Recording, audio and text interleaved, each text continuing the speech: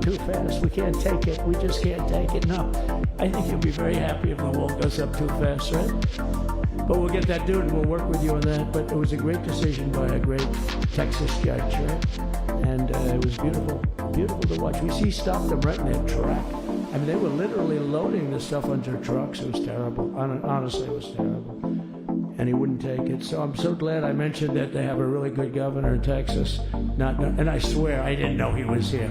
I swear to you, it sounds like a setup. I didn't know you would end. Did I get lucky? I said the right thing. Because there have been moments when I wasn't so happy with him, you know? But not too many, I can tell you that. So anyway, it's good to see you too, Governor. Great. But I just want to thank everybody. You've been incredible. I recognize so many of you. It's so crazy. But this has been a long journey. This was a journey that started in 2015, probably started 20 years before that. People used to say, you're going to run for president? You're going to run? I will vote. I always said no. And then one day I said, let's give it a shot. And what I talked about then was the border thing. It probably was the number one issue for me. Back in 2015, 2016, I talked about the border. And now I talked about the border, but this border is much worse. We fixed the border. It was totally fixed. There was nothing to talk about. 2020, by the way, that election was totally rigged. But that's okay. It was a rigged election.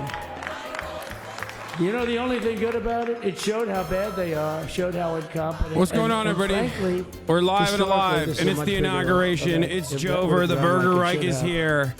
So I'm diving right into it. Things happen like a lot of people in our country. Monday, be in our country right now. 20th of January, 2025. An incredibly important day that will be remembered in history. Right from the beginning, we went to the Trump inauguration is upon us, and I'm going right into it. Trump went to number I just left the dentist's office, and I'm here, and I'm ready to go. Then we took on Hillary. She didn't look too happy today. We took on a very nice person. He's doing his tight five. We got the tight five president, folks. Then we did much better the second time in 2020. You know, we got millions more votes. We got millions, like 10, 12 million more votes than we did the first time. I'm going to blast off as well. No president has ever gotten that many more votes. I got like 9 million more than anybody else had ever gotten. This is his inauguration speech. And because of that, I said to Melania, what do you think? And she said, you want to do this again? And had we lost, and had I thought we lost, I wouldn't do it again, because that's like the ultimate poll, right? But I knew how well we did, and this time we made it too big to rig. It was so big. They tried like hell in the butt. They tried to do it, and around 9:02 they gave up. Last time they did bad things, but this time they just said, yes. You know, I don't know if you saw, Mr. Speaker, in Washington, they had placards. They were all set to march. They thought it'd be closer. A gentleman asked me, a very respected gentleman asked me yesterday, how come the polls were so wrong? They showed you winning. Hasan, I went back to the incarcerated firefighters. I said, because people that are true Trumpers are so angry at the whole polling system. Yeah, I know I missed most of the inauguration. I was getting drilled, okay? So when you call, I know he gave his inauguration speech already. We're gonna listen to all of that in a little bit, okay? Calm down. I'm just catching up to what's going on, all right? Give me a fucking break. So they would discard that one, and they didn't show that. And then when the election happened, the vote came, and it was much different, much higher than we're going to win. I literally left the dentist's office and I drove home. The one man said, it was so much higher. And we went live immediately. Stop complaining. We won the popular vote by millions of votes, which is hard for a Republican. I'll tell you who came through. The unions came through. The auto workers were great. The Teamsters were great. The firemen were great. I think almost every union was great. The only one that weren't great, although Sean was great, and the Teamsters, Sean O'Brien, the head of the Teamsters, friend of the show, was fantastic. Friend of the show mentioned. Generally speaking, the head of the union was against Trump, but the union would be with us for like 85%. Look what we did with the auto workers in Michigan. Look what we did with the Teamsters. The Teamsters were unbelievable. They were a solid Democrat vote, and they voted for Trump. So we had a great experience. Now we have to go to work and get it done, because we have to do Blast something. off. We blasted off. We're going to turn our country around, and we're going to turn it around fast. And I think this was a better speech than the one I made upstairs, okay? I think this was better, JD. I think this was much better, and I got to see my friend. So, Governor, take care of yourself. You call me, we'll start working. You know what that means with him? He's going to be calling me tomorrow morning at about 6. And I said, how about next week? You call me and we're going to get it started real fast. We'll really help you a lot. You've done a fantastic job protecting something which it's not supposed to be for the states. And amazing job you've done. Thank you very much. And I want to thank everybody. And I have a First Lady who's been incredible. She's been incredible. I shouldn't say this. I'm going to get hell when I say this, but her feet are absolutely aching. Those heels. And we thought we were leaving. We were going home. Sir, would you be able to go down and say hello to some of your other fans that are here? I said, oh, I didn't know that. Wow. Did you get to see pretty clearly the picture, I hope? Good. That's good. But because you wouldn't want to make the same speech again, right? But she said, darling, I love you so much, but my feet are killing me. I said, honey, let me just see how far it is. I asked the person. Oh, not that long, maybe 400 or 500 yards. That's 5 football fields. I said, can you make it? She said, we're going to make it no matter what. We're going to make it because we have to go. Right? Right? And then we went out to the helicopter, though, just prior to this, and said goodbye. And it's a custom, and the wind is blowing like crazy. And with the hat that she's wearing, she almost blew away. We almost lost off her. She was being elevated off the ground. She almost blew away. No, so we all appreciate it, because she's been a great First Lady, a beautiful and a great First Lady. And they love our First Lady. JD, whenever I make a speech, I see hundreds of times, we love our First Lady, and they do, and they should. She's great. So I just want to thank you very much. I just want to thank everybody. Bro, I like people being like, oh, I can't believe he's president. I can't believe he's yapping all this stuff. I'm going to be honest with you. It's just, this is it. This is, America sucks. Hello, everybody. Thank you for being here. Bye-bye. Okay? I gave you the A+. America sucks. Thank you. I'm going to keep it $1.50. And as a nation that sucks, we're going to have a president that sucks. Okay? This is the most expected outcome. Democrats sold the country off and sold your rights away, signed your rights away. We're an embarrassing country. And I think that even Trump supporters are somewhat aware of the demise. 4 years of free content for you, you're so stupid, okay? I don't care about free content. I have long maintained the position that no matter what, I would much rather not have a fantastic, robust media career as long as we got to have Medicare for all. Okay? It's not about content. We have mass ICE raids incoming starting tomorrow. Probably starting today, if we're being real. I would rather have a boring country where American citizens' needs are solved instead of a content-filled 4 years where horrifying, cruel things are happening with regular frequency. Okay? So, having said that, this is the worst day to call you a content demon. You chose the dentist instead of a 300K plus stream. Exactly. I'm going to Japan soon. I had my another dentist thing that I had to do, and instead of live streaming the inauguration and sitting in front of 300,000 people, I did all of that. Having said that, there's still plenty of commentary to do, and there's still plenty of moments to cover from the inauguration, which I'm going to go into in a brief moment. Okay? Asmon has 70,000 real viewers. It's botted. Oh, they're botting Asmon now, like they were botting, like last time when they were botting Erob. Is that what it is? But regardless, it doesn't matter. I probably still would have gotten like at least 100K to 200K, if I was live while this was happening. But it doesn't matter. Not taking advantage of medical tourism while traveling. It doesn't matter. What matters is today is the first day of the Burger Reich. The hogs are in full force. People who are shunned or afraid to say things out loud today are saying, I'm driving around our neighborhood looking for illegals and reporting Mexicans. Join me, and I want to die. People like that live near me. Yeah. So,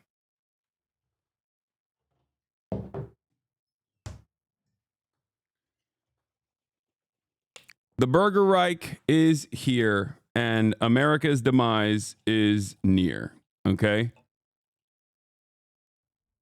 And we're going to talk about it. You look so sad. Well, I mean, yeah, I think that Donald Trump is going to be a horrible president. And it's beginning. Donald Trump is going to be a horrible president, and it's starting right now.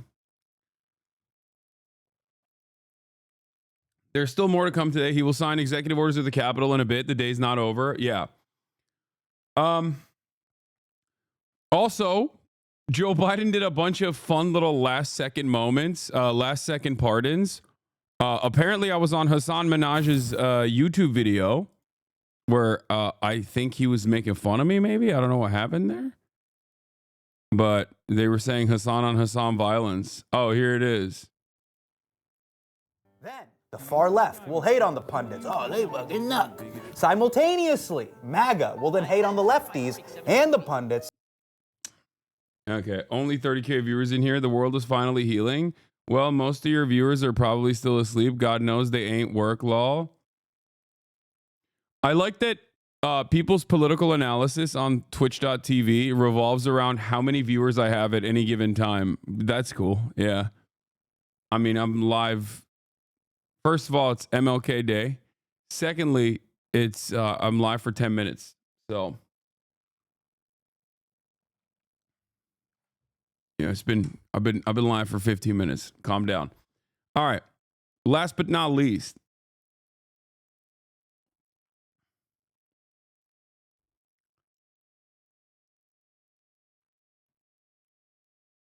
Last but not least.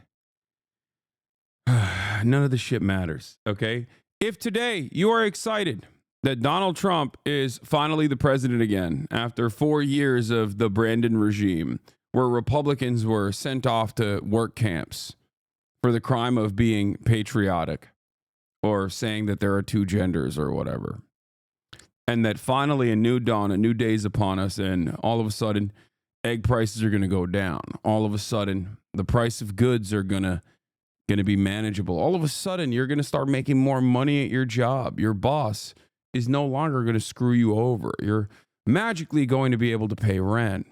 Well, you've been duped. It's not going to happen. Just letting y'all know, it's not going to happen.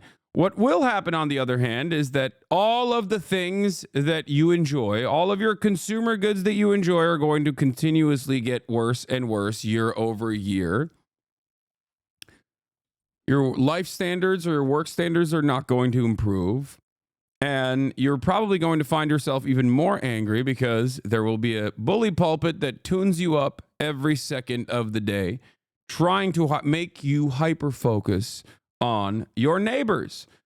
On your neighbors that are responsible for your demise. It's not the wealthy. It's not the powerful. They deserve corporate tax cuts. That's coming. They deserve more profits. They deserve higher profits. They deserve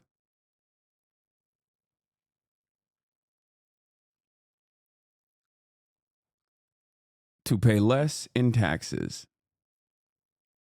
And slowly but surely, I think the American war machine will continue tuning up as it has. In many ways, nothing will change. In some very meaningful ways, things only stand to get worse.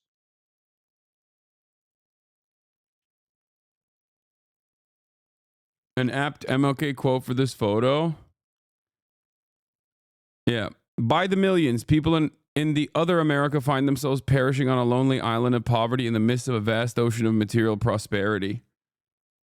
That's a good one.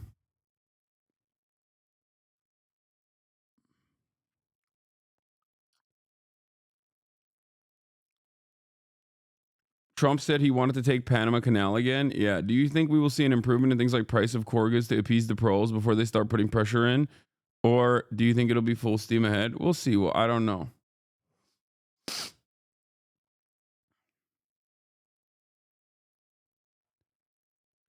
Migrants in Ciudad Juarez who were waiting for their 1 p.m. CBP-1 parole appointments learned 20 minutes ago that the app is shut down and those appointments are no longer valid.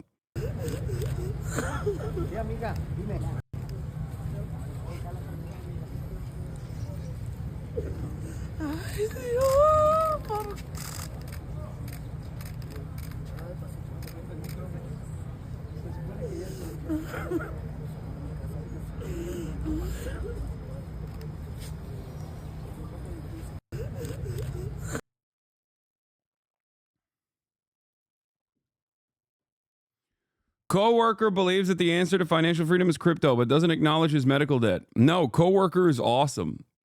The coworkers are on top. Let me tell you something, okay? Coworker politics is on the rise. Coworker interests are on the rise. We are now living in the coworker dystopia.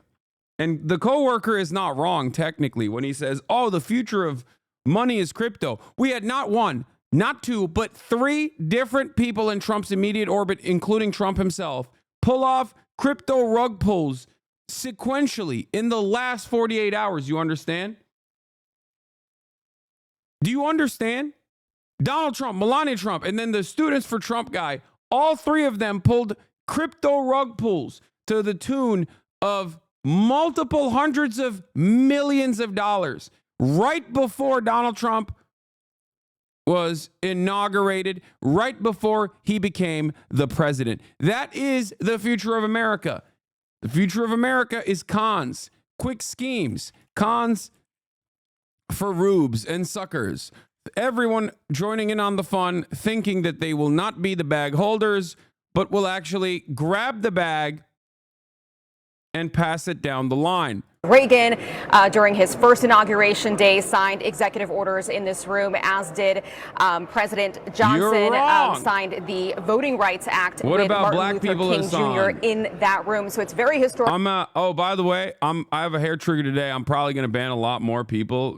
Like, I'm just letting you know, if you come in here to try to derail specifically, just by saying like, what about black people, Hasan? You're wrong, you're wrong, you're wrong. I'm going to ban you. I'm going to permanently ban you, and you will never get unbanned. And 2 words for you for what we've just seen so far in the last couple of moments here. Number 1, historic. There has been no other president that has made inaugural remarks inside the Capitol Visitor Center, because it didn't exist a very long time ago. So this was the first time we saw, if you want to call it an inaugural speech or an inaugural chat, this was the first time a president did this. And I'm sure everyone in Congress is really glad they built the Capitol Visitor Center, because it came in handy today on a very cold day. The second second word to think about, electric. This is the word that was used when I was texting lawmakers inside the Capitol Rotunda during the swearing-in ceremony. I asked them, how does it feel in there? Because when you're watching on TV, you kind of feel that moment, but what does it feel like in there? And they said it was electric, not just because of the moment, but the people that President Trump has curated in just the last year over this campaign.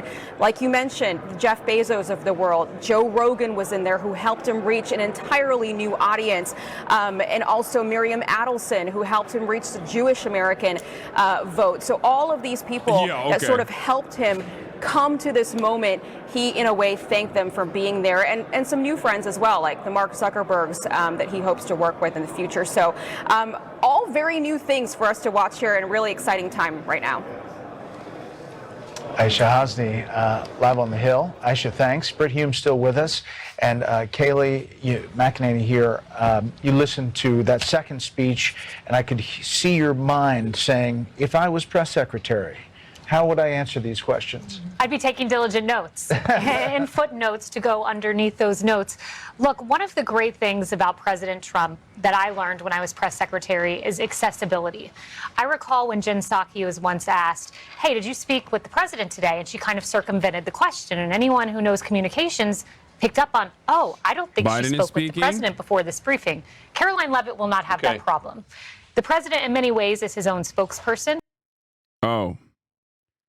Yeah, let's watch the carcass deliver his last speech, I guess. First Lady, did we just miss it? Moments ago, leaving Joint Base Andrews. You can see the plane there waiting for them. The president, former president, saying, stay engaged, saying, I've been doing this for 50 years.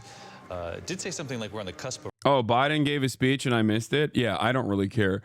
Dude, I'm not going to lie. I'm having a hard time caring, man.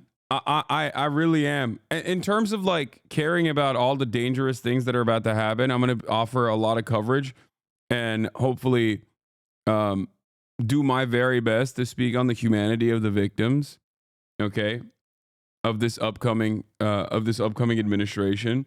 But in terms of all the palace intrigue, in terms of like, oh, Joe Biden, ooh, drama, John Fetterman, did he wear a short and hoodie? Like, what were Biden's last words? I don't care.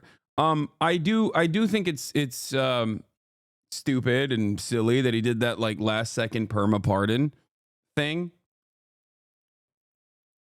I think that everything overall just sucks. I don't know. I can't help but feel like everything is bad and it will continue getting worse. And I don't mean that because like, oh, I got owned. And Donald Trump is wait, oh my God. Ben Cohen hit me up. Co-founder of Ben and Jerry's, Ben Cohen.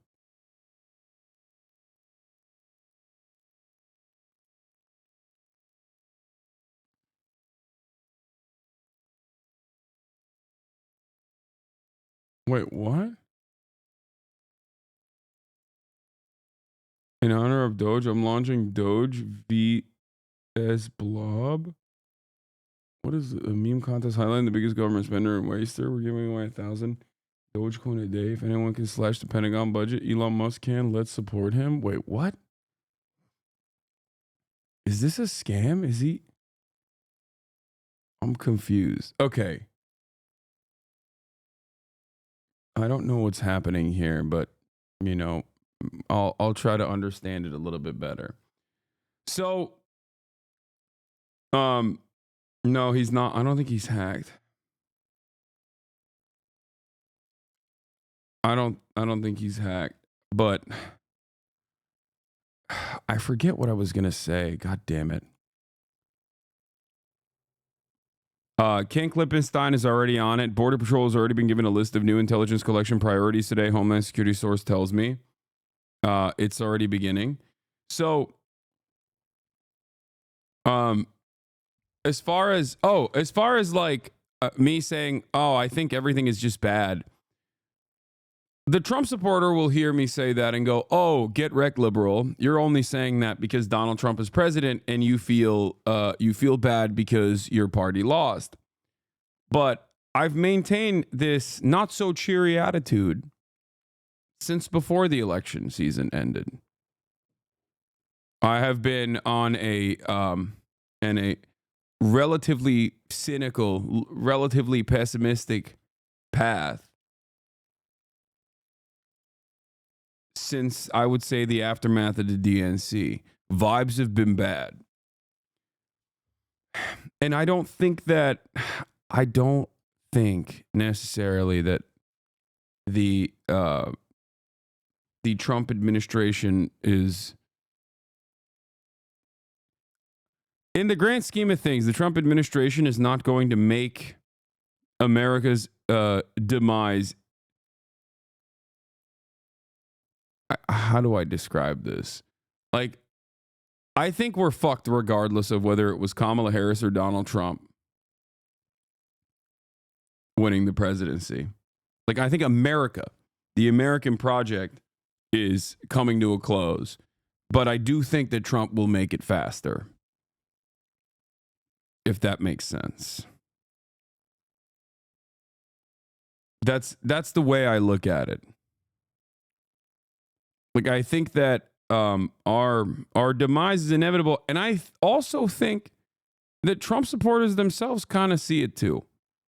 Maybe last time around, maybe in 2016, they had an environment of hope and change. Ironically enough, white man's Obama had taken over the government, and it was the first time around, so they were excited.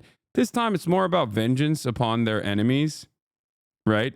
Enforcing cruel and unusual punishments upon those who they feel have betrayed them. Liberals, trans people, Mexicans, and the like. But overall, I think everyone's kind of, like, even normies, I would say, kind of have this attitude where they feel like things are not looking too good. Things are not looking too great for America, even with Donald Trump as president. Or at least that's the attitude that I'm getting from people that I know that have voted for Donald Trump. It's a tradition. Sir, the first is 22 cabinet and cabinet level appointments for your signature. Okay.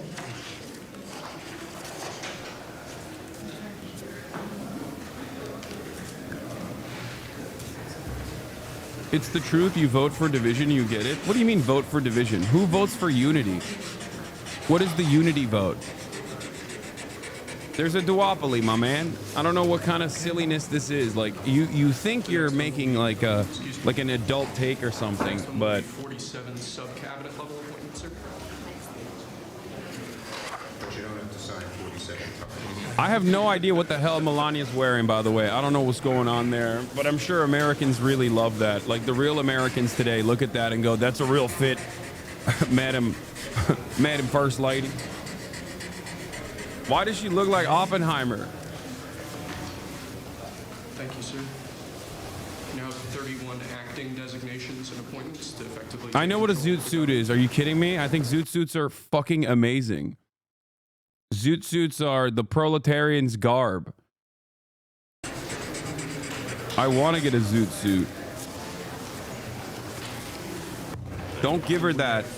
Don't give her that. Don't tell her that it's the zoot suit. Commission chairman and acting chairman.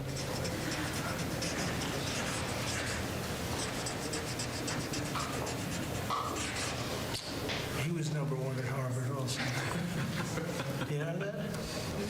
Good counsel. They have something in common. Thank you, sir. Lastly, we have a proclamation ordering that on all future inauguration days, including this inauguration day, that flags shall be flown at full mast. Very important. Very important. It's because of Jimmy Carter that the flags were flying at half mast. Are they signing an executive order to fly them full mast? Inauguration tonight, the sound was so good. The temperature was 72 degrees, but the sound was so good on it. So maybe something to think about. I don't know. Thank you. Okay? Good acoustics. Yes. All right. Now we go to I can't believe Jake and Logan Paul are at the inauguration. Well, why am I saying I can't believe that? That's the most that is the future. This is America's future. If you want to understand, like, Jake and Logan Paul taking photos with New York City Mayor Eric Adams. That is, oh, wait, is that Witkoff?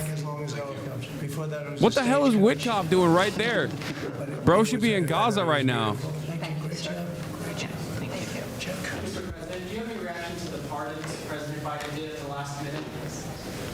Why didn't you go? Chat.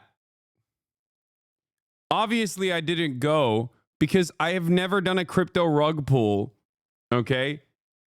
In order to attend the inauguration, you have to either A, do a crypto rug pull, like a last second one. Melania literally had to do one last second so she could attend the inauguration. Okay?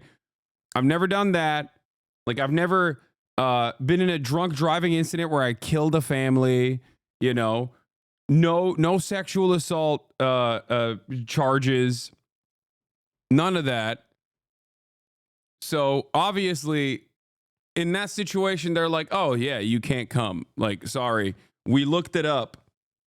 We looked it up, and it seems like you have none of the qualifications, none of the credentials to go to the inauguration. Okay with that, Mary Bruce, our chief White House correspondent, will now cover the Trump administration, listening in on that. I've talked about this yesterday. There's a whole thesis that can be written about the fact that fashion houses are now open to dressing both Usha and Melania as opposed to not dressing anyone during the Trump first term. There's a normalization that's happening. Yeah. Also, there's also a historical parallel here that we can point to as well in terms of, you know, the Nazi movement, the aesthetics of fascism, fashion and fascism intersecting, and how big fashion houses also had no issues with historical fascist movements and actually supported them too, whether it be Hugo Boss or even Chanel.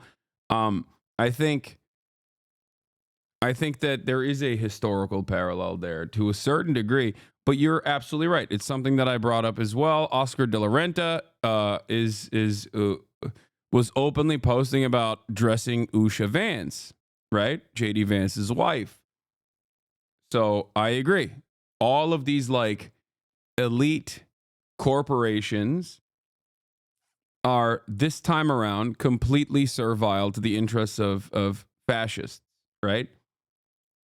Here it is, Oscar de la Renta talking about Ivanka Trump. Swipe to see the making of Ivanka Trump's custom pearl and crystal gown. Such elegance. This is something that I have I've thought about quite a bit, but it's look, all I'm saying is second time Trump version 2.0 is perceived as very normal, okay? Trump version 2.0 is no longer weird, odd, unique, an aberration. Trump version 1.0 was not necessarily unique in terms of like what he did, because he was the logical endpoint of the Republican Party, right? And I maintain that position quite a bit, and liberals would get mad at me whenever I said, like, Trump in 2016 was doing things that the Republicans would do. The only difference was he was more incompetent, more open about his corruption, and also utilizing the bully pulpit to accelerate racist rhetoric, right? Normalizing and accelerating racist rhetoric. And people will get kind of mad at me about it. They would say, like, what do you mean? No, you don't understand. Trump is different. Trump is different. Trump is a different type of president. It's like, no, he accelerated down to January 6th, down to all of the election is stolen conspiracies. Donald Trump's attitude was not different than the rest of the Republican Party. His communication was different than the rest of the Republican Party. And I used to point to the likes of Paul Ryan, institutional Republicans that were considered normal Republicans that would get like puff pieces about how he likes to work out and stuff like that by GQ, doing the same exact the elections are stolen by immigrants rhetoric, but using very different words. Like never fully openly stating that as a fact, right? Donald Trump, on the other hand, took away the dog whistles and basically went full tilt with it. And it was like he cast aside the civility and the aesthetics of civility. And I think that was shocking for a lot of liberals. They're like, what are you talking about? This is not how we do. This is not how we operate. This is not who we are. But while I was, clowning on the aesthetics focused, optics focused, civility focused, resistance liberalism the first time around, I do still think that level of pressure, at least to a certain degree, created a permission structure and a counterbalance against all of the awful things that the Trump administration was doing. And liberal media also was hyper-focusing on all of the awful things that the Trump administration was doing. It's not happening this time around. Okay? That's what's truly interesting. It's not happening this time around. So I don't know what that is going to look like. I don't know what's going to what that's going to look like now. Liberalism is dead. It was already on its, it was already gasping for air, but it's officially, I think, dead. And what comes next, unfortunately for everyone, is obviously fascism. They have capital accumulation. They have concentration of power, backing from the capital accumulators and those who have concentrated power. They have better organizational structure. They have better entry points into institutional control. And very clearly, that is the new game in town.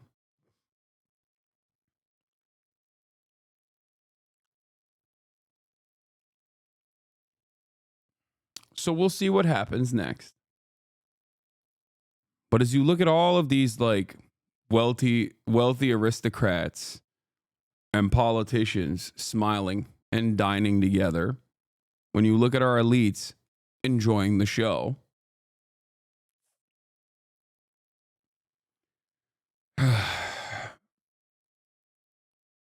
just remember that, this is in some ways going to be the expected outcome. This was always going to happen, but Donald Trump, I suspect, will, accelerate America's demise even more.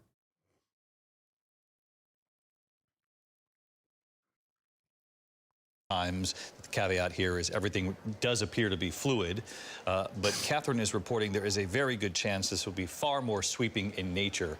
But Dan, you're always so good at just helping us understand the difference between an actual pardon and a commutation, and they're two very different things here. Very different. A pardon basically means you're erasing any conviction. Okay, they're talking about Brandon's last second pardons. CNN, while pointing out all the tech billionaires and CEOs, President Trump's inauguration just glosses over the millions said billionaires and CEOs funneled to Trump, and instead treating it as a branding and aesthetics exercise. But these folks, and then just scattered throughout are these tech CEOs. yeah. I mean, the exclusivity of this room is incredible. I mean, there are governors and high-level elected officials who are in the overflow. Like, if you're a Republican today and you're watching me right now, or you're watching CNN, you go, what's the problem? Every other previous Democratic administration has enjoyed all of this glazing from our tech overlords. Why is it a problem when we finally have that, right? And I think that's a valid perspective to have. And that's what I'm trying to explain, is that the billionaires, no matter who's in charge, do not have your best interest in mind. And I hope that is clear when you come here. That's why I always say there's no such thing as like good billionaires and bad billionaires or whatever, that they only care about profit. Okay? And now, because they recognize that there is a lot of chaos, there's a lot of anger, there's a lot of resentment, there's a lot of instability born out of the wealth inequality, that they consider someone like Trump to be a better alternative than the Democratic Party that is seen as incompetent, because Trump represents order with a fist. Okay? Because that's what fascism is. That's what fascism has historically offered the wealthy oligarchs of the past. That is precisely what Hitler's bargain was. That is precisely the reason why he was backed by a lot of these wealthy capitalists in Nazi Germany. Because fascism will present, at a time when there's instability, fascism presents order. Okay? Order through violence, order through brutality. But more importantly than order, fascism does not actually overthrow the pre-existing hierarchy. It maintains it in increasingly more violent ways. That's what happens. It offers stability at a time of instability.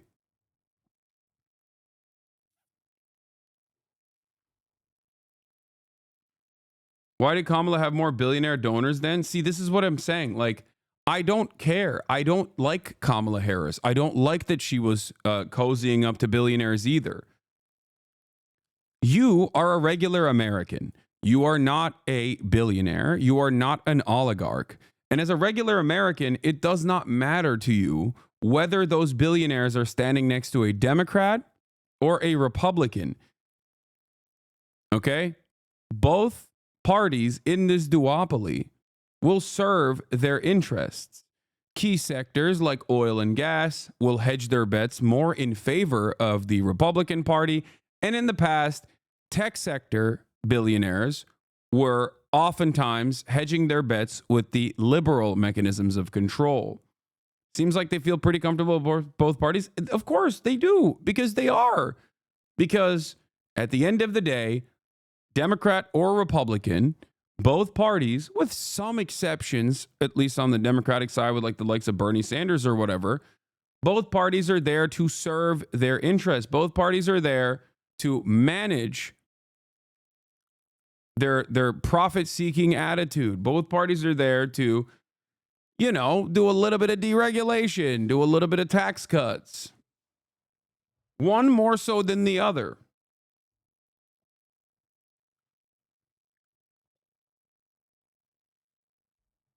That is my point. My point is that both parties under our duopoly serve the interests of capital. What's unique about this predicament, what's unique about this situation unfolding in front of us, is that this time around, the tech billionaires that have presented themselves as liberals for a very long time are openly saying they're on board with the Republican train now. They're on board the Trump train. They're going choo-choo.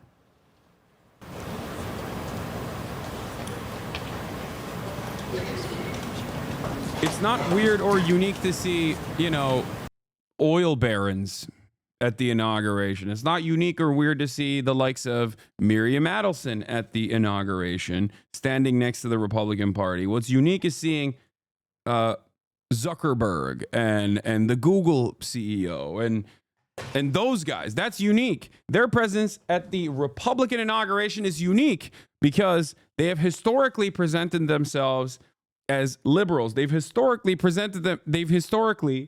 sided with the Democratic Party as their preferred way of getting their interests across. But the question I have remains, which is, why are we servile to their interests?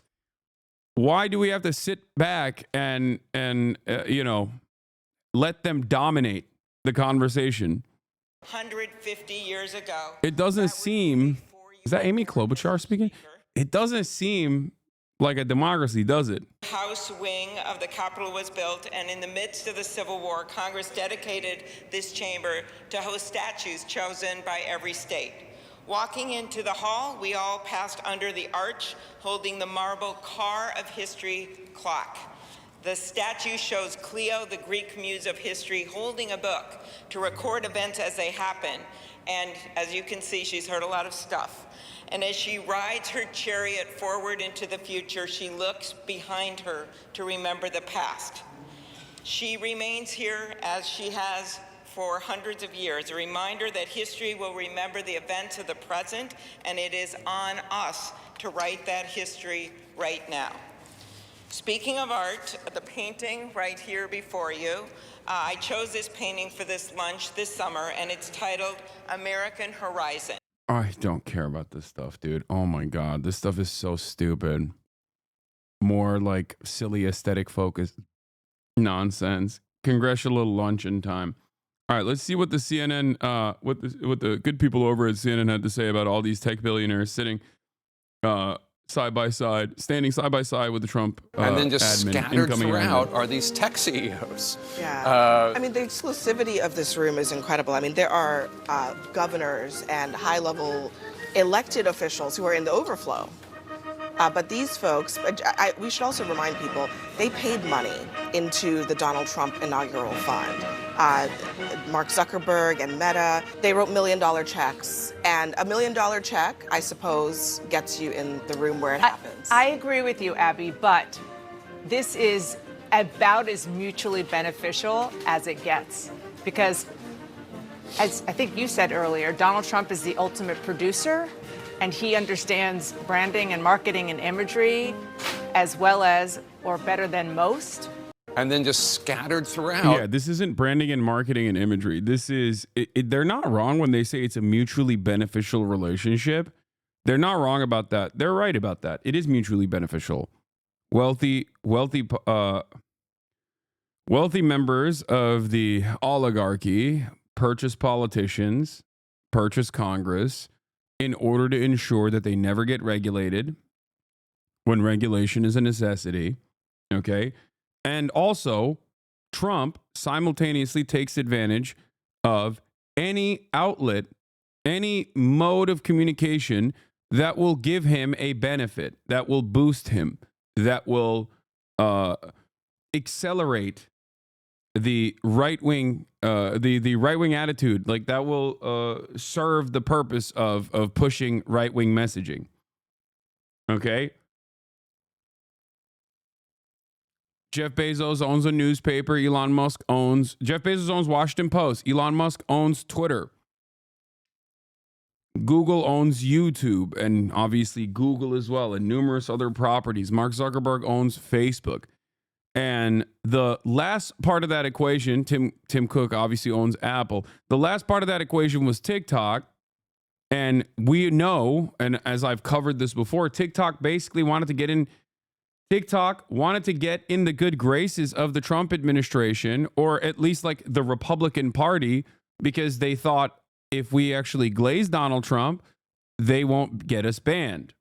And we can continue having TikTok.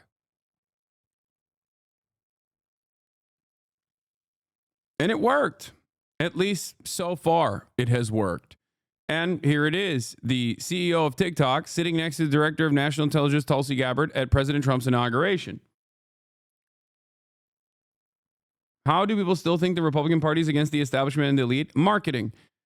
The reason why people think the Republican Party is against the establishment and the elite, despite the fact that it's comprised entirely of the elite and it's comprised entirely of the establishment, and it is the establishment once again, is because of marketing. Because they think, it's the same reason why people think that someone like Ted Cruz, okay, or any number of different like Republican politicians are real salt of the earth guys, and AOC, in spite of the fact that she was a fucking bartender 4 years ago or 5 years ago, is actually not a real salt of the earth kind of person and not close to the working class because she's a brown woman, okay, from New York. Ted Cruz wears the snakeskin boots and can then adorn the aesthetics of the working class. And that's what it is. People respond to that. In the United States of America, because class politics are so muddied, so eviscerated, so thoroughly gutted, that how you look and how you carry yourself and how close you are to being like racist is a better signifier in the eyes of many for being working class, for being of a working class background, than being quote unquote woke. Wokeness is identified with elitism. The Democratic Party is identified with HR, management, professional managerial class, at least up until now. Okay? And that's it. Now, obviously, there's issues, or rather, I have that same hat. Goddamn. There's obviously reasons for why. Like, I think the Democratic Party's ineptitude, in my opinion, has also contributed to this as well. Stop giving a shit. Thank you for the 20 gifted subs. Allowing 20 people to no longer see the ads at the middle of the hour or the top of the hour, even though I don't run the ads any longer. But you too can subscribe for $6 or for free with a Twitch Prime. Twitch Prime is free if you want to support the broadcast. Good afternoon. Here's on Trump's the greatest inauguration day ever. Campaign head, or whatever his name is, the guy who's in charge of like the new Today cabinet is one of the appointments. most important days in American history because Donald J. Trump is right now heading back to the White House. I could not be prouder to be standing before you. There's one thing that I'm also worried about with respect to TikTok. Remember what I said about TikTok, like juicing right-wing algo stuff? I will admit that, what is happening? I will admit that I worry about what the TikTok algorithm is going to look like. What the TikTok algorithm is going to look like in the Trump administration. I really, really, really hope that they don't boost the right even further and turn it into Twitter 2.0. Because if TikTok goes by the way of Twitter, we're done. It's over. Global permanent neo-Nazi regime. Every single social media platform in the United States of America is incredibly slanted to the right. Now, one of the things that I want to say, one of the things that I noticed, that I saw, this is, a lot of people are saying this now. A lot of people are posting stuff like this. I don't know the veracity of this, but TikTok is now region locking Americans from looking up things like fascism. Donald Trump rigged the election. On the left are results from a device in America. On the right are results from the UK. This might be fake. I don't think this is like this is all these people are immediately rushing to this.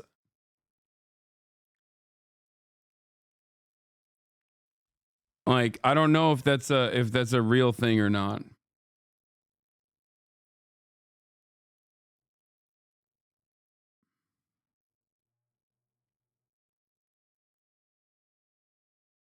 Like, I'm looking up fascism and it's showing up. I don't know why people are saying that it's not showing up. I tried it. It's not. Donald Trump rigged election. Yeah, it's working. Oh, it says the Donald Trump rigged election. The phrase may be associated with behavior or content that violates our guidelines.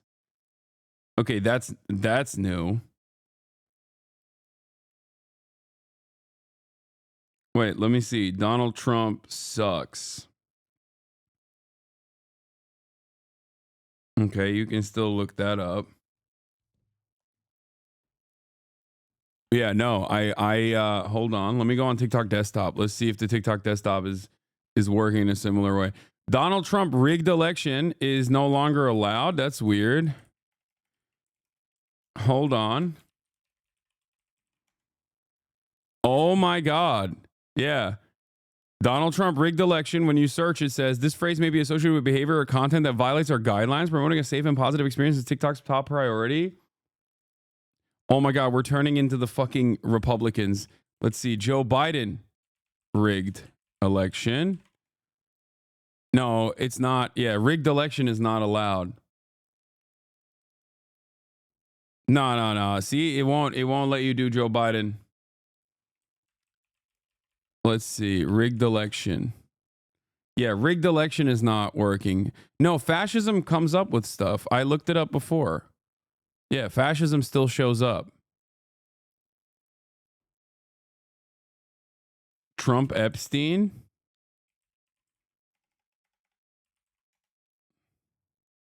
That stuff comes up.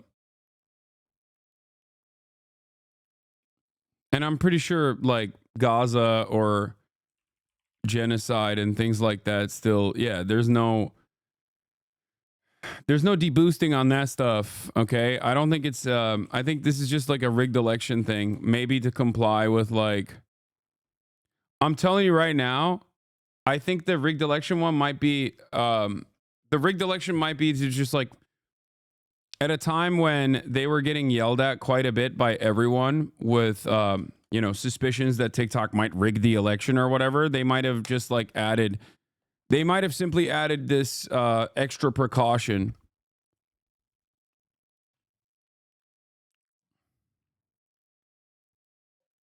Does that make sense?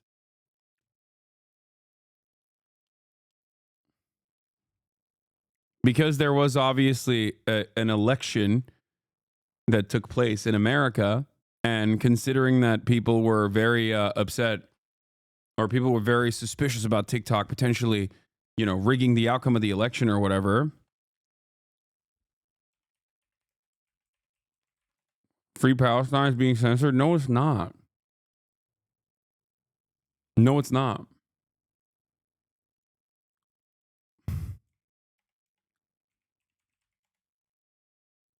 Yeah, Free Luigi's not being censored either. You're wrong.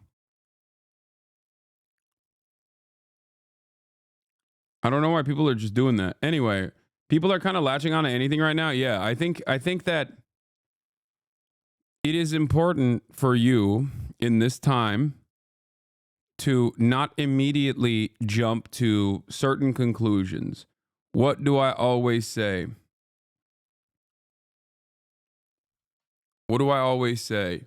If a narrative seems too good to be true, okay, there is a likelihood that it might be false. Just whenever you see something online that corresponds to your existing biases, okay, the first thing you should do, instead of immediately adopting that as the truth, the first thing you should do, and sometimes it might be true, but the first thing you should do always is to go, wait a minute, let me check to make sure. He explained this beautifully. It's a 404, can't find the I don't know what the link you're sending me.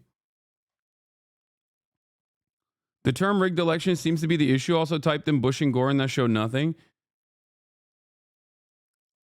This is healthy, okay? It's healthy whenever you see a narrative, whenever you see something, okay, that corresponds to what you already believe.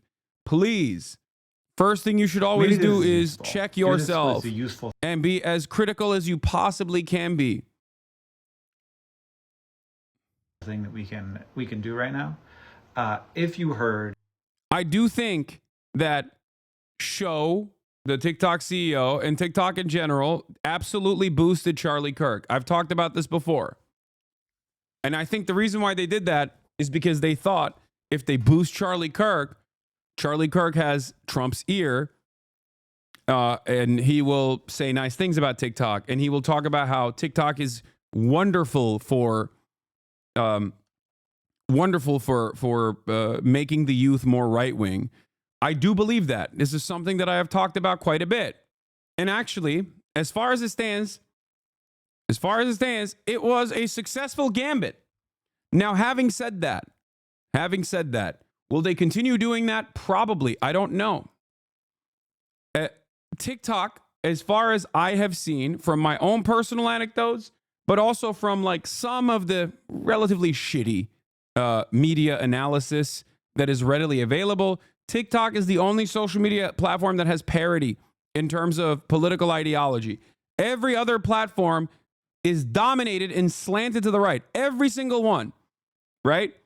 TikTok is the only platform where there is some semblance of parity. This is important to acknowledge. But that doesn't mean that there isn't right-wing content on that platform. Of course there is. Of course there is, right?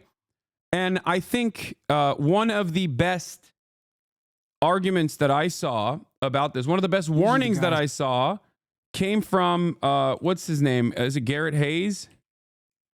Or Garrison Hayes?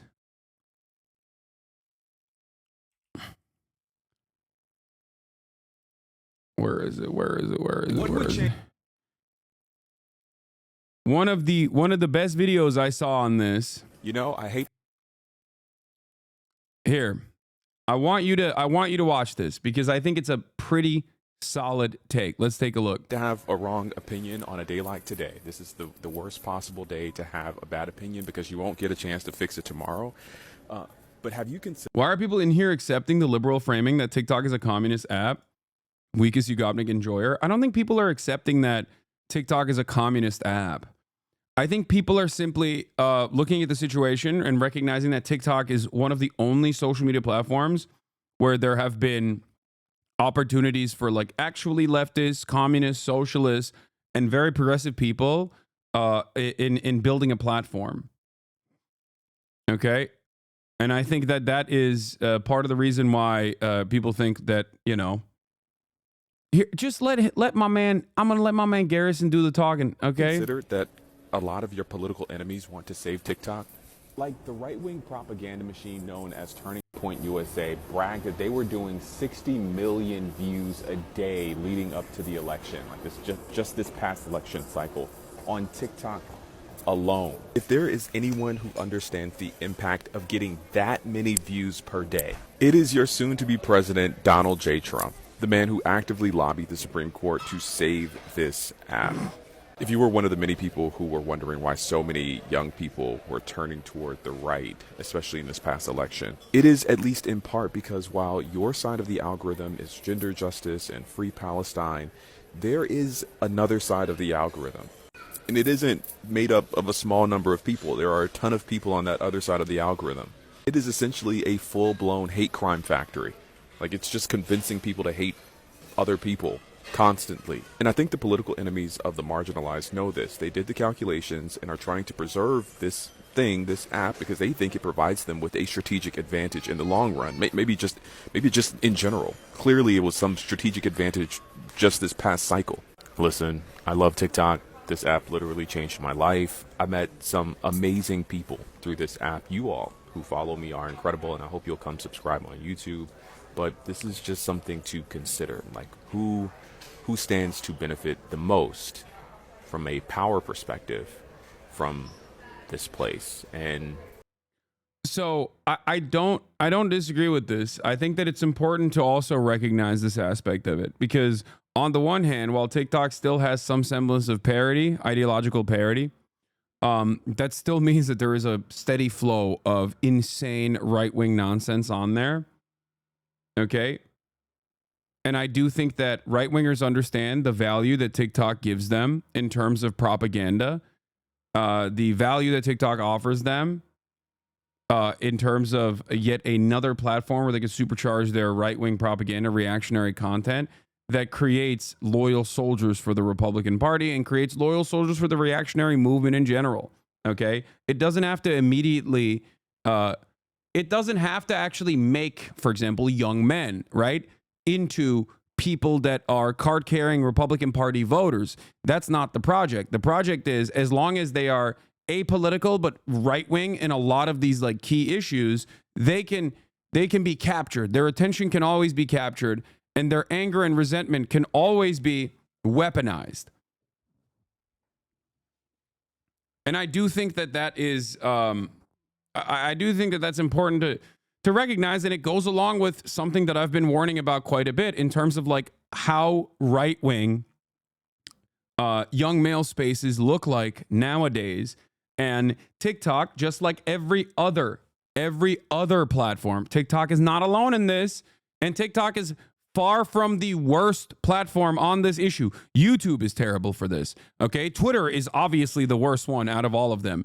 Facebook doesn't really have a lot of young people, but Facebook is also very right-wing as well. Like all of the social media platforms that we use that are seen as like the only places where people can gather and communicate with one another are incredibly slanted to the right. That is devastating. Okay.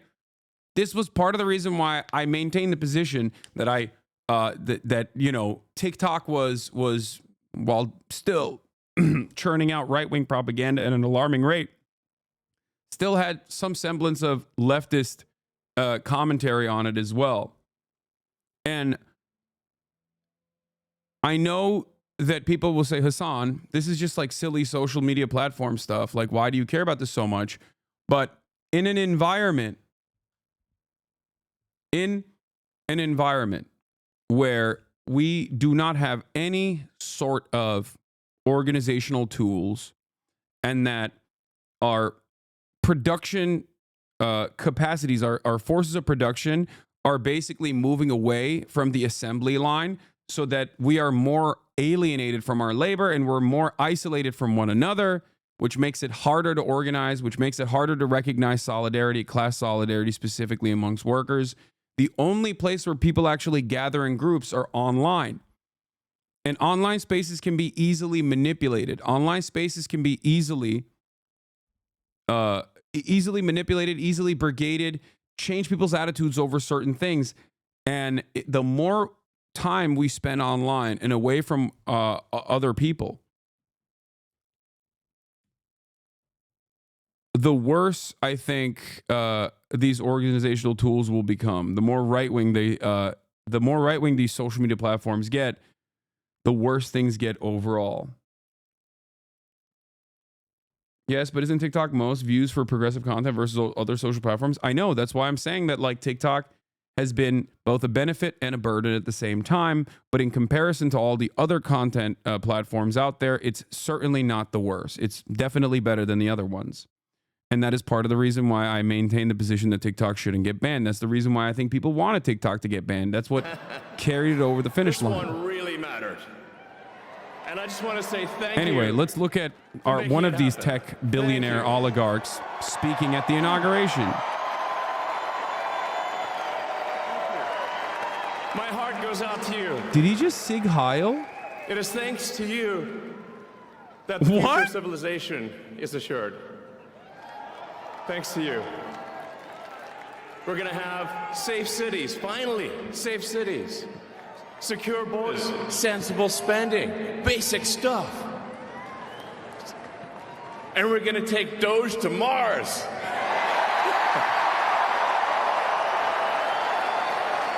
I mean, can you imagine how awesome it will be to have American astronauts plant the flag on another planet for the first time? Yeah! How inspiring would that be? You know, there's always problems in life. You know, there's this problem, solve that problem. But you know, there need to be things that inspire you. There need to be things that make you glad to wake up in the morning and say, I'm looking forward to the future. Yeah. And I love you guys.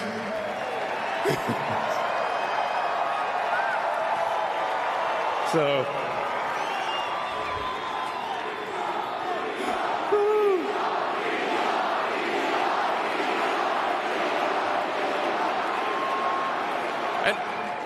and let me tell you, I'm gonna work my ass off for you guys. So,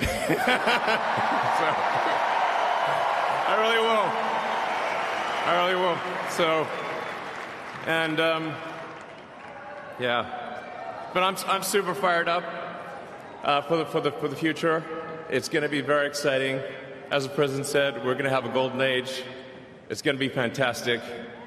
And one of the fundamental things, one of the most American values that I love is optimism. And this feeling like we're gonna make the future good.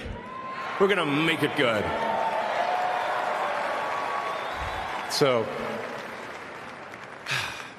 I think aesthetically American, like the American reactionary movement is so funny because it's also incredibly lame.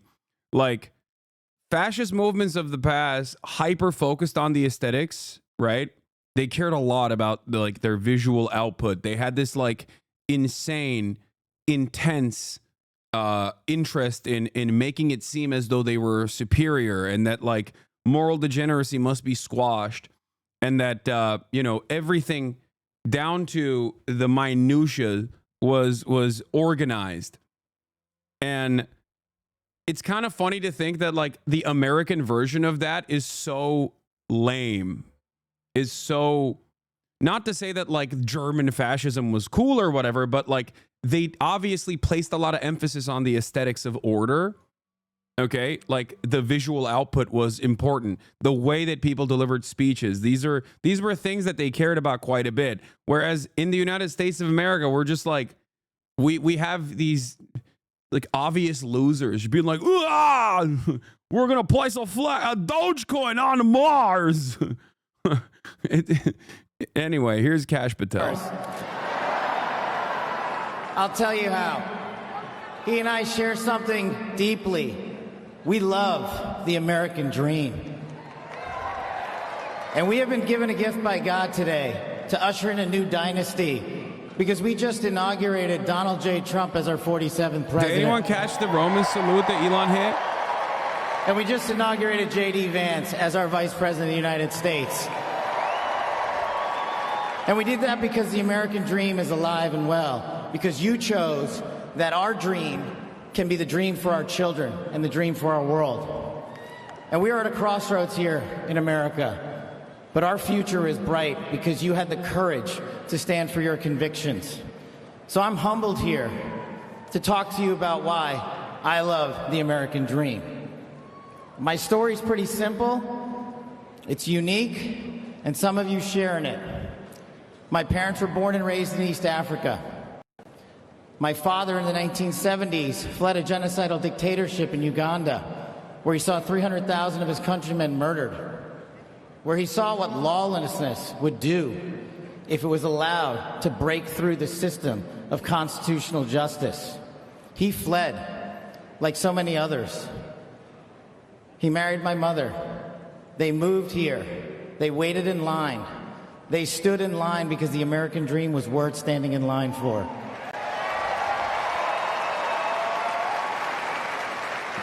That dream is woven into the fabric of this nation, and our immigration policy is the greatest policy in the world. And now that we have Donald J. Trump and J.D. Vance, it will become the greatest policy in the world again.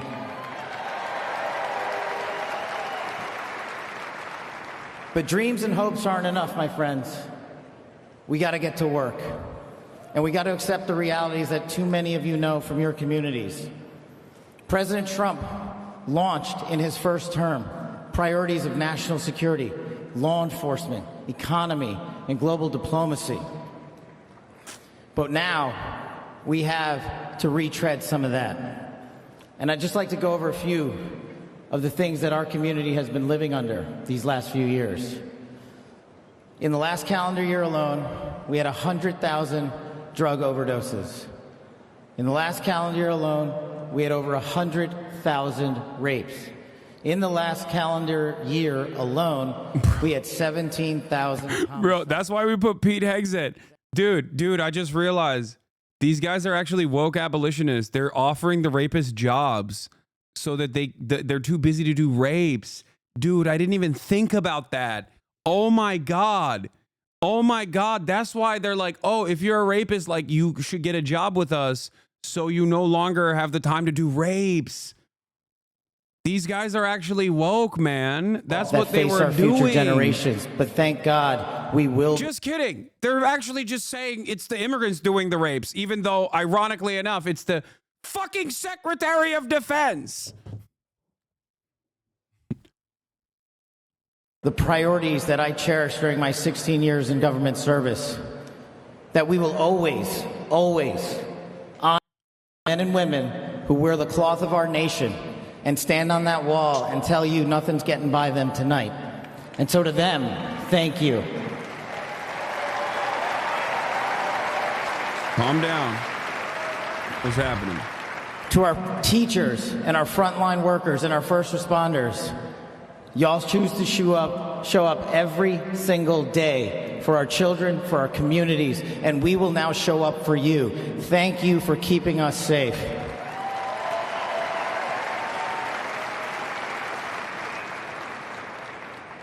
To the men and women in law enforcement, and maybe I'm biased on this one, our police officers, our sheriffs, our federal agents are some of the greatest warriors that God has ever created. And we will put them first because they have our backs, and now we will have your backs.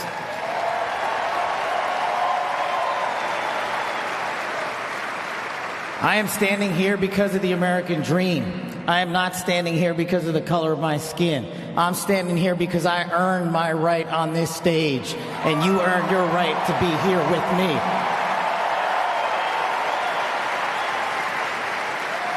And I promise you this, with every fiber of my being, that our law enforcement, that our teachers, that our first responders, that our veterans, that our men and women in uniform who dare to serve this country and put themselves below the rest of our needs will be reprioritized to the top of the heap because they are standing on that wall, and we will not let that light go dark on them.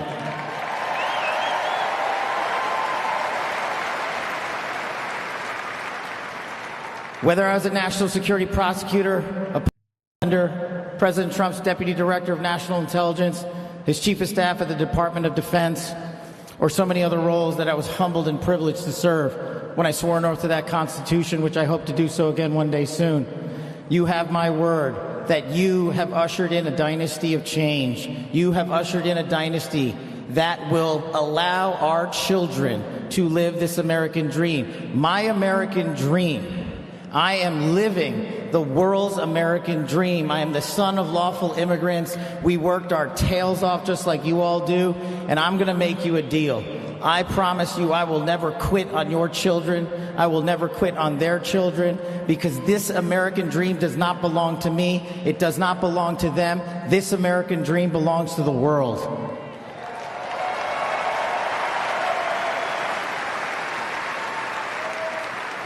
So in closing, I just want to tell you this. It's pretty cool to be speaking in Capital One Arena right before the boss.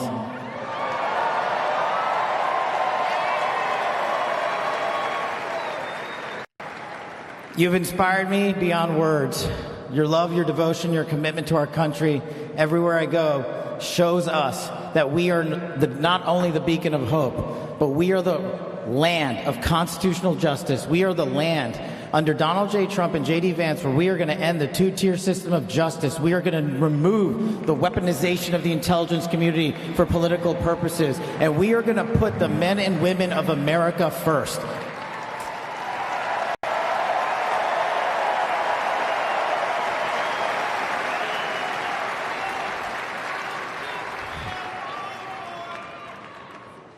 So listen, there's just one thing left to do. We all got work to do. We've got the greatest president and the greatest vice president in the history of the world. And so I just need you all to do a little bit more. Every time you see a law enforcement officer, every time you see a veteran, every time you see a teacher, shake their hand. Give them a little bit of your time, because they're giving us all of our time. And don't forget to enjoy the ride, ladies and gentlemen. God bless America. God bless these United States of America. God bless every one of you. I'm living the American dream. My name is Kash Patel, and I ain't going anywhere. Let's go to work. Heading up the FBI. And you know, this great coverage we've been able to bring you all day, courtesy. Bro, that's crazy, dude. They have a betting app. Oh my God, they have a betting app that's like sponsoring the inauguration, where they're talking about Trump's banning of TikTok chances. Dude, I don't know how else to describe how dystopian America is right now, okay? I just don't know. I don't know what else to say. America's on fire all the time. It's underwater all the time. There are, like, Texas probably is going to lose its energy once again due to climate change. There's like, it was like snowing in Houston the other day. Okay. And it's not even like a cool dystopia. Where are the fucking neon lights? Where's my Suckmaster 5000? I don't got none of the cool stuff. The only capitalist dystopia that we exist under allows the leadership to do cryptocurrency rug pulls a day before they actually become the president. Like, that is how lame things are. I will admit, while I do know that things were going to get bad, I just didn't think that it would be like the collapse of American empire would be so lame. You know?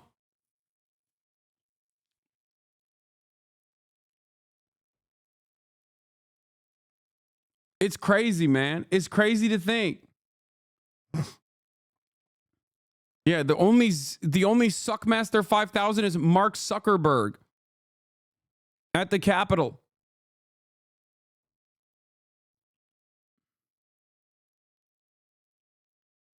As your Houston chatter, the snow is supposed to come in at like dinner time tonight. Something stupid like 5 inches of it. Oh, Jesus. Anyway, now that I have a little bit of an opportunity, I got my permanent crown put in today. That's why I'm late. And that's why I didn't get to stream the entirety of the inauguration. Okay? I woke up early in the morning and I had to go do that before I fly out to Japan in a couple days. I also got my teeth cleaned for the first time ever in my life. And let me tell you, fantastic experience, 10/10, absolutely recommend. Teeth cleaning, I never thought I would experience it. Yeah, I've never gotten a teeth cleaning before. It's an amazing feeling. Yeah. I've never gotten it done before. And let me tell you, oh my God, it's so good. But they feel weird? Nah, it feels amazing. I'm a huge flosser. I love flossing. I'm Mr. Floss. Okay, I'm Mr. Floss. The teeth cleaning is so good because it basically it feels the gaps, dude. The gaps. Like, it feels like I got a new mouth. I got a new lease on life, okay? That's what it feels like. It feels amazing. A lot of people get upset. Who are you, Asmongold? No, I mean, no, not at all. Like I said, I do love flossing, but I'm just saying that, like, it has elevated my floss game to the next level. It feels so good. So good. So freaking good. Bro, those expensive electric toothbrushes and water flossers are so good. I love them. I love the goddamn tooth gaps, man. They're the best. You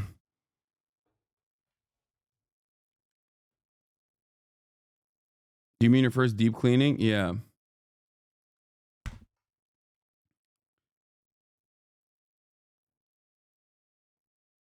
Anyway, just wanted to point to that and urge you guys to go do that as well.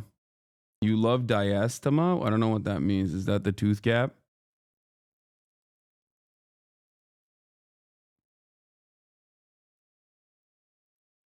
Yeah. I can't speak positively enough on the dental work for sure. By teeth cleaning, he's not referring to brushing. He's obviously brushing more often than he goes to the dentist. Yes, obviously. Yes, when your dentist does your deep cleaning, it's very different than brushing your teeth, chatters. There's like buildup of what is it called? Like, is it called tartar? Like, there's a plaque buildup that they have to literally grind out. You can't brush that off.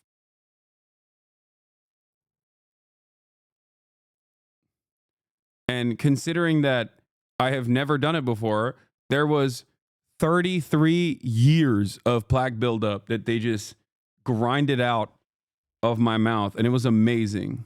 It feels amazing. And That's not your dentist, a dental hygienist? No, but my dentist's office has a dental hygienist as well.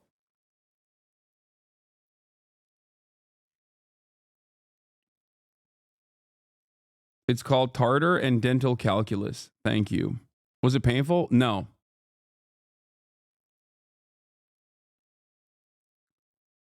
You're supposed to do it every 6 months, I think. That's what they say, but I've never done it before, but it was awesome. Dog, how's your breath not been absolute ass the entire time? I think genetics plays a role in that, by the way. I have pretty decent teeth, all things considered. And the reality of the matter is I think genes play a big role. Like your diet plays a big role and your genes play a big role in it. But I've never had bad breath ever in my entire life.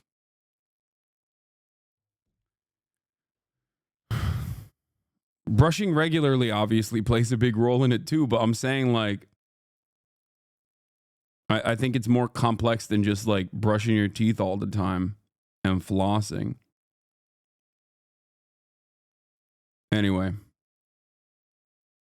Ask for your end if you have bad breath. No, because they're gonna fucking lie. They also say I fart and stuff. So, you know, and then that's gonna be the new meta, and it's gonna break me. You do stop, please. It's so annoying. To be fair, I do fart on planes, but on planes only. Deep cleaning would involve you getting your gums numbed, and is done the reverse gum disease? No, I got deep cleaning. I did get my gums numbed. Anyway, let's get back to what Hank Green had to say about this whole TikTok stuff. Maybe this is useful. Maybe this is a useful thing that we can do right now. If you heard that there was like a new Meta pop-up, and then Shochu's CEO doesn't have CEO in his bio anymore, but then also Facebook created its first verified account on Instagram. All that stuff happened in the same day, and that's leading you. It's a bunch of puzzle pieces that you get to put together into Metabot TikTok. This is how conspiracy influencers work. They present you with a bunch of puzzle pieces, and then they have you put them together, and you feel like you've done the work. But the puzzle pieces were the ones they selected for you and may have been entirely made up. For example, CEO of TikTok never was in Shochu's bio, so nothing actually changed. For example, that thing that allows you to use Facebook to pick up some of your TikTok friends, that's always existed. That's not new. For example, Facebook created a new account on TikTok maybe because it wanted to take advantage of this moment and get people over to Facebook from TikTok. And then there are a bunch of puzzle pieces that are never presented to you in these situations that you have to go and find yourself, because the conspiracy influencer doesn't want you to have access to those puzzle pieces because they don't fit into the puzzle that they want you to put together yourself. Puzzle pieces like the existence of the Federal Trade Commission, the fact that large companies are very large and have many people, and an operation like merging TikTok and Meta would require tens of thousands of people, some of whom would leak the fact that it's happening. More importantly, though, the fact that the FTC requires publicly traded companies to do a bunch of due diligence and release a bunch of documents publicly for everyone to look at before doing a merger like this. More importantly than that, the FTC would need to legally approve that merger because these are two very large companies and this would have, antitrust monopoly type implications. That's how this works. That's how conspiracy influencers work. They want to get attention, and you should look and go see the people who, led you to that opinion, and you should see watch them put the puzzle pieces out for you and be like, can you put them together? And then think, should I ever trust that person again? And then next time you see somebody taking puzzle pieces and laying them out for you to put together yourself, ask yourself, what's going on here? And am I seeing all the puzzle pieces? When you end up believing a lie, you need to go back and look at what caused you to believe that lie, because there's a bunch of stuff internally that we all need to work on internally. We all do this. I do this. I made a video on Vlogbrothers about a bunch of lies I believed. and then later found out were incorrect, and you should watch it. But there's also external stuff happening. There are people trying to get us to believe lies because it's good for their business, because it's good for their ideologies.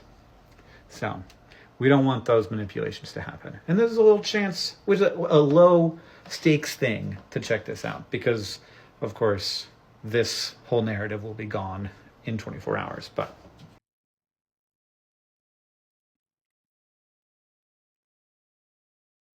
are you going to hang out with Michael Mez soon, or who's Michael Mez? What are you going to do if you get censored? I mean, I'm a leftist. That much is always a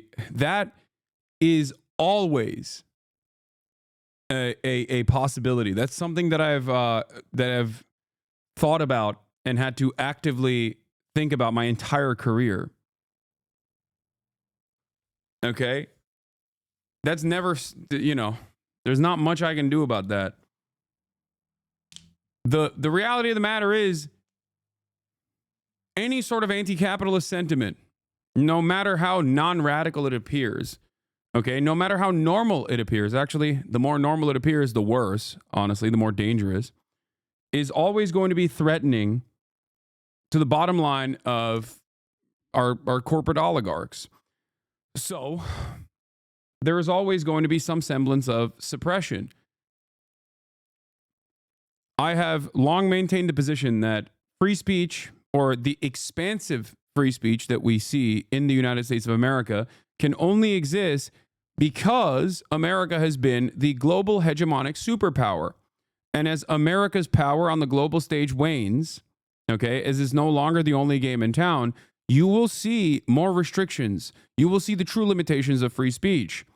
And by that, I mean that I don't mean that we've had like expansive free speech, or free speech always has existed in America. Of course it hasn't. Look no further than this past year, where 3,500 college students were arrested on campuses for the crime of protesting against Israel's apartheid regime and Israel's genocide. That is antithetical to free speech, right?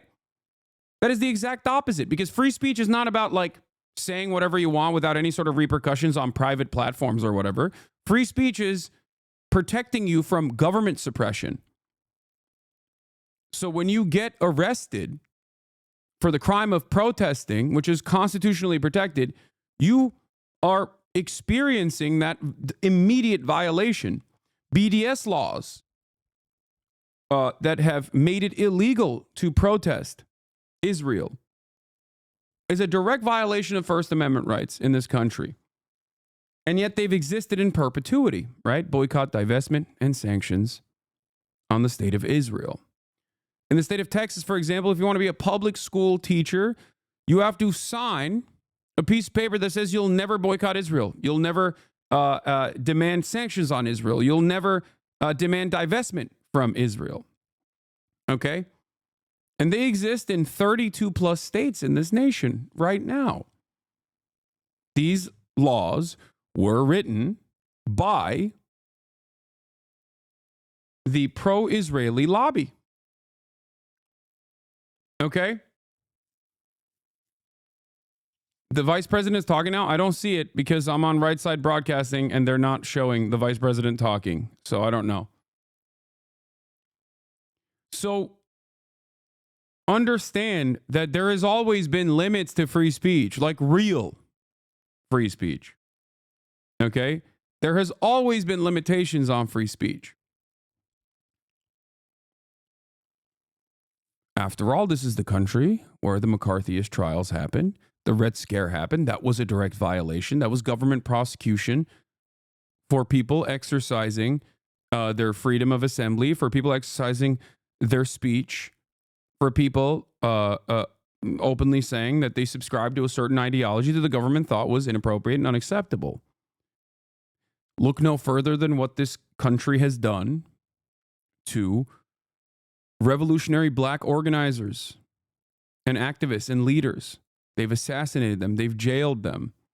That is a direct violation of free speech.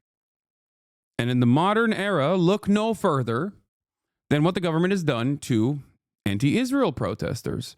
That is yet another violation of free speech. But having said that, while those sorts of restrictions have always existed, whether it be punishing whistleblowers, real whistleblowers, not fake ones, or punishing activists, that's always existed.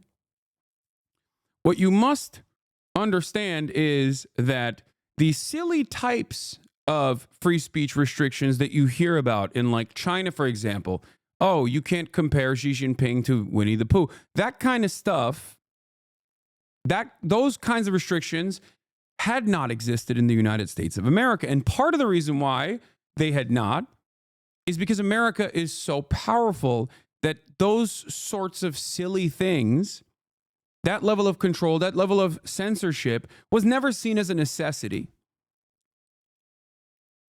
Okay? It's not even true, by the way. It doesn't matter. Okay.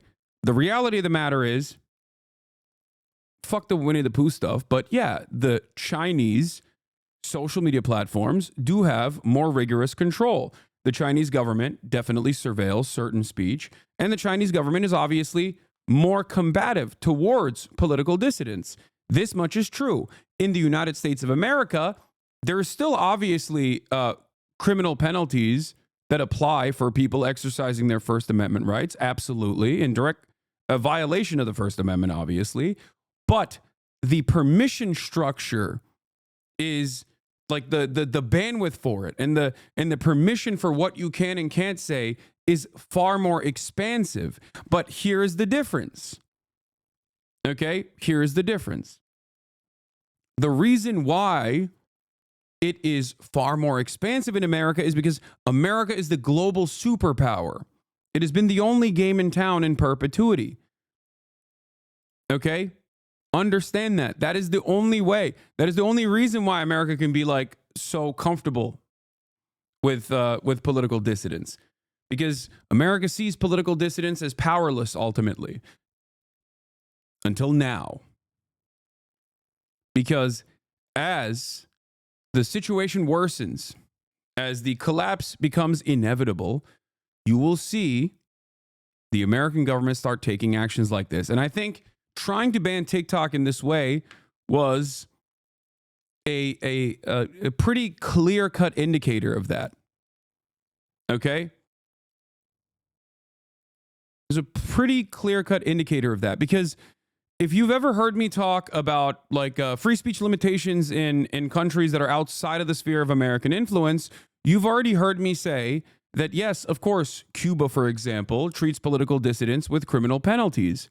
But Cuba, on the other hand, has constantly been in a state of war since the Cuban Revolution, a state of war against the largest superpower on the planet that has unjustifiably placed Cuba under a blockade, a country that consistently tries to interfere in the politics of Cuba, right? So while I disagree with this on principle, while I disagree with any sort of limitation on free speech on principle, I do understand from a realistic perspective why certain states would apply certain restrictions to free speech. And those restrictions have existed in the United States of America in times of war especially, right? Speaking out against any sort of war initiatives would land you in jail during World War I. That's why Eugene Debs actually went to prison. Speaking out against war in World War II also landed you in prison. Speaking out against war during Vietnam also landed you in prison. And speaking out against war right now, even though it is not a draft-style state violence in the same way that we have seen in Vietnam, you still see people experiencing criminal repercussions for it. So, obviously, when push comes to shove, when times are tough, the American government absolutely has scaled back its principled approach to freedom of speech. And I think, what point are you trying to make here? Can you bring this back to something key here? I am. My point is the same, which is that the limits to what is permissible speech are going to get more and more restrictive. That's it. As America loses its grip of power at the global stage, you will start seeing our politicians panic and increase the mechanisms of enforcement. And that is where we're at now. That's it.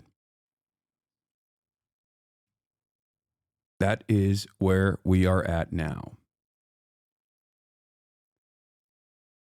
Permissible speech in the United States of America and in Western nations, for the most part, have often protected far-right speech. It has never had that same level of protection for leftist speech in general, anti-capitalist speech in general. As a matter of fact, it's more often than not used and weaponized against communists, socialists, trade unionists. Okay? That's why historically fascist movements have always gotten police protection, whether it be in the United States of America or in England or anywhere else. When fascists march on the streets, cops march alongside them. When socialists fight back, the cops brutalize the anti-fascists. This happened under the first Trump administration as well, and it will certainly happen in the second Trump administration. This is also something to consider.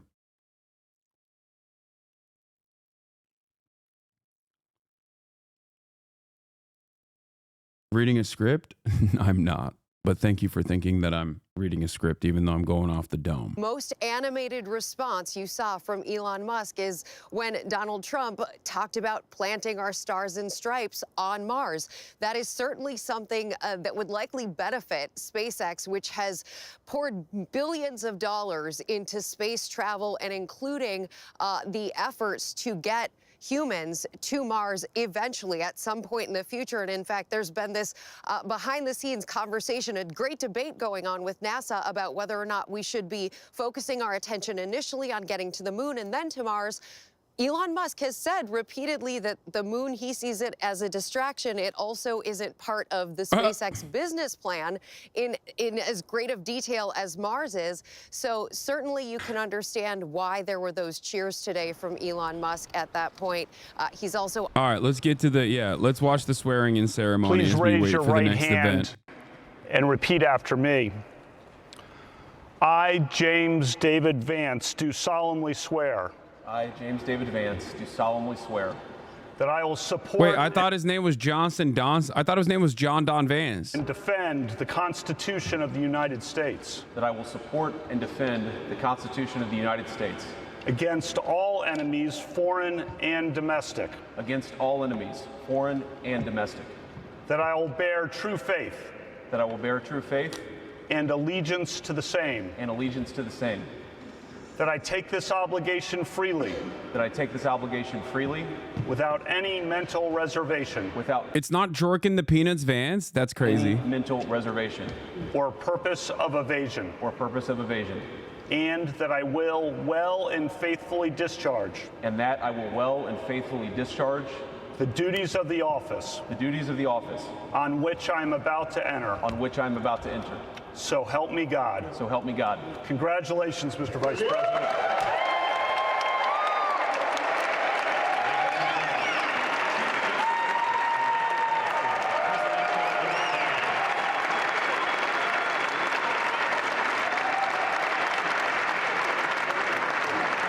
They want everything, man. They want everything.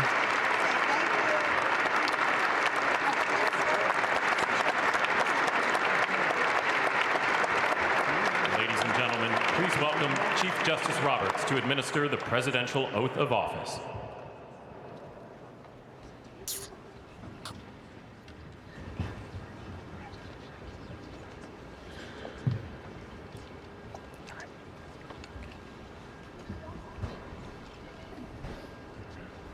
I clipped the sus Elon gesture. So did a billion people. Bro, Steven Crowder said, bro, what? Chat. Please. You want to know something? Look at, dude, that move from Elon Musk was so insane. Steven Crowder posted it.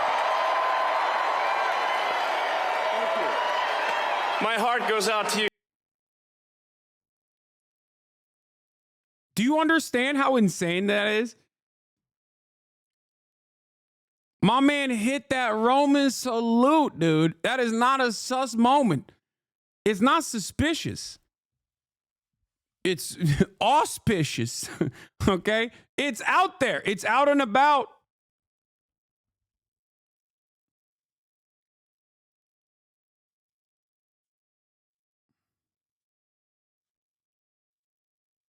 Why do you say Roman and not Nazi? I mean, I don't know, because it technically it's called the Roman salute. That's why. I mean, it's the same thing. It's just Sig Heiling. He actually did 2 of them. Yeah, he hit the back to back.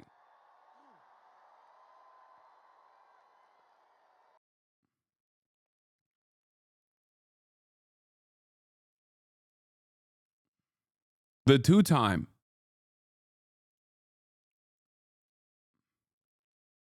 Grimes, it wasn't a Nazi salute. It was a Roman salute. The father of my children would never Nazi salute. Please, can I see my child now, Elon? Thank you for following me back, Elon. Please raise your right hand and repeat after me. I, Donald John Trump, do solemnly swear. I, Donald John Trump, do solemnly. Yeah, people are talking about how Donald John Trump didn't put his hand on the Bible when he was being sworn in, and I think that's really funny because he's the fucking Antichrist, okay? You want to know why he didn't put his hand on the Bible? Because he's the Antichrist. If he touches the Bible and swears on it, he will erupt in flame, okay? No, because he's Muslim. Yeah, that too. Also, that's true. That's true. Solemnly swear that I will faithfully execute. That I will faithfully execute. The office of President of the United States. The office of President of the United States. And will, to the best of my ability. And will, to the best of my ability. Preserve, protect, and defend. Preserve, protect, and defend. The Constitution of the United States. The Constitution of the United States. So help me God. So help me God. Congratulations, Mr. President.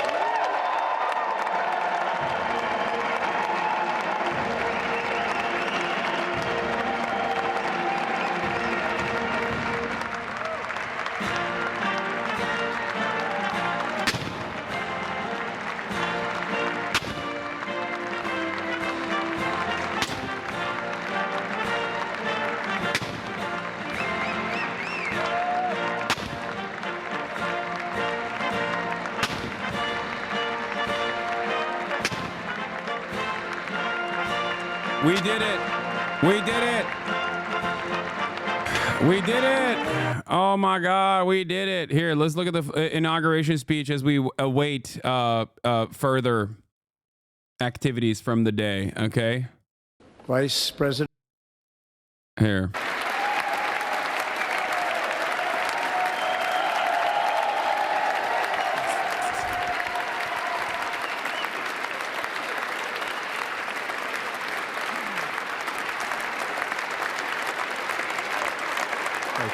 Thank you very much, everybody. Well, thank you very, very much.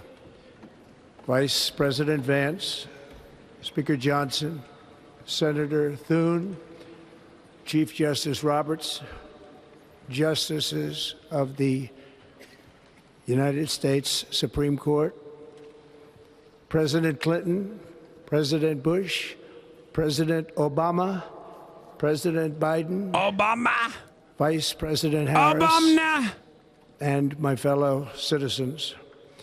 The golden age of America begins right now.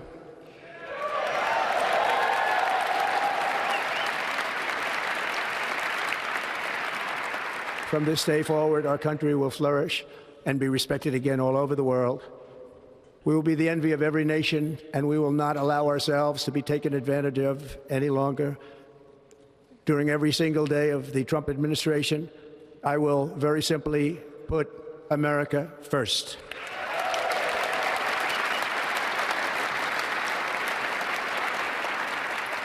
Our sovereignty will be reclaimed. Our safety will be restored. The scales of justice will be rebalanced.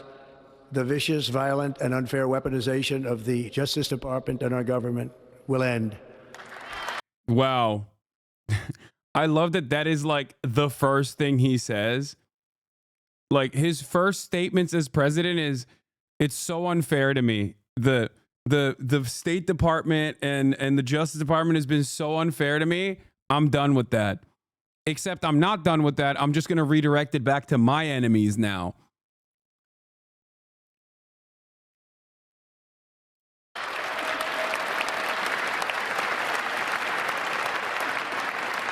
And our top priority will be to create a nation that is proud, prosperous, and free. America will soon be greater, stronger, and far more exceptional than ever before. I return to the presidency confident and optimistic that we are at the start of a thrilling new era of national success.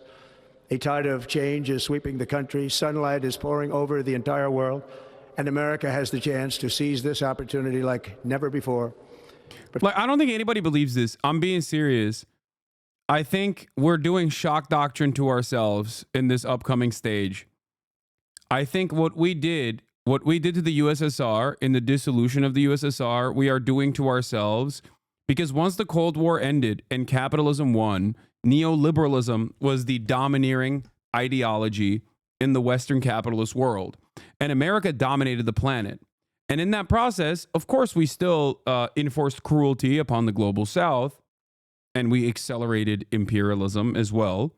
But what I suspect, and what we have been doing for the last couple of decades, I think, and what I think will accelerate even further now, late stage capitalism, as some would call it, is basically turning the crosshairs of exploitation back to the, back to the domestic affairs, virtually colonizing the interior, rather than simply keeping it to the exterior and offering some of those benefits back to the labor aristocrats, offering some of the bounties of empire back to the domestic population.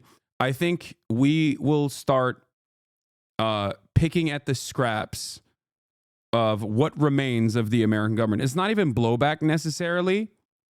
It's not even blowback. It's just that capital is a parasitic force inherently, okay?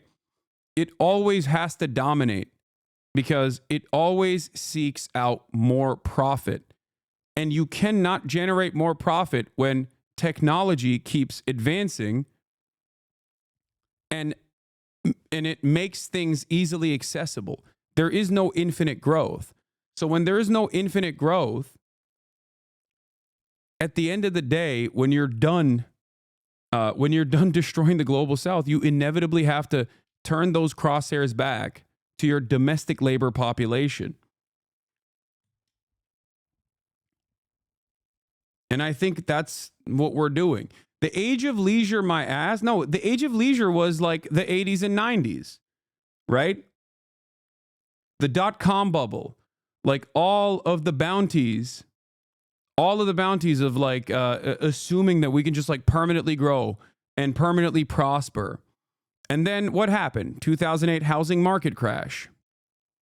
Obviously 9/11, war on terror, 2008 housing market crash. And in that process, instead of slamming the brakes on the permanent growth attitude that we had, the permanent profit-seeking attitude we had, what do? Even in our recovery, what did Obama do, for example? He kept up the pre-existing hierarchy, and that recovery process was still K-shaped in the exact same way that we saw after COVID.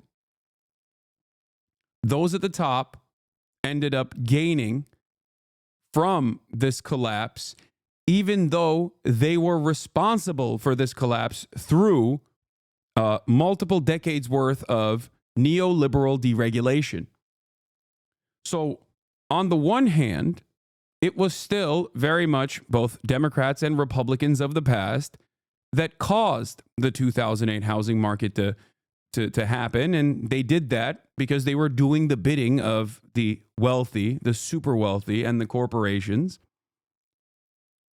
But even in that recovery, there was still opportunity for more profits. So it is not an accident that in that time frame, America saw great wealth transfers that continue to trickle upwards rather than evenly distribute down to the working class. That would have been a much healthier recovery for America. But even in that process, we decided, nope, we're just going to keep doing the same thing over and over again. And I suspect that that is where we're at right now.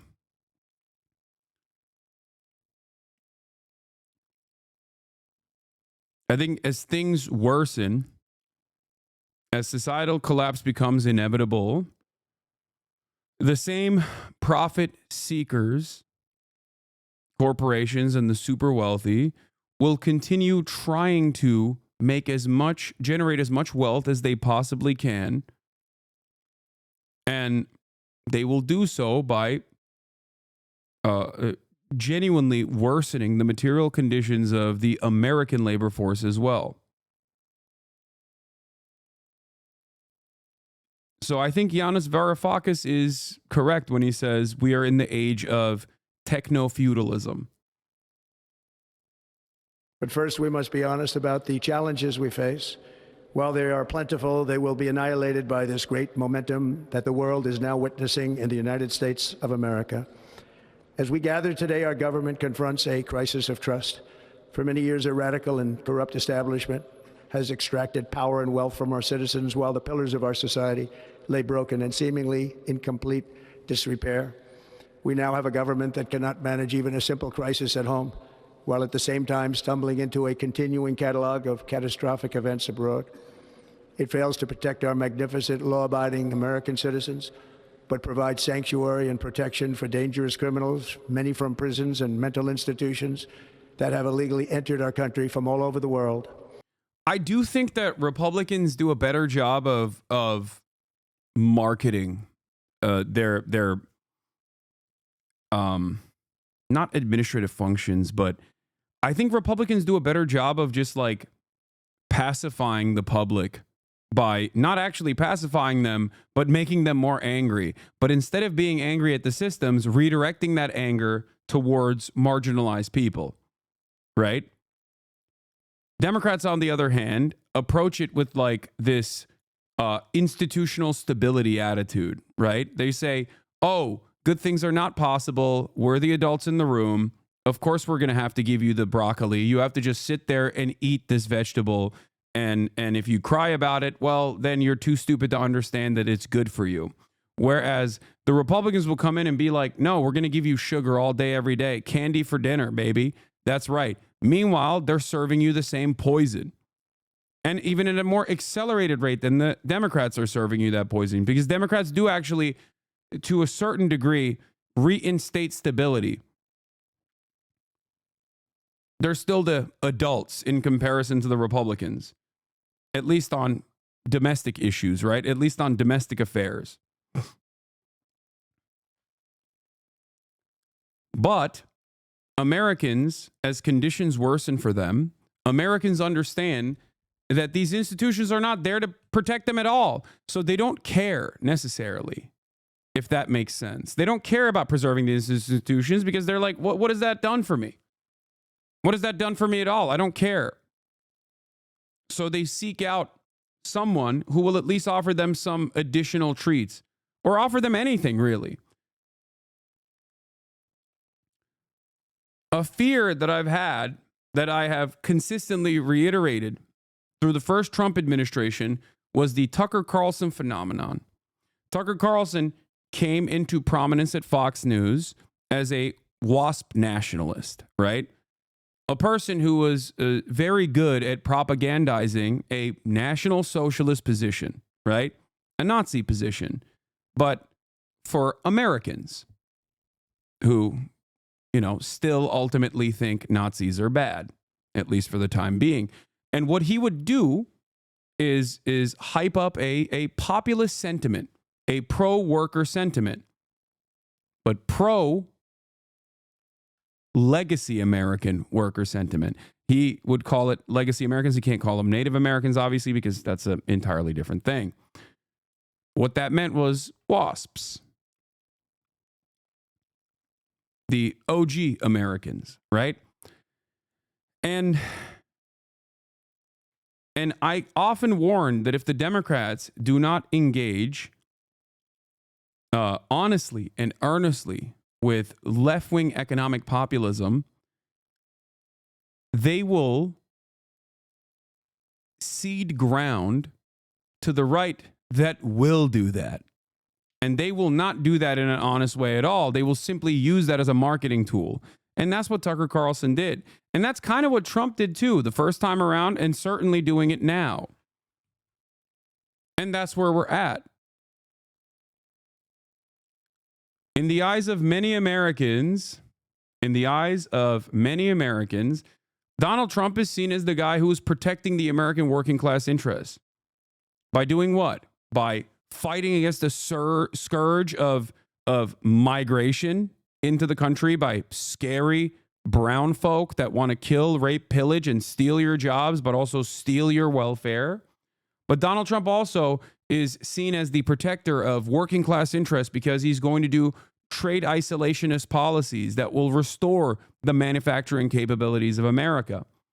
Now, will he actually restore the manufacturing capabilities of America? Absolutely not. I don't believe that at all, because at the end of the day, he himself is a billionaire and also cares about the corporate oligarchy. And if I look at all the things that Donald Trump has done in his first term, his most successful initiatives have always been at the behest of the oligarchs, at the behest of the corporations and the super wealthy. What is his signature policy accomplishment? His signature policy accomplishment was what? Tax cuts.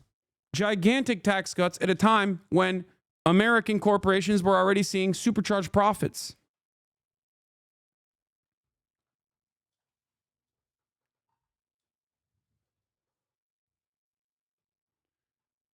Corporate tax rate being lowered and a permanent tax break for the top marginal tax rate. And he's going to do that again. All of that actually accelerates the demise of the American working class because it greatly increases the wealth disparity. It greatly elevates income inequality in this country. It is the opposite of what America needs right now. And part of the reason why we have never gotten that is because the Democratic Party is also invested in the same endeavors. They are also bought and sold by the same corporate oligarchs.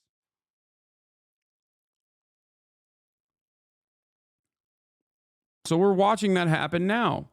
Democrats have completely dropped the ball on being the working class party and protecting the working class. So, of course, the Republicans are filling that void, at least aesthetically, as they continue to do the very same things that they did every time they've gotten into power. Deregulation at the best of corporations and tax breaks for the extremely wealthy. You might get a tax cut in the process as well, a crumb, right? Let's say your effective tax rate at the end of the year is like 40%, okay? Now it's going to be 37%. But the effective tax rate for the billionaires and the super wealthy was already at 0.01%. Now it's going to be close to zero, as close to zero as physically possible. And that difference from 0.01% to close to zero is in the billions.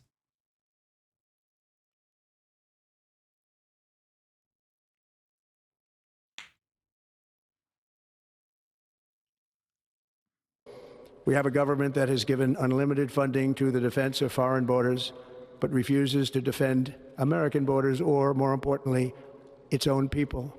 Our country can no longer deliver basic services in times of emergency, as recently shown by the wonderful people of North Carolina, been treated so badly, and other states who are still suffering from a hurricane that took place many months ago. Or more recently, Los Angeles, where we are watching fires still tragically burn from weeks ago without even a token of defense. He's talking about Israel? Yeah, dude, totally. Yeah, Donald Trump is gonna no longer fund Israeli defense. Just wait. They're raging through the house. No, he's talking about Ukraine, okay? And even then, he's not being super honest about that either. I have also, look, I've been right so far on every single thing that has happened before Trump came into office, whether it be the ceasefire and what I warned about, like what will come down the line in terms of the ceasefire negotiations and where it will possibly go and what Trump will possibly do. I also told you that TikTok most likely was not going to get banned because it's like far too important for, you know, American small businesses, and that basically treats are the most important thing for Americans. It's like it's the thing that keeps the American social contract together. Okay.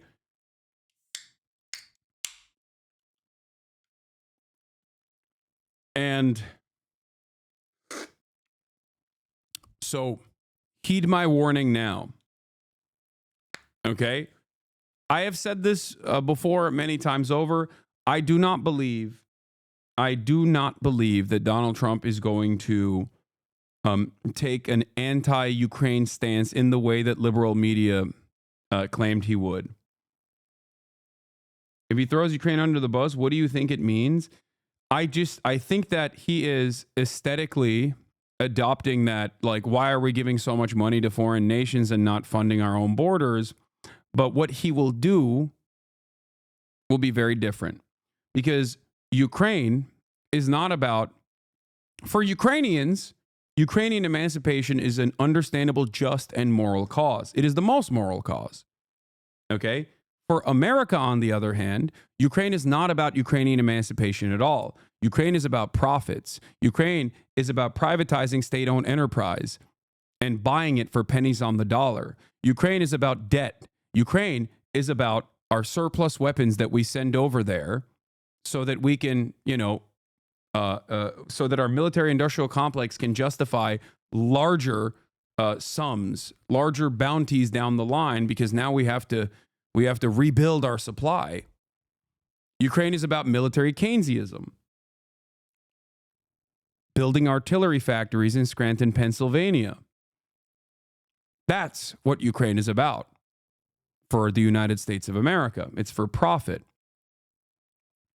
And for those reasons, I do not believe that Donald Trump is going to undermine the interests of the military-industrial complex, as he did not do so his first time around.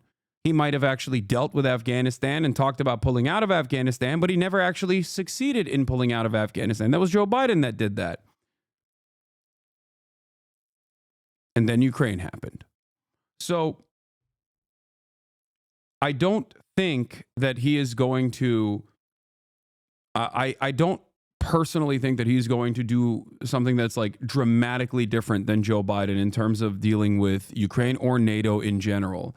After all, one thing that you have to remind yourselves is that Trump actually ran as an anti-NATO candidate, right? He claimed that he was like, why are we giving so much money to these NATO countries? And what did he do when he was president? It's not like he undermined NATO. He simply demanded that our NATO partners, our NATO allies, give more back to the United States of America.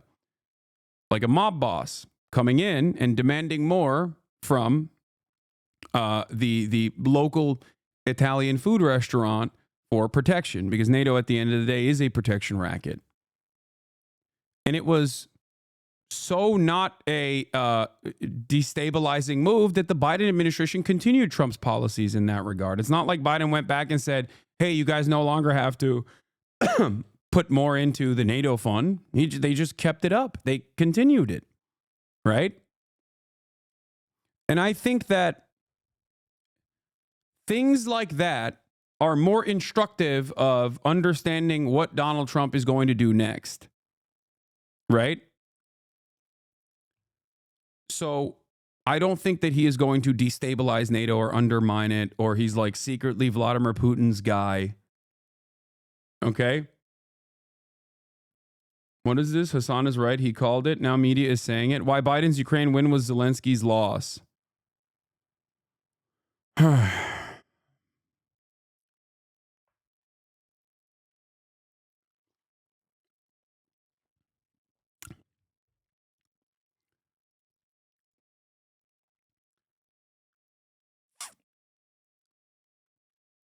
I think that we'll see if he actually tries to do a ceasefire in Ukraine. It's entirely dependent on our profit-seeking military-industrial complex. I think that ultimately that is what matters most. The best possible way to go about it from Trump's perspective, where he still maintains a steady flow of weapons being shipped out to Ukraine, but also gets an aesthetic victory, would be to minimize the conflict to the best of his ability, where there's still need for Ukrainian security. You can still say, you can still ship out weapons to Ukraine, while simultaneously you can tell your base, like, we fixed it. We fixed Ukraine. Russia's no longer invading Ukraine. I don't know what that looks like. But like I said, I don't think that Trump is going to greatly undermine or, genuinely change the trajectory of American foreign policy on Ukraine.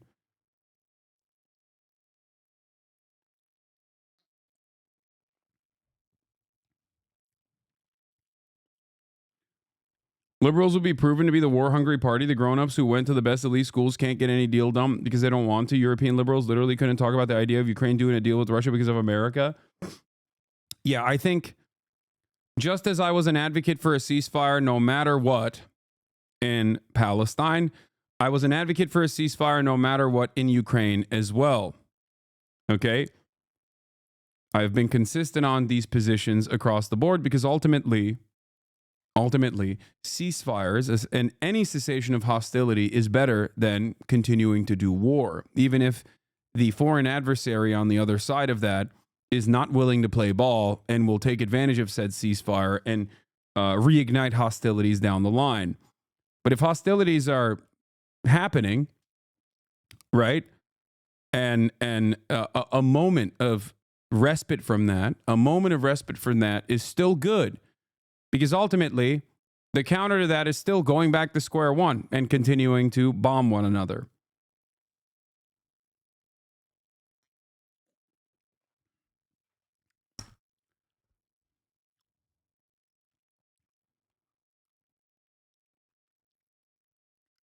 If we had a competent leadership in Biden, if Biden truly was the foreign policy PhD that his administration propped him up as, I think that he would have forced Israel to cease hostilities in its military operations and its genocide instantly. Okay? And started the rebuilding efforts. But he never did that. That led to Donald Trump winning the election and also immediately sending his envoy there to actually apply pressure to the only party that was ruining the ceasefire negotiations. That gave a ginormous W to Donald Trump. In that process, I suspect that Donald Trump cut a side deal with Israel as well. I believe that he ultimately wants Israel to permanently annex the West Bank. At least that's what I suspect is going to happen, because that's what Miriam Adelson gave him $100 million to do so.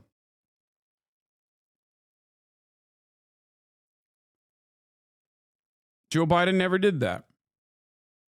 In terms of Russia and Ukraine, I foresee something similar happening there as well.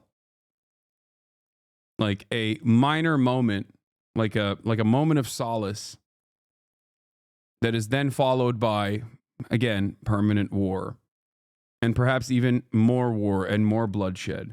So we shall see. I don't know. I don't know what ends up happening. Okay?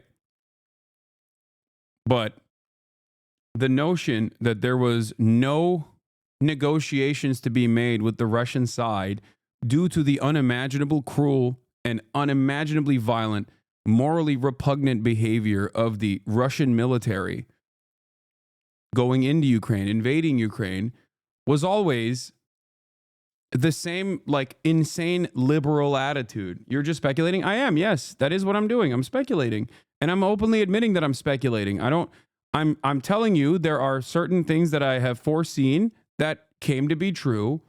And this is me further speculating on where I think this is going to go. This is why you come to me. You want to hear my perspective on this. Yeah, that's all I can do in this situation.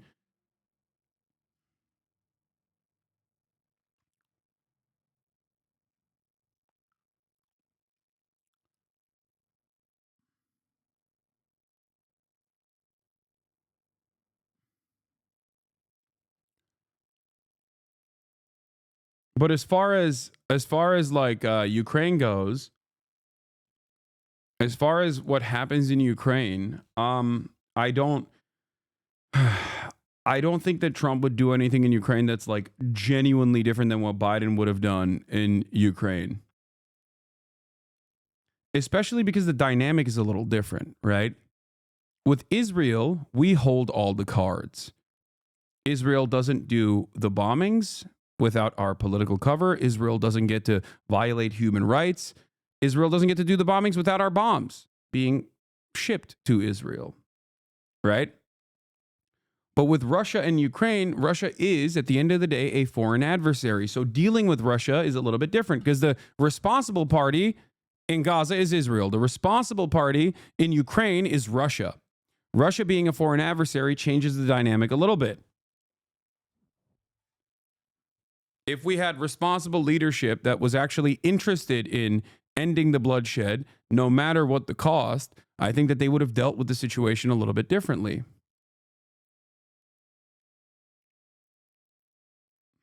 Okay?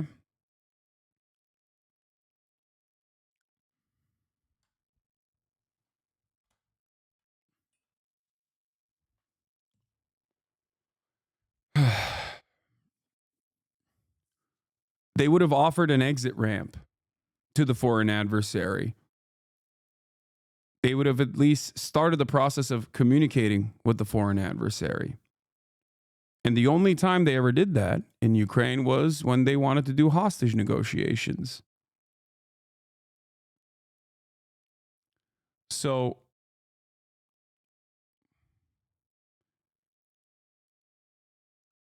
I don't know.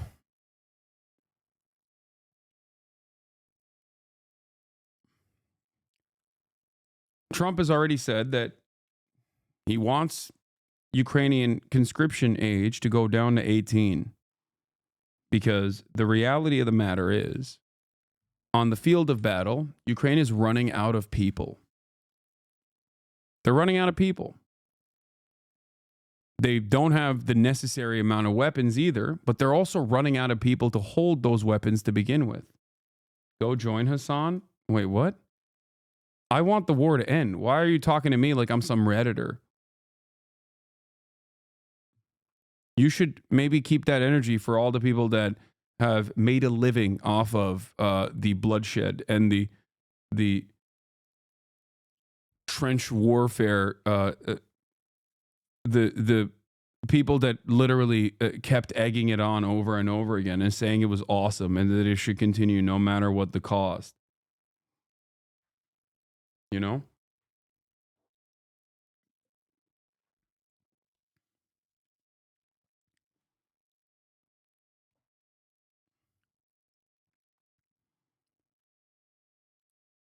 There's plenty of them out there, and I don't see them in the trenches, in the front lines.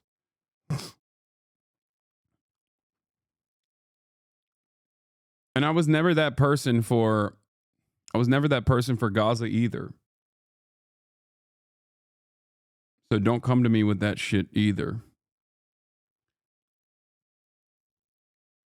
But let's get back to Donald Trump. In communities, even affecting some of the wealthiest and most powerful individuals in our country, some of whom are sitting here right now. They don't have a home any longer. That's interesting. But we can't let this happen. Everyone is unable to do anything about it. That's going to change. We have a public health system that does not deliver in times of disaster, yet more money is spent on it than any country anywhere in the world. And we have an education system that teaches our children to be ashamed of themselves in many cases, to hate our country despite the love that we try so desperately to provide to them. All of this will change starting today, and it will change very quickly.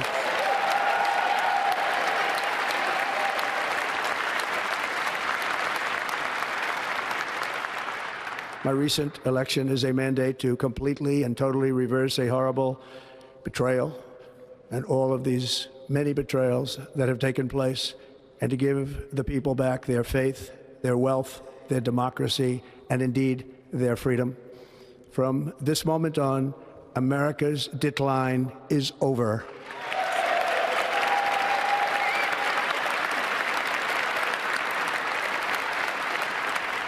Our liberties and our nation's glorious destiny will no longer be denied, and we will immediately restore the integrity, competency, and loyalty of America's government. Over the past 8 years, I have been tested and challenged more than any president in our 250-year history, and I've learned a lot along the way. The journey to reclaim our republic has not been an easy one, that I can tell you. Those who wish to stop our cause have tried to take my freedom and indeed to take my life. Just a few months ago in a beautiful Pennsylvania field, an assassin's bullet ripped through my ear. But I felt then, and believe even more so now, that my life was saved for a reason. I was saved by God to make America great again.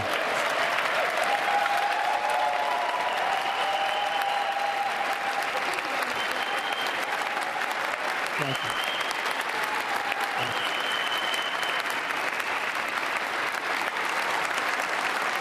Thank you very much.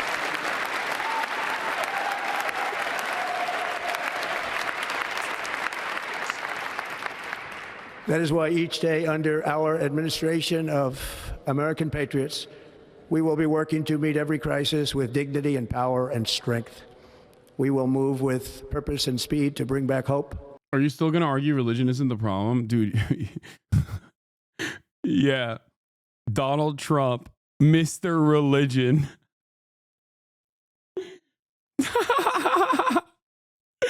That is, I'm sorry. That is the funniest. Dude, looking at the Antichrist and being like, wow, dude, are you still acting like religion isn't a major issue here? No, it proves my point. It's not about him, it's his supporters. Dude, what are you talking about? What religious person that is a Trump supporter that you know is actually godly?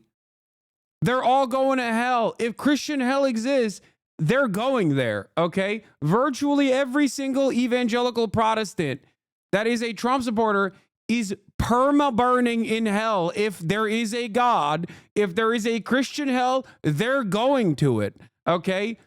Who abides by the religious standards of the religious doctrine, of the religious dogma? What are you talking about? It's just a weapon to wield, okay? That's it. Religion is ideology. It is a way for people to contextualize the world, okay? It is a galvanizing principle. Religion in this regard, is no different than white supremacy in this regard. Being used as a tool to divide, being used as a tool to galvanize. That's it. You think Trump is a religious guy? You think half of those congresspersons are religious people? Yeah, religious people that think homosexuality is a sin. And then, you know, except for when RNC is happening or CPAC's happening, then homosexuality is awesome, okay? It's nothing. It's not real. Like, this is not a real principle. It's not a real principled approach. It's just religion is a tool, okay?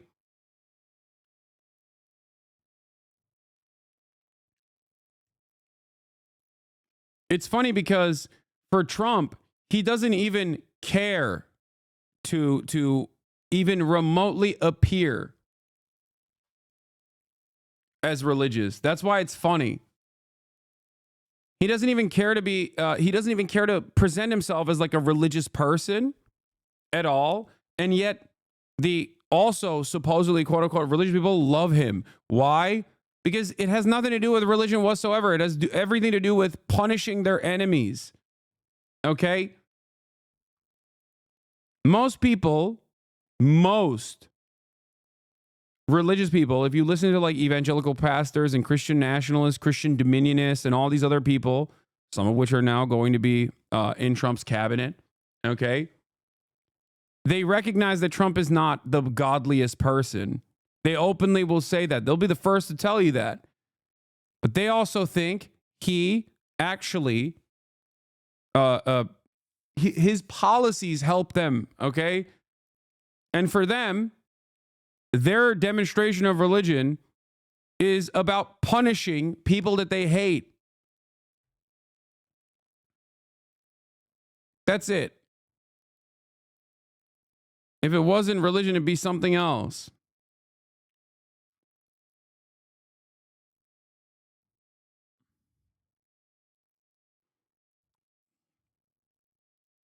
Prosperity, safety, and peace for citizens of every race, religion, color, and creed. For American citizens, January 20th, 2025 is... Look at, dude, I love this. 2 hours after performing a very energetic sermon at the inauguration, Pastor Lorenzo Sewell has launched a crypto token. God, this country is so crazy. We are, dude, how do you not recognize how messed up things are, man? We are farming the dullards for the last dollars that they have. It's griftonomics all the way down, baby. And ironically, all the way up. It is crazy. It is crazy. Like the fact that Donald Trump did a rug pull one day before his inauguration is so insane to me. And then Melania did one as well. And then another Ryan Fournier or whatever, the other Trump students guy also did one back to back to back. Who is buying that Trump coin? Who is actually getting grifted here? Who is losing their money here? It's his own supporters. I'm not buying the Trump coin. People who hate Donald Trump are not buying Trump coin. People who love Donald Trump are buying Trump coin. So when you do stuff like that, you're actually rocking your own captive audience.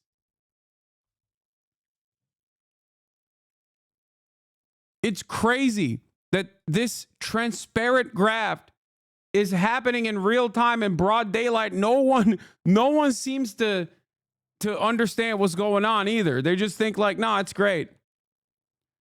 I'm never missing out like this again. I'm setting up alerts for everyone in that world. 4G auto blow, Ryan Fournier, I don't care. I'm getting it on the ground floor. The next 10 shit coins or however many it takes for me to buy an F-15.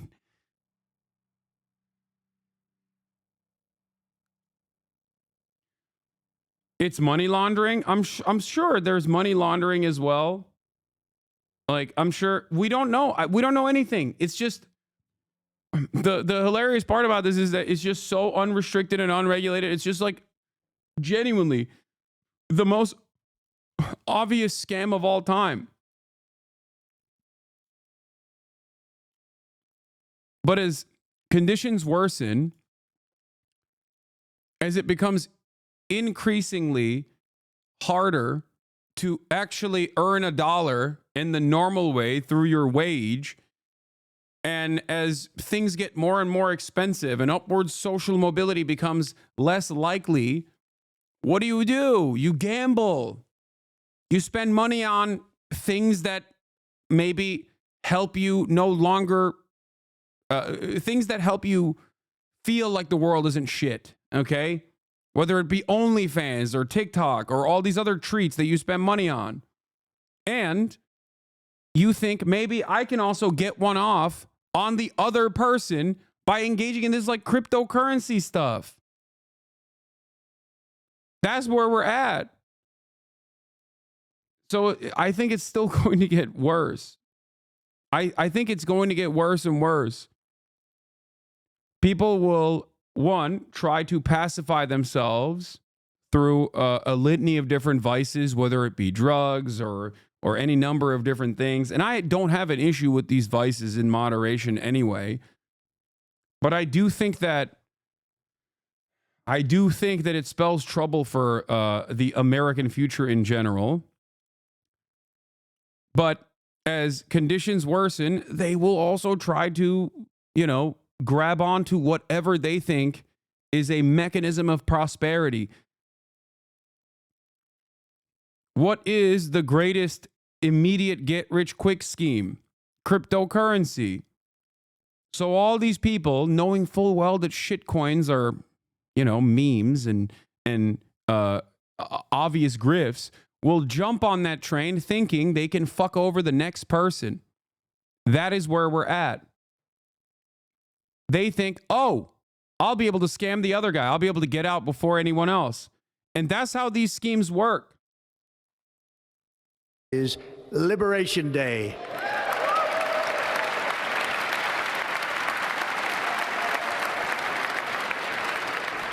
It is my hope that our recent presidential election will be remembered as the greatest and most consequential election in the history of our country. As our victory showed, the entire nation is rapidly unifying behind our agenda with dramatic increases in support from virtually every element of our society, young and old, men and women, African Americans, Hispanic Americans, Asian Americans, urban, suburban, rural, and very importantly, we had a powerful win in all 7 swing states, and the popular vote, we won by millions of people. To the Black and Hispanic communities, I want to thank you for the tremendous outpouring of love and trust that you have shown me with your vote. We set records, and I will not forget it. I've heard your voices in the campaign, and I look forward to working with you in the years to come. Today is Martin Luther King Day, and in his honor, this will be a great honor, but in his honor, we will strive together to make his dream a reality. We will make his dream come true.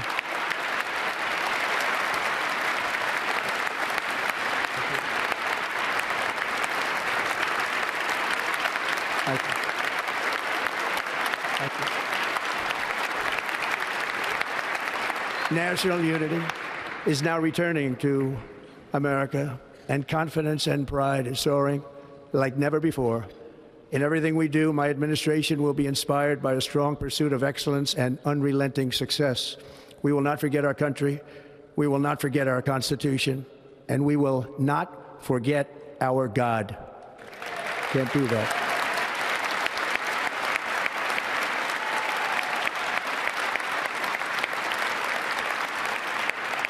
Today, I will sign a series of historic executive orders. With these actions, we will begin the complete restoration of America and the revolution of common sense. It's all about common sense. First, I will declare a national emergency at our southern border.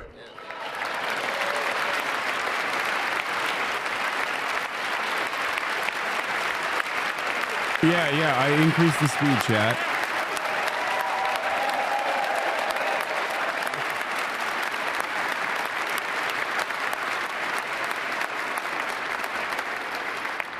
All illegal entry will immediately be halted, and we will begin the process of returning millions and millions of criminal aliens back to the places from which they came.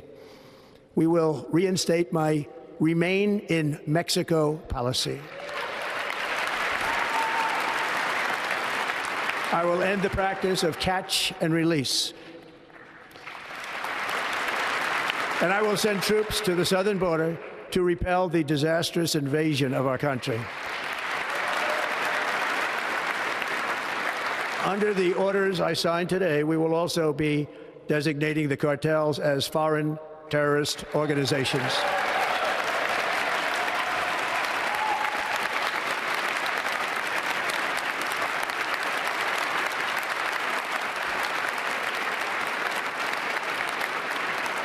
And by invoking the Alien Enemies Act of 1798, I will direct our government to use the full and immense power of federal and state law enforcement to eliminate the presence of all foreign gangs and criminal networks, bringing devastating crime to U.S. soil, including our cities and inner cities. War on Terror As Commander-in-Chief, but I Mexico. have no higher responsibility than to defend our country from threats and invasions, and that is exactly what I am going to do. We will do it at a level that nobody's ever seen before. Next, I will direct all members of my cabinet to marshal the vast powers at their disposal to defeat what was record inflation and rapidly bring down costs and prices.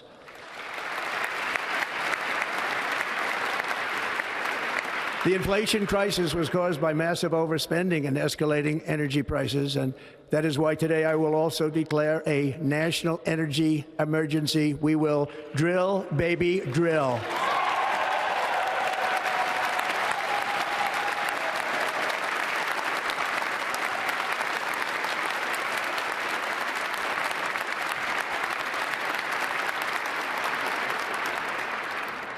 America will be a manufacturing nation once again, and we have something that no other manufacturing nation will ever have, the largest amount of oil and gas of any country on earth, and we are going to use it.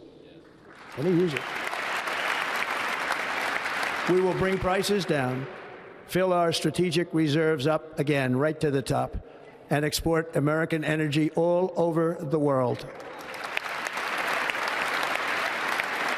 We will be a rich nation again, and it is that liquid gold under our feet that will help to do it.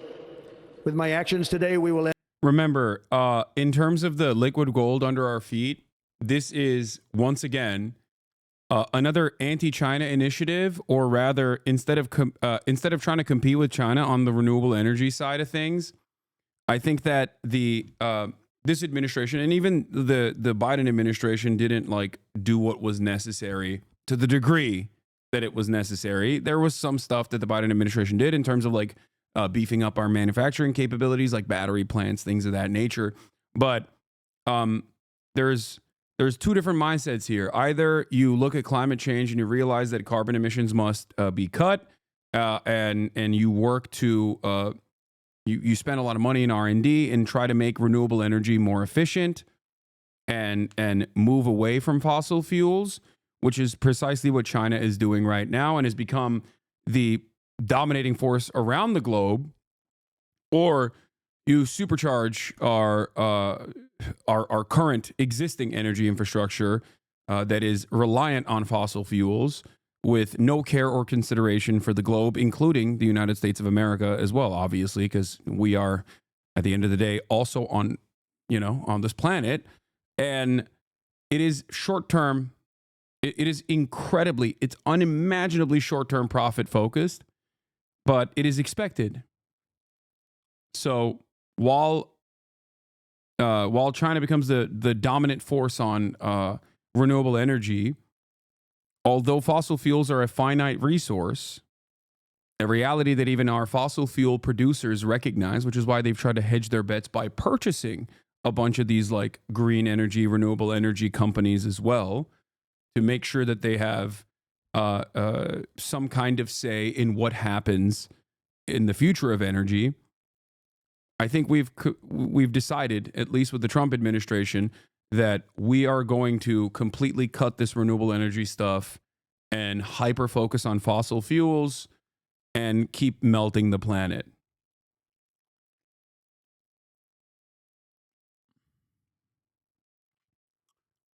God forbid we collaborate and cooperate with a foreign adversary and try to fix the ecological disaster that is already happening and will only get worse. Of course, we're not going to do that. Instead, we're looking to melt the table. Instead of playing the game, we're just going to flip the table, or rather, light the table on fire. That much is clear. End the Green New Deal, and we will revoke the electric vehicle mandate, saving our auto industry and keeping my sacred pledge to our great American auto workers.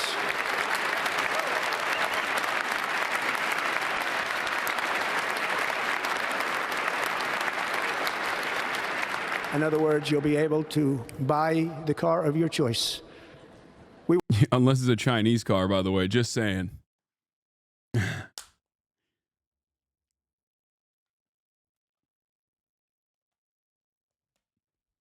What's interesting about this is that it's not like Biden was open to allowing BYD or any sort of Chinese cars to enter the American marketplace. That wasn't the case.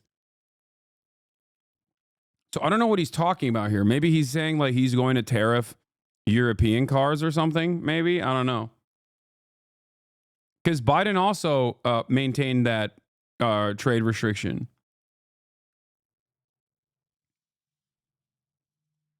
We will build automobiles in America again at a rate that nobody could have dreamt possible just a few years ago. And thank you to the auto workers of our nation for your inspiring vote of confidence. We did tremendously with their vote. I will immediately begin the overhaul of our trade system to protect American workers and families. Instead of taxing our citizens to enrich other countries, we will tariff and tax foreign countries to enrich our citizens. For this purpose, we are establishing the External Revenue Service to collect all tariffs, duties, and revenues. It will be massive amounts of money pouring into our treasury, coming from foreign sources. The American dream will soon be back and thriving like never before to restore competence and effectiveness to our federal government. My administration will establish the brand new Department of Government Efficiency.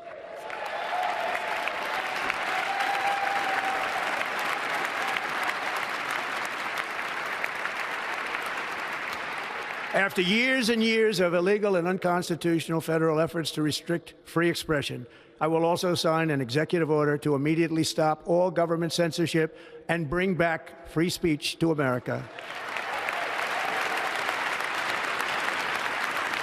This, I think, is extra funny.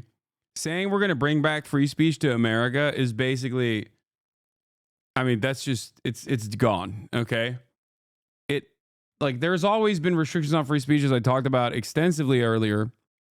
And I do think that it's going to get significantly worse. Project Esther, under the Project 2025 banner, quite literally has a task force designated to combating anti-Israel sentiment. Okay? And I do think that they're going to follow through on that. I think that this administration is somehow even, maybe to the same degree, not even more captured, but to the same degree, captured by the same exact interests in terms of advancing American foreign policy, which of course means no mean words about Israel whatsoever. So I do think that in terms of like free speech, we're going to bring back free speech. Like, remember, these guys actively are anti-CRT, anti-DEI, or whatever, right? Like whatever they call wokeness, that is anti-free speech. Okay? In terms of going after teachers and schooling and educational materials that teach the accurate the accurate history of the United States of America, that is anti-free speech. Book bans, anti-free speech. That is real cancel culture. Okay? No one ever seems to see it that way when the right does it, but that is true. And they're going to continue doing that. Okay? They are going to continue doing that, and they're going to further prosecute, in my opinion, further prosecute people who are naysayers of Israel, but also even the American government too.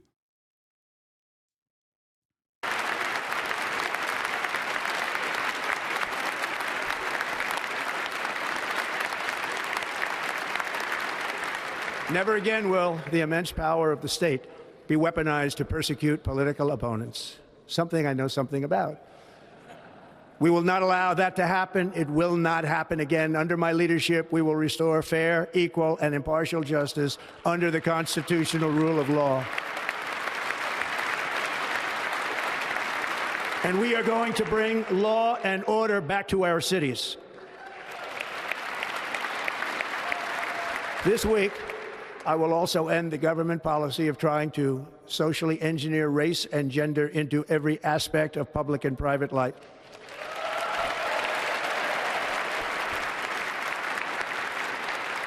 We will forge a society that is colorblind and merit-based.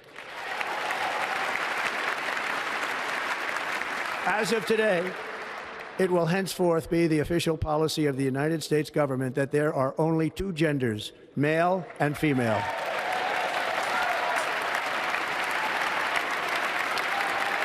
Hell yeah! Let's go! No more non-binary.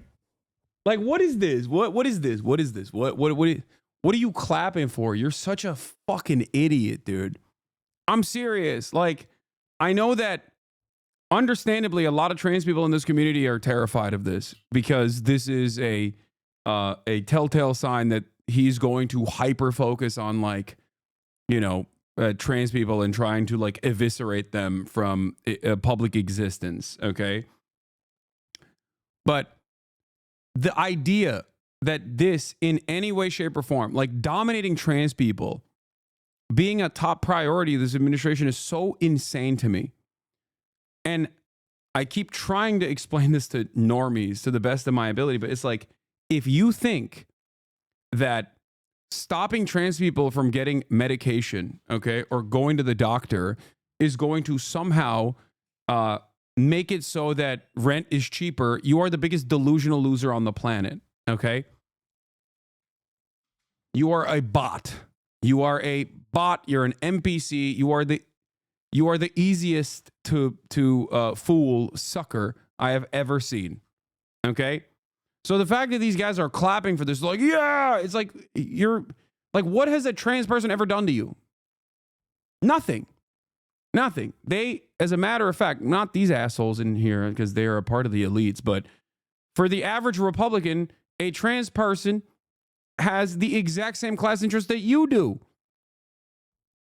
They're also working at the same job sites that you work at.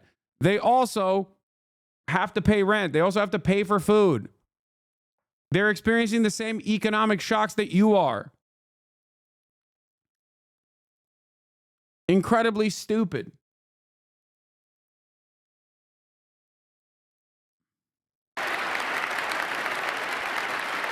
Same goes for undocumented migrants, by the way. Once again, like, these guys think, oh, if we just harm, you know, the Mexicans or whatever, maybe the situation will be better for me. That's not how it works, and it's not going to be that way.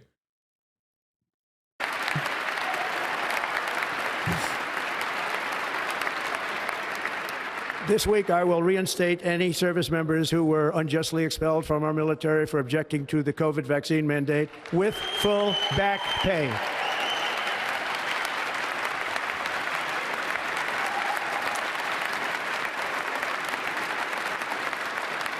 And I will sign an order to stop our warriors from being subjected to radical political theories and social experiments while on duty. It's going to end immediately. Our armed forces will be free to focus on their sole mission, defeating America's enemies. Yeah, like the communists within our ranks.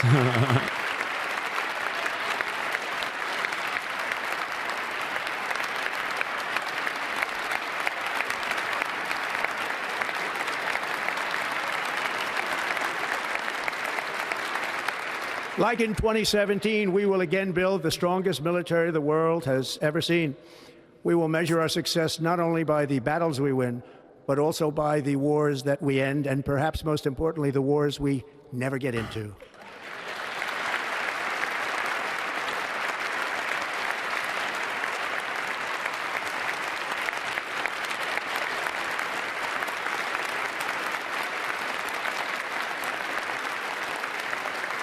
My proudest legacy will be that of a peacemaker and unifier. That's what I want to be, a peacemaker and a unifier.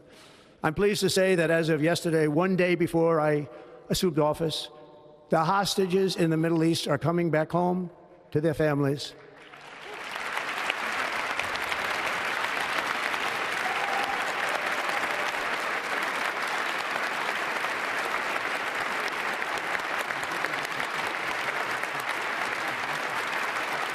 Thank you. America will reclaim its rightful place as the greatest, most powerful, most respected nation on earth, inspiring the awe.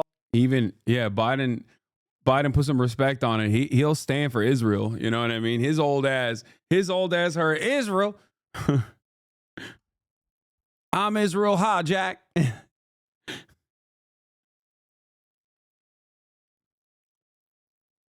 I'm glad that we had a moment of unity there, you know? Awe and admiration of the entire world. A short time from now, we are going to be changing the name of the Gulf of Mexico to the Gulf of America, and we will restore the name. People are laughing. Of a great president, William McKinley, to Mount McKinley, where it should be and where it belongs.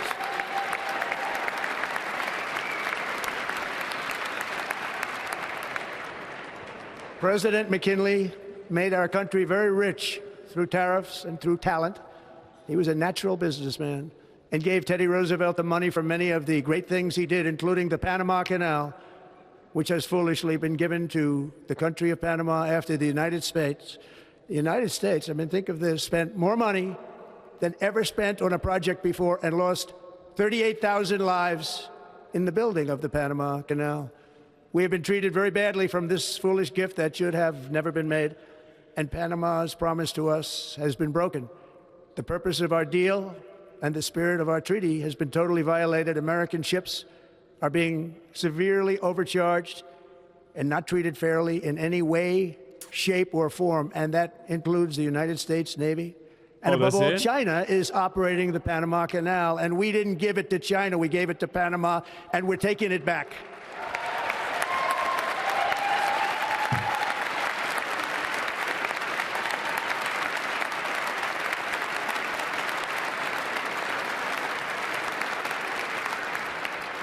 Above all, my message to Americans today is that it is time for us to once again act with courage, vigor, and the vitality of history's greatest civilization. So as we liberate our nation, we will lead it to new heights of victory and success.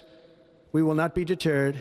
Together we will end the chronic disease epidemic and keep... I'm once again saying, President Xi, fire when ready, okay?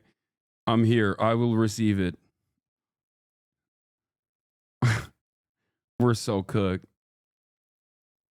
He doesn't have to do nothing. She doesn't have to do anything. He just have to. He has to sit back and kick it. Okay. As always, the greatest thing you can do is not disrupt your enemies when they're making a mistake. Keep our children safe, healthy, and disease-free. The United States will once again consider itself a growing nation, one that increases our wealth, expands our territory, builds our cities, raises our expectations, and carries our flag into new and beautiful horizons. And we will pursue our manifest destiny into the stars, launching American astronauts to plant the stars and stripes on the planet Mars.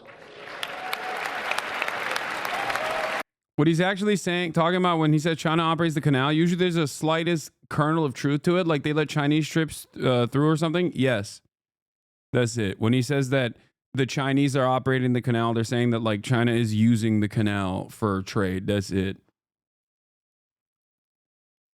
Like they don't operate the canal or anything like that. Into the stars, launching American new territory. Wait, I'm sorry. Did he say manifest destiny? Raises our expectations and carries our flag into new and beautiful horizons. And we will pursue our manifest destiny into the stars, launching American astronauts to plant the stars and stripes on the planet Mars.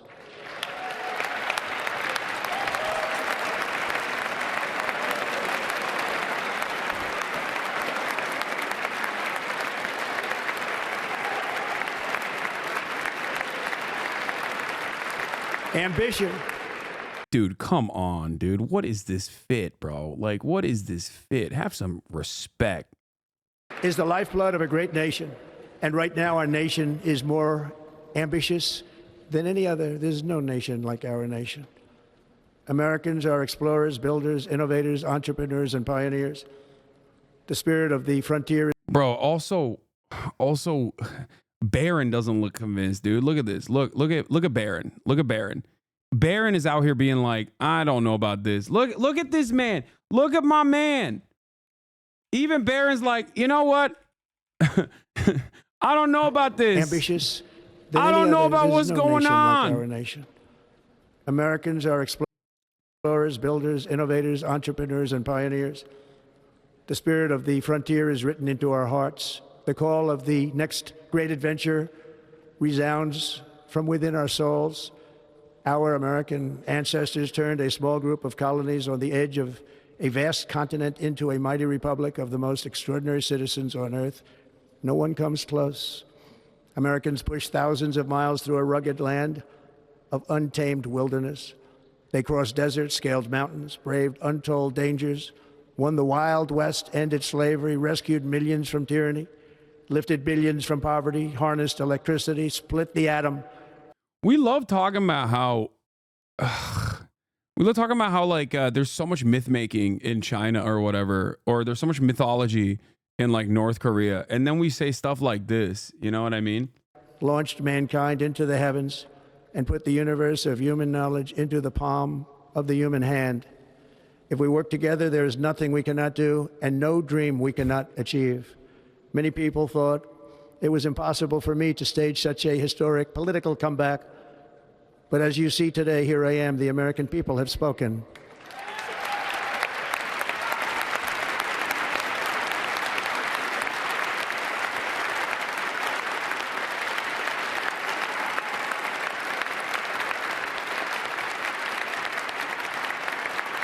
I stand before you now as proof that you should never believe that something is impossible to do. In America, the impossible is what we do best.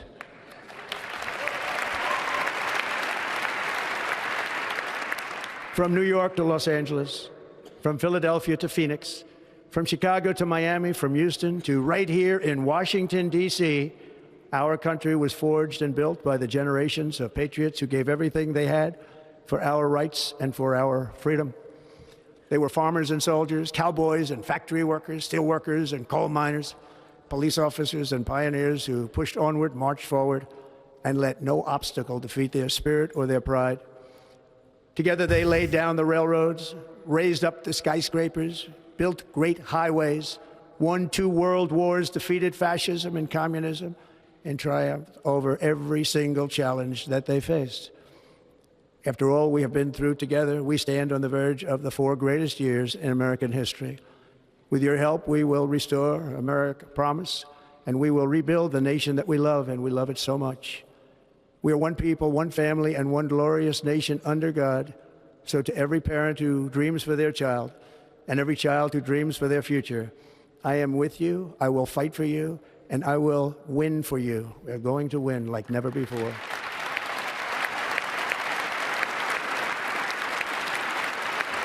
Thank you. Thank you.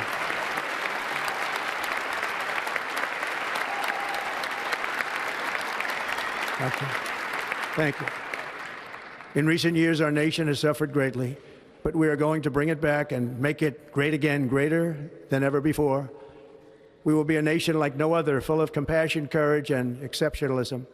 Our power will stop all wars and bring a new spirit of unity to a world that has been angry, violent, and totally unpredictable. America will be respected again and admired again, including by people of religion, faith, and goodwill. We will be prosperous. We will be proud. We will be strong, and we will win like never before. We will not be conquered. We will not be intimidated. We will not be broken, and we will not fail. From this day on, the United States of America will be a free, sovereign, and independent nation. We will stand bravely. We will live proudly. We will dream boldly, and nothing will stand in our way because we are Americans. The future is ours, and our golden age has just begun. Thank you. God bless America. Thank you all. Thank you. Thank you. Sounds like the United States is back on its feet. Yeah, definitely. We're back, baby. We're back. We're so back. Yeah. Remember what?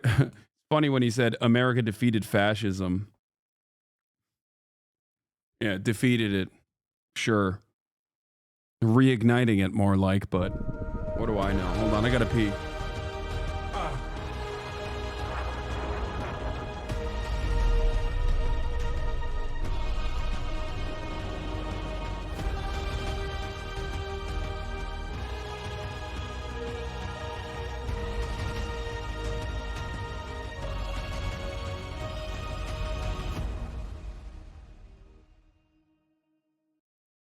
Ladies and gentlemen, the President-elect of the United States, the Honorable Donald John Trump.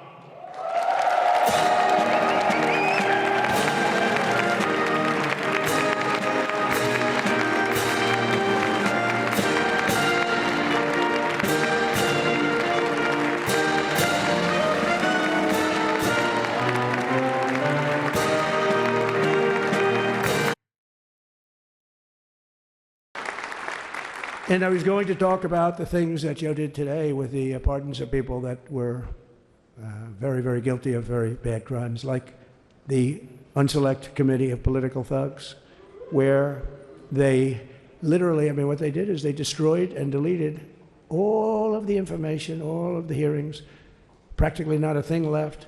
They deleted all the information on Nancy Pelosi having turned down the offer of 10,000 soldiers. You wouldn't have needed 10,000. You could have had 500, and it would have stopped. Because we may have had 1 million people that day, the people that were there. You don't see any photographs, but we have a lot of great photos. But you don't see those photographs. They don't put them in to show the people at the Capitol. But I was talking about that. I was going to talk about that. They said, please don't bring that up right now. You can bring it up tomorrow. I missed the kiss. Okay, here. The Unselect. Where? Is it here? Or is it in the previous one? Ladies Here. and gentlemen, the President-elect of the United States, the Honorable Donald John Trump. Watch awkward moment. Trump tries to kiss wife Melania.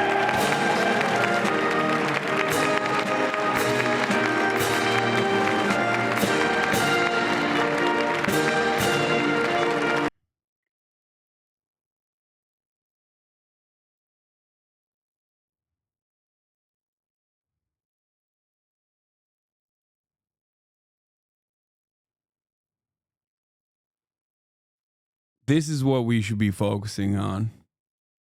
I agree. Yeah. Did Trump kiss her? Was he looking for a kissy poo? Did he actually get the kissy poo? Will Trump be having sex with Melania later tonight?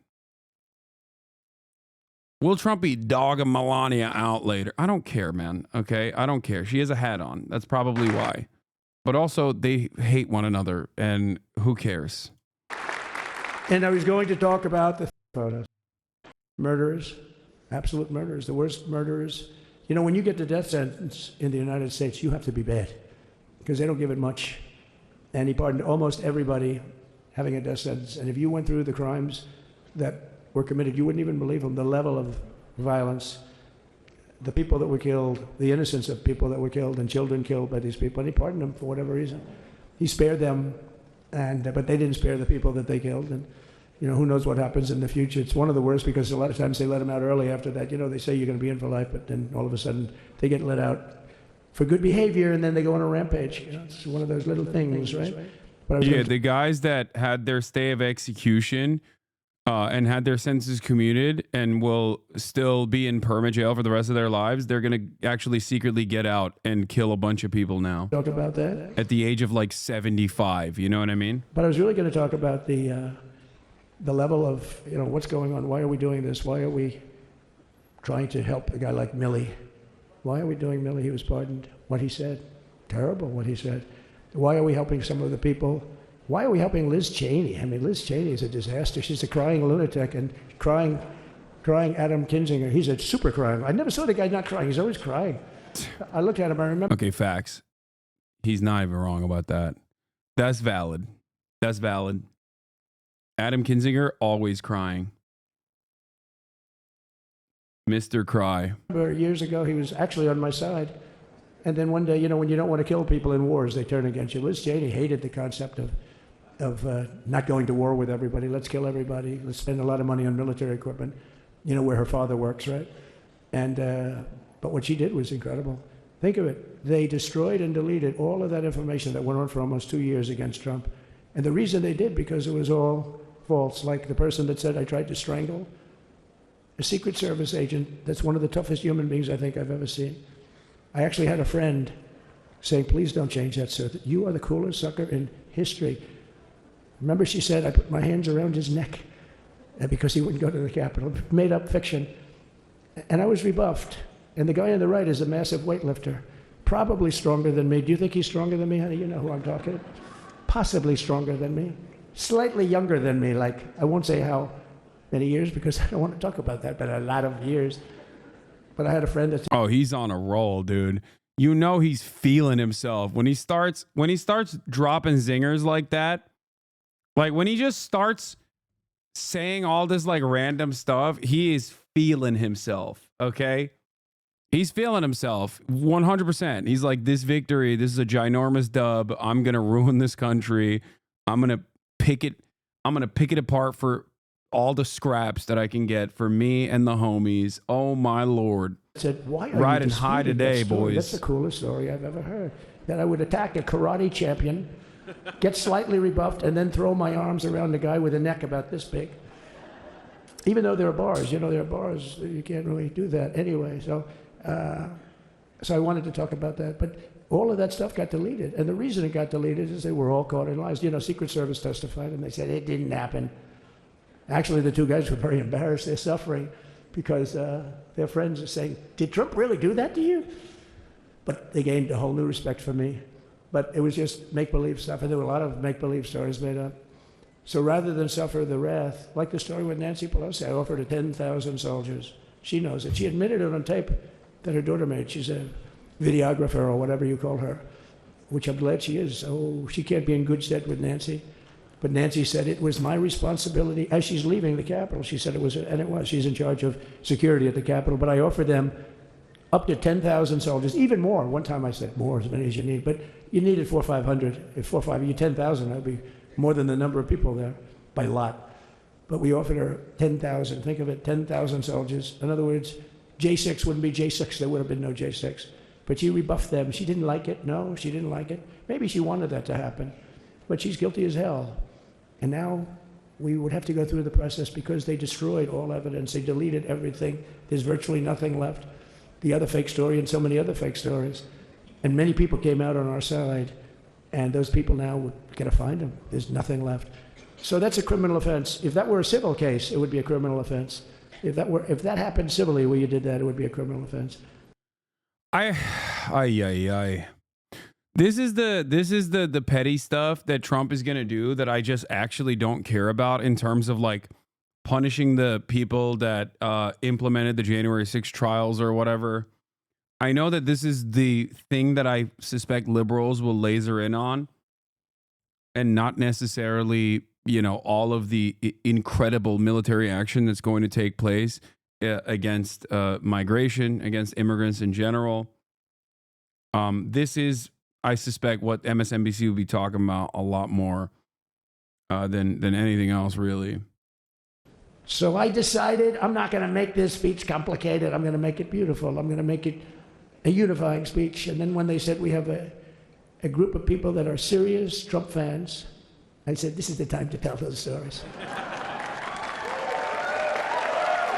No, but the point I want to make today is to make clear my farewell address, as we all do have we have a lot more to do.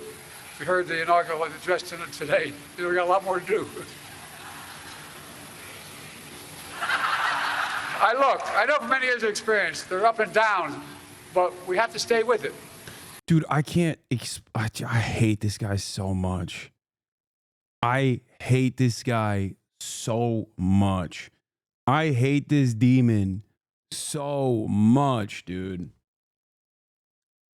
I will never forgive this man for handing the reins over to Donald Trump with his ineptitude, his incompetence, his pure selfish interest in maintaining power, pure ego, dude. And everyone that participated in this, all the way to Barack Obama, who cleared out the way in an effort to destroy Bernie Sanders' chances to basically give this man the throne. Oh my God.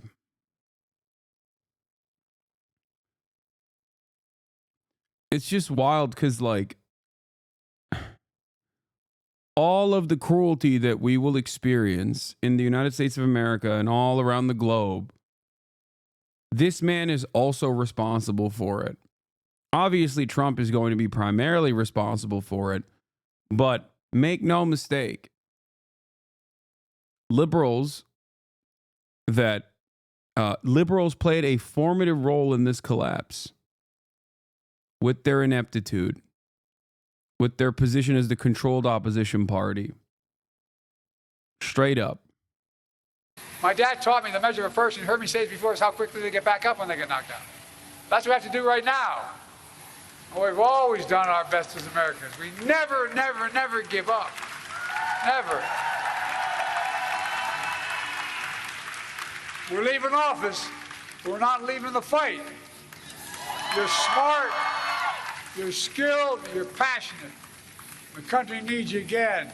So all of you can, stay engaged in all the ways you can.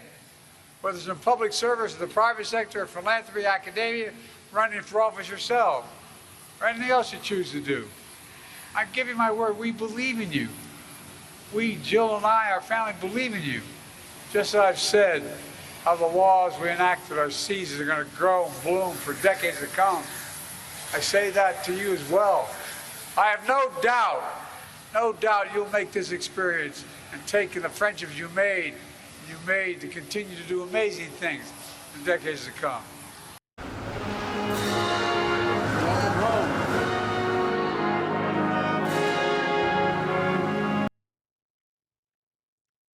I'm reminded of the Joe Byron 2019 campaign launch where he was like, Donald Trump is now Nazi, he's a fascist. That's why I'm running to restore the soul of this nation, Jack.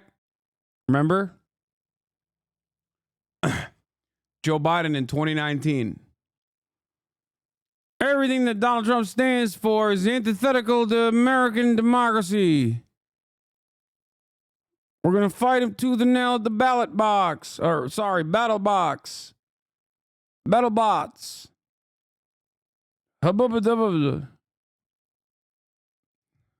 Look at them now.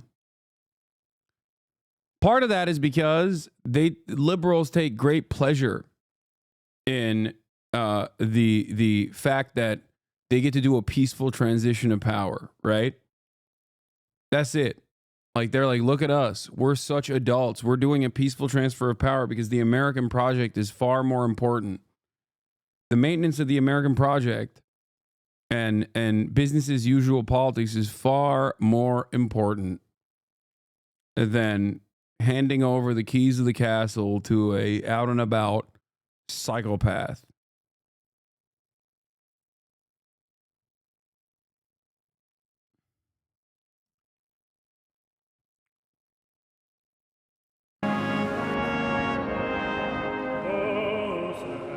Can you say, by the dawn's early light, what so proudly we hailed at the twilight's This is dark, man. This is actually, bro, this is, yo, Sky News done did it again. Bro, there is some deep darkness here. The juxtaposition is wow, ominous. Ominous. So help me God. So help me God. Congratulations, Mr. Vice President. I, Donald John Trump, do solemnly swear that I will faithfully execute the office of President of the United States. The office of President of the United States.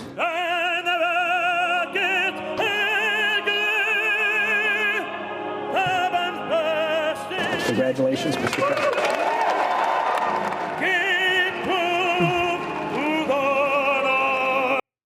Yeah, shake his hand. Shake his hand, you fucking monster. You fucking piece of shit. You goddamn demented old asshole. Shake his freaking hand. You put him there. The golden age of America begins right now. Today I will sign a series of historic executive orders. First, this singer sounds like you. He sounds like Homer Simpson. Someone in the chat said that too. I will declare a national emergency at our southern border.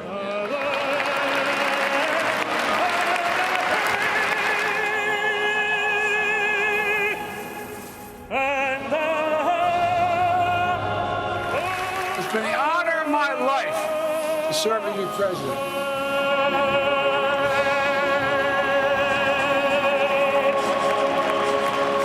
I gave you the A+ treatment. Thank you. Thank you all. Wow. We are cooked, man. We are so cooked. So freaking cooked. I saw that I think according to Wall Street Journal,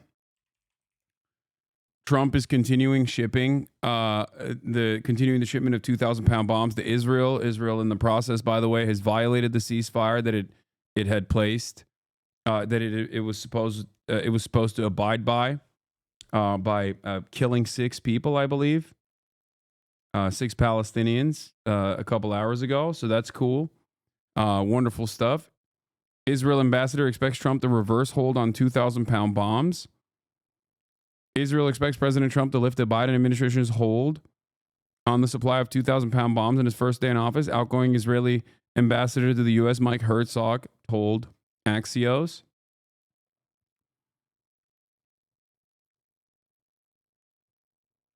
Can't wait for the Democrats to be like, oh, see, I told you it was going to be worse. The best part of this inauguration was during all the promises of fixing America's problems. They couldn't even fix the mic sound system. Yeah, okay, well. Sorry, it wasn't 6, it's 8. West Bank is currently on fire. The settlers have lit the West Bank on fire. So make no mistake. The brief moment of respite will be followed, like I've said, by a lot more cruelty. Watch the video people are sending you. Check the video on Elon. If you think that I didn't watch it in real time, Elon Musk hitting the Sig Heil, and that you're coming in here and offering me new information, I don't know what to tell you. Okay? Like, yeah, I saw it happen in real time. Vorlo clipped it and posted my reaction in real time. The tweet itself already has 100,000 likes in an hour. Vorlo's probably going to get banned off the platform for this. And I just want to say thank you. Anyway, let's look at one of these tech billionaire oligarchs speaking at the inauguration. My heart goes out to you. Did he just Sig Heil? It is thanks to you. Dude, right as I clicked on it too. That the future of civilization.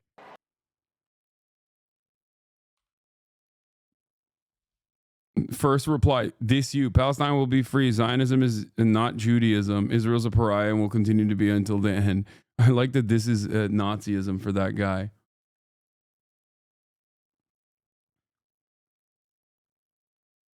I was late to the stream. Sorry, Hasan. No, it's okay.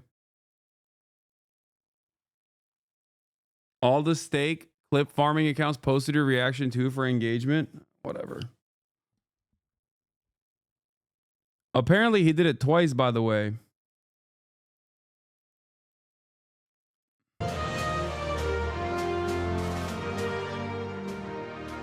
We welcome you back to CBS News coverage of the inauguration of President Trump. We are now joined by 2 New Jersey residents from 2 different towns. Bro, Elon had to hit the Sig Heil specifically so that people know he's a real gamer, okay? That's why he did it, because everyone was questioning whether he's an authentic gamer, capital G hard R gamer, and he wanted to show the world that he really is that guy, okay? That are next to each other with 2 I love interviewing someone wearing this shirt. This is certainly a serious person. very different points of view. Lou DeMore is a Republican. Donna Miller is a Democrat. And they sat down with Tony DeCoppel a few times and were very nice enough to spend part of their day with us. We wanted to get their reaction to Donald Trump's speech. Lou and Donna, it's good to see you because we talked to you before the election, then we caught up with you after the election, then we really wanted to touch base on Inauguration Day. I know you both watched 2 different networks. And so, Dana, I want to start with you, what you're thinking. What am I thinking that I haven't said before? I am thinking the worst and hoping for the best. I am thinking that I have lived through 4 years of normalcy where I didn't have to predict what is going to happen next. And now, Dude, this is amazing. You got like a Rachel Maddow looking gay liberal wife with obviously insane. Like, this is literally the American the American political spectrum, like which, like the if you could capture the essence of a voter of either party, this is it. Okay. Person who has experimented with bisexuality in college and listens to NPR on the one side, person who is definitely mentally ill and somehow still not a victim of child court, a victim of family court, wearing the most insane Trump gear you've seen on the other side. Literally, this is the only two people that vote in this country for the only two readily available parties, okay? I got a Trump shirt. I feel like I'm losing it. This is perfect. And of course, they're in their fairly wealthy, not even upper middle class, but like wealthy home that is well decorated. I can see the Viking kitchen appliances in the background, and you know they're wealthy because if you pay close attention, they got that sink that they have on top of the they have a sink on top of the Viking appliances that you only get in like super wealthy houses, okay? They got a pot filler. This is the perfect demonstration.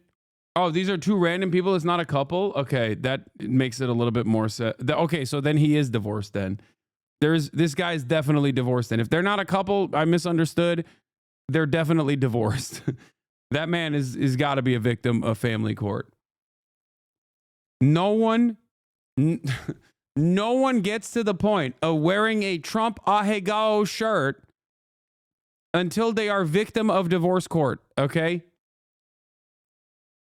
You need to be chewed up and spit out by family court to get to that position where you have lost all semblance of dignity.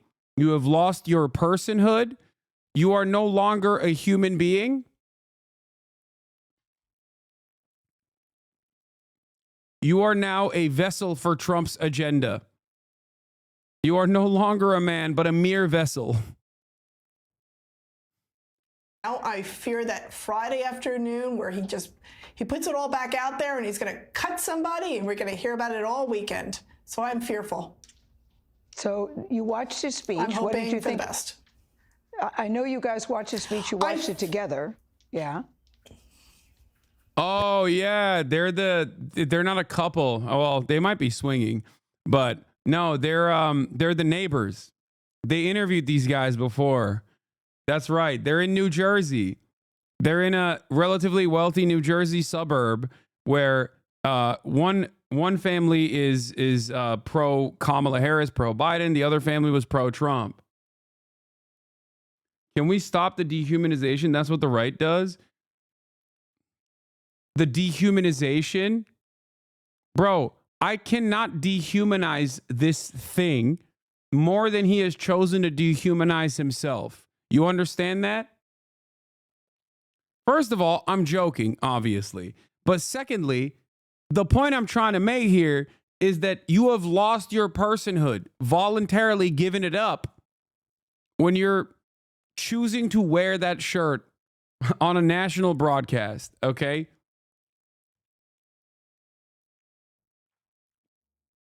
That's it. Yep.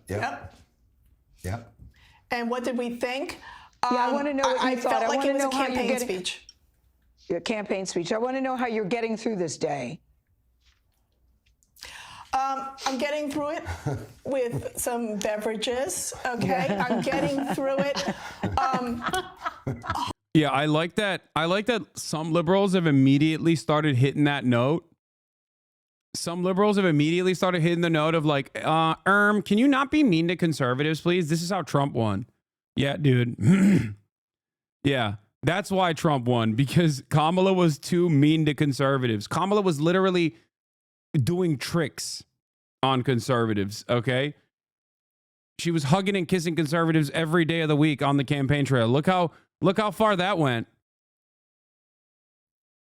Hoping that, you know what, those those day one promises. I hope he's signing a lot of papers for all those day one promises. Well, Dana just said, Lou, that she said it felt like a campaign speech. You watched the speech. What did you think? I see you have a little libation as well. I'm so excited right now. I'm so excited it's not even sinking in yet, you know, because we're doing all this filming here. We were here all day today waiting to go on, and haven't really been paying attention so much to the speech, but I'm excited. I'm excited. I've been waiting a long time for this, and I felt like I've been in a coma Was for there 4 something years. that, Lou, And I finally came out of my coma. I know, I know the feeling, and sometimes in television there's a lot of waiting, so we appreciate you sticking around. But was there something that spoke to you specifically in his speech that excites you? I want the. Let me guess. All right. Oh, when he said 2 genders, I loved it. I loved it. That's what I care about. He's going to restore dignity to America. I love that. Those borders closed. Yeah, he's going to kill the illegals. How could I forget? That's the #1 thing, of course. All his people to get nominated as soon as possible. I want to get the ball rolling, man, because we've been waiting 4 years for this. Really been hurting. I'm in a lot of pain. What are you talking about? You live in a New Jersey suburb. What do you mean you're in a lot of... You realize you're a beta cuck, right? Yes, I am a beta cuck. Sitting at 230 pounds, okay? A person that your girlfriend, if you have one, most likely not, but your mom and your sister would literally throw away most of their material possessions to have sex with. I'm the beta cuck here. You, on the other hand, sir, you are the alpha dog. You got me. Anyway, that's also back.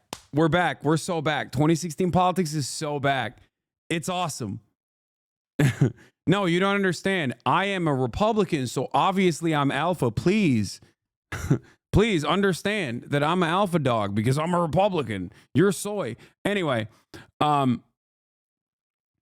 living in a New Jersey suburb, living in an upper middle class New Jersey suburb and being like, the immigrants have ruined my life. I've experienced a lot of pain is so crazy because... Like, what are you talking about? What do you mean? You went to Home Depot and hired a bunch of these guys 100% to do landscaping. What are you talking about? How have they harmed you? I am in a lot of pain starting today. I look around that room at that whole spectacle and I didn't see anything other than all the yes men, all the representation. His first presidency, he had checks and balances. He is footloose and fancy free right now. There is nobody there to reel him in. They're all a bunch of yes men. Look at Zuckerberg kissing the ring. It's a bunch of yes men, and he's an oligarch. He has all these little pious little men behind him. That he's the puppet of these puppeteers. He's getting pissed. Wait, is he gonna get mad at her for saying that? All these little yes men and the oligarchs? Because like Republicans have no answer to that other than, well, you have oligarchs too, which is true. Democrats also have them. You know, every part of this government is bought and sold by corporations. OK, I hope that at a certain point people will realize that, you know. Tears. Lou, I know you disagree with that. I want you to bring us back once a week or once a month to see how the update's going with data. Let's see. I'm very optimistic. Lou, I know you would disagree with everything she said. Surrounded by oligarchs, surrounded by yes men. When you look at his speech today, what did you see? I've probably watched almost all of his rallies in the past few years. So it's like a broken record to me, really. Oh, it's a broken record. Yeah, but I think it's going to happen. I mean, the country's in bad shape. We got to stop that border day one. We got to stop this illegal immigration. We got over 300,000 missing children. Gail? Yeah. Yes. Oh my God. Yeah, country's in tatters. We got to stop the border day one, and then immediately hits like a conspiracy line. This is why I always say, like, in order to understand the mindset of Republicans, you have to remember, like, well, one, you should probably just slam your head against the wall multiple times until you have, like, until your brain capacities have diminished, so you can like operate on the same wavelength. That's number one. And number two, you got to get duped by like whatever misinformation you saw online. Yeah, dude, 300,000 little children have been trafficked in the United States of America. Brain broken from Secaucus. Yeah. Missing children, what is he talking about? He's talking about a classic conservative conspiracy theory that the undocumented migrant children that have been released by the Customs and Border Patrol, by the way, by the Department of Homeland Security, to immediate relatives are actually secretly being trafficked. The reality is that it's a classic conservative talking point. The reality is that when undocumented migrants are apprehended at the border, they look for immediate family members, and then they do voluntary release of their immediate family members. And if they don't do any sort of checkups, because the checkups are voluntary after the fact, then these guys look at that and go, oh, that's because they're not doing checkups because they're sex trafficked.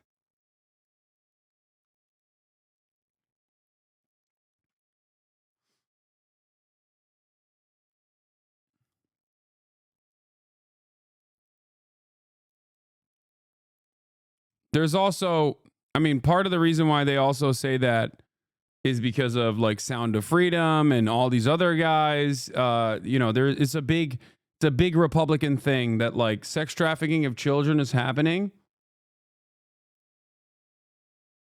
Sex trafficking of children is happening, and the Democrats are doing it. Pedophile cabal, that sort of thing.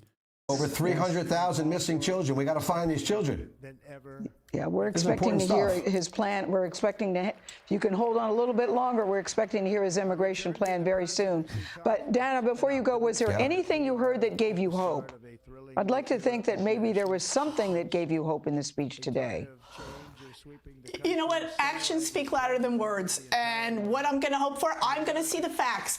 100 days out, let's see where this policy has led us. Let's see if all those day one implementations have been started in a democratic way. Let's see if we're able to hold back World War III. Let's see if we're able to put together and come together. And let's see if all these promises are not just reared towards the lose of the world, but for the rest of us, all people in America, not just people that follow him.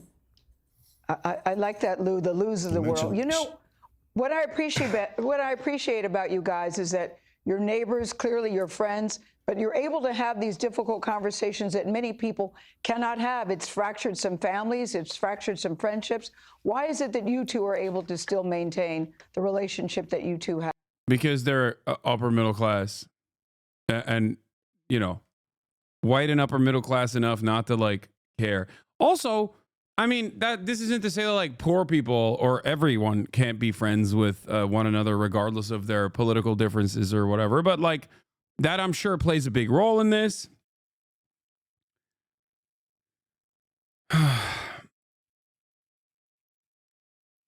It's team sports. It's like being friends, you know. It's like being able to maintain a relationship with someone who is a fan of an opposing team. For a lot of people, that's the way they see it. And it's understandable that that's the way they see it because, I mean, the reality is American politics only goes in one direction, and it's to the right. And liberals are often just playing catch up after Republicans just like further accelerate America's demise. And your spouses. We want to bring the country back together again. That's what Trump's going to do. We want to bring the country. This has to stop. This division has to stop. We can never go forward as a country divided like this. It's never been like this. I never.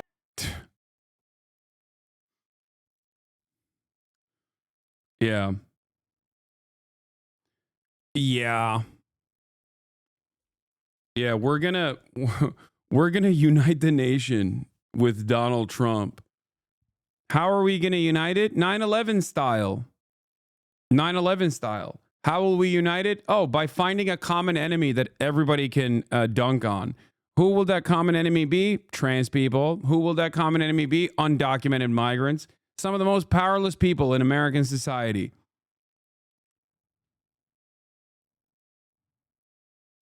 I never knew where my neighbors stood on politics. I never knew who voted where until Trump in 2016/17. And then all of a sudden, everybody knows where everybody stands on politics. And a lot of it caught me by surprise. I didn't know that people didn't think like me. A lot of my friends. And Yeah, that's, oh, hold on. There's more. You're right. United against common enemies, such as Muslims, of course, who could forget, homeless people.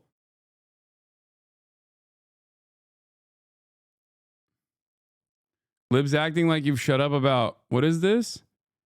I haven't heard anything from Shonda Black, Hasan the Hun, Frogan, Denims TV, Fat Ass Mike from PA, Mighty Quiet. Donald Trump tells NBC News his administration plans to execute mass deportations of undocumented immigrants as soon as he takes office. Wait, what? Maybe you haven't heard anything from me because you don't watch me other than clips. There's never been a day where I haven't talked about mass deportations. What?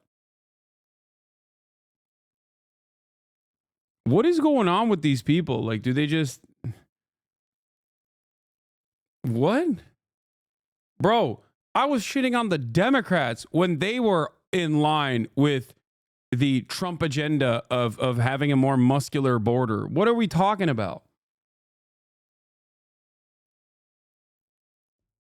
What is this? I want everyone to pay attention to how quiet lefters are going to be when this happens. I think these guys have brain worms, and there is no other way to talk about this other than that.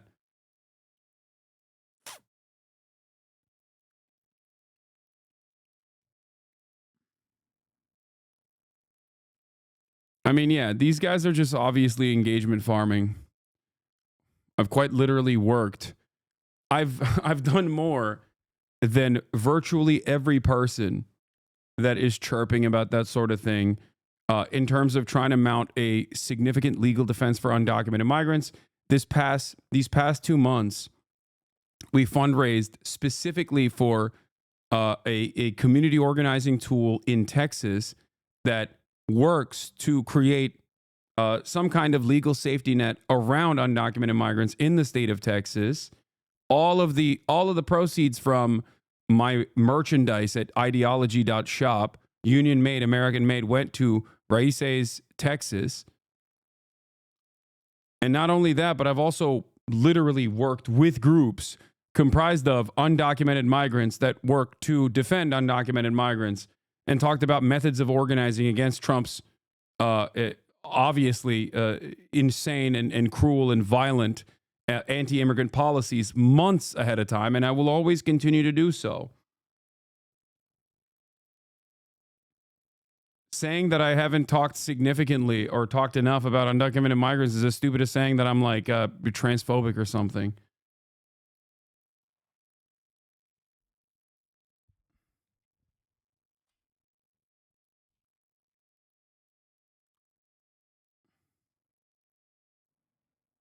Trump is back on the cameras. Let's see what he's doing.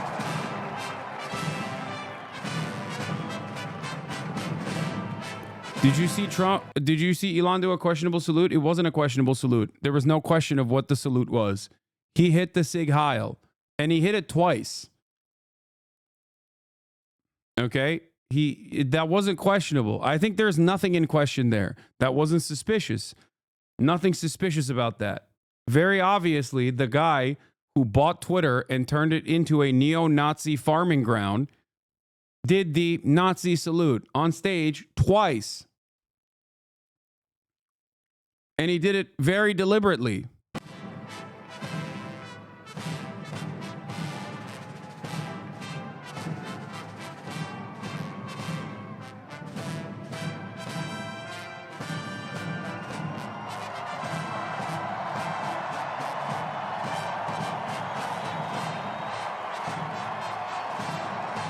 These are his executive orders that he's going to sign, I guess, symbolically in front of the people.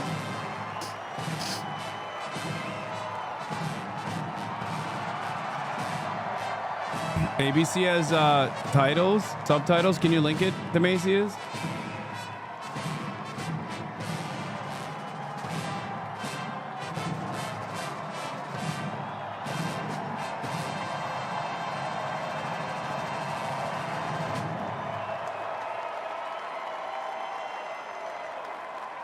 reporters were able to get to the President of the United States, and he is taking this moment in an inaugural parade that has somewhat of a feel of a political rally, David.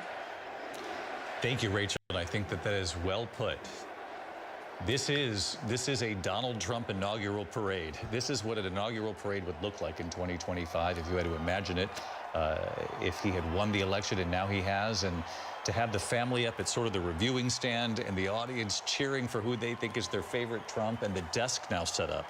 And I think we have an image there of just the pile of what we believe. He's shamelessly replying with a salute. Executive orders that President Trump will take action on. No, really that's in these not. First hours. You're reading too much into it. Of being in office.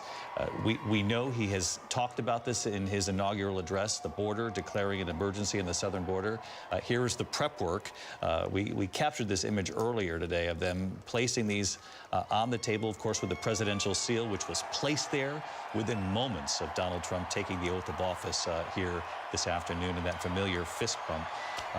And of course, that image from Butler, Pennsylvania, John Carl, when there was an assassination attempt, an attempt on his life, the fact that Donald Trump was able to stand up and hold his fist to the air, that was an extraordinary moment, and one that will go down as having a true impact on this campaign and how people see Donald Trump.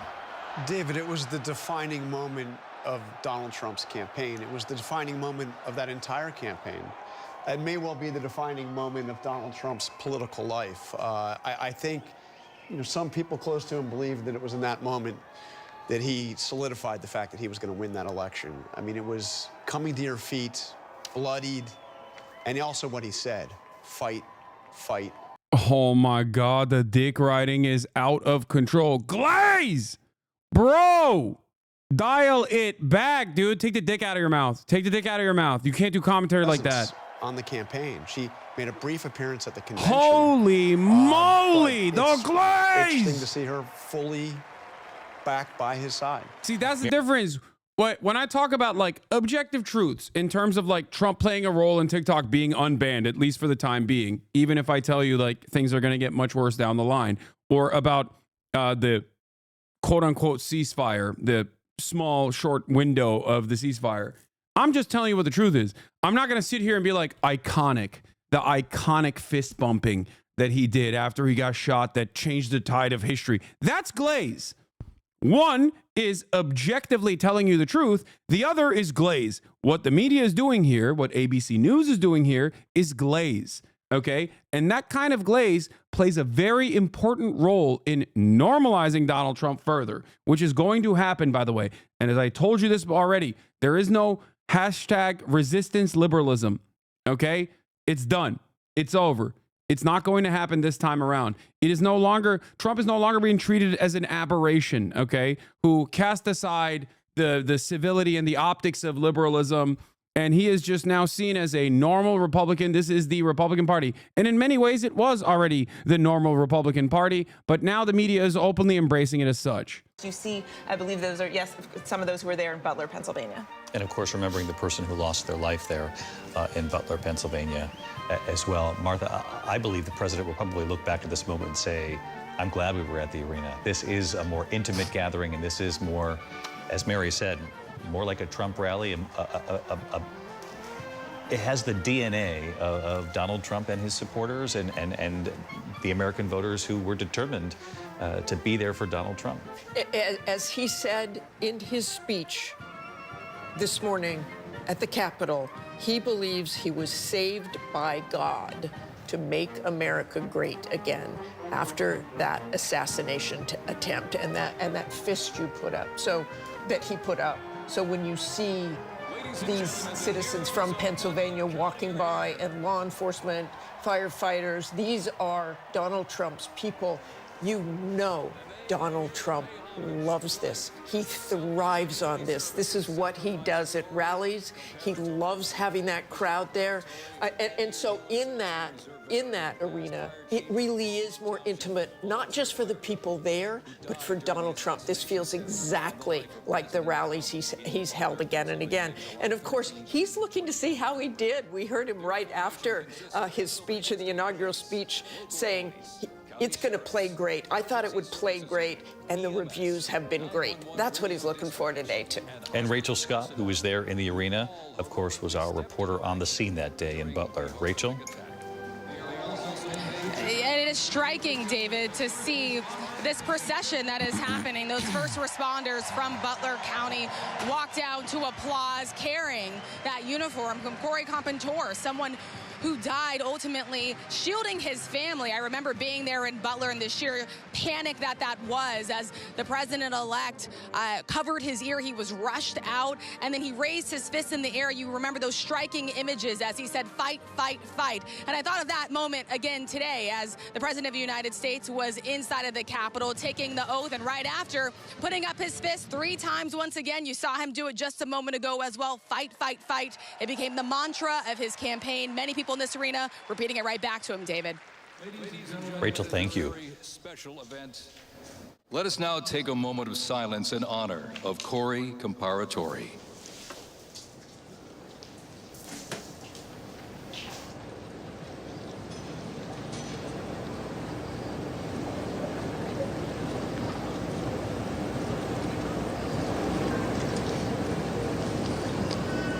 Thank you very much, ladies and gentlemen.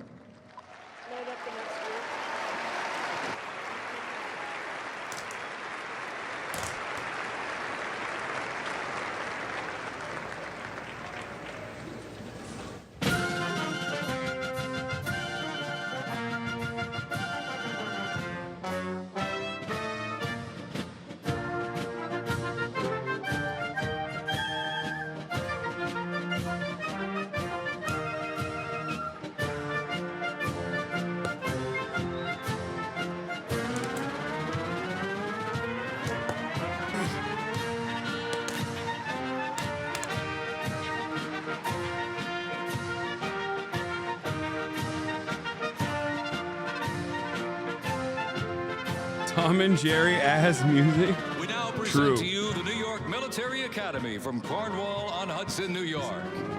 New York Military Academy stands out due to its unique connection to the president himself. President Trump is a 1964 graduate and has been enshrined as one of our alumni of distinction. This historic academy has been named a Junior Reserve Officer Training Corps, that's JROTC, and are marching with their cadet dress uniforms. Look at these, all modeled after post-World War I General Blackjack Pershing's gray uniform.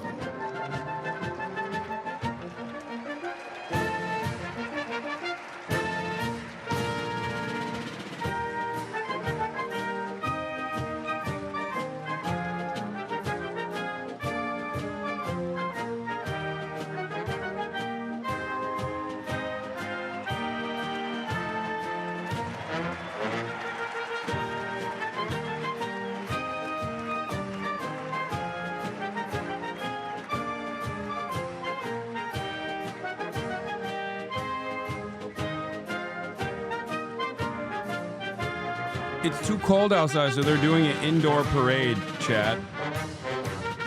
That's what's going on right now. Introducing the Palm Beach Police and Fire Honor Guard unit, representing the town of Palm Beach, Florida.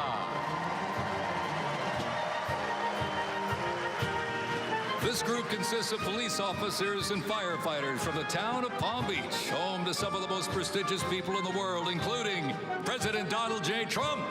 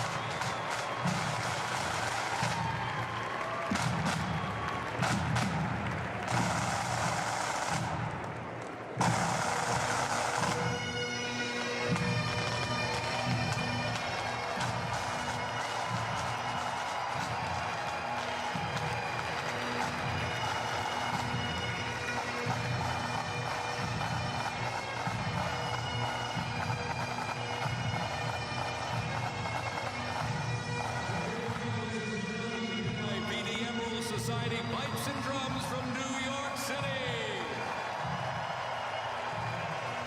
They have performed internationally in Ireland, Canada, Australia, Germany, and Switzerland. And as of this past December, the band has had the distinct honor to perform at the 75th commemoration of the attack on Pearl Harbor in Oahu, Hawaii. The band has also played for hospitalized children, military veterans, as well as the 1980 and 2005 presidential inaugural parades, and His Holiness Pope John Paul II. The NYPD Emerald Society Pipes and Drums formed way back in 1960. And you know, they are the oldest, largest police pipe band in the United States, comprised of all active and retired police officers of various ranks and assignments. Listen to those bagpipes. Let's hear it for them, folks.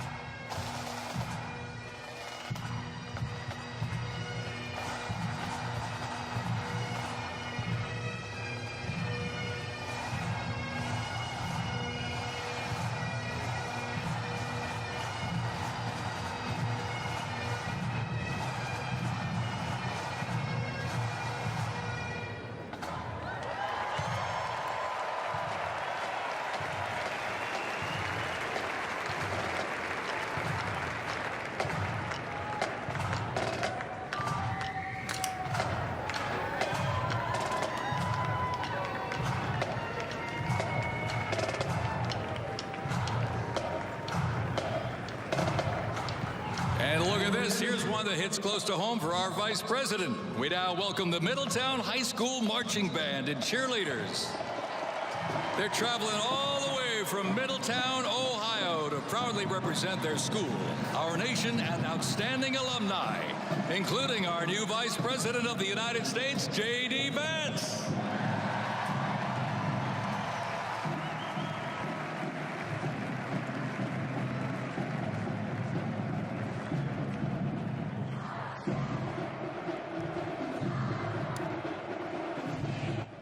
Putting minors in a room with the highest pedophile per capita density is definitely a choice, you know?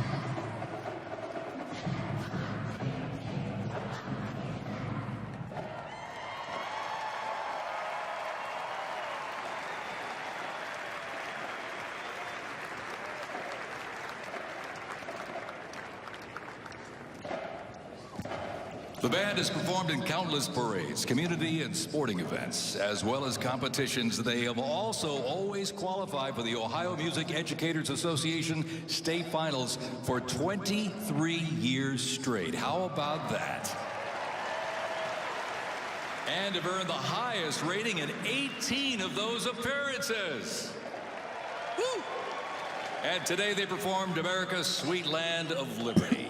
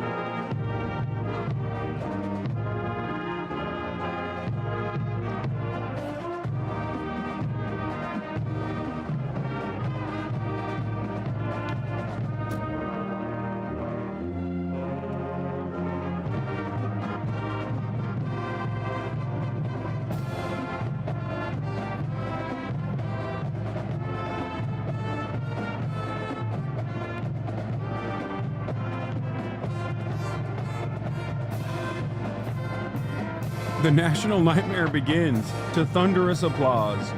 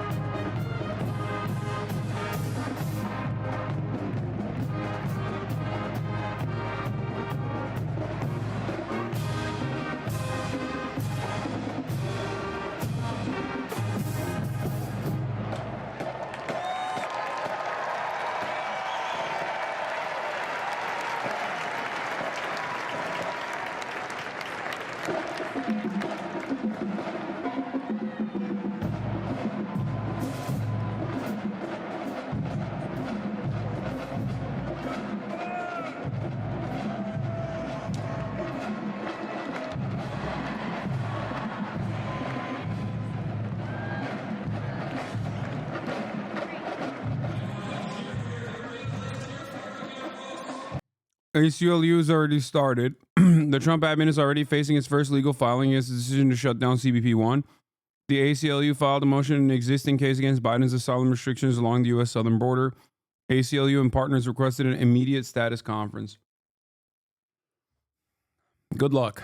Godspeed. I just don't think that we have any... I have no more confidence in any of the courts to hold up anything. Like, I think these guys are... That was the last 4 years. I mean, not the last, sorry. That was the first 4 years of Trump.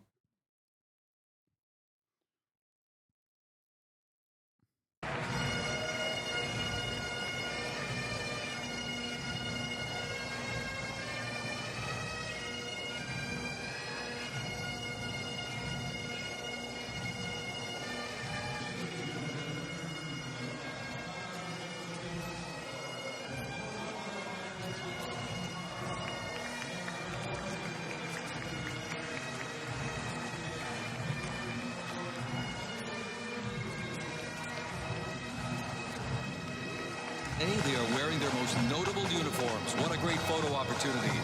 Consisting of the Glengarry headgear and kilts. And they are proud to honor their fallen brothers and sisters each and every... Oh, Jesus Christ, dude. Oh, my God. All right, let's continue with this, and then we'll get back to it if there's any sort of serious motion happening at the fucking parade. A lot of them don't. Well, guys, I think the country spoke in this election. Yeah, the country has spoken. The country spoke in this election. The country has spoken loud and clear. But Gail, I just want to say one more thing, Gail. Yes, please. I want to get this one in there, too, Gail. The Democratic Party, in my opinion, has no leader. They don't have a leader, whether a man or a woman, and they don't have a message for the people. The people are looking for a message. This party has nothing to offer the people. That's why they got slaughtered. It's simple as that. 2 years until you've got 2 years until the next re-election, and let's hope that holding the Senate, the Congress, the presidency, and SCOTUS, for that matter, you can get something done. That's good for everybody. Yep. Let's say. Yep, that's what we're hoping for. 2 years. Lou and Dana, we're going to save your number. But Dana, here's something I thought was very optimistic in his speech. I said it earlier today. Never believe something is impossible to do, because in America, impossible is what we do. I thought that was a nice note to strike for all of us. Bravo. That's well said. What?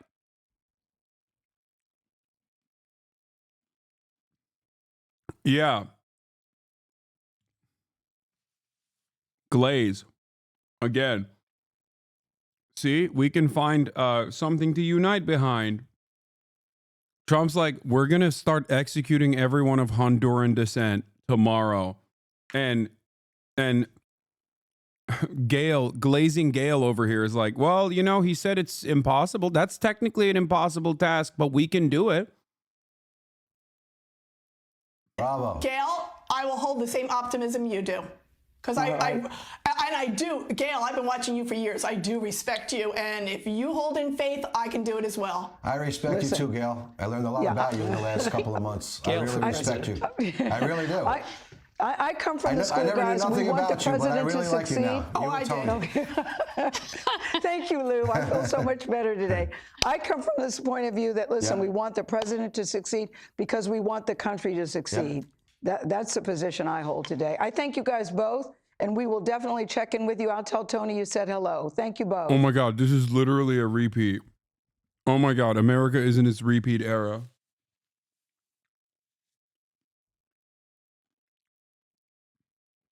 They said this when Trump first assumed the role of the president.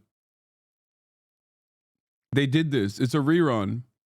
This is literally a reboot.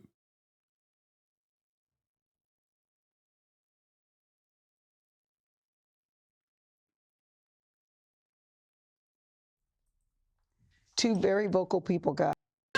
Glory, glory, hallelujah, Trump won the presidency. Oh, I'm thrilled to death to be here. I'm just so happy that this day has come. Look how nice everybody is. Everybody's behaving real well, and Happy to be here, and we're just thrilled that this moment is here. And I can't wait for the president to be sworn in. It's really, really hard. It's like, look how nice everybody's behaving. Yeah, dude, because you won. We know what you did when you didn't win. You know what I mean? You can't just use that.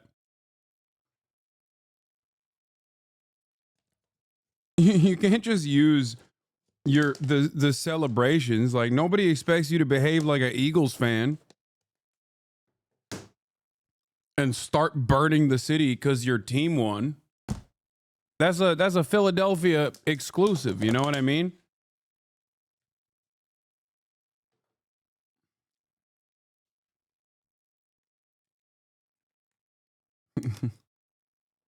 Go Birds. Win or lose, we still burn the city to the ground. Hard economy that we're living in right now, and I can't take it anymore. I'm so happy that Trump won. I'm unbelievably happy. That's why I'm here today.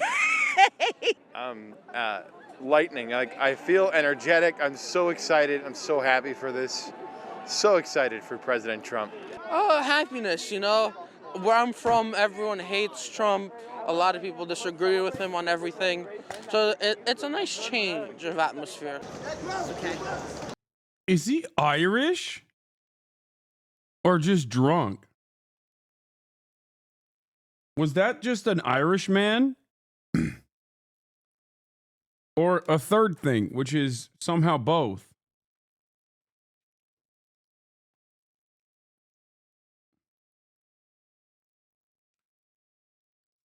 A mixture of both.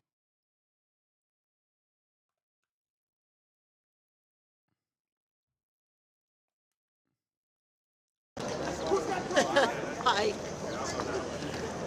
Hey, I've been a fanboy since he come down off the elevator. I was, I guess, 12, 13.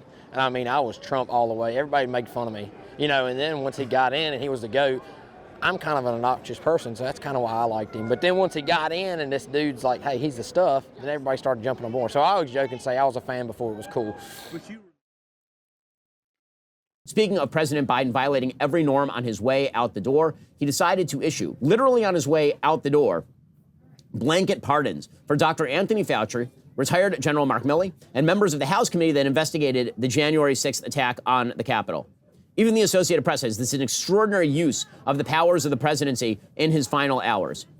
And Joe Biden said in a statement, again, his excuse for breaking the law is always that he has to do it preemptively so Donald Trump doesn't break the law. By the way, President Trump did just arrive at the White House. He was greeted by President Biden's prone body. They propped him up on some sort of stand, and then he greeted President Trump, and Jill took Joe's hand and waved it at Trump, and then they all sort of moved into the White House. Apparently, he wrote a letter that he's leaving for President Trump. It may or may not say that he's being held hostage by members of his own administration and has not decided any of his actual policies for the last several years. Meanwhile, Ivanka Trump has also arrived at the Capitol building in preparation for the inauguration, the second inauguration of her father. Anyway, Joe Biden issued a statement upon issuing these parting shots this morning, these pardons this morning. Quote, our nation relies on dedicated, selfless public servants every day. They are the lifeblood of our democracy. Yet alarmingly, public servants have been subjected to ongoing threats and intimidation for faithfully discharging their duties. In certain cases, some have even been threatened with criminal prosecutions, including General Mark Milley, Dr. Fauci, and the members and staff of the Select Committee to investigate the January 6th attack on the United States Capitol. These public servants have served our nation with honor and distinction and do not deserve to be targets of unjustified and politically motivated prosecutions. So, again, the idea here is that he is going to preemptively pardon all these people because otherwise Donald Trump and his mean cadre of mean people are going to do something. And that'll be so brutal. This has been Joe Biden's going excuse for everything for 4 years. If I don't violate the law, then they will violate the law.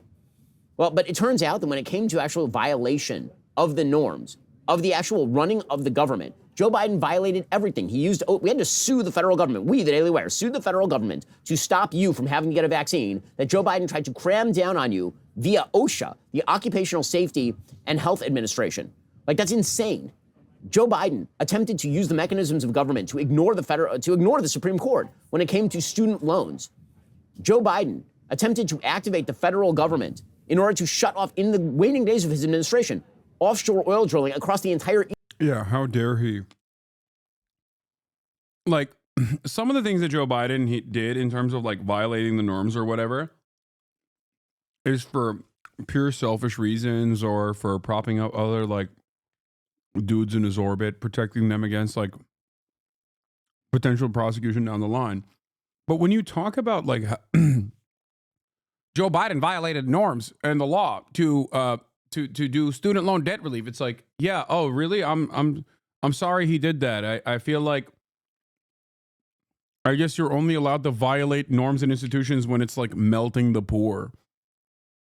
God forbid someone even accidentally in their delusion, in their dementia, goes and does like one thing that's nice for the working class. Oh my God. Eastern Seaboard. These are things that are not within the purview of the President of the United States alone. And yet he attempted to do all of this stuff. So who's abnormal? The answer is that Joe Biden. It's also wrong. Like, the Department of Education is directly in the purview. Joe Biden does actually, regardless of what the Supreme Court said, did have the power to do student loan debt relief, or at least permanently extend it to a degree where it doesn't matter anymore. Like, no one has to pay it. That is something that he had the power to do. The Supreme Court blocked him from doing it. He should have just still done it regardless. Was always abnormal, and it's about time for him to go. What's hilarious is now the media are trying to buy back their lack of credibility, and truly buy back their lack of credibility. So I've said before, and it happens to be the case, that the Biden administration, in their abnormality, and the media in covering from that abnormality, they totally blew out their credibility, totally blew it out. And that is, I think, something they're now trying to restore by admitting the reality, which is that President Biden has been senile for the last 3 years. There's an entire article in The Guardian over the weekend in which The Guardian finally admits, oh yeah, Joe Biden has been senile for a long time, for like a very long time. According to The Guardian, in public, Dean Phillips, who ran against Joe Biden, saying he's kind of senile, was ridiculed. In private, others shared his concerns. Larry Sabato, director of the Center for Politics at the University of Virginia, recalled receiving a call from a Democratic senator in late January or early February 2024. Quote, I said, is there any particular reason why you called me? I'd like to know. He said, you do realize off the record that Joe Biden is not going to be our nominee. I was stunned. I said, what? How? Why? He said, I was just in a meeting with him, with several other senators, and he couldn't even function. We can't run him. Sabato added that the senator in question tried to raise the issue, which angered the White House. Quote, he was punished, as several of them were. They gave him the cold shoulder for a while. The point is, a lot of people had figured it out, but they didn't care. I'm stunned they got away with it, and it produced term 2 for Trump, and it's going to be the longest 4 years of our life. Now, what's amazing about that is that Larry Sabato, who used to be, I think a pretty good analyst of politics over at the University of Virginia, Larry Sabato literally spent months after that defending Joe Biden's mental state, because that was the de rigueur demand of the Democratic Party and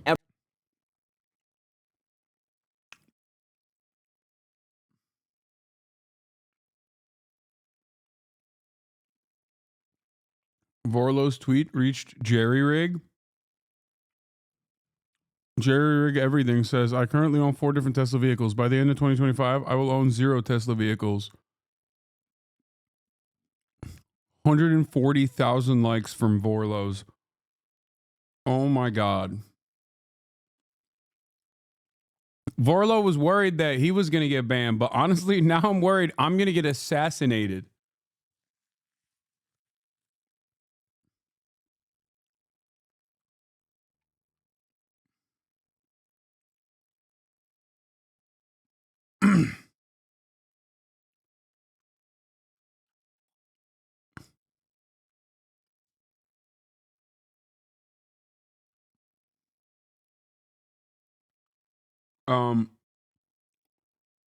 By the way, I hate this, but Ben Shapiro is absolutely right in daggering the media and all of the people that are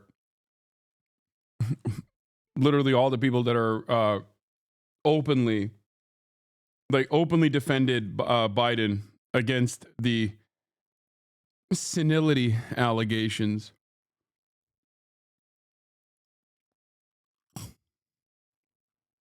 He's right. I hate to hand it to one of the worst scumbags, but He's right about this. Now, of course, if the shoe was on the other foot and he had to, like, I don't know, defend Trump's mental competence or mental fortitude, he would do it regardless.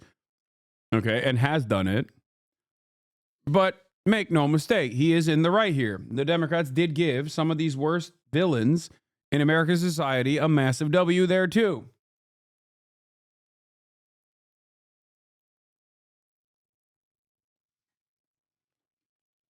Make no mistake.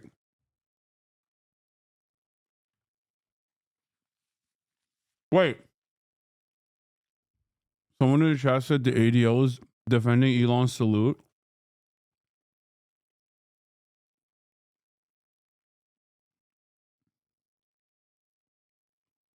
Oh my God. Link now, please.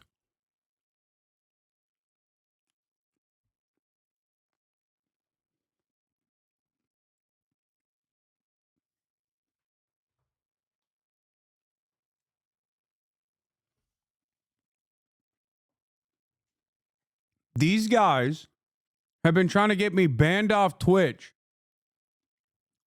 because of my criticisms of Israel. Oh my God.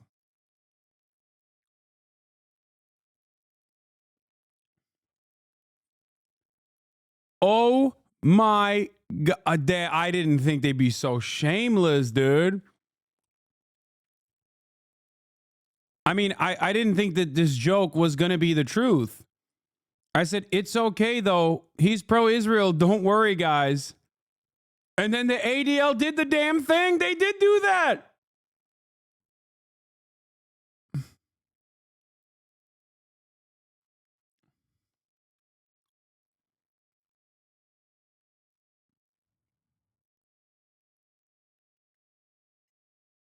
Oh my God, this is a delicate moment. It's a new day, and yet so many are on edge. Our politics are inflamed, and social media only adds to the anxiety. It seems that Elon Musk made an awkward gesture in a moment of enthusiasm, not a Nazi salute, but again, we appreciate that people are on edge. In this moment, all sides should give a bit of grace, perhaps even the benefit of the doubt, and take a breath. This is a new beginning. Let's hope for healing and work towards unity in the months and years ahead. Bro, Steven Crowder was like, that's crazy that he did the Nazi salute. Like, you're outflanking Steven Crowder. Yeah, Noah's tweet was funny too. He said, Tablet Magazine 10 minutes from now. Yes, Elon did a Sig Heil. No, it's not Nazi. Here's why. Elon Musk draws outrage over odd-looking salute at Trump inauguration celebration. Indeed, many observers suggested that Musk was instead performing a Roman salute that soldiers in the ancient empire would use to greet their commanders as a show of respect and loyalty. The Roman salute, however, was later adopted in some forms by fascist states, including Nazi Germany, as some noted. What is going on in the entire Western world?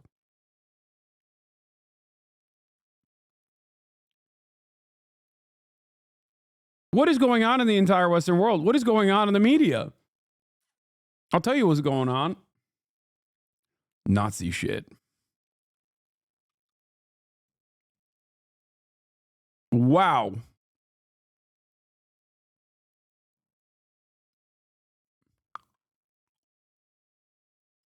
Congratulations to POTUS. We must confront rising anti-Semitism on college and university campuses, push for the release of all hostages in Gaza, and work towards peace in the Middle East.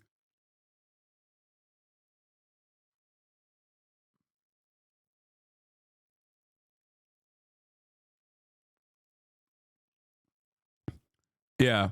Elon Musk comes out with a swastika armband, and they're like, well, initially the swastika was used as a Hindu symbol of peace for many decades before it was adopted by the Nazis before it was adopted by the fascists in Nazi Germany. Like, what is happening, man? I can't believe the guy who regularly, with regular frequency, highlights Nazi propaganda hit the Nazi Sig Heil on the biggest stage he's been on so far And people are like, oh, I wonder if he was like truly being a Nazi.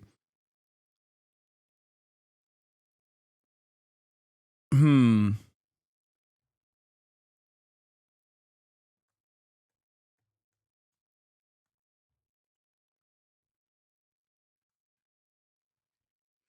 Hmm.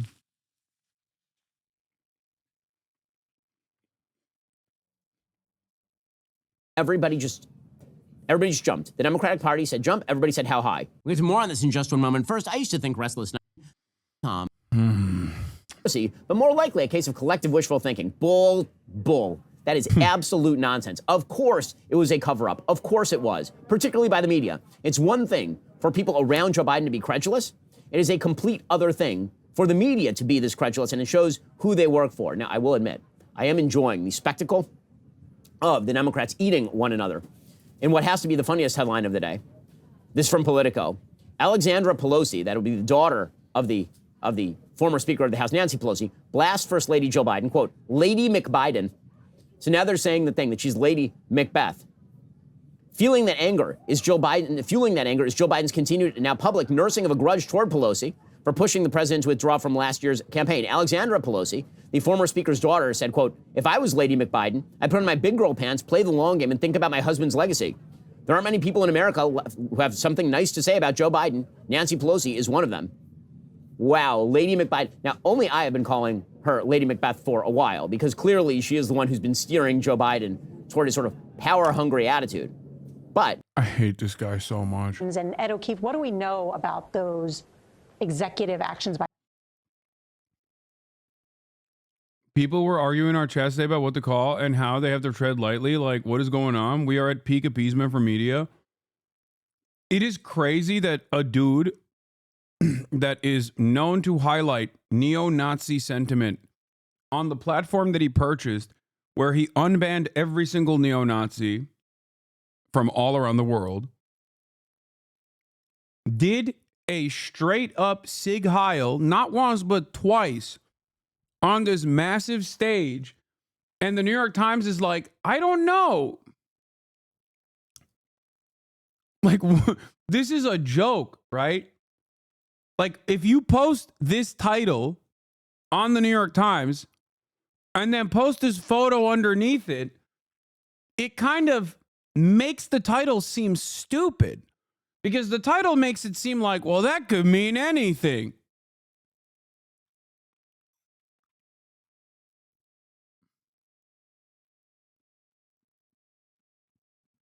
We're not even like 12 hours in. I like that he had this locked in the chamber, you know, ready to rip. And he fucking rips it. And the New York Times is like, I guess what it could mean anything.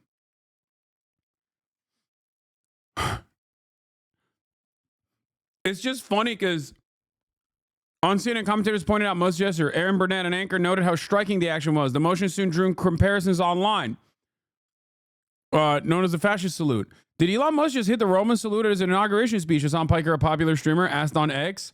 Mr. Musk, 53, did not respond to an email for comment. I like that they paired me with the Elon Musk non-reply. Almost makes it feel like I asked him that question.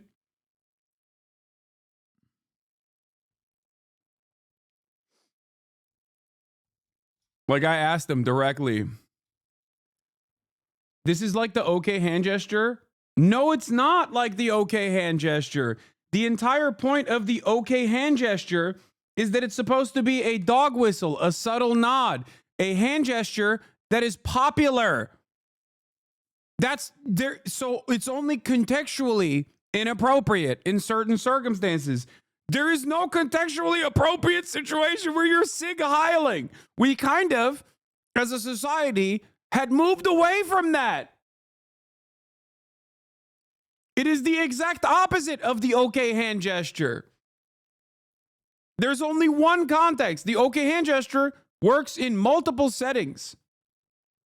You know, because it's called the okay hand gesture. It's in the name. As in, sometimes people throw it up to say, okay.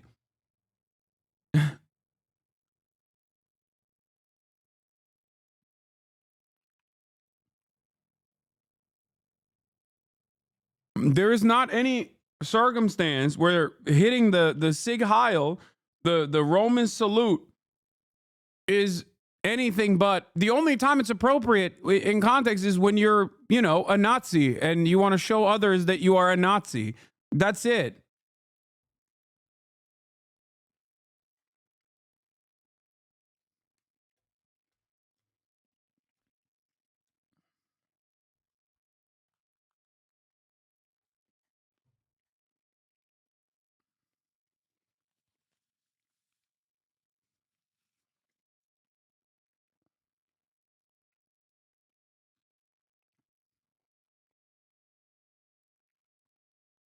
Anyway.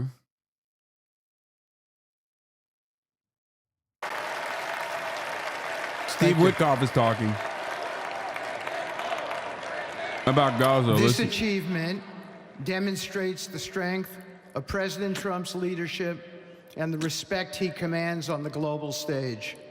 It is yet another example of his ability to deliver results in the most complex and challenging situations. The Abraham Accords, a testament to his vision and determination, have also brought historic progress to the region, transforming old rivalries into new alliances. These agreements are not merely symbolic. They represent a practical roadmap for peace, economic cooperation, and mutual respect across nations. My role, as President Trump has tasked me, is straightforward yet profoundly challenging: to turn his vision into actionable outcomes. He sets the agenda, he lays the framework, and he inspires people like me into bold action. My responsibility is to implement his vision, engaging with leaders across the region to find pathways towards sustainable peace and stability. And let me tell you, having Donald Trump as a boss makes this task not only possible, but far more effective.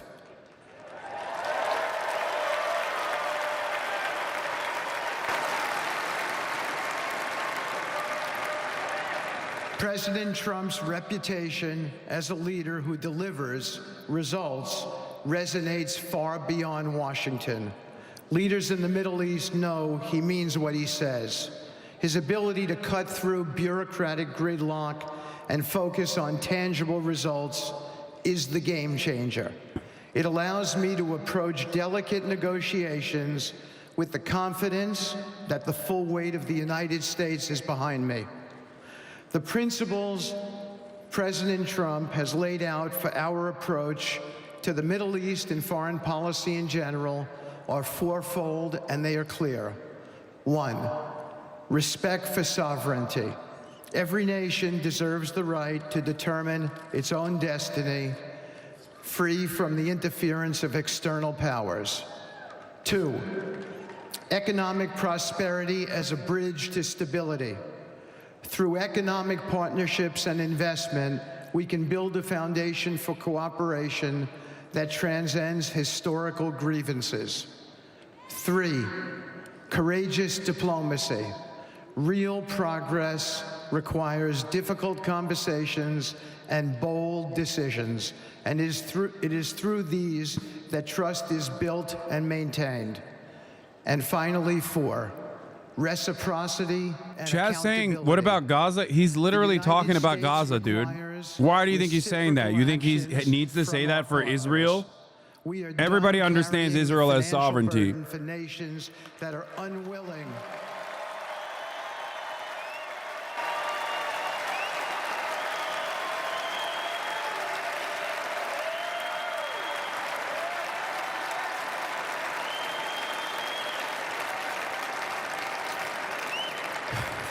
We are done carrying the financial burden for nations that are unwilling to fund their own progress. The days of blank checks are over.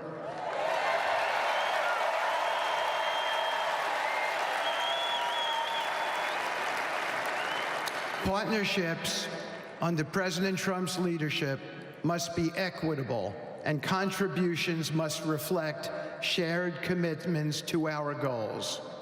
In my work, I've seen firsthand how these principles resonate. They provide a foundation that transcends politics and speaks to the shared humanity of all people in a region.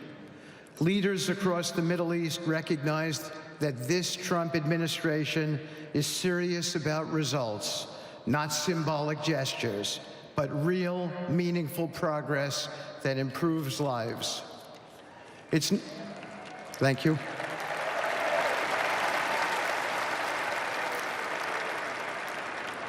It's not always easy. There are moments of deep challenge and frustration. Decades of mistrust cannot be undone overnight. Yet I take comfort in knowing that I am not in this alone. President Trump's clarity of vision ensures that I never have to question what success looks like. His leadership provides the confidence and direction necessary to navigate these complexities.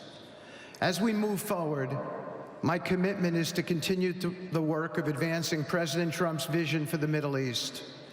Whether through expanding the Abraham Peace Accords, fostering economic development, or facilitating dialogue between long-standing adversaries, my focus remains on actionable results.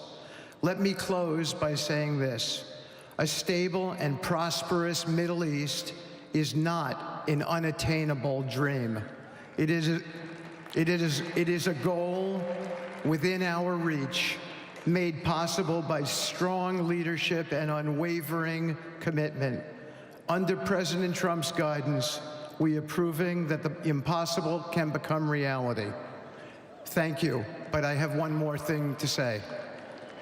We have some special people for me to introduce you to tonight. President Trump has been talking to them as well. They are the families of hostages from Israel who have been in Gaza for the last year and a half. There are many of them here today. Several of the families have lost children and loved ones, and they're here because they're part of an effort to retrieve their bodies so they can be buried in a proper way. Several have children who are still in captivity. There is an American family here whose loved one is scheduled to come out in 14 days. It is kind of crazy that the Biden admin set the stage for so much for Israel to be propped up as this massive massive sovereign state that operates on its own, that Steve Witkoff, a random golf buddy of Donald Trump, can sit up there and act like he overcame this Herculean task. Okay? Come on, dog. Let's have a moment of honesty here. You just told them what's what. That's it. The notion that it is really difficult to get Israel to abide by the agreements that we set forth is so silly to me.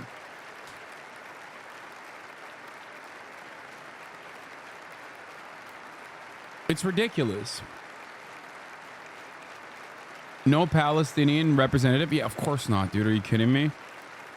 I told you, it's not like Donald Trump is a friend of the Palestinians. Never was and never will be. Make no mistake. Whenever I talked about this situation, I told you, yes, in the interim period, a moment of respite is still ultimately a good thing. But I am not holding my breath with the assumption that, the future for Palestinians will be great under the Trump leadership. It's not. I warned you that he'd most likely cut a side deal. Without Donald Trump. I told you that any kind of respite, any kind of long-standing ceasefire agreement is most likely being conducted so that Israel can recoup, recover, and rearm. But this does not mean that there shouldn't be a ceasefire. A ceasefire ultimately is still good. Put a deal on the table back in May 2024. But if you talk to anyone here and say, what was the difference between the deal on May 24 and what just happened here? They say nothing on paper. The only difference was Donald Trump. I want to really highlight something that Stephen Witkoff said there. He seemed to suggest that one of the American hostages, possibly two, who we believe to be part of this first phase. Is the war in Ukraine over yet? No, he's got 24 more hours, or 12 more hours. Don't worry, chat. 12 more hours, chat. Don't worry, it's coming. She was released much earlier, is still in Washington. So I haven't been able to check whether she was one of those on the stage, but an important moment. Of the United States, Donald J. Trump. Ian Panel, our thanks to you. Ian, who's covered this conflict from the very beginning.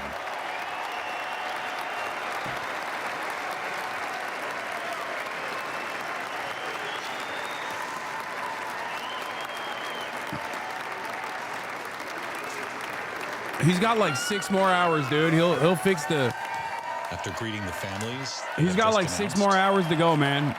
I'm sure he'll pack up the whole Russia stuff. Of course, this arena is filled with supporters who gathered early this morning. Thank you very much, everybody. Appreciate it. Thank you.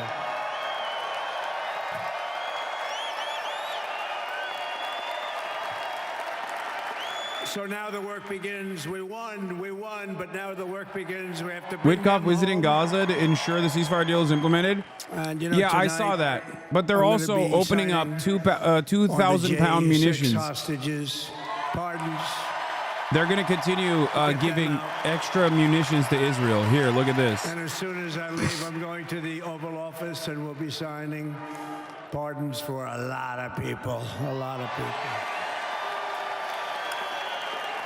And thank you to Steve Witkoff. He's a great guy. He's a friend of mine. He's been a very successful man. He's a great negotiator. He's a wonderful guy. People love him. And he's got a tremendous power of persuasion. And that's what we need. We don't need stiffs. We don't need stiffs. We got a lot of stiffs. You just had a whole load of them. And to the former hostages with us today, welcome. Welcome home. Some of the folks are former hostages. Not a good situation. The 3 young ladies that came home yesterday, you saw that. More coming home every day now. They're coming home. But they were hurt. They were hurt. They were hurt. One had her head blown off. Fingers. Oh, God, bro. Don't say that in front of them. Holy shit. She was trying to defend herself from a bullet Oh being my fired. God, bro, he is so crazy. Knocked off her hand. I don't know. You look at it, it's a disgrace. We never stopped. Oh my praying for you, God! and we're so glad that you're reunited. Bro, in front of the parents, dude. Bless you all. And some of them are just saying, no, my son is gone, but please just bring home his body. Right, Steve? Many of you have told me that your son is gone, but bring home his body. It should have never happened. 3 years, it's ridiculous. Should have never happened. Wouldn't have happened. I also want to express my tremendous gratitude to the hundreds of thousands of proud American patriots who came from all across the country to join us in this celebration. It's a celebration of a big win.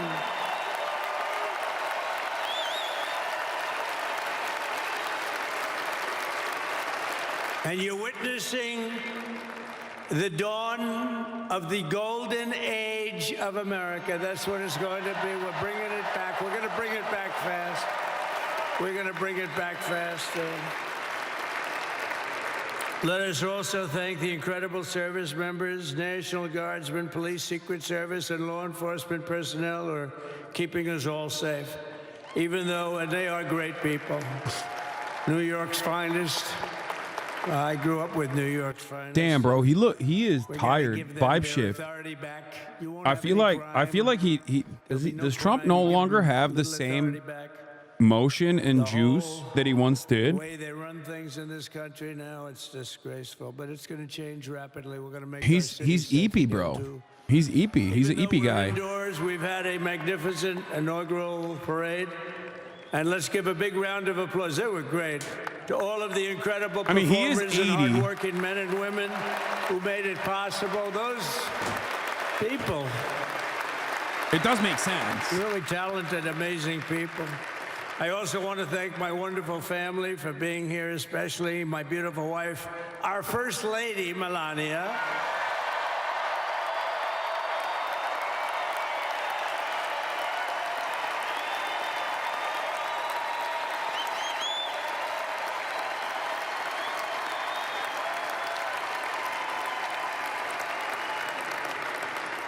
I love our First Lady. Also, JD. How good has JD been? And his beautiful wife, Usha. How good is JB? JD has been great. He's another good negotiator, Steve. He's a great negotiator, too. We need negotiators in this country. But so many of the people on the stage behind, not only family members, as an example, Lara Trump, the wife of Eric. She was the head of the Republican Party, along with my friend Michael. Stand up, the two of you. What a job. What a job they did. They worked so hard. They knew there'd be rigging, but they said, we're going to make it too big to rig, and we did. We made it too big to rig.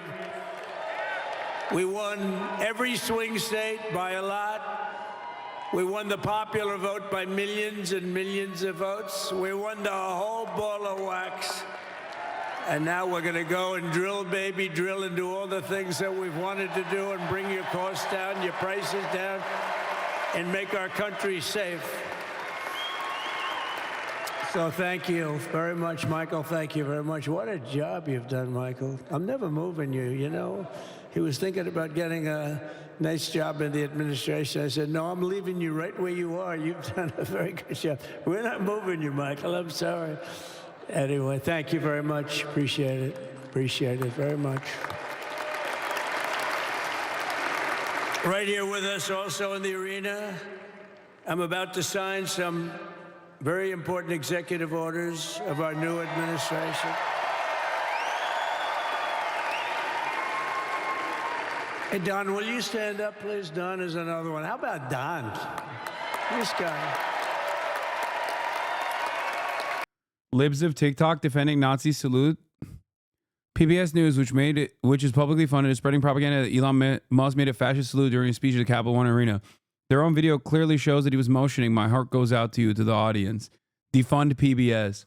Libs of TikTok, Chaya Reichik, once again, is an Orthodox Jewish woman. Okay. Like, as long as someone is rich, Republican, and pro-Israel, they can straight up be like, I love Adolf Hitler, and people will still be like, all right, it's cool. He didn't mean it. He meant like he loves Hitler's veganism. Fetterman's brain damage going strong. Fetterman admits that Lake and Riley Act does not protect dreamers. Asked why he broke his promise never to vote to harm dreamers, he muttered about wearing a hoodie and gym shorts at the inauguration. I don't see why people are so concerned with how others dress, he replied. Yeah, brain damage has caused this man to become a conservative, and he will be flipping to the Republican Party. Mark my words. Bro, are you a moron? His salute didn't mean shit.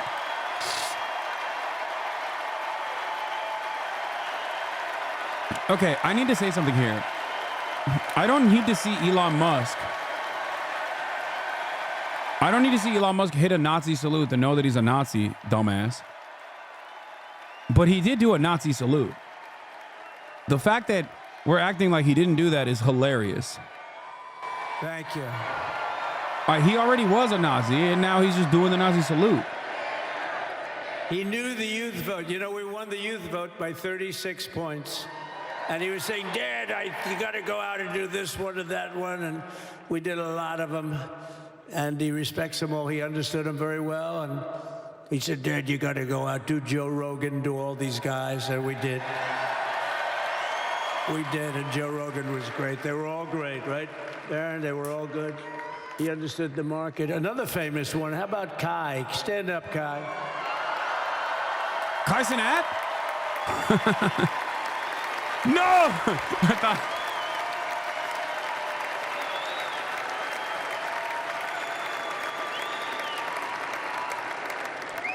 Is that Byron Donalds back there? Stand up, Byron.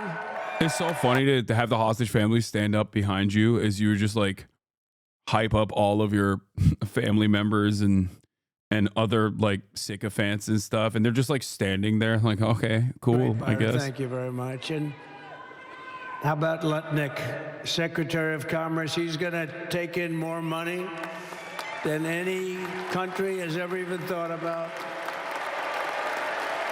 He's going to take in some money. And we have many others. Look, I'm not going to go through it, but we're going to sign some orders right now, and that's really what I want to do.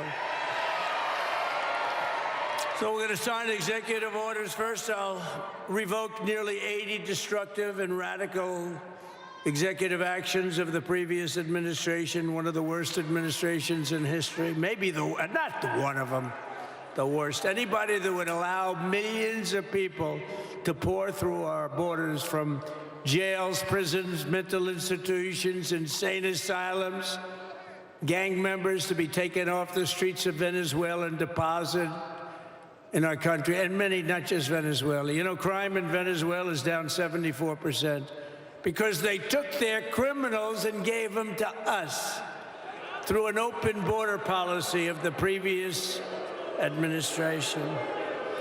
All over the world, they're emptying their prisons into our country. They're emptying their mental institutions into our country.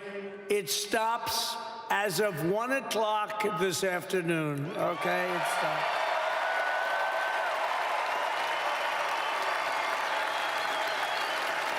So I'm revoking nearly 80 destructive, radical executive actions of the previous administration. They'll all be null and void within about, what, 5 minutes? Is that them over there? 5 minutes?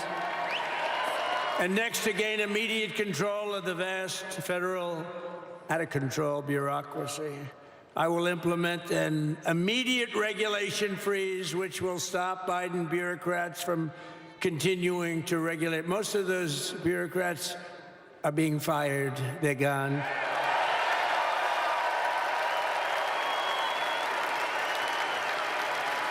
Should be all of them, but some sneak through, but we have to live with a couple, I guess.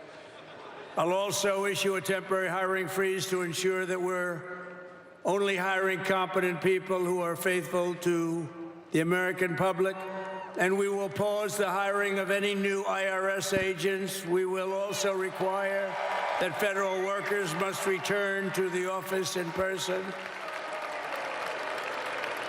And we're going to take the 88,000 people that they hired to go after you with guns. By the way, they're allowed to use guns and harass you like they were so many other people. Remember this. Okay, remember? Do you remember a little statement about tips? Does anybody remember that little statement? I think we won Nevada because of that statement. But they went out and harassed you over the tips. In other words, we are restoring control of our government to the people. We're going to take those 88,000. Let's see if they'd like to work on the border, because that's what we want them really.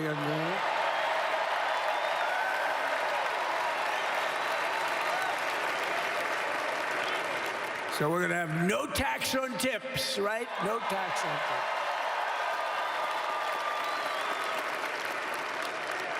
And we may have, like the Speaker of the House, is he here? He's done such a good job. Is Mike here? He's around here someplace. I saw him just a little while ago. Hello, fellas. Look at you guys. Yeah, I know it. He's great. He's doing great. They're all doing good. The Republican Party has never been unified like it is right now. They want to save our country. And we're going to more than save it. We're going to make it greater than it's ever been before by a lot. Next, I'm going to sign a presidential memorandum directing every member of my cabinet to marshal every power at their disposal to defeat inflation and rapidly bring down the cost of daily life, because your costs have gone through the roof in the last 4 years. Perhaps you didn't notice. Does anyone notice their costs are like double, triple, quadruple. You can't buy bacon. Apples have doubled in price. You want an apple, anybody? Pay twice what you did 2 years ago. We'll put more money in your pocket, and we'll bring back the American dream and to reduce energy costs and liberate our economy. So we have more oil and gas than any country in the world, and we're going to use it. We're not going to do the wind thing. Big, ugly windmills, they ruin your neighborhood, they ruin you. If you have a house that's near a windmill, guess what? Your house is worth less than half. And did you see up in New England with the whales? You see what's happening? So they had 2 whales killed in about 14 years. Last year and the year before, total, they had 28. So if you're into whales, you don't want windmills either. And they're the most expensive form of energy that you can have by far. And they're all made in China, by the way, practically all of them. Boo! And they kill your birds and they ruin your beautiful landscapes. But other than that, I think they're quite good, right? Now, remember when we used to joke and kid when we were kidding, but we don't kid anymore? They want to watch the debates on television. They want to watch your favorite president on television. But the wind isn't blowing, so we can't watch television that night, Gladys. Remember? Gladys, I'm sorry, the wind is just not blowing. We're not watching Trump tonight. But I'm immediately withdrawing from the unfair, one-sided Paris Climate Accord ripoff. The United States will not sabotage our own industries while China pollutes with impunity. You know, China, I mean, look, they use a lot of dirty energy, but they produce a lot of energy. And when that stuff goes up in the air, you know, it doesn't stay there. It's not like you got a wall. We love walls, don't we? Not like you have a wall around and it doesn't. It floats into the United States of America after 3.5 to 5.5 days. It floats across the oceans and it comes right over your neighborhood and it falls into your neighborhood. So they all say, we have to fight for... Alex Press brought up something really funny, but he has the families of the Israeli hostages on stage and he's talking about pardoning the January 6 hostages. And there is something very ironic about that. Under the Trump administration, and we didn't do anything to stop jobs and stop production, believe me. You're going to see a lot of companies come pouring back because tariffs. I always say tariffs is the most beautiful word to me in the dictionary. Then I was reprimanded by the fake news. They said, what about love, religion, and God? I said, I agree. Let's put God number 1. Let's put religion number 2. Love, I don't know. We got to put that number 3, I guess, right? And then it's tariff. Because tariffs are going to make us rich as hell. It's going to bring our country's businesses back that left us.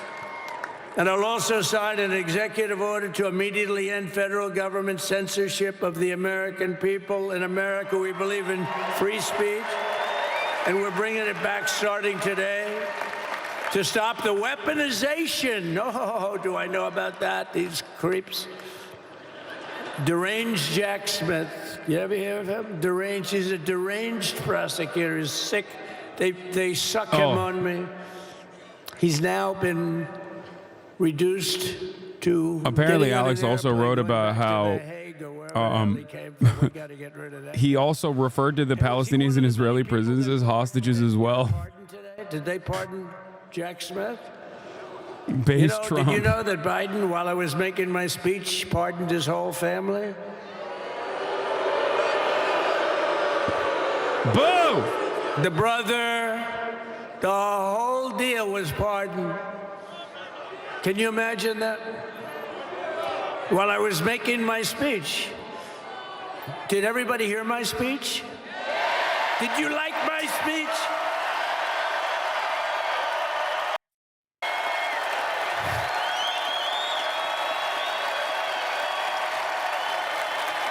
Thank you. I mean, the only thing wrong with it is I had a lot of tough things to say, and I have some great people that work for me. Sir, this is such a great speech. It's so unifying. Don't talk about Biden with it. Alex Press did a misinformation. He's using the word, oh, never mind. I'm correcting the record. I just meant he's using the word hostage to refer to political prisoners. He didn't say hostages about Palestinians. I was wrong. I was wrong because I was misguided by so-called quote-unquote journalist Alex Press. Won't be unified like it is. It's so beautiful the way it is. And it is getting great reviews. The new administration has officially kickstarted, and we're already doing misinfo. The fake news goes crazy, right? So Already. I said, all right, I won't put it in my speech, but you know what? I'm speaking in front of a hell of a lot of people at a place called Capital One Arena, and I'll talk about it there. So we're going to be going over the beautiful Oval Office, one of the great offices in history. Even if it wasn't beautiful, it's the Oval Office, but it is beautiful. And we love the Oval Office. It all starts with the wars start and droning end there. on and on. Everything oh my starts God. and ends at the Oval Office. We love it. But we're going to go to the Oval Office. We're going to release our great hostages that didn't do, for the most part, they didn't do stuff wrong. You take a look at what went on. And look what happens in other parts of the country. In Portland, where they kill people, they destroy the city. Nothing happens to them. In Seattle, where they took over a big chunk of the city, nothing happened. Minneapolis, where they burned down the city, nothing happened. Essentially, nothing happened. All they want to do is go after the J6 hostages. A 76-year-old grandmother was arrested the other day because she was looking, I think because she was looking at the Capitol or something like that. No, we're not going to put up with that crap anymore.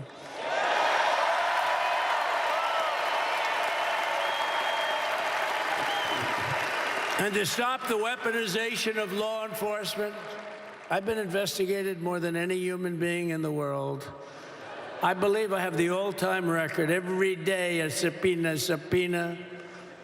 Every single day would get subpoenas. I was more than any person. Alphonse Capone, remember I used to talk about it?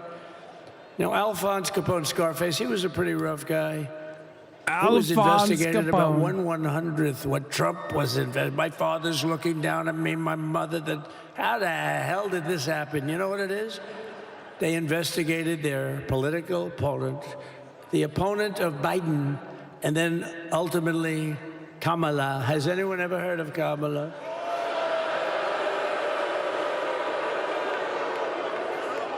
We had to beat two opponents, you know? We had to beat Biden, then we beat him. Now he goes on top. The guy was like 39 points down. I think I could have beaten Trump. They should have left me and I would have beaten. No, his debate performance wasn't the best, right? That's what killed him. And then they had to change, and that's like you get into a fight. The great Dana White spoke last night. We love Dana White, right? UFC. That's like he puts in two fighters. One of them's getting creamed, getting really beaten, and they say, all right, take him out. Let's put somebody else in to finish up the fight. That's what they did to us. They gave us somebody new, but we took care of both of them. So we beat actually two opponents.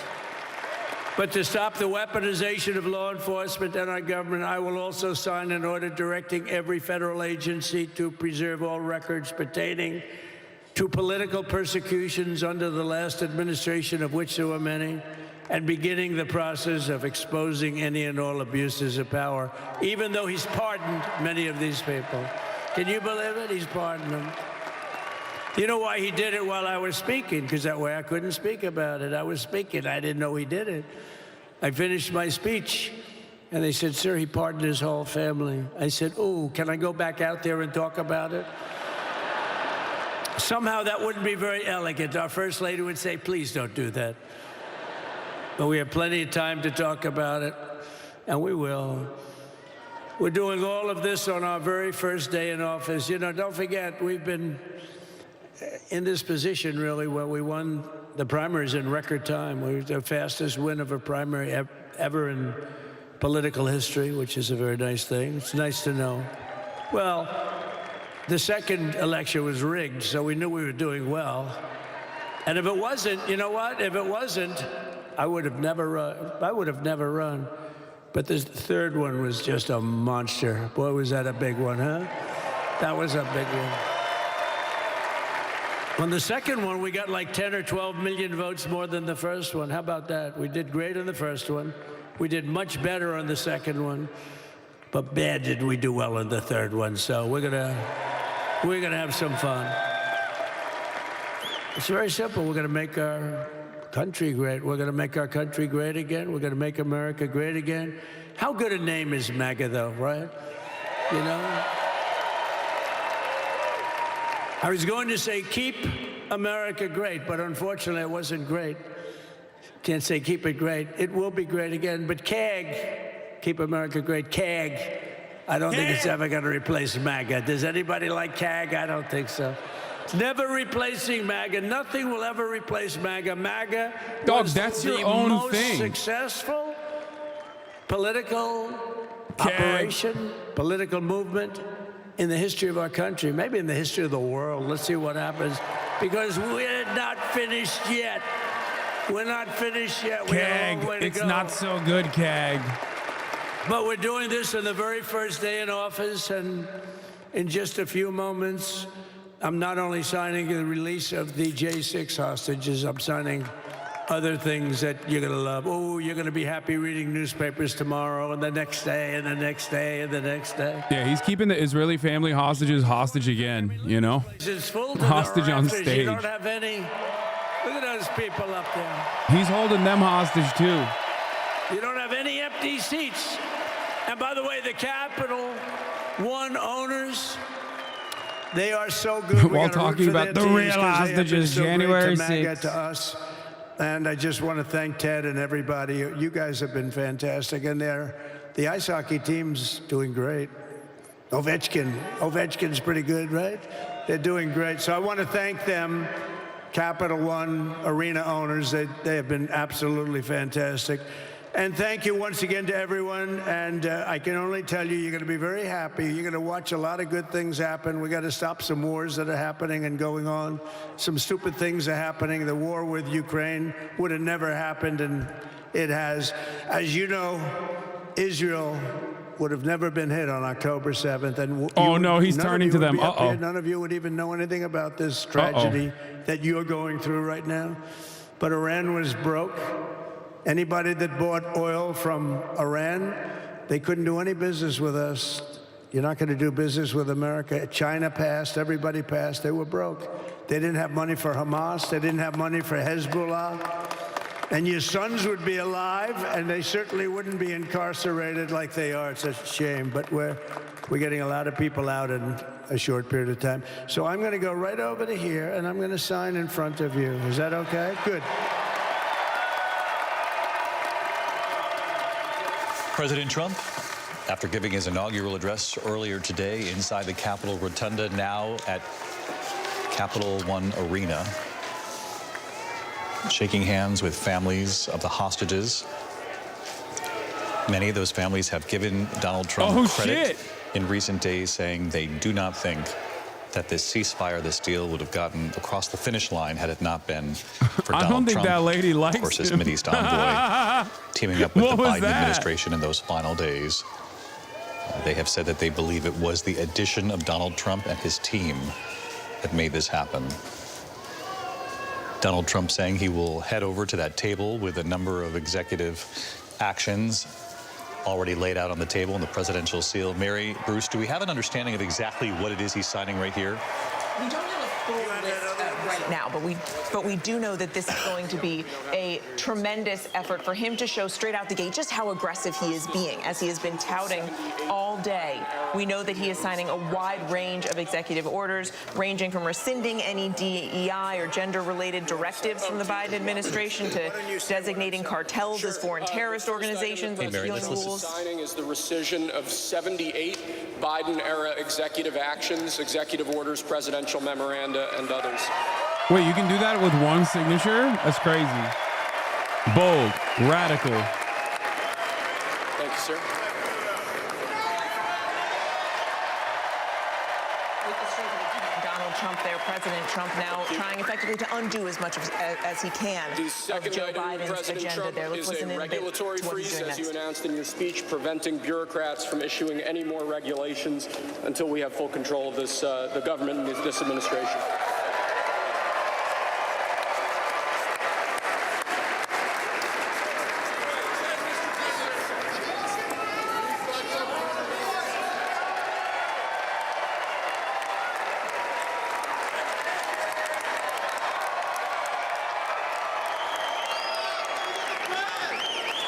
Thank you, sir.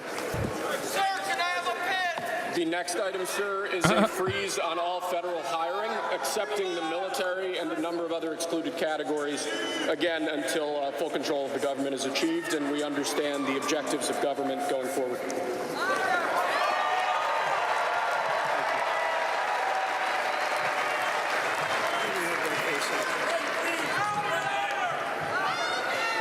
Could you imagine Biden doing this? I don't think so. I don't think so. Sir, the next item, as you announced in your speech, is a requirement that federal workers return to full-time in-person work immediately. Why are they clapping for that?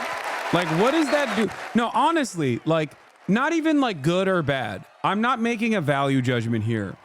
But why would that be something worthy of clapping? Like, what does that do for any of the people in the room? Yeah, finally, my bitch ass dad has to go back to work and work from the office. Like, what, is that it? The cost of living crisis that has cost Americans so dearly. Also, what? This executive order is so stupid. He's going to address it. He's going to address the living crisis, cost of living crisis. Oh, hell yeah.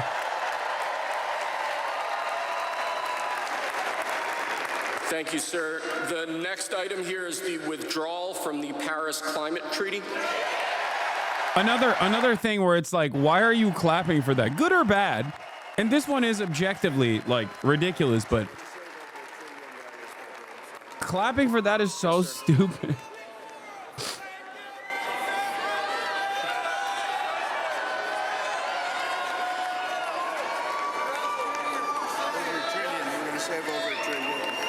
Easy not to worry about the living crisis when you're a millionaire? Are you talking about me?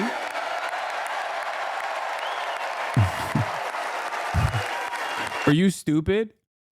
Do you think signing an executive order saying that you're going to address the cost of living crisis is actually going to address the cost of living crisis? Because I'm not talking about the validity of the cost of living crisis. That much is, you know, apparent. I'm saying he's not taking an initiative on it at all. He's just signing a piece of paper. If you think that that in and of itself is enough, like it's over, we've solved it, you're a dumbass and probably voted for Donald Trump. Ordering the restoration of freedom of speech and preventing government censorship of free speech going forward.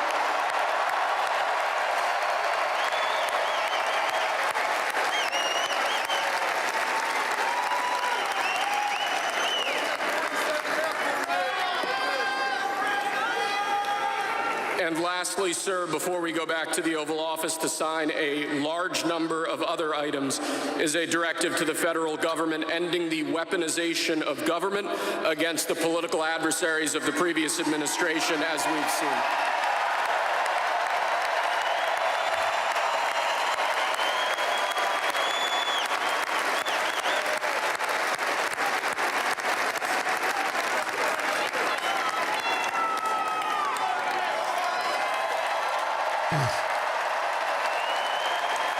Thank you very much, sir.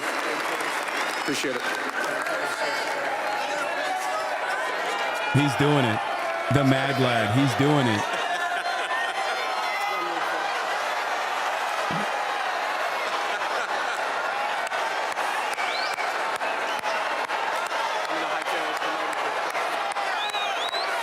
Oh my God.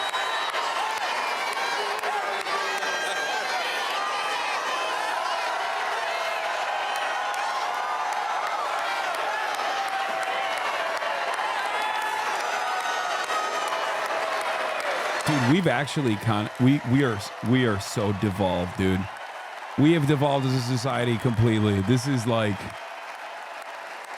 peasant status. This is straightforward peasant shit. God damn, dude. This is crazy.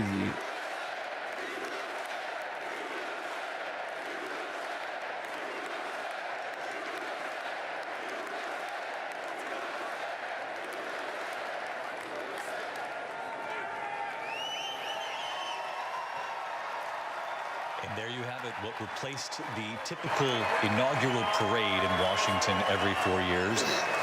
A sort of rally, if you will, at the Capital One Arena.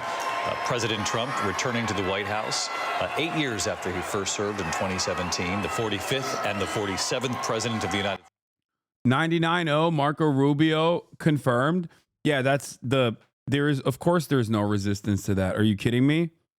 The Senate confirmed Marco Rubio to be Secretary of State to 99-0. There's no anger. There is not going to be any resistance to anything, really. And all the resistance that you will get from the liberals in Congress will be like totally just on aesthetic grounds. But what you have to understand something is Marco Rubio also is the exact type of person that the Democrats want as Secretary of State. So from their calculations,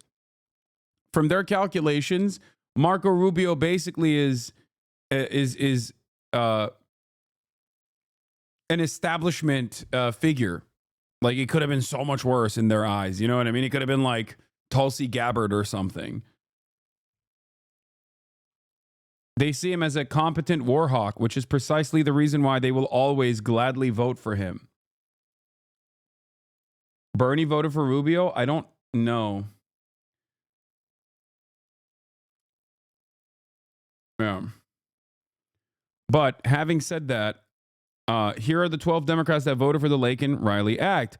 Catherine Cortez Masto from Nevada. John Fetterman, of course, whose wife was an undocumented immigrant, by the way. Ruben Gallego from Arizona. Maggie Hasan from New Hampshire. Mark Kelly from Arizona. John Ossoff from Georgia. Gary Peters. Jackie Rosen. Jean Shaheen. Elisa Slotkin. Mark Warner. And also, and this is even more shocking, Raphael Warnock. Raphael Warnock voting for this to carry it across the finish line is so crazy. Especially because, does he even have a re-election coming up? Like, this is not even like my seat was in question and I have to maintain my position. That's why I'm voting for this like reactionary bill.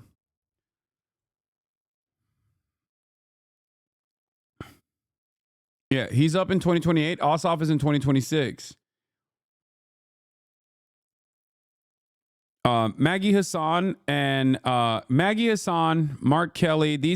Maggie Hasan is the old hat rotating villain figurehead that I routinely reference. And it seems like these guys will be, if the Democrats ever actually seize power once again, many of these guys will be in the new rotating villain squad that always exists in the Democratic Party.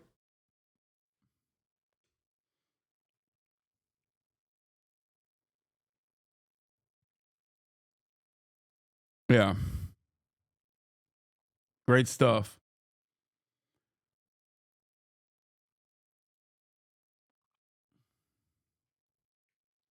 Head of Immigration Court has been fired. New, the acting head of the U.S. Immigration Court system, along with 3 other key leaders, were fired soon after the Trump administration took office on Monday, according to 3 sources familiar with the matter.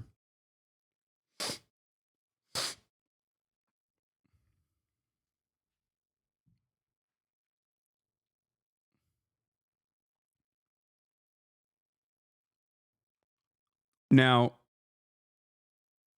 there's I just take photos, thank you for the 5 gifted subs. There's also more cool things happening, and by cool I mean not, I'm saying that sarcastically.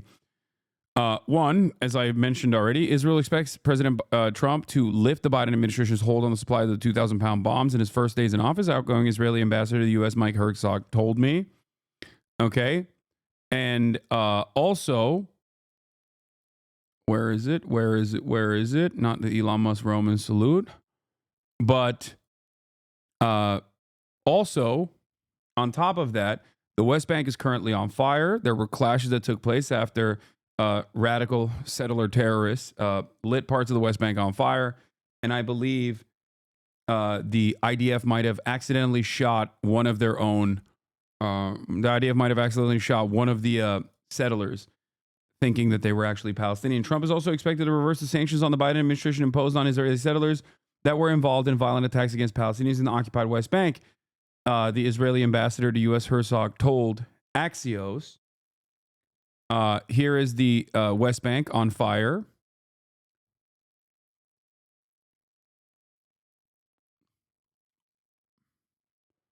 Oh, not one, but two. The IDF shot two. Breaking. An Israeli policeman shot two Israeli settlers after mistaking them for Palestinians. Israeli Channel 12 reports the settlers, reportedly masked, were shot after the officer, fearing for his safety, believed they were a threat. Several Israeli news outlets reports that the settlers were carrying weapons and had fired towards the Al-Funduk village, leading the officer to think they were Palestinian gunmen. Haaretz confirmed the settlers were severely wounded in the incident. Packwatch, once again. These guys are not dissimilar to the Republican Party, basically killing themselves because there's no more Palestinians to kill at this point, you know? The Palestinian Red Crescent reports that 21 Palestinians were injured due to assaults and gas inhalation during the settlers' attack on the villages of Al-Funduk, Jinsafut, east of Kalkilia.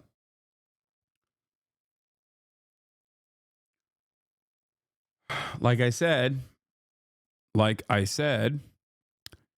Donald Trump is going to severely escalate the cruelty in the West Bank, and that this brief moment of solace coming from the brief moment of solace coming from the ceasefire in Gaza. You can barely pronounce the names of those cities. Grifter. Wait, what? I don't know if you know this, but I don't speak Arabic. I'm Turkish. I speak Turkish. Maybe you don't know that, actually. You probably just assumed I was Arab because my name is Hasan and I'm pro-Palestinian, right? So you're just like, oh, these classic Arab hive mind guy, but also simultaneously not able to speak Arabic or something.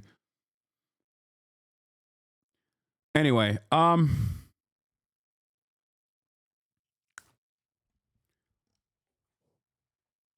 yeah. Israeli occupation forces detained tens of Palestinians from a zone east of Kalkilia in the occupied West Bank.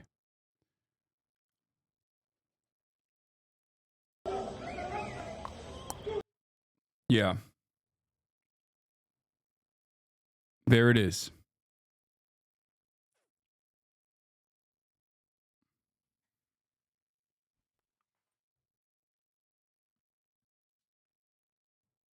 Yeah, there have been nonstop pogroms in the West Bank. Last night, settlers escorted and with full cooperation with the Israeli army attacked Palestinian communities in the West Bank. In Sabastia, a 15-year-old boy was shot and killed by soldiers. In Shinjil, 6 Palestinians were injured by Molotov cocktails. And in numerous intersections, settlers rioted and threw stones at Palestinian vehicles. While the deal progresses, the settlers' rioters are clear to impose a price tag for the release of Palestinians from Israeli prisons. These guys are terrorists. They are the Klan. They are basically the KKK. They are Jewish supremacists, rabid psychopaths. And they are absolutely defended by the Israeli government and the occupying force in the region. So make no mistake. Things are going to get worse very quickly. Except Biden already reversed the sanctions he placed on the forced settlers because Smotrich threatened to fuck up the Palestinian Authority's access to banking.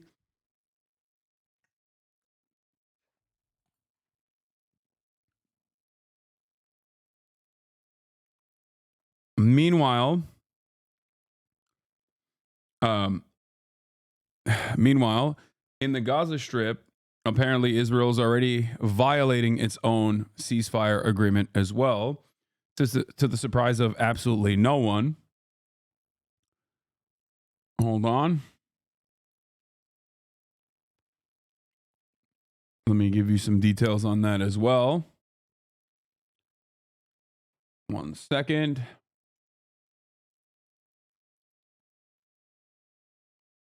Where is it? Does anyone have the link to that? The update you're looking for in regards to Gaza? Here it is. Live, 137 bodies found in Rafah alone on day 2 of the Israel-Hamas ceasefire. They've just found new bodies. These are new bodies from under the rubble since the start of the ceasefire in Rafah alone. An estimated 10,000 bodies are buried under the concrete wasteland in Gaza. At least 3 Palestinians have been killed and a further 8 wounded by Israeli gunfire in Rafah, despite the ceasefire. Okay? So they are already violating the ceasefire that they didn't want to take on, and shooting and killing Palestinians already.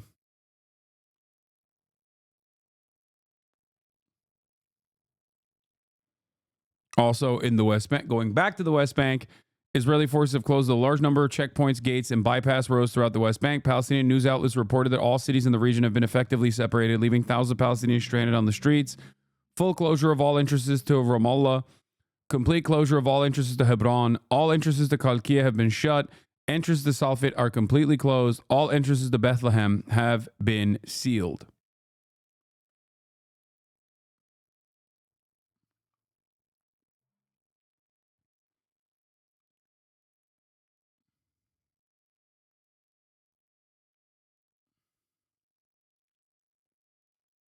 What is this?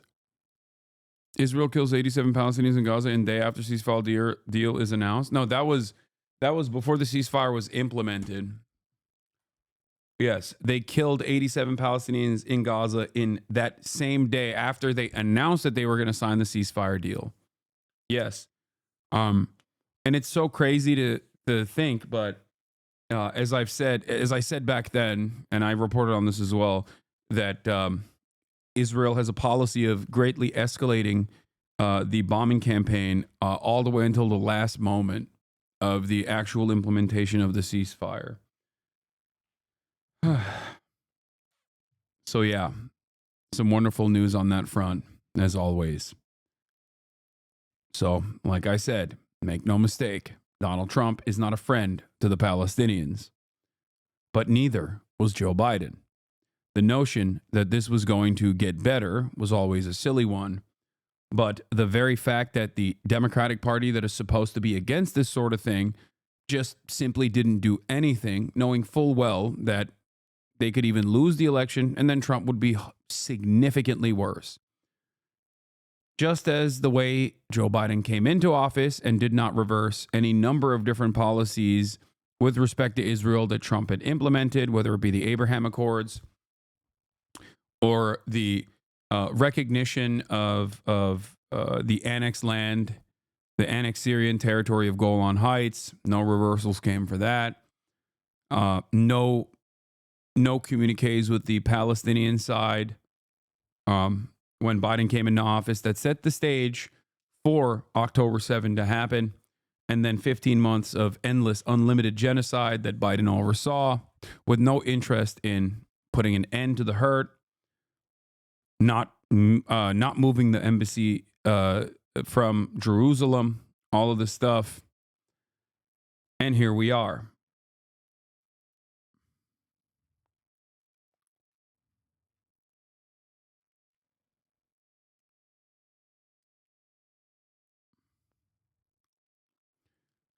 Just a devastating situation.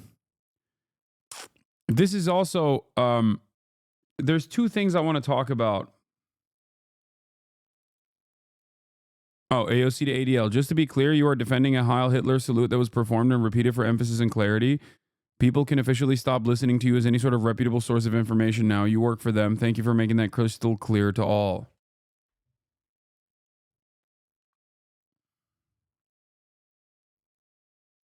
Do you think the ADL will say anything about Elon straight up doing a Nazi salute? They already have. They did. They defended him.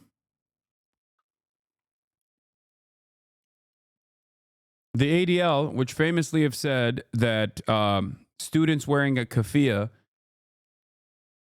are actually basically wearing a Nazi swastika, turned around and predictably defended Elon Musk doing a Nazi salute. And I joked about this before they actually tweeted this out, saying, here, I tweeted about this as well. Here it is. I said, come on, man. I said, it's okay, though. He's pro-Israel. Don't worry, guys. And then mere moments later, look at this. I said this at 1:08 p.m. Okay? 2 hours after the fact, ADL. This is a delicate moment. It's a new day, and yet so many are on edge. Our politics are inflamed as social media only adds to the anxiety. It seems that Elon Musk made an awkward gesture in a moment of enthusiasm, not a Nazi salute.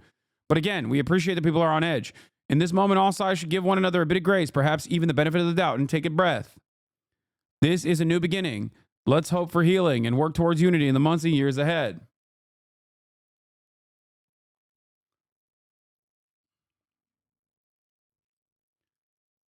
They have never been honest about their true intention. The ADL is not the Anti-Defamation League. They love defamation. They love defaming people, calling people like myself anti-Semitic over and over again. They are not the Anti-Defamation League so much as they are the Apartheid Defense League. They only care about defending the Israeli apartheid. I've shown you enough footage of Jonathan Greenblatt, the president of the ADL, speaking in front of the Israeli Knesset about what Israel must do to promote Israel in the Western world over and over again. This is one of the tools.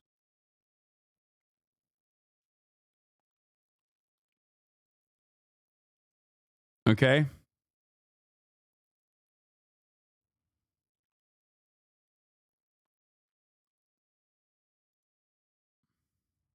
Yeah. For the ADL, a Nazi salute from a pro-apartheid billionaire is just an awkward gesture in a moment of enthusiasm, but a college student wearing a keffiyeh is basically a swastika.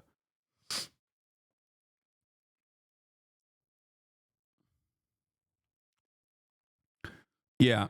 Just so you understand, there are a million different versions of Elon Musk hitting that, okay? You can watch the video and make up your own mind, because there are plenty of instances where politicians have like raised their hand in the sky and people go, oh, in a screenshot, they go, oh, they're doing a Nazi salute. Elon Musk hit it, okay? I'm not going to repeat it, but Elon Musk hit it twice in succession, enthusiastically, and dare I say belligerently.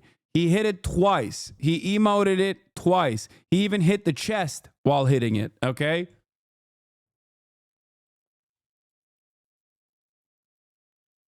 So the idea that there's any sort of doubt there is very silly. And it's also funny because you want to know why it's funny? Want to know why it's fucking funny? Because you don't need that to know that Elon Musk is a fucking Nazi. Like, what are we talking about? Context here is that Musk supports AfD, the far-right party in Germany. Not only that, but also Elon Musk has talked with the leadership of the AfD, the neo-Nazi party in Germany, about how Hitler was actually a socialist doing historical revisionism surrounding the Holocaust. Okay? Elon Musk has also unbanned every single Nazi in North America and around the globe after purchasing Twitter. Elon Musk, in that process, has also personally followed neo-Nazi accounts. Elon Musk has highlighted neo-Nazi accounts. Elon Musk famously responded to a person doing the classic neo-Nazi, fascist, anti-Semitic canard, the anti-Semitic statement that like Jews are doing unlimited immigration from the third world of like lower status people, specifically to destroy Western civilization. Elon Musk responded to that person and said, "You have said the absolute truth." Okay?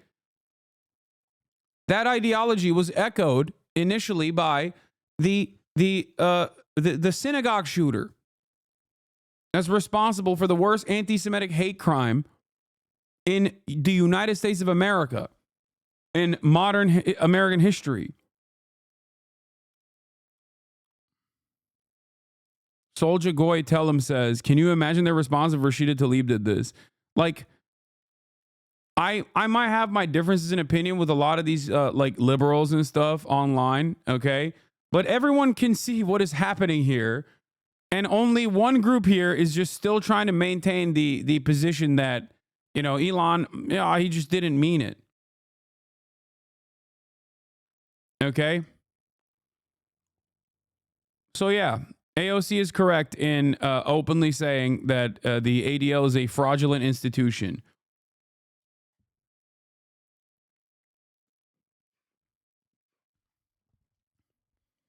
One thing that I also always find funny is that it does not take much. It does not take much for any random American to consider another to be a communist. These people say Nancy Pelosi is a communist. These people say the likes of billionaire corporate owners, billionaire oligarchs like Jeff Bezos are socialists. But God forbid someone does a Sig Heil. That's not a Nazi. Like, everyone is a socialist. No one is a Nazi. Okay? That's it. Everyone's a communist. Nancy Pelosi is a communist. Elon Musk, on the other hand, not a Nazi. What are we doing here?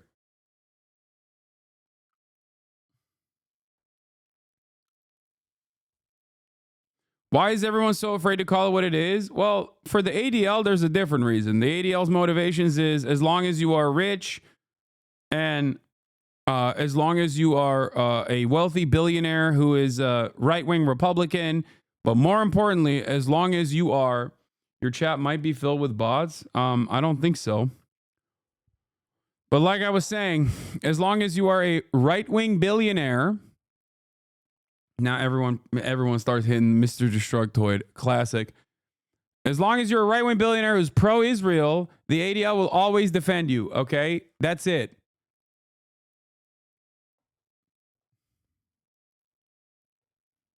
Classic take from Ben Shapiro that I always go back to. Ann Coulter tweets regarding Jews. Awful. Nonsensical. Ann Coulter is also super pro-Israel and always has been, so I won't sleep. I won't lose sleep.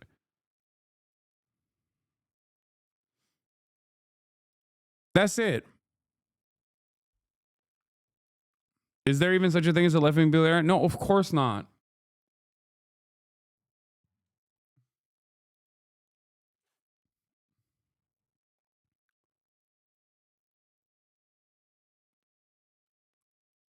Anyway. What?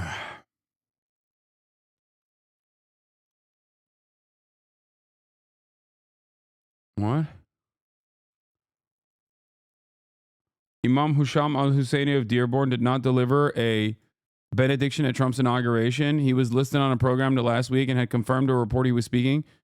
Some pro-Israel groups such as ZOA had objected him to speaking, and then they stopped him from speaking because that Imam loves Hezbollah and Hamas. That's so... I think it's funny that even... I don't know if that dude is pro-Hezbollah, but...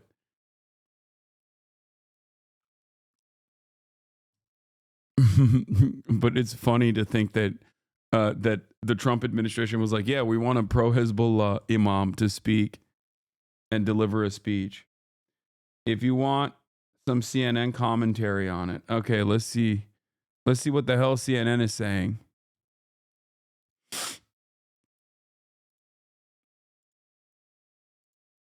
Pardon or commute sentences of individuals involved in violence, particularly given the number of law enforcement personnel who were injured and then several who later died.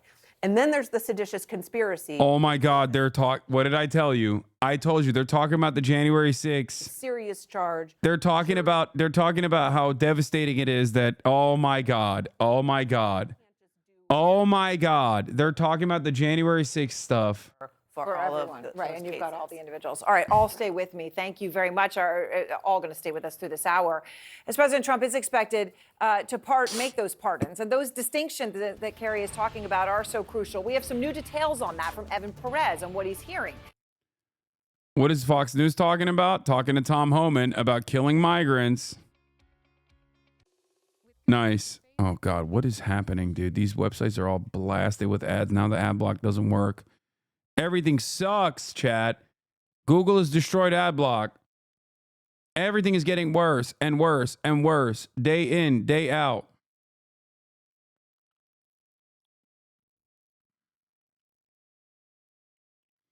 I'm not switching to Firefox. Google Chrome is too easy.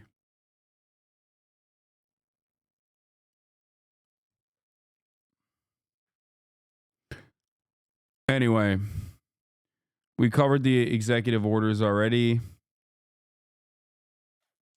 This link will work. Let's see. Potentially. Oh yeah, here's the. I see reports daily. 1,000 being arrested by Border Patrol. Here's And the you count the freaking Gaza- Harkonnen talking about killing migrants. Several different buckets and call them legal pathways, which are not. There's the same population of illegal aliens coming across the border. Now, we heard that Chicago was going to happen tomorrow and maybe some other cities. Then we heard that was kind of called off. What's the story there? The story of Chicago, a specific operational plan was leaked. So we pulled back and looking at officer safety concerns. It's always a dangerous job. Yeah. But what did it do did it raise your officer safety concerns? So we looked at it, we made a decision. People will find out real soon what we're going to do. And Tom, when you think about where we've been over the past 4 years, the totals, we don't really have totals, but what's your best guess of how many people came into the country who did not deserve legal status, any type of regularized status?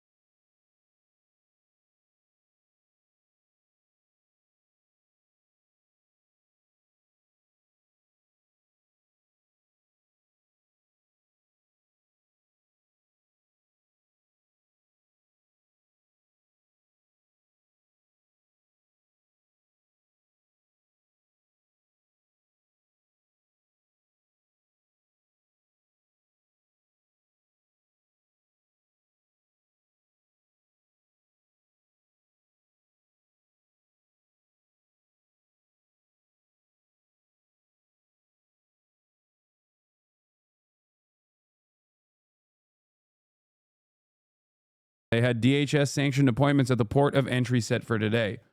So they were actually coming in through the legal way. Contrary to what people claim, these are legal migrants. So that's precisely what we're doing. We're shutting off access to legal migrants.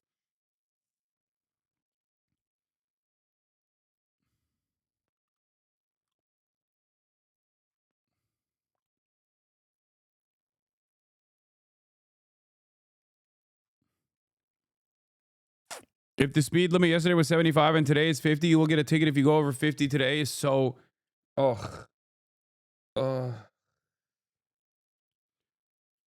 know what's really crazy? This person is speaking about this in such careless terms as though these aren't real human beings whose lives are being ruined. But like, if he did get a speed ticket in a place that was 75 yesterday and is 50 today for going 75, they would lose their minds.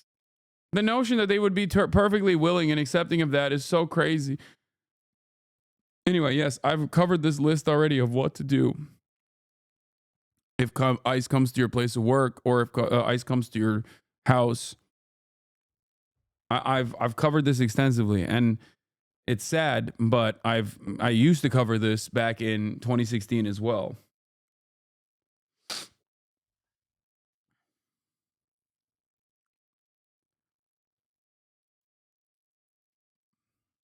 Exclusive, Trump administration canceling flights for nearly 1,660 Afghan refugees, says U.S. official.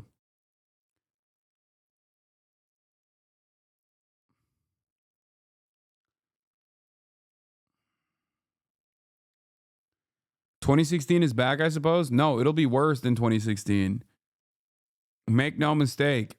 There is no help coming from liberals. There is no Democratic Party. Even institutions like the ACLU have been gutted. So like any matter of different like legal counsel, legal support that would at least like try to hold this kind of process up in courts in mountains of paperwork are kind of gone away. They've kind of gone away as well.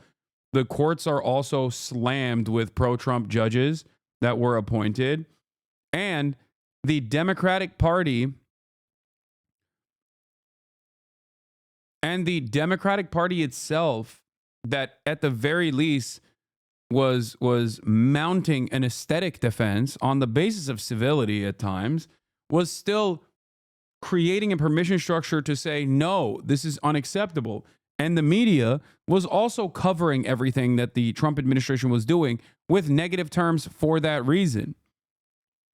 So both the media and the Democratic Party that are supposed to operate with like some semblance of critical analysis and countering what Trump is doing in Trump's agenda are no longer doing that, which means that large majorities of the public are not going to be aware of what Trump is doing or care about what Trump is doing, or worse, they will actually defend what Trump is doing.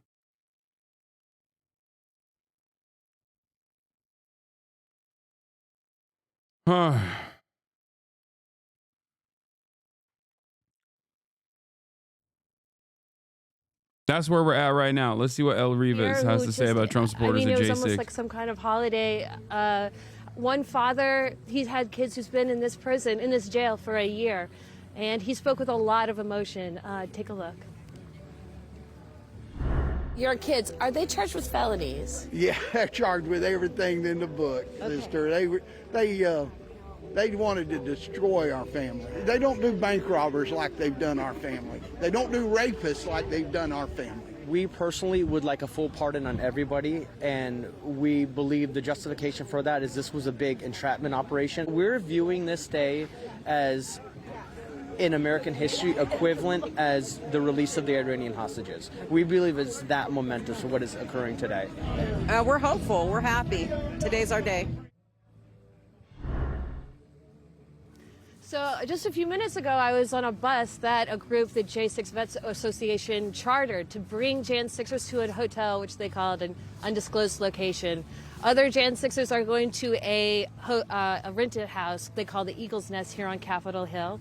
There's a lot of money available to the people. There's a lot of financing to help people get their feet back on the ground and get their lives back together.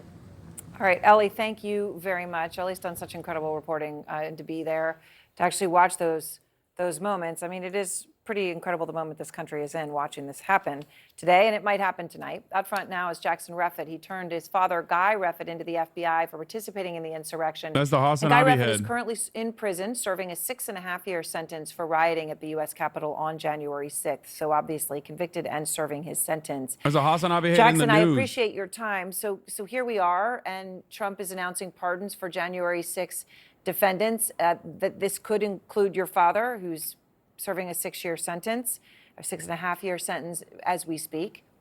What's your reaction? Well, I'm honestly flabbergasted that we've gotten to this point. I mean, I'm terrified. I don't know what I'm going to do. I've taken as many precautions as I could recently. I've picked up a gun. I've moved, and I've gotten myself away from what I thought would be a dangerous situation and staying where I thought my dad could find me, or other people, people that are going to feel so validated by these actions, by this pardon. I'm just so filled with paranoia about what could happen. I've been waiting all day from a call from the DOJ to just figure it out and know what to do next. Because right now I don't, other than just to, sit around and, talk about it. I mean, you're scared. I mean, you're right. I mean, you're scared about what could happen from your father specifically, or someone else. Yeah. I don't know what other people are thinking. I don't even know what my father's thinking. I mean, I've talked to my father before, but I had thought it gotten better, and it really hadn't. My dad is still involved with these militias. He still talks with, a martyr status. He has no change. He's more galvanized than ever that I've seen. My mom too. My sisters are waiting outside the jail cell right now, and I feel for them, and I know who they are, and I love them, but I can't feel safe. And I'm sure hundreds of other families, thousands of other people that have been affected by these people and their actions, and what could happen when they're released. I mean, who knows? I mean, my dad once called me a traitor, and he said traitors get shot. So that's, all I can think about recently. Throwing bagels at a wall. Thank you for the 20 community gift of subs. Yeah. I'm sorry, Jackson. You mentioned your sisters, and I know you're one of 3, and your sisters are there, and you mentioned your mom too, and your mom and your sisters are fully on board with your father. And you talk about, it really sounds like January 6th broke your family apart. Is there any way that yeah. Go ahead. Destroy it. Seriously, I mean, my father's actions coming from the Trump presidency and what he thought what he was doing was right, just destroyed it. And I made a very, very disgusting decision to inform authorities about what he was doing, and I still feel horrible about it every day. And my sisters are out there right now, and they're rooting for him, and I understand that. I come with a point of love towards that. Like I want to be there for them, but I can't. It just isn't safe for people like me that have done the same things I have done to do what I thought to do to protect my family. And it's hard. But you still love your father. Of course, I love him. I love him. I just cannot feel safe around him. Cannot feel safe around people he knows. I cannot feel safe around the people my mother knows. My mom has, used my name to sit in front of a crowded room of these far right Trump supporters. And whenever she brings up my name and what I've done, the crowd will just roar in just anger about what the hell did that kid do? And I being away from all this and just spectating what they're doing is just terrifying. And I can't do anything but just spectate. And I don't know. Well, Jackson, I appreciate your talking. It matters as good people can hear it. And I know it comes not without risk, and it comes at cost for you. Thank you. Thank you. Good luck. President Trump is about to enter the Oval Office to sign more executive orders and perhaps more information on those pardons. We're going to bring you that live, plus some of the wealthiest and biggest names in corporate America and technology specifically were there, front and center at Trump's inauguration, mixed in with his family members. So it's so funny the media trying to be like, wow, corporate oligarchs. I can't believe it. Yeah, you guys love that, man. What are you talking about? Like I don't know. It's just these criticisms do ring a little hollow, if I'm being honest, if I'm being real, coming from the likes of CNN. Oh, this is a monarchy, dude. Like, and those are God ordained lords defending the God ordained king. We heard him talk about a national emergency Let's on the look at southern his, border. He's going to immigration declare and that border here on day executive one. I want to go to actions. Maria Villarreal. She's in Texas. And then we'll talk she about some covers other obviously stuff. the issue of immigration and the southern border for us. And Maria, they were expecting this. Authorities in the border states that Donald Trump would act and act quickly. And they've now heard it in the inaugural address. They now await the signing with the pen a little later this afternoon to put some of these words into action. Exactly what that action looks like remains to be seen. And as John Carl just pointed out, whether or not we'll see any sort of beginning to mass deportations still remains up in the air, though he's given every indication, President Trump, that he intends to act and quickly here. You know, David, I think Mary Bruce probably put it best a little earlier, right? She said we heard the inaugural address and then we heard a second address. And I think that's when we really got a good sense of what Trump is really focused on, what's important to him, where he feels most comfortable. We've been talking about this all throughout the election, right?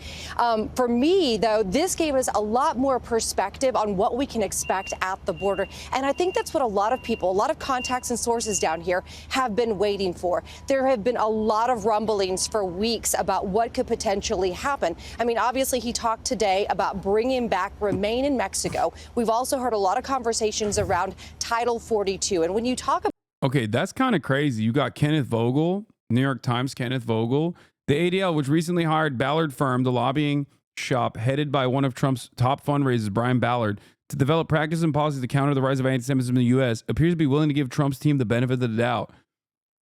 That's kind of cool that the New York Times is also doing this kind of reporting on the ADL.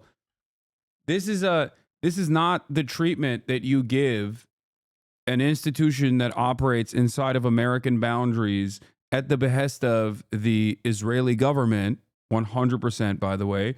I think the ADL also gets grants from the Knesset, if I'm not mistaken. The ADL might not, but it means that the new, like the way that things are going, like they're willing to actually,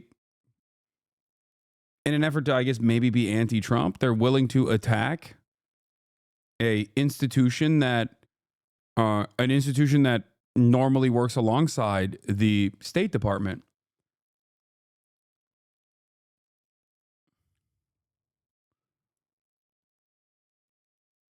Interesting. Under normal circumstances, I can't see the New York Times actually butting heads or even doing this kind of reporting against the ADL.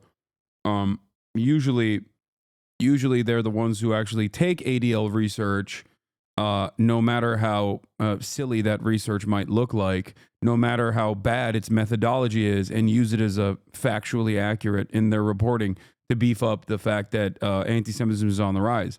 This does not, of course, mean that anti-Semitism isn't on the rise. It is, but the ADL's reporting on the matter conflates actual anti-Semitic hate crimes with anti-Israel sentiment being expressed. That is the reason why the ADL's reporting shows that there is like a 7,000% increase in anti-Semitic hate crimes in the United States of America, because they openly changed their methodology to add any kind of anti-Israel sentiment as an anti-Semitic hate crime onto their surveys.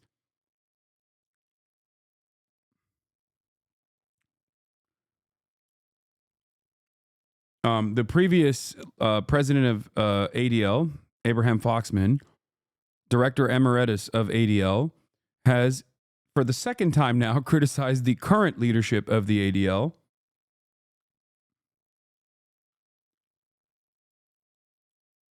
Breaking, Trump has revoked the Biden administration executive order, which imposed sanctions on persons undermining peace, security, and stability in the West Bank.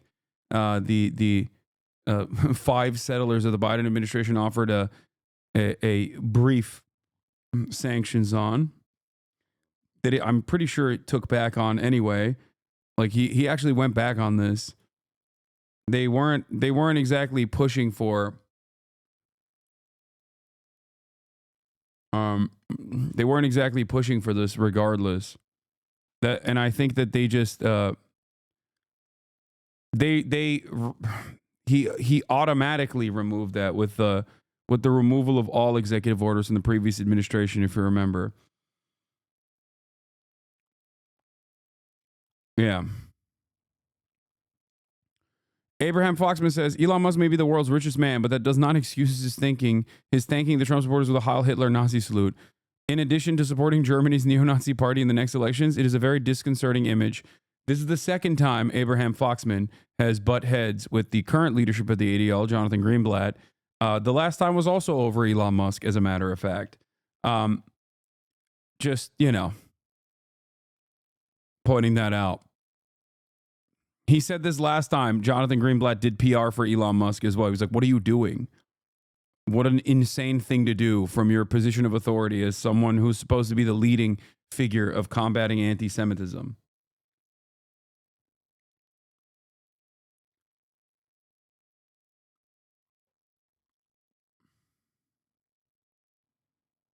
Before, if situations like Lake and Riley's tragic death were taken differently by the Democratic Party, then maybe you wouldn't be sitting here having this conversation right now. Yeah, well, the part messaging, but part, I don't think Democrats have ever said, no, let's not deport violent criminals. We've always been for that. But there's that element of the conversation.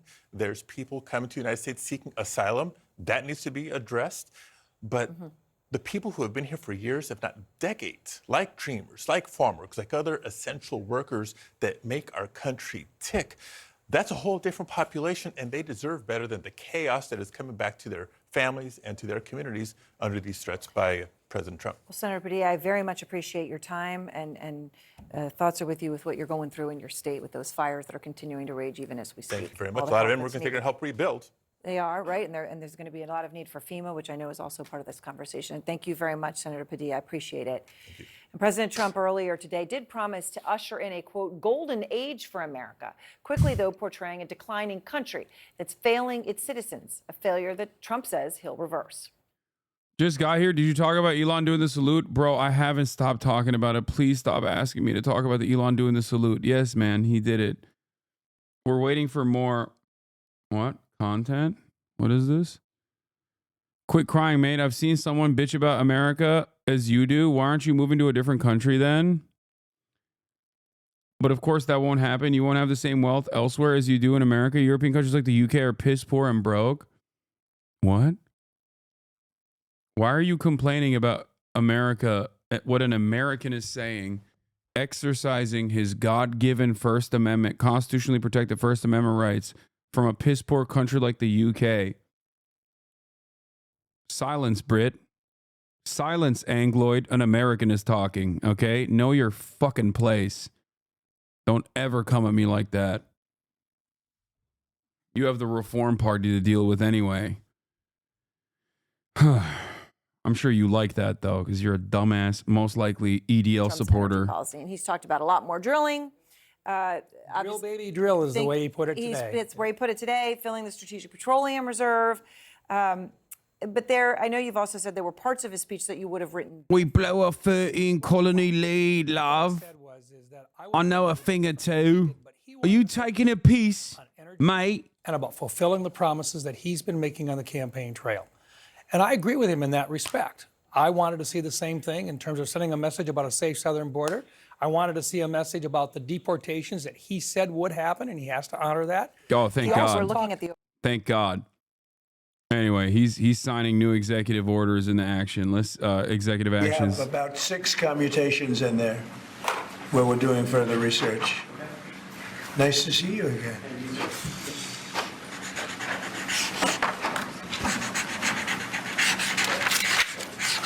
So this is a big one. Anything you want to explain about this? We hope they get him. We hope they come out tonight, frankly. He got Enrique Tarrio out of prison, They're too. expecting it.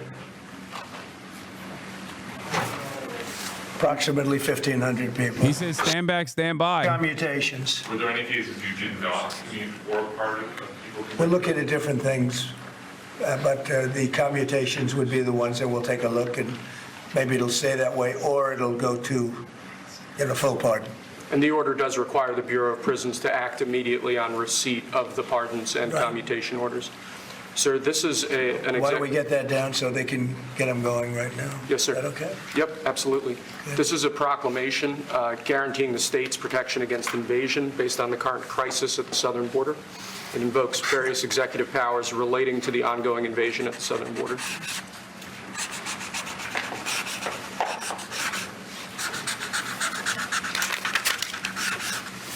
Mr. President, what makes you confident that those are not going to be blocked by the courts?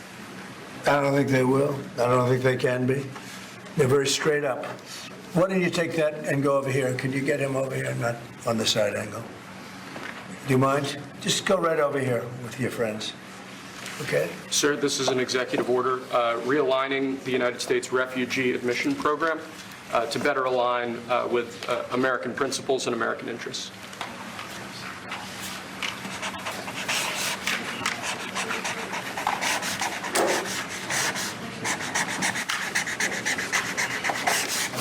Okay?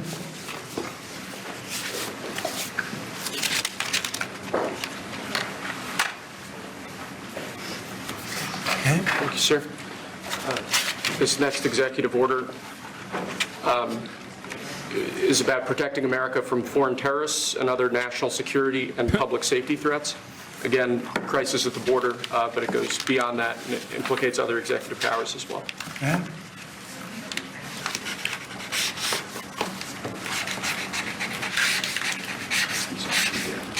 President Trump, if cartels are now going to be seen as foreign terror organizations, would you think about ordering U.S. Special Forces into Mexico to take them out? Could happen. Stranger things have happened. That would be an act of war, by the way. Would accept Venezuelans. That would be military deployment on foreign soil. Would accept Venezuelans. Well, we're going to see in Venezuela. We're looking at Venezuela very strongly. It's a country I know very well. He said he wants to do Syria to Venezuela. Well, it was a great country 20 years ago, and now it's a mess, right? Sir, can we expect ICE raids starting tomorrow in major cities?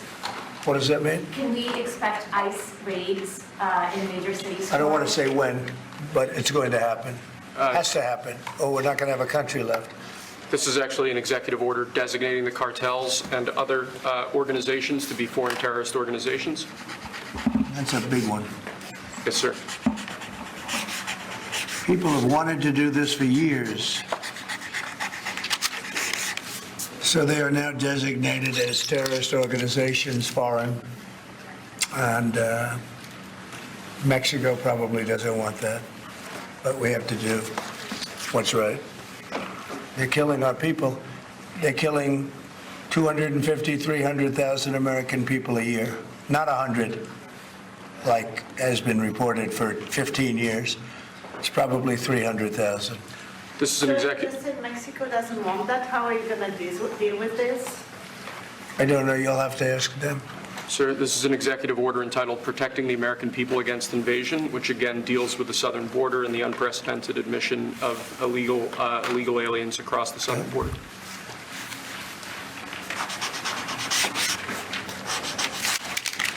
What do you see the biggest national security threat to the U.S., Mr. President? What's going to be your priority on foreign policy? Say? What's going to be your priority on foreign policy? What do you see as the biggest national Foreign policy is a big statement. I mean, my priority on foreign policy, it's going to be to keep America safe. Very simple. It's a big question, though. That's a very big question. Who is going to be the first foreign leader that you plan to meet, or who are you going to call tomorrow on your first day? I've already been meeting people. I've been meeting them. I've been talking to them. I met with Prime Minister Trudeau, who I call Governor Trudeau. I met with numerous foreign leaders. Go ahead. Sir, this next order relates to the definition of birthright citizenship under the 14th Amendment of the United States. Good. That's a good one. Birthright. That's a big one. What about that one in the course? That one is likely to be challenged. Could be. We think we have good grounds, but you could be right. I mean, you'll find out. It's ridiculous. We're the only country in the world that does this with birthright, as you know. And it's just absolutely ridiculous. But, we'll see. We have very good grounds. Sir, People have wanted to do this for decades. Sir, this is a proclamation declaring a national emergency at the southern border of the United States. That's a big one. A lot of big ones, huh? You know what that means, right? President Trump, did President Biden leave you a letter? He may have. Wait. Don't they leave it in the desk? I don't know. Oh. What's in there? Thank you, Peter. It could have been years before we found it. Wow. Thank you. Can you say on the outside? Maybe we should all read it together. Let's read it. Well, maybe I'll read it first and then make that determination. That sounds great. Peter, thank you very much. I may not have seen this for months. Happy to help with the passing of the torch. I did. I left him one in the desk just like this. What are you talking about in the limo? Unification of our country. I didn't know that he gave a pardon to his family because he did it during my speech. He didn't tell you in the limo? No, he didn't tell me. No. He did it. They released it during my speech. During my speech. So all I could do was say, excuse me, I'd like to come back and speak some more. So, no, we were surprised about that. It's bad precedent, obviously. Where are you thinking on tariffs on Mexico, given these actions you're signing on the border? Well, we're thinking in terms of 25% on Mexico and Canada because they're allowing vast numbers of people. Canada's a very bad abuser also. Vast numbers of people to come in and fentanyl to come in. When do you think you would enact those? I think February 1st. Are you planning on giving notice of that? I think we'll do it February 1st. 25% on both, sir? Sir, on each. On each, yes. This is an executive order taking a large number of executive actions to secure our southern border. Okay. Sounds reasonable. President Trump, we remember 4 years ago, Barack Obama had told you that the top threat to the country was going to be North Korea. Did Joe Biden tell you what he thinks the top threat to the country is right now? No. I think we have a lot of them. Right now, I think we have a lot. Obama said North Korea was a top threat. I was very friendly with him. He liked me. I liked him. We got along very well. They thought that was a tremendous threat. Now, he is a nuclear power, but we got along. I think he'll be happy to see him coming back. And I think he has tremendous condo capability. He's got a lot of shoreline. Thank you, sir. Are you going to work with countries from South America to coordinate on immigration? About who? About immigration in general. This is an executive order. Sorry, sir. I'm fine with legal immigration. I like it. We need people, and I'm absolutely fine with it. We want to have it. We need it because we're going to have a lot of companies coming in to avoid tariffs. If you don't want tariffs, all you have to do is build your plant in the U.S. So we're going to have a lot of workers coming in, but we have to have legal immigration. Do you have a date in mind for when you want to put on the China tariffs that you're talking Which about? one? 60%? No. You're talking about which? Say it again. The China tariffs, the broad China? tariffs. Well, as you know, I put on large tariffs on China, and they've really been forced to leave them.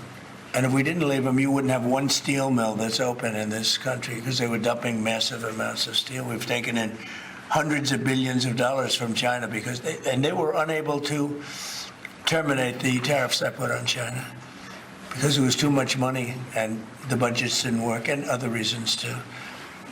No, we're going to have meetings and calls with President Xi. I spoke to President Xi last week, as you know. Did you know that? I had a very good phone call. Did you agree with NATO at this moment? Are you planning to meet your NATO allies? No, NATO has to pay more money. NATO has to pay 5%. We're into the Ukraine war by $200 billion more than NATO. It's ridiculous because it affects them a lot more. We have an ocean in between. And we've spent $200 billion more on Ukraine than NATO has spent. and they've got to equalize. Did you talk to Xi about the Ukraine war?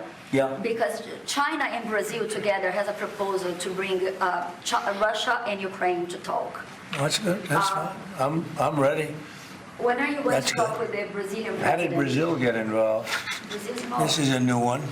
When are you going to talk to Lula? Are you from Brazil? From Brazil. Ah, When are you talking? that's why they're involved, I guess.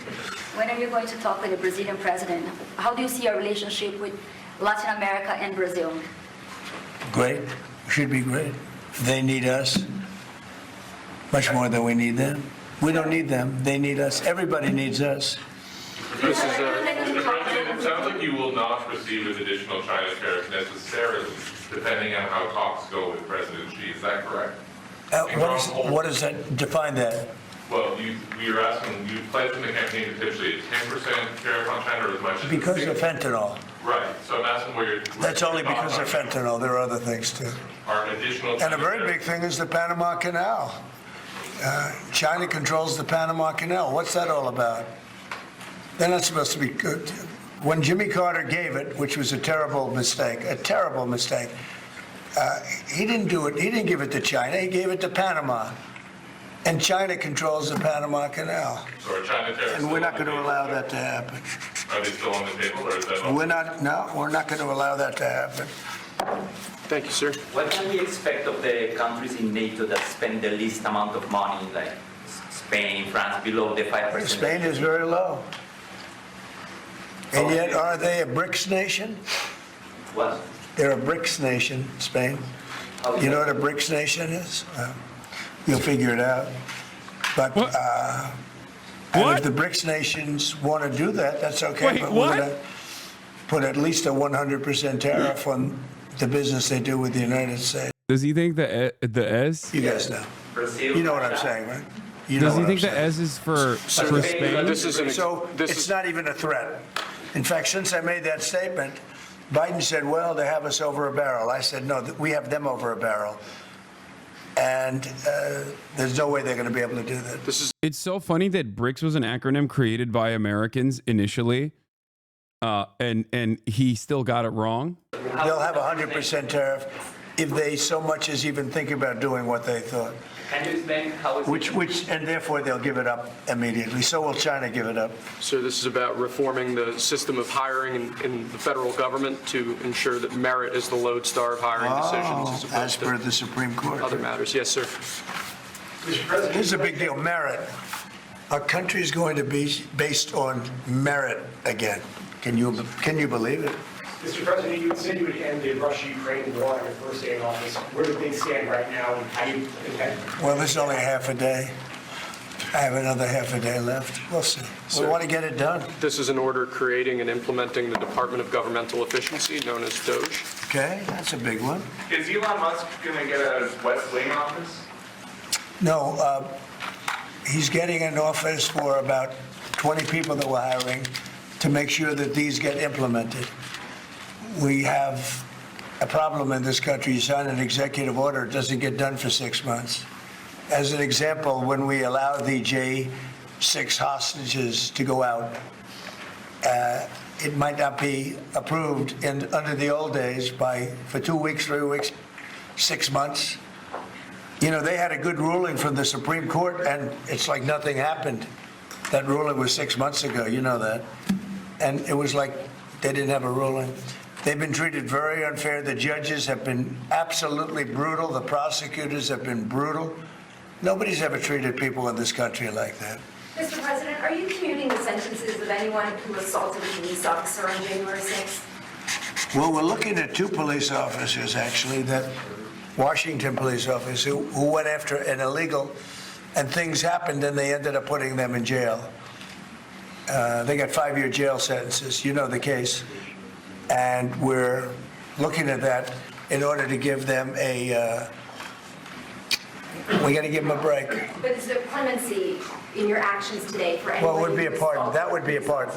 The one I'm talking about would be a pardon. Here you go, sir. Should there be punishment for the people who assaulted law enforcement officers that day? Well, I will say this. They've been in jail for a long time already. I see murderers in this country get 2 years, 1 year, and maybe no time. So they've already been in jail for a long time. These people have been destroyed. What they've done to these people is outrageous. There's rarely been anything like it in history, in the history of our country. And even people that were aggressive, and in many cases, I believe they happen to be outside agitators, but, you know, what do I know, right? But I think they were outside agitators. There were outside agitators involved. And obviously the FBI was involved because Ray admitted the FBI was involved. Didn't he say 23 people indirectly or directly were involved, and it was then 26? That's a lot of people. Now we have, we got to take care of these people have been treated so badly. It's never happened before. What happened in Seattle where they took over a big portion of the city? What happened in Portland where they burn down the city every day and people die? Nothing happened to anybody. But they go after these people violently. I mean, they're still going after brand new people. They found somebody else with a picture. There's never been anything like this. And you know, it's almost 100%. Think of this, almost 100% of the people are convicted. 100%. It's Washington, D.C. People go into a trial and they say, oh, I have a wonderful lawyer and I didn't do anything wrong. And they end up in shackles almost immediately and jail. No, we're not going to let it happen. About Greenland, we have some interest in buying it, but is there any other option that would satisfy you? About what? Greenland, instead of buying it. Finland? Greenland. Well, Greenland. Greenland is a wonderful place. We need it for international security. And I'm sure that Denmark will come along. I think it's costing them a lot of money to maintain it, to keep it. The people of Greenland are not happy with Denmark, as you know. I think they're happy with us. We had representatives, my son and representatives went up there 2 weeks ago, and they like us. So we'll see what happens. But Greenland is necessary, not for us, it's necessary for international security. You have Russian boats all over the place, you have China boats all over the place, warships, and they can't maintain it. When are you going to be talking to Vladimir Putin? Who? Do you plan to meet President Putin, sir?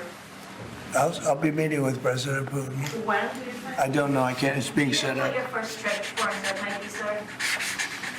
So the first foreign trip typically has been with UK, but I did it with Saudi Arabia last time because they agreed to buy $450 billion worth of our product. I said, I'll do it, but you have to buy American product, and they agreed to do that.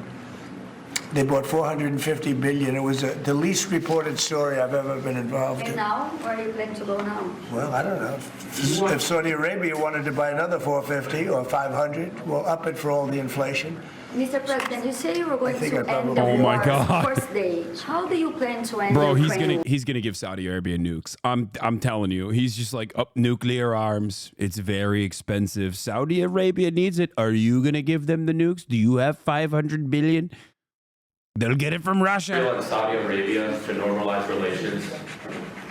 I don't think I have to push them. I think it's going to happen, but maybe not quite yet. But they'll end up being in the Accords, the Abraham Accords. President Trump, I think Saudi Arabia will end up being in the Abraham Accords. This year?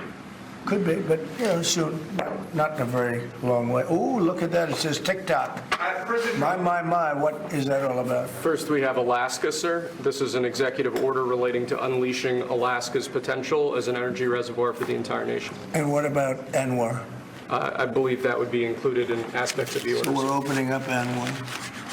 On the TikTok piece, President Trump, you and your members of your team now used to warn about the dangers of TikTok spying on Americans.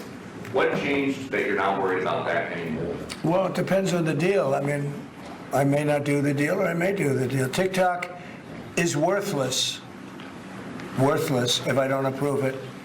It has to close. I learned that from the people that own it. If I don't do the deal, it's worthless. Worth nothing.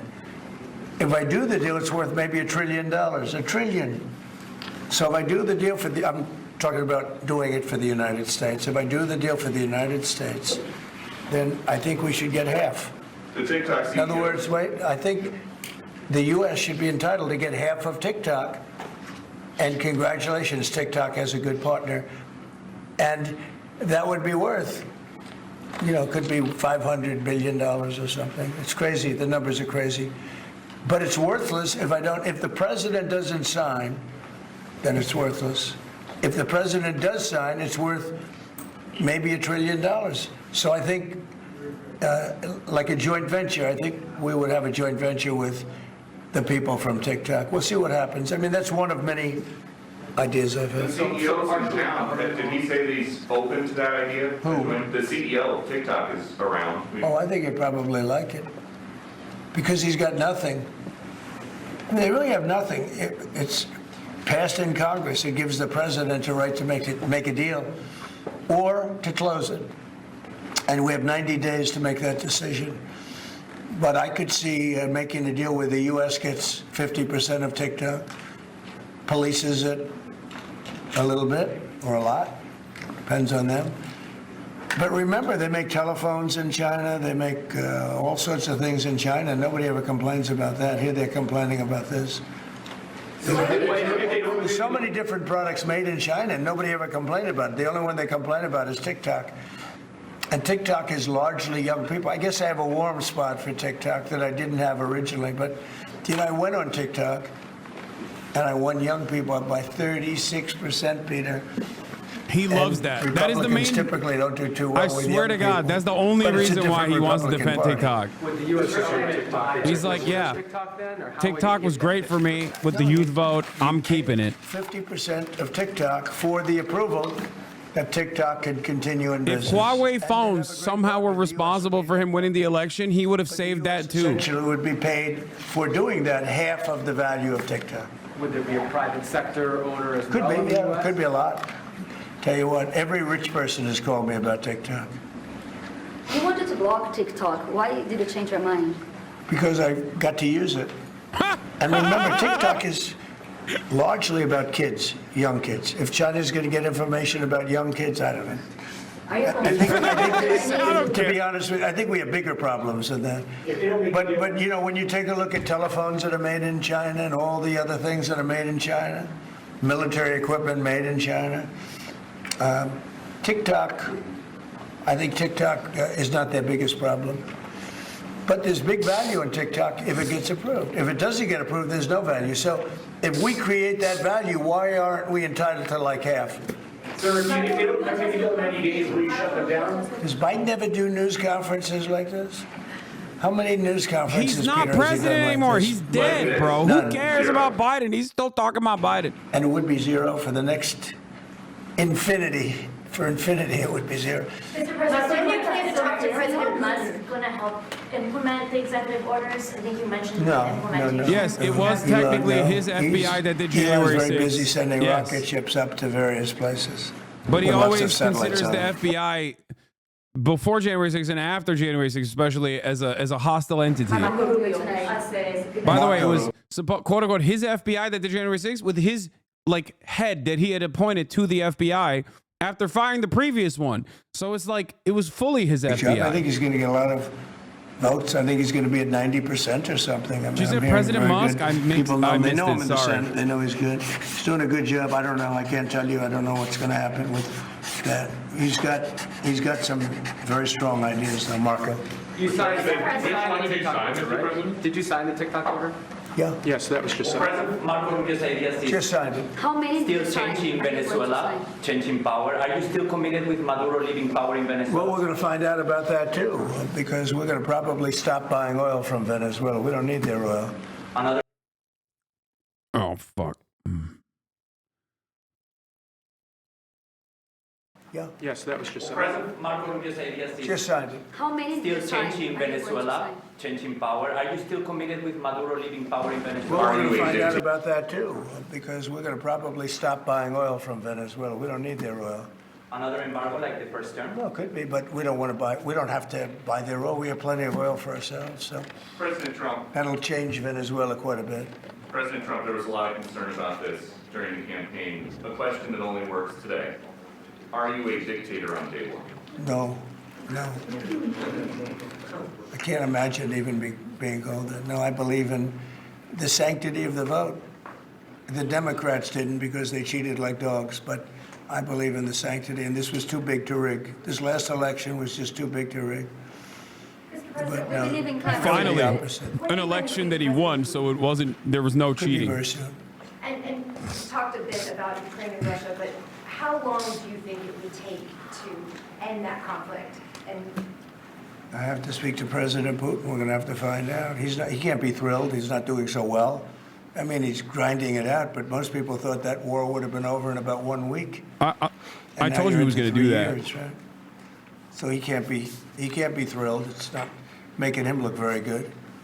Now, eventually, you know, I mean, it's a big machine, so things will happen. But I think he'd be very well off to. Oh end my that God! war. Tariffs are We coming have in on them. Numbers of Oh, almost 1 February million Russian 1st! soldiers have been killed. About 700,000 Ukrainian soldiers are killed.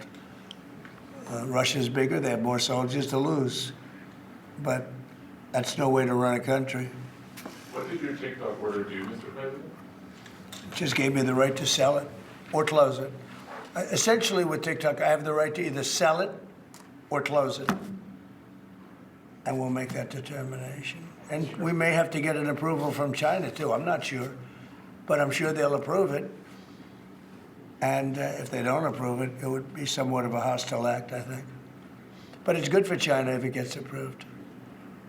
Mr. President, so you're not guaranteeing that TikTok will be around after 90 days from today? No, but it could very well be. It makes sense for it to be, because it's got tremendous value. But if we create the value by approving, you know, in other words, that approval gives it tremendous value. If that's the case, then we should be entitled to 50% as a country. You understand? You haven't heard that one before, right? That's called a joint venture. And nobody ever thought that way before.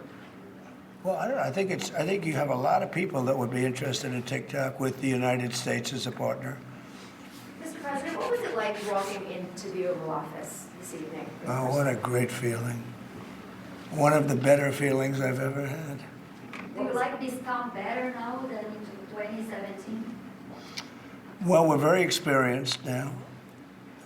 You would say nobody's ever had experience like I have. I've dealt with some very good people. I've dealt with some very bad people, and I know who the bad ones are and the good ones are. You know, don't forget, I was very successful in primarily the real estate business. And people used to say, who's worse, a politician or a vicious real estate developer? And I'd always say, you know, the real estate developer is far worse. But after about 3 months and getting to know scum like Adam Schiff and other people like that, I said, no, actually, real estate people are quite nice by comparison. You said you plan to speak with President Putin soon. What about President Zelensky, and what's your message? Yeah, I would, but he's told me he wants to make a deal. I mean, Zelensky wants to make a deal. I don't know if Putin does. He might not. I don't know. He should make a deal. I think he's destroying Russia by not making a deal. I think Russia's going to be in big trouble. You take a look at their economy, you take a look at the inflation in Russia. So I would hope, I got along with him great, and, you know, I would hope he wants to make a deal. Mr. President, are you keeping U.S. sanctions on Russia until he makes a deal? Well, sanctions or tariffs. I think the word tariff is much better because it keeps your dollar stronger. I think tariffs are more effective. I mean, I use sanctions on Iran. Iran was broke. When I left office, Iran was broke. They had no money for Hamas or Hezbollah, none. They were flat broke. And October 7th would have never happened. And I think you all know that. It would have never happened. They had no money. Now they're rich, but you know, they're weakened in a different way. I would say that the one attack by Israel really set them back. It really set them back. The pagers and others. You know, the attack on air defense was a bad attack for Iran. What are you signing now, sir? It's an executive order relating to reforms to the federal workforce, including to the senior executive service. We're getting rid of all of the cancer. I call it cancer. The cancer caused by the Biden administration. How confident are you, Mr. President, that you can keep the ceasefire in Gaza and conclude the 3 phases of this deal? I'm not confident. That's not our war, it's their war, but I'm not confident. But I think they're very weakened on the other side. Do you support the 2-state Gaza, solution? boy, I looked at a picture of Gaza. Gaza is like a massive demolition site. That place it's really got to be rebuilt in a different way. Do you plan to help rebuilding Gaza? I might. You know, Gaza is interesting. It's a phenomenal location. On the sea, best weather. You know, everything's good. It's like some beautiful things could be done with it, but it's very interesting. I'm But sorry, what? some fantastic things could be done with Gaza. How do you see the future in governance for Gaza? Well, it depends. I can't imagine you could have, well, you certainly can't have the people that were there. Most of them are dead, by the way, right? Most of them are dead. But they didn't exactly run it well. Run viciously and badly. So you can't have that. Mr. President, on TikTok, sir, do you pause any decision on Chinese tariffs until you know what the resolution on TikTok will be? Are those things No, connected at if all? China didn't approve it, we could put tariffs on China. Don't forget, China charges us tariffs, and we charge them very little, except for what I did. I put a lot of, we took in hundreds of billions of dollars. But until I came along, China never paid 10 cents to this country. They ripped us off, and they never paid anything. But, like, if we wanted to make a deal with TikTok, and it was a good deal, and China wouldn't approve it, then I think ultimately they'd approve it because we'd put tariffs on China. Maybe. I'm not saying I would, but you certainly could do that. And if we said, well, if you're not going to approve it, then that's a certain hostility, and we'll put tariffs of 25, 30, 40, 50%, even 100%. And if we did that, I think they'd approve it. President Trump, you've seen the other living presidents a couple times in the last few months. If you ever had to call on one of them for advice about anything that's going on here, which one would you call? It's an interesting. Well, I thought Bill Clinton was a very good This is, politician. Truly I don't think heinous he was stuff. used properly. I think they We are disrespected so him. America's so When fucked. Hillary The was rest of the running, planet is fucked. He came back The and he entire said, globe you know, is you fucked. better get up to It hasn't even been Michigan 12 and hours yet. It's barely been 12 hours in office, and he's already said mass immigration raids, They all laughed at him Gaza because the beachfront Republicans property, had won Michigan and Wisconsin, tariffs to Mexico and Canada instantly February 1st. and they all laughed at Bill Like, Clinton. how is the stock market not reacting to this in the normal ways that you would?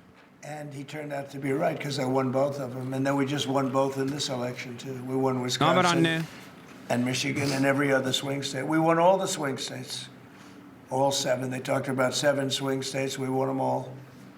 Oh, it's because MLK Day, Bill stock Clinton market's was- closed he had a today. great I forgot. I forgot that it's political sense, I think. I forgot. We were having a good conversation with President Obama at President I Carter's was. funeral. And you'd like to know what it was? Oh. Everybody wants to know. I know, I wouldn't want to have, but we were having some crazy conversation. Why do you asking a question like that? You don't. I don't think you want to know. You might not. Tell us what you just signed. You might be insulted. It's an executive order relating to holding former It's government also like account- 8 p.m., government bro. officials accountable for unlawful disclosure of sensitive information.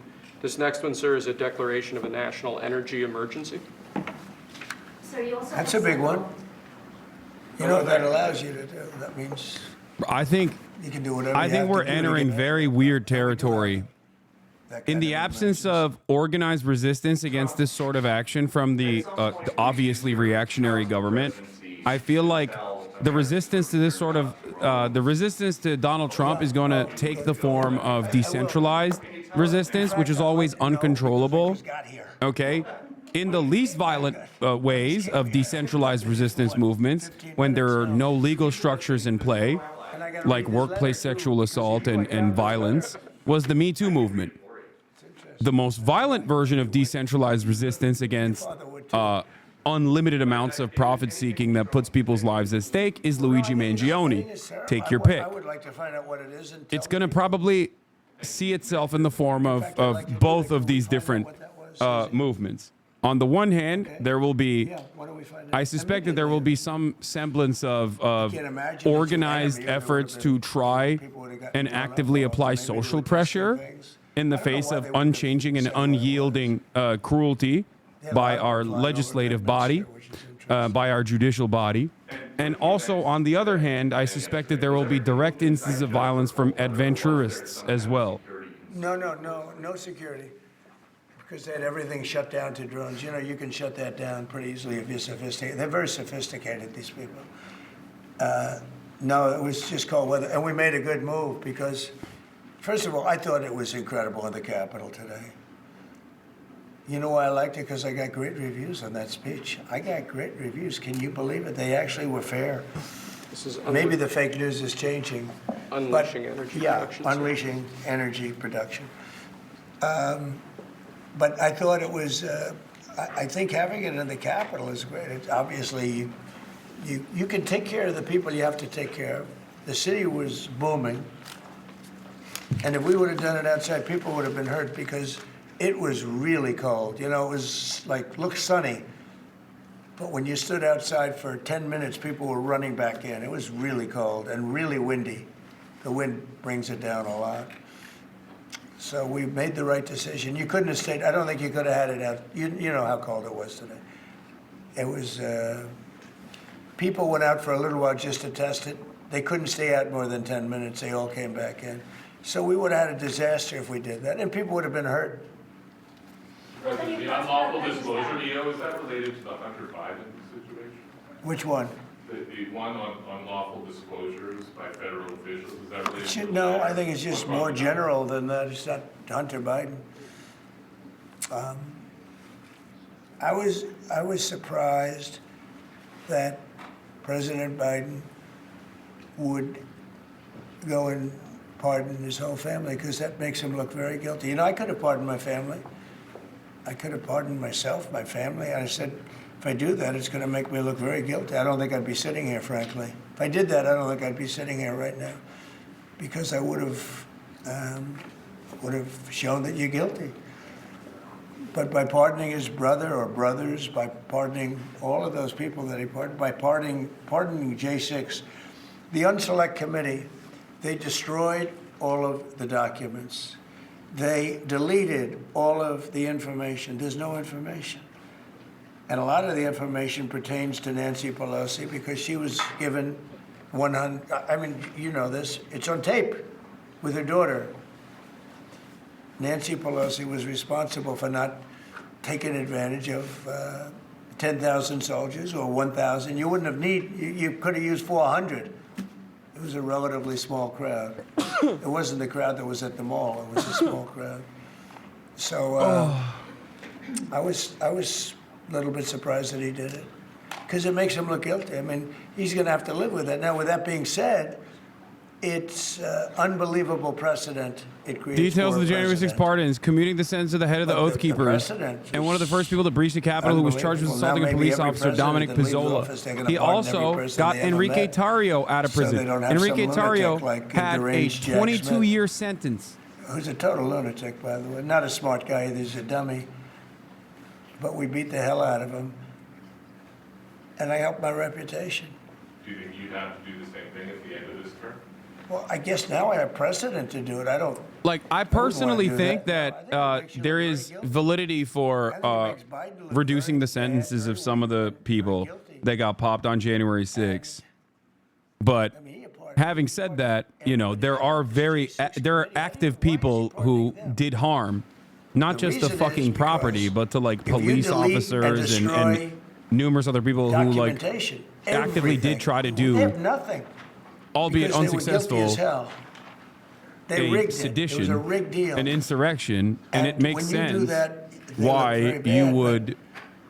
It makes sense why you would keep some of these guys in prison. Liz Cheney, I mean, she's a lunatic, and she lost by the greatest margin in the history of a politician running for Congress, like 40 points. The reason it was the greatest is because anybody losing that badly is going to drop out. But she's a nut job. She doesn't drop out. You know, she just keeps chugging forward. and she lost by almost 40 points. That's the biggest number anybody's ever lost by. But why would Biden do that? He pardoned her and pardoned everybody. The reason is that they destroyed documents. And if you're even in a civil case, which this wouldn't be, I mean, people go to jail for a long time for doing that.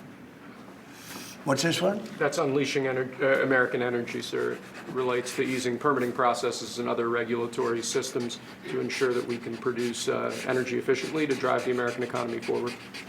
President Trump, looking around the office, we noticed some changes from the way that Biden had it set up. Can you confirm that you have added back the Diet Coke plan? I think this, first of all, I just got here. So my people came in. They have extraordinary decorator sense, right? Let me just see some of the pictures. That's a good one. I could live with him. I could live with George Washington, I can tell you. I could live with Thomas Jefferson. I could live with most of them. They took a very safe route. They don't have any bad ones up there. Withdrawing from What is this one? Withdrawing from the World Health Organization, sir. Ooh, that's a big one. So we paid $500 million to World Health when I was here, and I terminated it. China, with 1.4 billion people, we have 350 to pay. We have, nobody knows what we have because so many people came in illegally, but let's say we have 325. They had 1.4 billion. They were paying 39 million, we were paying 500 million. It seemed a little unfair to me. So that wasn't the reason, but I dropped out. They offered me to come back for 39 million. In theory, it should be less than that, but you know. And when Biden came back, they came back for 500 million. He knew that you could have come back for 39 million. Bro, you're talking about, you're acting like this is cutting a deal. Like this is global health, dude. What the hell? China pays 39 million and we pay 500 million. And China's a bigger country. Mr. President, you spoke about inflation today in your remarks. What actions are you taking today that will have a Already the deal, baby. Americans on their everyday Billions costs must to bring die. costs down? The biggest thing and factor for inflation is energy. They screwed up my energy policy.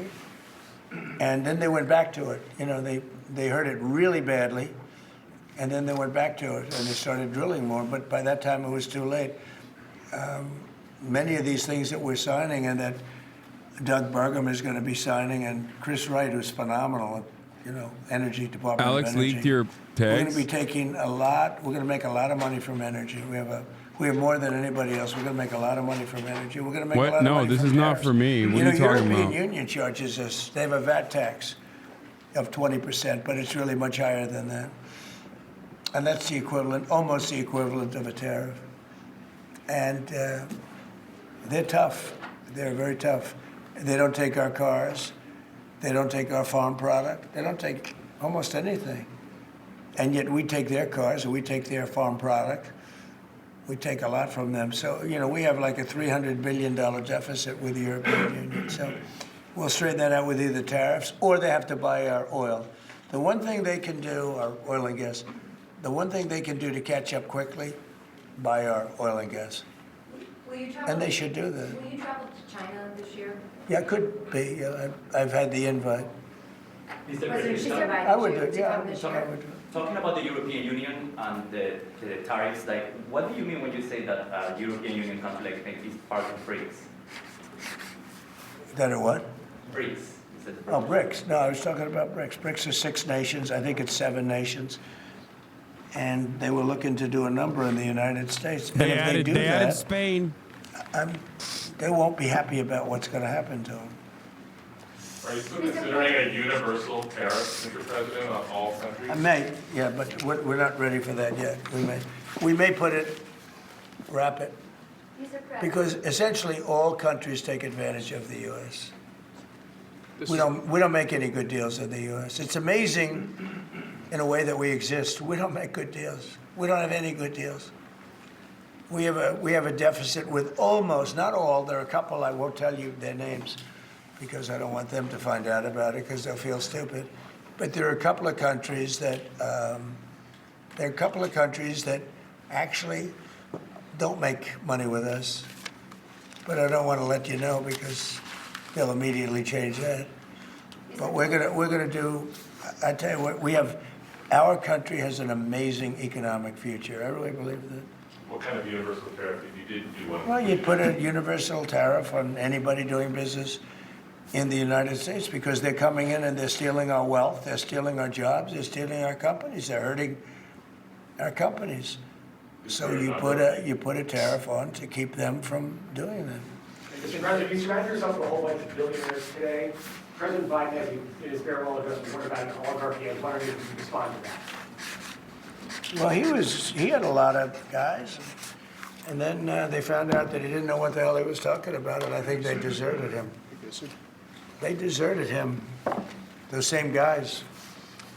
Look, I don't make pretenses, smart guys, but there are a lot of smart people around, but they did desert him. They were all with him, every one of them. Now they're all with me. I don't know. It's not going to get anything from me. I don't need money. But I do want the nation to do well, and they're smart people, and they have, they create a lot of jobs. And if they don't do it, China's going to do it. What they've done is they've taken industries and they've taken it away. They outsmarted China. Elon replied to the ADL. What did he say? He said, I did sig heil. What are you going to do about it? Not all of them. Protecting women from radical gender ideologies. Ooh. Mr. President, going back to the World course. Health Organization, you were the president during COVID. Don't you see the importance of organization like that to coordinate a global response? Sure, I do, but not when you're being ripped off like we are by the World Health. World Health ripped us off. Everybody rips off the United States, and that's it. It's not going to happen anymore. Thank you very much, everybody. All right, guys, let's go. One last one, sir. This is your Martin Luther Thank you, King Day guys. proclamation. Thank you, President. Thank you, sir. Thank you, President. Thank you very much. Thank you, guys. Thank you. Let's go. Thanks, President. Thank you, guys. This is Martin. Let's go, guys. What are we doing on this stuff? Well, we've just been watching the new. By the way, Jake Tapper, already full glaze mode, did the thing that I told you that they would start doing immediately, that they did last time Donald Trump became president, and said something so insane. Hold on.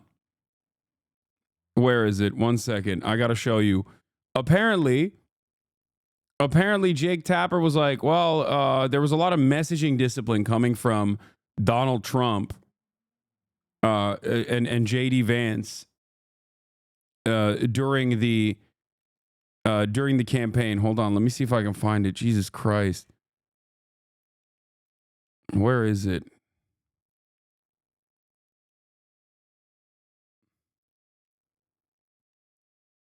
Where is it? Where is it? He's just Aaron Rupar is just on a posting frenzy over the. Oh, here. This is here it is.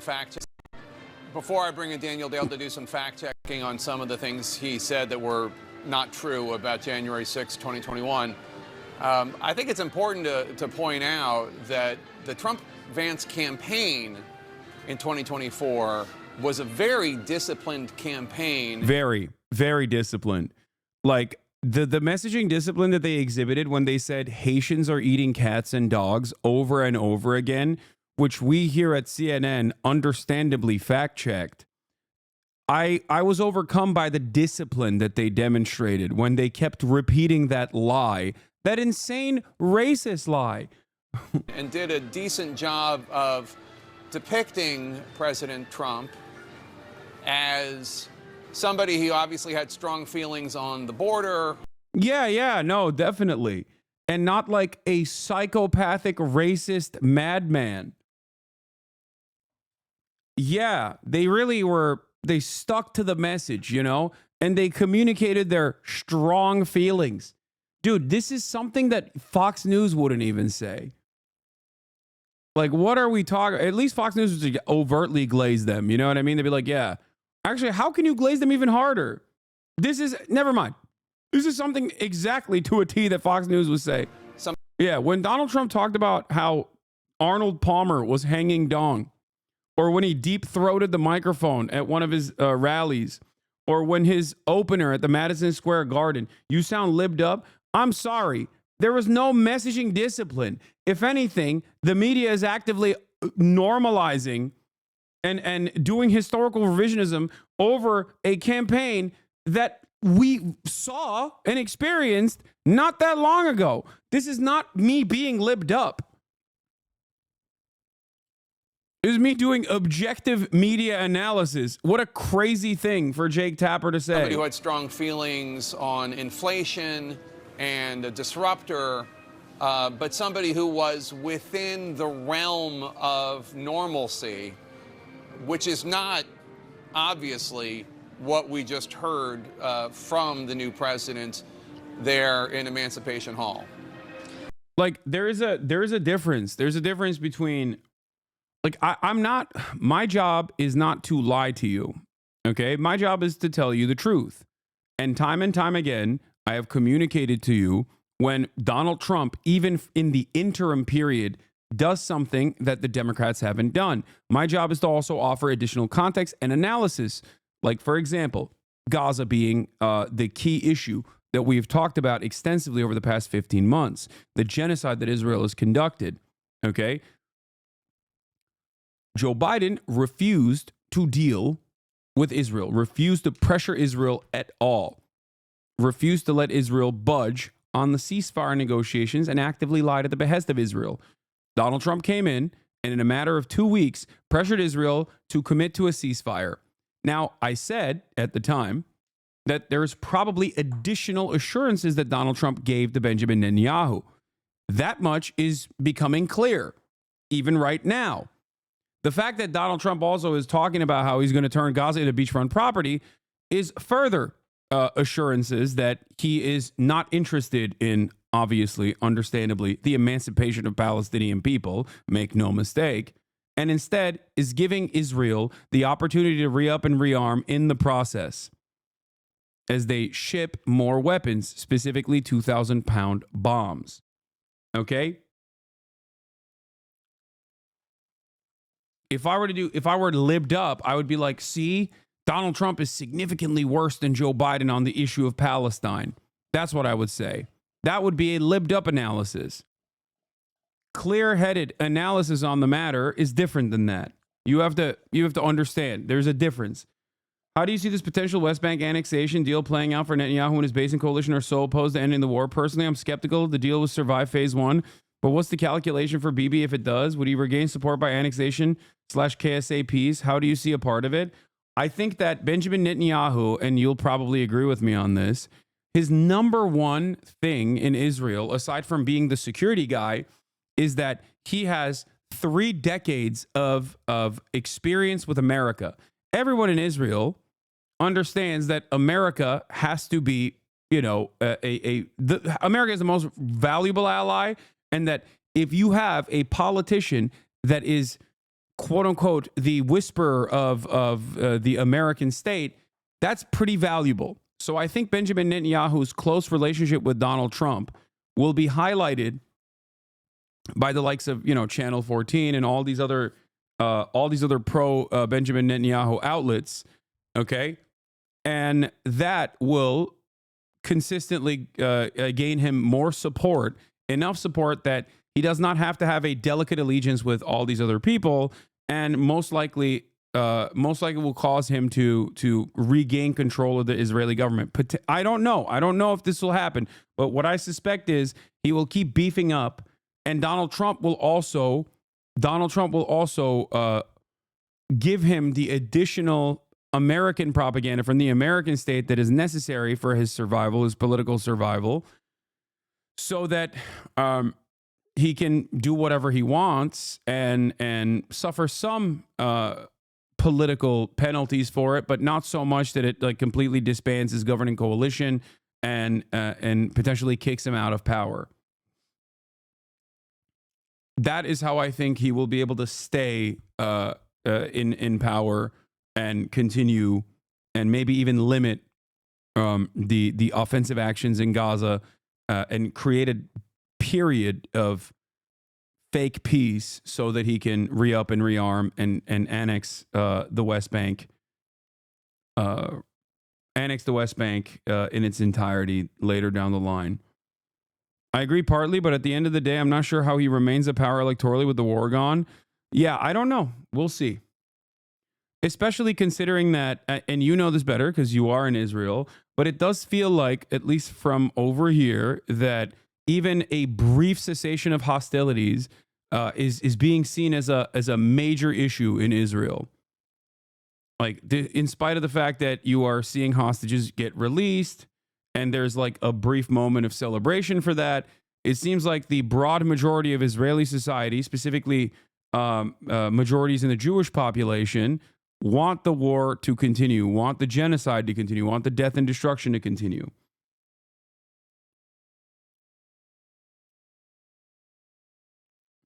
So we'll see. New York Times making superbly spineless choice in the face of overt fascism. Elon Musk ignites online speculation over the meaning of a hand gesture. Yeah, I read the article.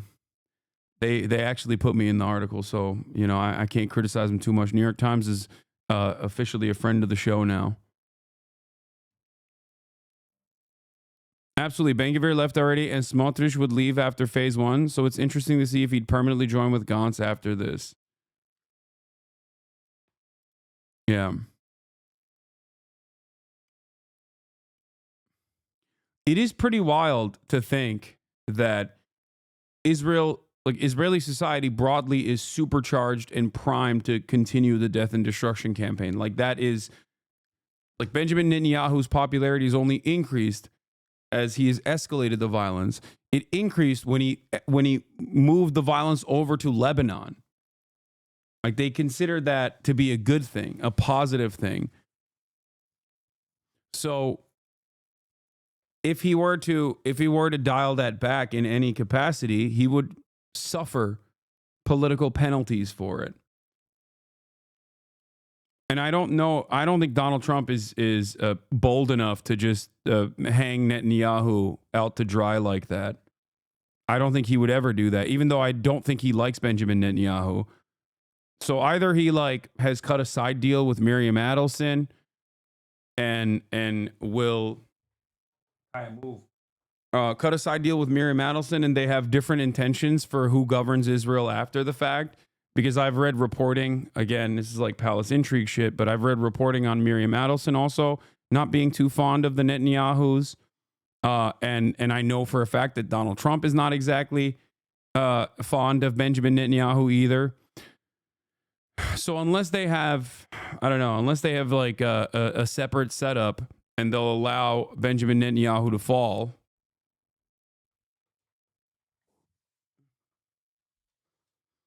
what do you think happens to Palestine? Do you think the ceasefire is legit?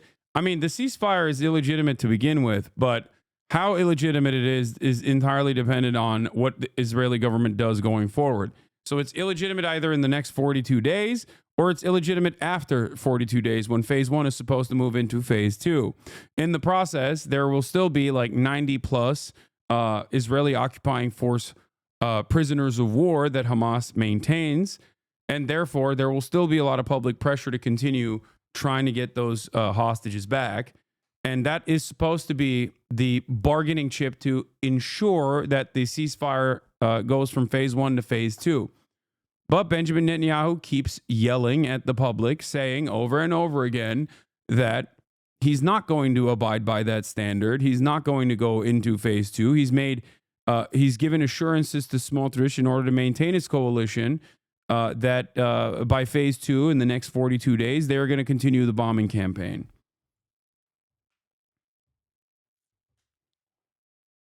So we'll see. Turn on Fox News. What's on Fox News? Hulk is on Fox News. Me down. Just like that 4-year administration. What are you going to do? The lies, the cheating, all the stuff that's going on, brother. I feel like the veil's been lifted and that dark cloud. If I wasn't so tired, brother, I'd just rip all my clothes. Oh, you're not tired. You know what? Donald Trump lifted the veil off America. Hold on, Jesse. All right, here we go.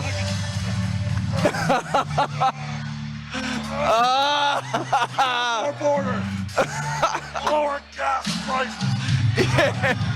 Yes. We got real American beer in the house.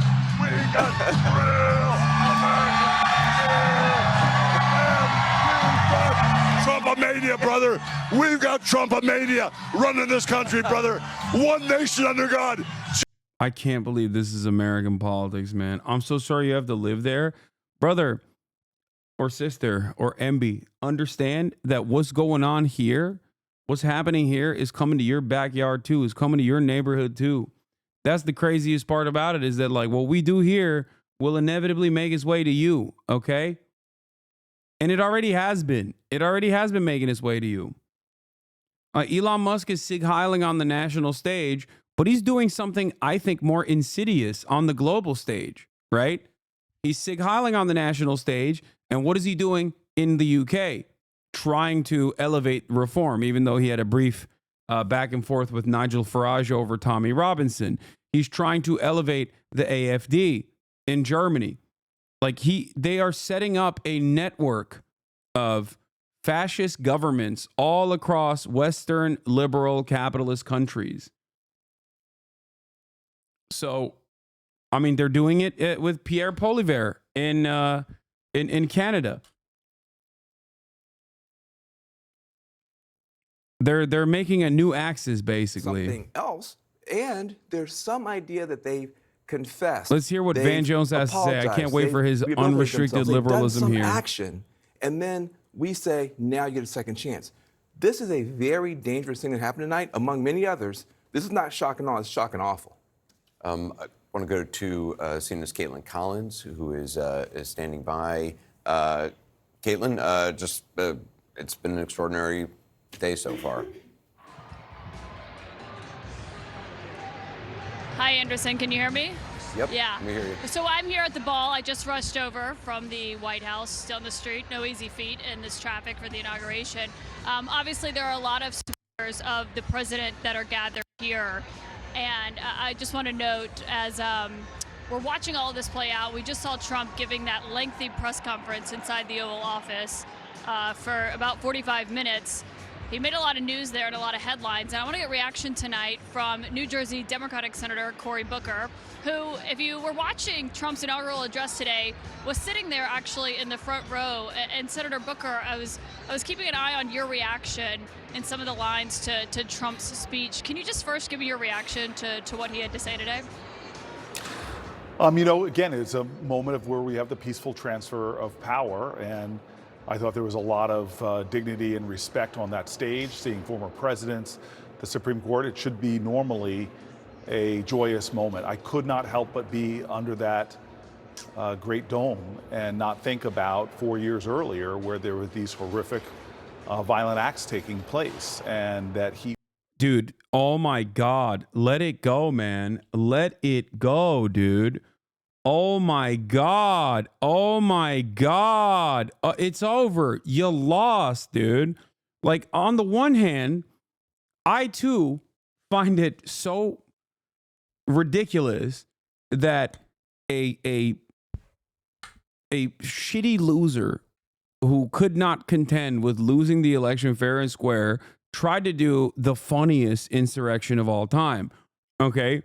But if you consistently talk about how traumatized you were because of January 6th, it's like, I'm sorry, it's impossible for me to feel any type of way about you, in any sympathy for you, especially when I have to be reminded of your incompetence allowing that man to win again.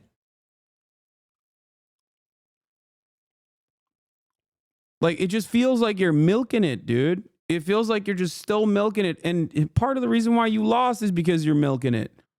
You milked it so hard that people were like, all right, that cow no longer has any milk in the titty. Okay? Stop with the milking.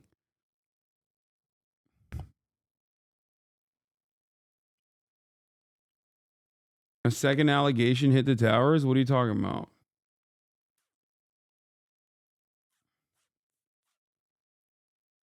Like, dude, it's crazy to me that they're talking about what? They're talking about this January 6th. Meanwhile, this dude is talking about D. I don't know what you're talking about.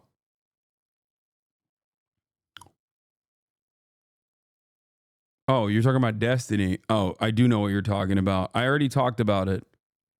I talked about it yesterday, remember? 2 women have come forward.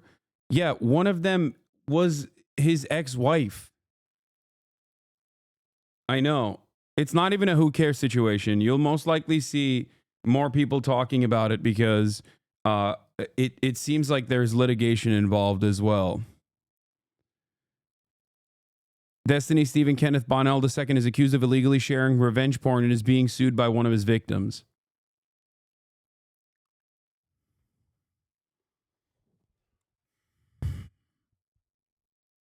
Yeah. I didn't understand it at the time when like everyone was talking about how like whether he sucked Nicholas Fuentes' dick or not. But like what I was always shocked by is the fact that he had sent someone that he was trying to have sex with, a 19-year-old, numerous videos of him having sex with other people. And only after I saw Melina, his ex-wife, talk about how he did not give Destiny consent to share the footage of them having sex with other people, did I realize that this was actually a lot worse than the speculation of whether or not he had sucked a Nazi's penis or not, and that he was inappropriately sharing sexual material that he had filmed with other people, with random people, which is illegal. Like, literally.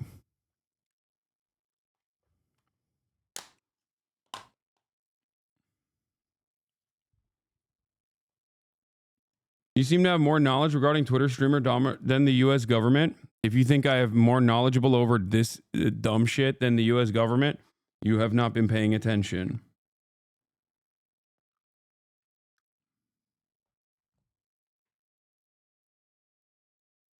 He said valid. At least he recognizes it. How is this guy allowed to walk the streets? Because bad people do not get punished, especially if they're shameless. There it is. That's the response. Okay? I mean, look around. Donald Trump is president right now. How do you think that happened? That's it.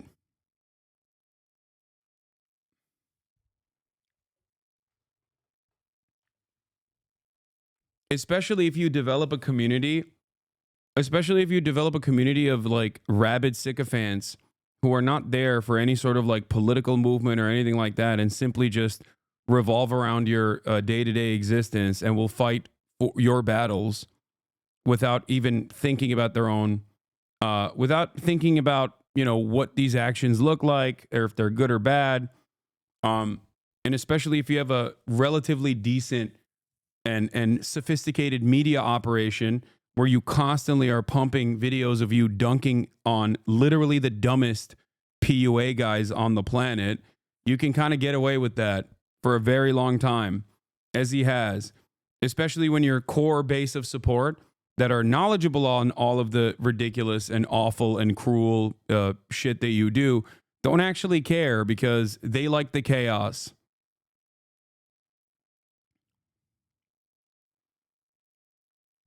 That's it.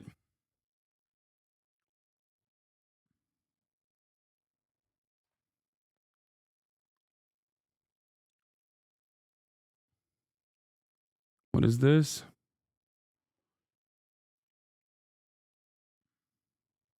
Trump's corruption is bad and wrong, but most people also see Biden pardoning his son and now preemptively pardoning his whole family. Nancy Pelosi's stock trading, and the Clintons setting up an influence peddling operation, and Gio and Joe's corruption too. I mean, this isn't wrong. This is actually correct. The reason Trump's corruption is going to be such a gift to the Dems is that he doesn't try to hide it because he doesn't think it's wrong. But most Americans do think it's wrong. No, they don't. You know, you want to know something funny? Trump's corruption being out in the open unironically makes people think he's more honest than the secretive ways in which the Democrats do dealing. They think the Democrats are corrupt and also simultaneously try to hide their corruption through sophisticated measures, whereas Trump just kind of does it out in the open and says, oh, I'm doing it for you.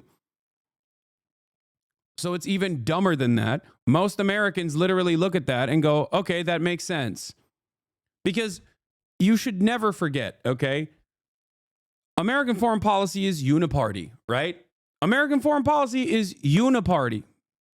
pretty much bipartisan, right? Let's take a look at giving weapons to Saudi Arabia, for example, something that, because it's uniparty, the Democratic Party has done, and something that the Republican Party has done. When Trump was president and Mohammed bin Salman got Jamal Khashoggi, an American legal permanent resident and a Washington Post reporter, chopped up in the Saudi consulate in Turkey, in Istanbul, okay, and was outed for assassinating him, the media was up in arms. And they were like, how dare you, Trump? I can't believe, what are you going to do about Saudi Arabia? And Trump was like, you know what I'm going to do? I'm going to give him billions of dollars of weapons. And the media went back to him and said, you're going to give him billions of dollars of weapons, but he killed a journalist. What's happening? Right? To which Donald Trump turned around and said, are you going to give me $1 billion for these weapons? They're going to get it anyway. If they don't get it from us, they're going to get it from Russia. People looked at that and went, oh yeah, that actually does make sense. Okay? That's it. That is open corruption. That is honest with your dishonesty. That is Trump's modus operandi. Whereas, under similar circumstances, the way that the Democrats operate come across as cynical and hypocritical, because the Democrats try to present themselves as like the world peace champions, somehow morally above all of this stuff, where they will, on the one hand, try to manufacture consent, on the other hand, engage in a metric ton of violence overseas, but will also do it in a very smarmy way. We'll also do it in a way where they're like, no, this is actually good for the world peace. We are the world peacekeepers. We have an international rule-based order that we must maintain, while simultaneously eroding it. And you'll see this. You'll see the hypocrisy in full display when Donald Trump ends up, of course, allowing Israel to roll over Gaza and kill as many Palestinians as possible. Okay? It's that simple. Democrats try to manufacture consent and spit on your face and tell you it's raining. Trump spits on your face and says, yeah, I spit on your face. What are you going to do about it? I spit on your face and it's good for you. Okay? Democrats spit on your face, tell you it's raining, and say, how dare you? How dare you claim we're spitting on your face? Trump spits on your face and says, hey, there wasn't any other space for me to spit on. You know? What are you going to do? And people go, yes, you're right, sir. I deserve to be spit on by you. That's the difference. Okay?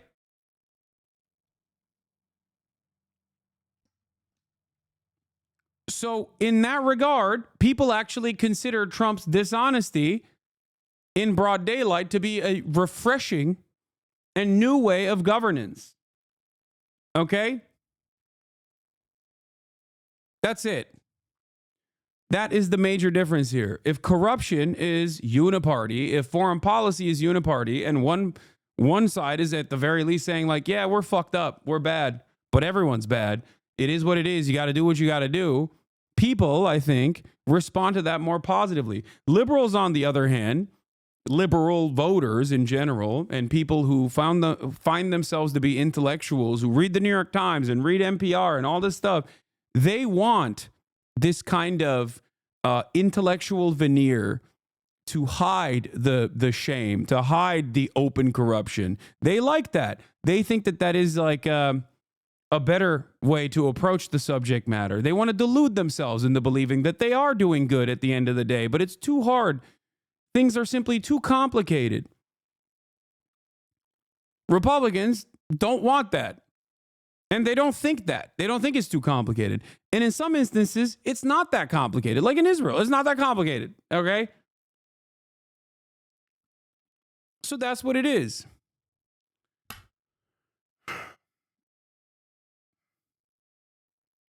That's the difference here. So no, I don't think Trump's corruption is going to be such a gift to the Democrats, because most people also think the Democrats are corrupt as well. And for good reason, they think this. And in any case, Donald Trump's transparent graft is oftentimes cherished and celebrated, because a lot of people also personally think that Trump is doing it for them. I mean, think about it this way. It's incredibly complicated. Are you serial? Israel's incredibly complicated. Israel's doing a genocide. Israel, when it's not doing a genocide, maintains an apartheid.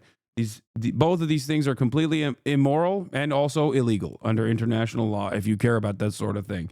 Israel couldn't do any of those things without American political cover and American material support. And because of that, we have it doesn't matter what both sides feeling like they're legitimate does not change the dynamic even a fraction. You understand? Israel does not have a say in this process. We do. Okay? We do. America does.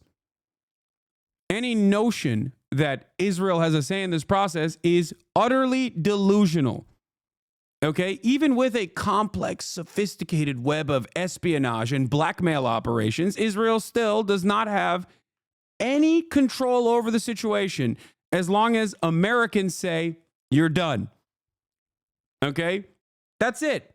Because we supply Israel with 69% of its weapons. We supply Israel with 69% of its weapons. We do. Do you understand? Without our steady flow of munitions into Israel and without the complex web of surveillance that we have cultivated in the region, specifically to defend Israel and offer Israel new targets to bomb, for example, with our weapons, with our Air Force that they've rebranded as their own, with our bombs that they drop on top of the civilian population, Israel would not be able to do even a little bit of that genocide. They couldn't. Okay? No, don't do the both sides stuff and the Holy Land. I don't know what you're talking about. Listen to my words. None of that matters. Okay? We're talking about America right now. We're talking about America. Israel would never be able to do even a fraction of the damage or death or destruction if America did not allow it. If America did not have a grand design for the region where they want Israel to maintain control over the entirety of the region, none of this would happen. Okay? None of this would happen. So when we have this awesome amount of power over Israel and we are wielding Israel like a weapon, okay, in the region, even though it is a belligerent attack dog that sometimes actually does escape the leash, we still give them that assurance. We still give them that protection. Okay? If we wanted to, as is the case with a belligerent rabid dog, we could put it down if we wanted to. We could cage it if we wanted to. We choose not to. It's that simple. America could end Israel's bloodshed with one singular phone call. Okay? Either you recognize that reality or you personally think that Steve Witkoff, Donald Trump's golf partner and real estate developer, random guy, is a brilliant foreign policy mind that was somehow able to stop Israel and make them concede to the ceasefire negotiations that have been on the table since December 2023. The exact conditions that Hamas had actually presented in December 2023. So which is it? Is Steve Witkoff the greatest foreign policy mind that anyone has ever seen? Or can even a random dickhead who was a real estate developer and a golfing buddy of Donald Trump, before Trump is even the fucking president, could go there and be like, I'm acting as the envoy here. You're going to fucking abide by the ceasefire no matter what kind of political penalties you might get. Which is it? That's how much power we have over Israel. You understand? That it doesn't even have to be the president. It doesn't even have to be the president-elect. It can be the president-elect's golf buddy that tells Israel to fucking stand down, and they stand down. Forcing him to meet on a Saturday, on a holy day. What do you think that is?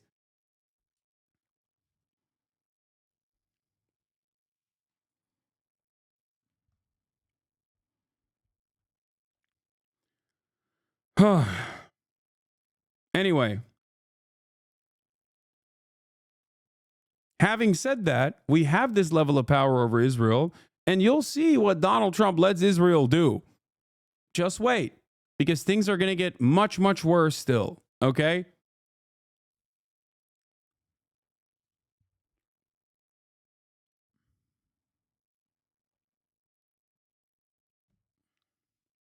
Can you remind us how this OG plan came together and why Biden is claiming he wrote it? They lie about everything. Biden lied about every step of the process. Like, and it's not unique to Biden either. So did Bill Clinton in the so-called peace process and the peace negotiations that took place. They lied during the meetings. They lied after the meetings. They leaked key details of the meetings that favored Israel. This is just, this is just the way America operates for the same reasons, because Palestine and Palestinians are a thorn on American foreign policy's side. Israel is our settler colony. We took it over from the British, okay?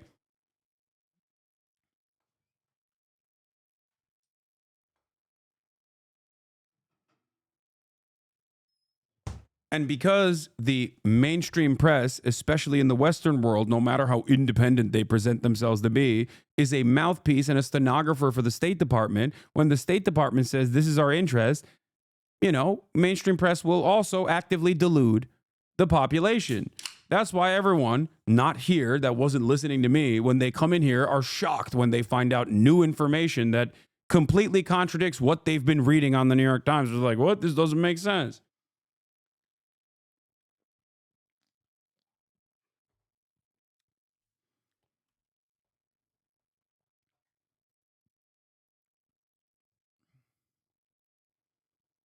Anyway, Donald Trump halts foreign aid for 90 days. Oh, another one at the top of the hour, nonetheless. Another incredible, brilliant executive order has hit the towers, dude.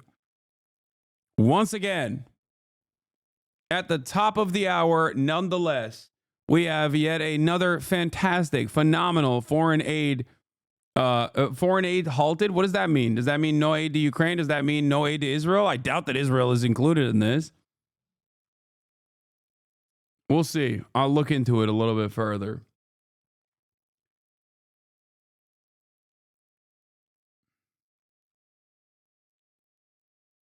Didn't you make a deal to do a photo shoot? What? Yeah, I said I would show hole and dick and balls if Donald Trump ended the apartheid.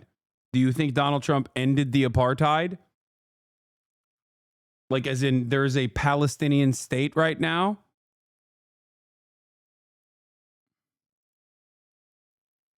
Yeah, meanwhile, White House bureau chief at Washington Post, from the publication that now has a 3 million circulation, down from 24 million in 2021, comes this wonderful note. President Trump sits and takes questions after question from reporters in the Oval Office, something that almost never happened with President Biden.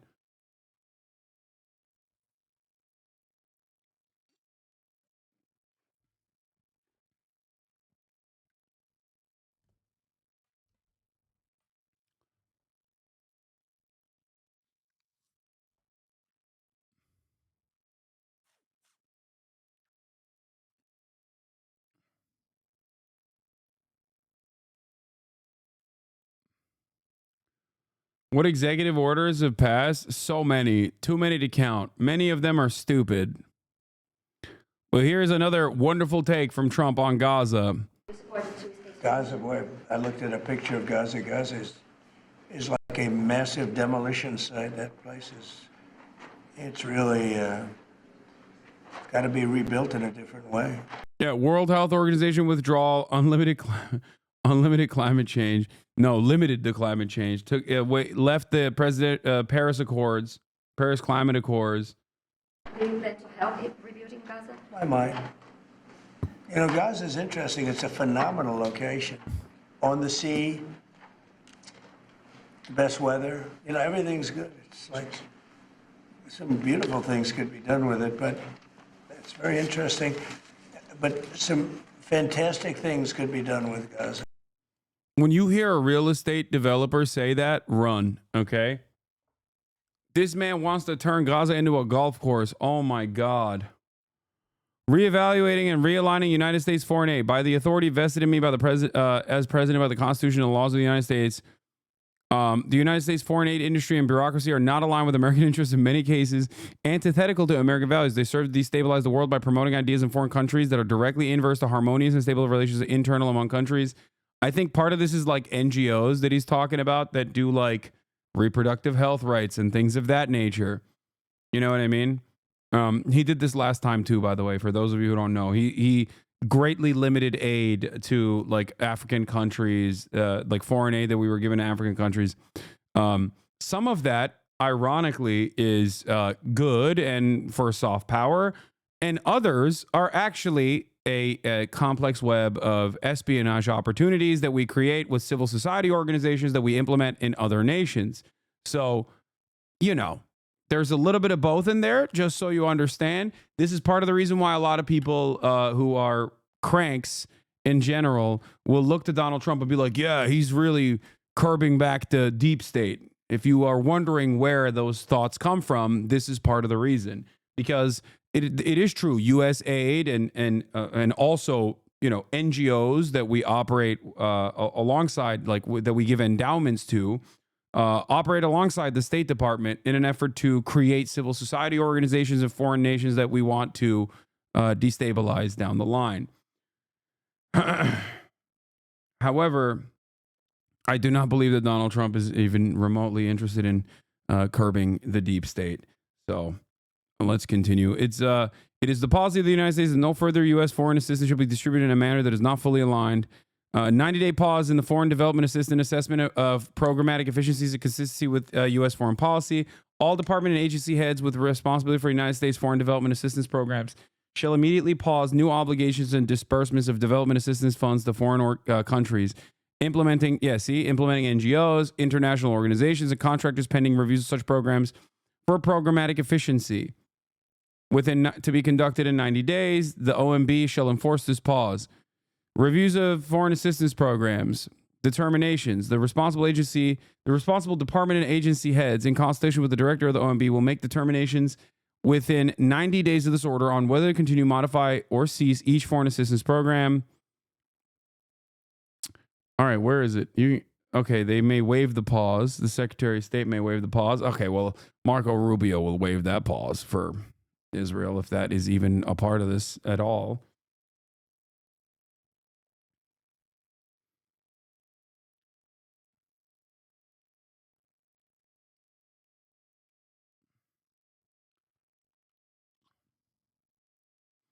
Do you think he will pressure Pakistan to free Imran Khan? I feel like they had a good relationship. That would be awesome.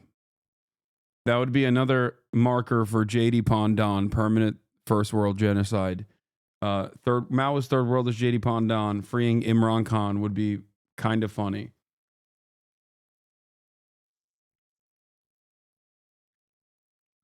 Yes, some of the aid that goes through Congress is different than what this program seeks to curb back. DC police officer attacked by the mob on January 6th. Just worked for 14 hours making sure Trump's inauguration was secure, peaceful. Oh my God. They're still doing the J6, man. Oh my God. Give it up. Give it up. Give it up. Give it up. Move on. Move on. Move on. Move on. Donald Trump over here is like, I think the World Health Organization should implode. And these guys are like, dude, look at this cop that was at the Capitol on January 6th and was attacked by Donald Trump's cronies and is now finding out that it's their attackers are free.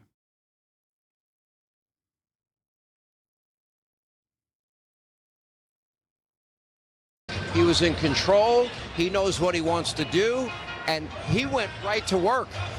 I mean, he'll be here a little later than originally planned because he was taking questions from the press and signing executive orders. Wow. By the way, he took more questions today than Joe Biden did in 4 years.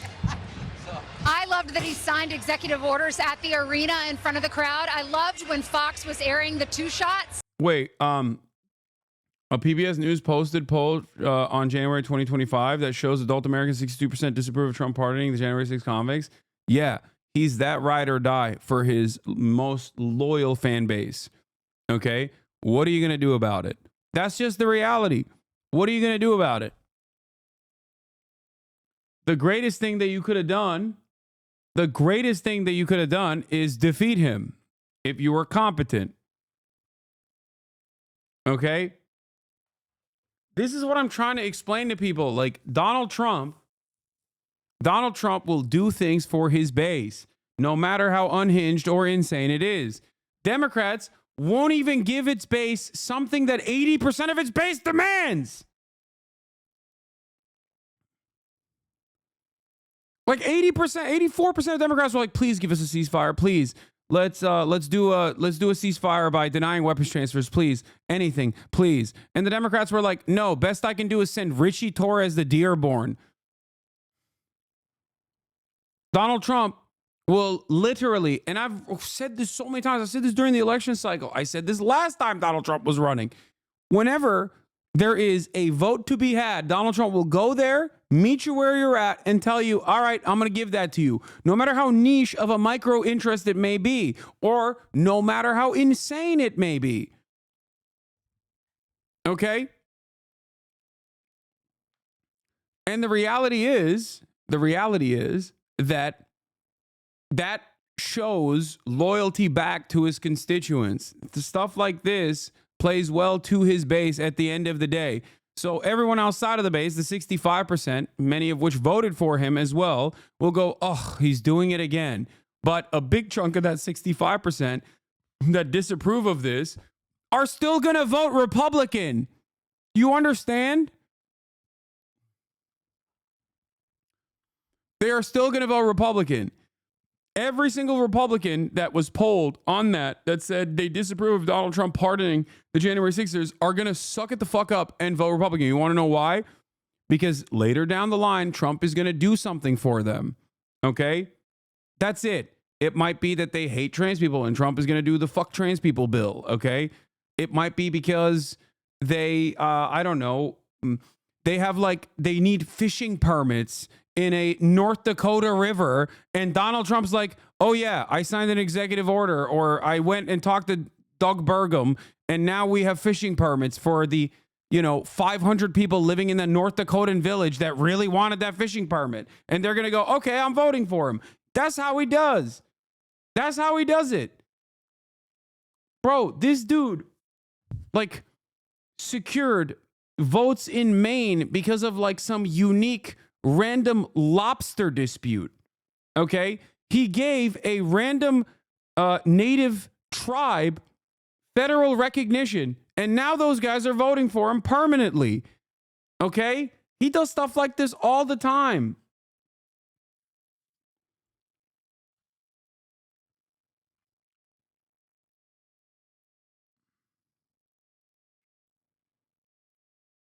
Why are you hating on him? Why am I hating on him? Because he wants to do deportation of 20 million people living on U.S. soil that haven't done any fucking crimes whatsoever. And the only crimes that they crossed a goddamn imaginary line and now are infinitely more important and functioning members of society than someone such as yourself. That's why I think this is ruthless, cruel, unusual. And also, on top of that, he's going to obviously do massive tax cuts for the wealthy and corporations once again, when the opposite should be happening. Okay? Those are two top priorities for me, on top of curbing back reproductive rights for women and also signing an executive order day one that says, fuck trans people.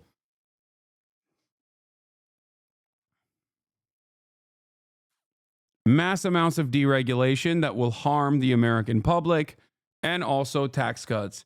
Cry bitch. Dog, I am in the class and category of people that will see material benefit from Trump's policies. You won't be. I don't know why you're telling me cry bitch. I at least have the foresight to recognize that these kinds of policies unironically destabilize the country and exacerbate wealth inequality. That's why I'm advocating against my immediate material benefits. You, on the other hand, don't own a deed to a factory, and yet here you are defending capitalism tooth and nail, like you got a fucking factory, like you got any assets whatsoever. The only asset you have to your name is a busted down 1997 Honda Civic that was a hand-me-down from your older brother, and he fucked in it, and you've never gotten pussy in it. For the rest of your life, you will never get pussy in it because you're busy working at the fucking Jack in the Box for $15 an hour. And here you are thinking, oh man, if I actually advocate for Republican policies, one day I'll be super wealthy too. It's so fucking stupid. It blows my mind. Work for your self-interest. Stop working against your self-interest, okay?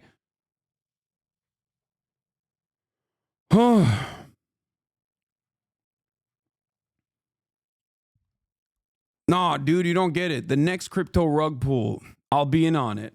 And I'll be the one pulling the rug from other dumbasses you say over and over again as you literally take out the remainder of your like crumb of disposable income and lose it instantly.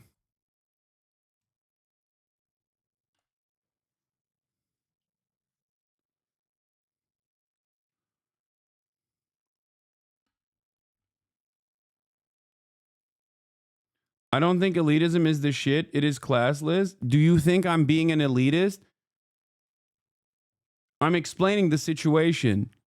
I'm saying that Donald Trump works against the interests of the working class.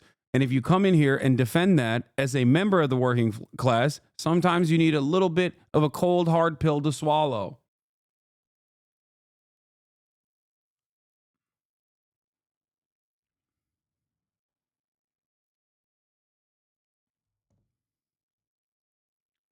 Anyway.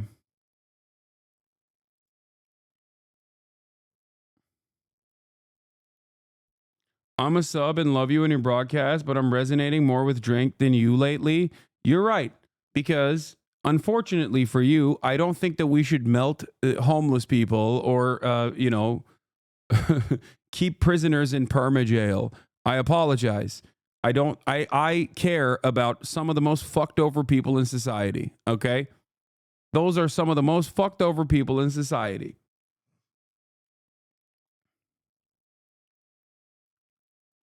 Thank you, Oh Zai, for the 100 gifted subs. Like, what is this? What, explain further. Explain further what you mean, please.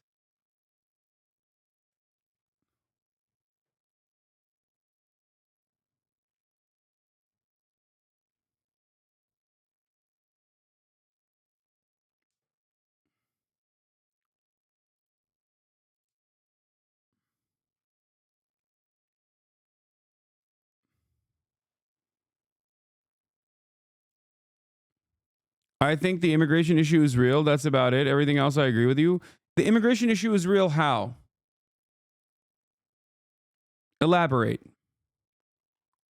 Do you think that undocumented immigrants are actually responsible for an insane amount of crimes and they're just simply not being prosecuted? Or do you think it's a racist lie that Donald Trump has escalated over and over again, and with no pushback whatsoever from the supposedly anti-fascist side of the political equation, people have just taken it for granted and now believe it to be true? Because if you can't disagree with facts, okay?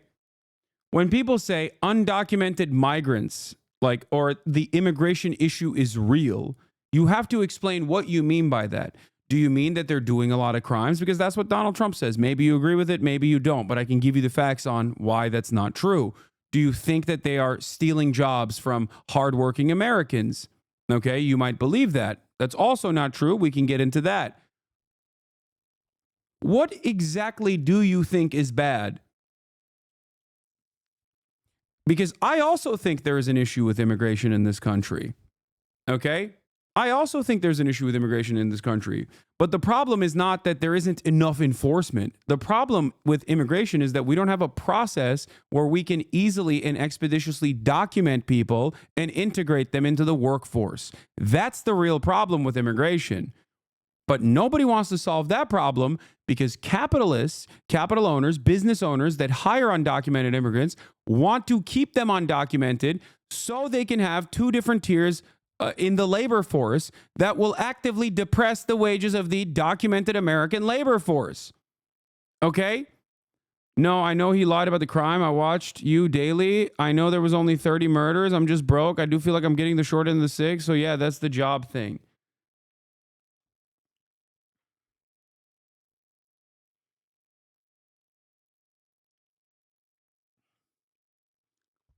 You think undocumented immigrants are taking your job?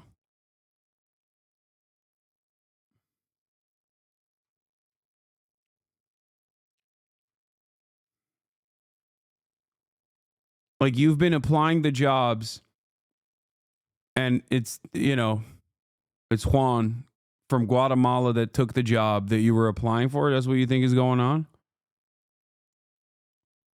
Is that what you think is happening?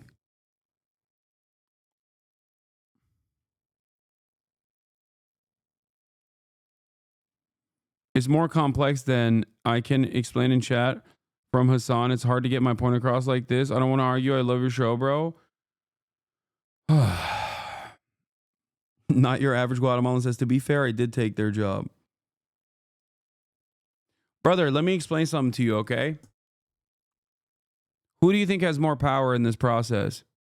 Business owners who are constantly interested in lowering the American working class's wages, and the politicians that work at their behest, or random dudes from Guatemala and Honduras that are going over the border, trekking for hundreds, if not thousands of miles to go pick fucking agricultural crop for 3 cents an hour? Like, this blows my mind. We are so easily duped by this propaganda. It's so crazy to me that, like, people will be like, nah, it's not our bosses that are actively fucking us over. It's actually the dude from Guatemala that's fucking me over, dude. Doing a job that I would never do for price points that I would never even look at under conditions that I cannot fathom. Okay?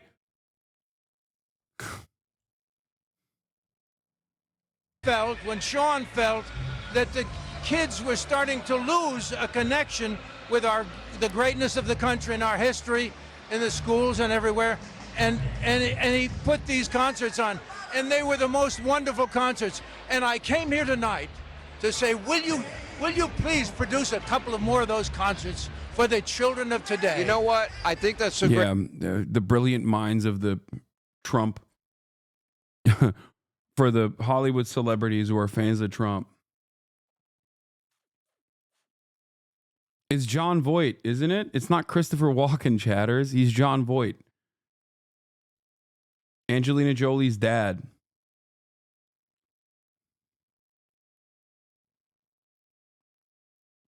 The narco violence is real, though. Yeah. You want to know how you stop the narco violence? By having a normal, documented migration process so that nobody fucking gives $10,000 to a bunch of cartel guys to be snuck over the border. If you have the opportunity to go in, if you have the opportunity to go into the country through legal means, why would you not take it? That is my argument. So yes, restrictive border policies unironically line the pockets of the cartels. You know what else also helps the cartels? Having ridiculous criminal penalties for drugs in this country, and also simultaneously having an unrestricted amount of weapons in this country. If you truly want to tackle the issue of drug trafficking, you shouldn't be going after undocumented migrants. They're not the ones who are actually shipping the drugs over the border. Okay? You need better apprehension methods at our ports, that's for sure. But you also need to reshift your priorities to the people who are actually trafficking the drugs. And there's data readily available for this as well. Lo and behold, oh my God, according to the Department of Homeland Security, turns out 90% of the drugs that are being shipped over the borders are actually going through regular ports of entry. And lo and behold, the people that are shipping those drugs, the people that are trafficking those drugs, are not undocumented migrants. 80% of those who are apprehended at the border for trafficking drugs across the border are actually American citizens. So the narco trade is actually, one, supplied by a healthy number of American munitions and American arms that we can give to the cartels. That's number one. And also, it's trafficked by American citizens, and the market is American consumers. So it's all just Americans. Undocumented migrants play no role virtually in this process. Anyway, let's see what Donnie's doing. We're not sure quite what is happening. There are some people. Looks like there are some officials right inside the door, so we may be seeing. We trade our some weapons people for the releasing next few drugs, minutes. for I our just got Americans off to the phone, consume, 2 and or 3 Americans minutes traffic ago with Rachel Powell, who the is, drugs over the one border. of the people in the jail at the moment. She said she hadn't been told anything about being released, but very clear. It's unclear what is happening right now. I will tell you that Rachel Powell. Some of the watch there, Andrew. Thank you. Okay. Yeah. Some of the people inside this prison are hoping to make it to the inaugural balls tonight. They have been told that if they are released. Back up. Yeah. Okay. We're going to move down here, Anderson. We're going to move out of the way. All right. Donnie did the Zoomer speak. Move out of the way. Unclear why there was such a rush to the doors of the jail right there, but there does seem there is something happening. There does appear to be some people right inside the main door. Donnie, you've heard some of the people who may be released want to attend an inaugural ball tonight? That is correct. So I got off the phone just 5 minutes ago, again from Rachel Powell, who is calling us from inside the jail. She told us that she has been in touch with people who, I believe, the Liberty Ball, and you can correct me, but the Liberty Ball, I think, is happening at the convention center. I believe Trump is speaking there tonight. Dude, someone in the chat said it, but it's so perfect. This seems so similar to the pro-rape releases in Israel, just breaking the motherfuckers out. Bro, dude, Israel and America is like this. They had their own January 6th where they stormed the jails to release the rapist IDF soldiers who raped Palestinian prisoners to death. And now we got our own version of it, okay? To storm and free the January 6ers. Yeah. So, a new January 6th at the January 6th jail. One, of course, was, we have video, and colleagues in the control room might be able to pull it up. She was caught on video with a pickaxe breaking a window at the Capitol. Look, in interviews with her, she says that she regrets that day, she regrets that action because she has children and grandchildren, but she ultimately still believes what she did was right? I mean, she ultimately still believes the election lies that brought her there. And she has appealed directly to Trump through the media and through everything else. And we're being moved back once more again, Anderson. So let's just move here a little bit. And don't really a chaotic scene how here. many supporters of Hasan was wrong about this. Trump for sure was looking out for the January 6th people. Wait, what? What did I? What did I say about the January 6ers? I don't think I ever said that Trump wouldn't release them. What are you talking about? Here. It's been growing over the course of the evening. Just going to make sure Andrew Christman here doesn't fall. There we go. It's good to protect your camera. Let's move back here actually to. Let's move back here to where the guys were gathered. It's very unclear what actually happened to make that surge towards the main doors of the jail, but I think people. I think at most I probably said I didn't think some of the worst of the worst would get released, and I am genuinely. I think you said it would be funny if it did. I mean, it is funny, but I am shocked that he's releasing like Enrique Tarrio and some of the Oath Keepers. Friends of people who have loved ones who are serving time for their actions on January 6th. They've been gathering outside this jail for the last 9 hours. Ashley Babbitt is 4 years sober this month.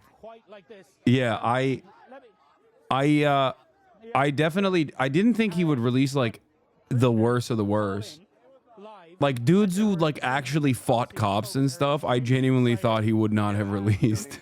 I think that's pretty crazy. Like if your biggest crime is that you walked into I don't know, Nancy Pelosi's room and like tried to do a poop in her drawer or something, like that's still ridiculous, but that's like inherently not a violent crime, I guess. So like 4 years in prison is fine for that.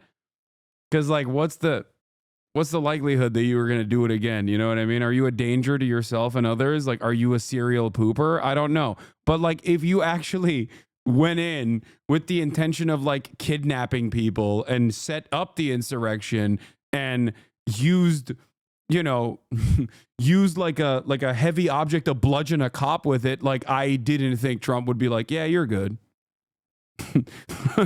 Yeah, you're fine. It's fine. That's pretty crazy. Like,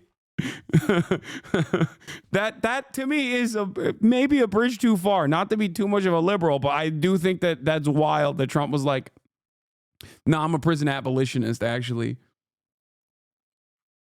there's a lawn here where the activists have been gathering all evening. And now a big I like that Slatty Man said, "What's wrong with the cop thing?" Great question. If a black person did that at a Black Lives Matter rally, and some have, as a matter of fact, they get hit with 30 years in prison.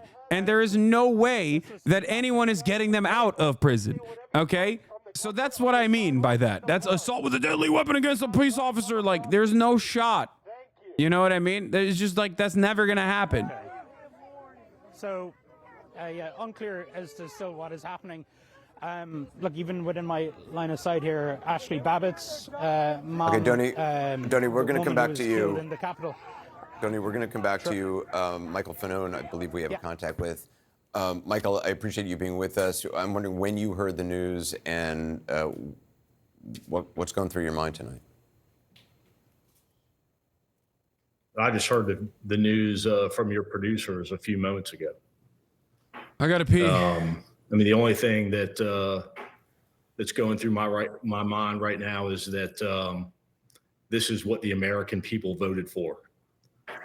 Donald Trump has been promising these pardons ever since he announced his candidacy in Waco, Texas, the scene of one of the most notorious battles between American law enforcement and the American extremist movement that resulted in the death of numerous law enforcement officers.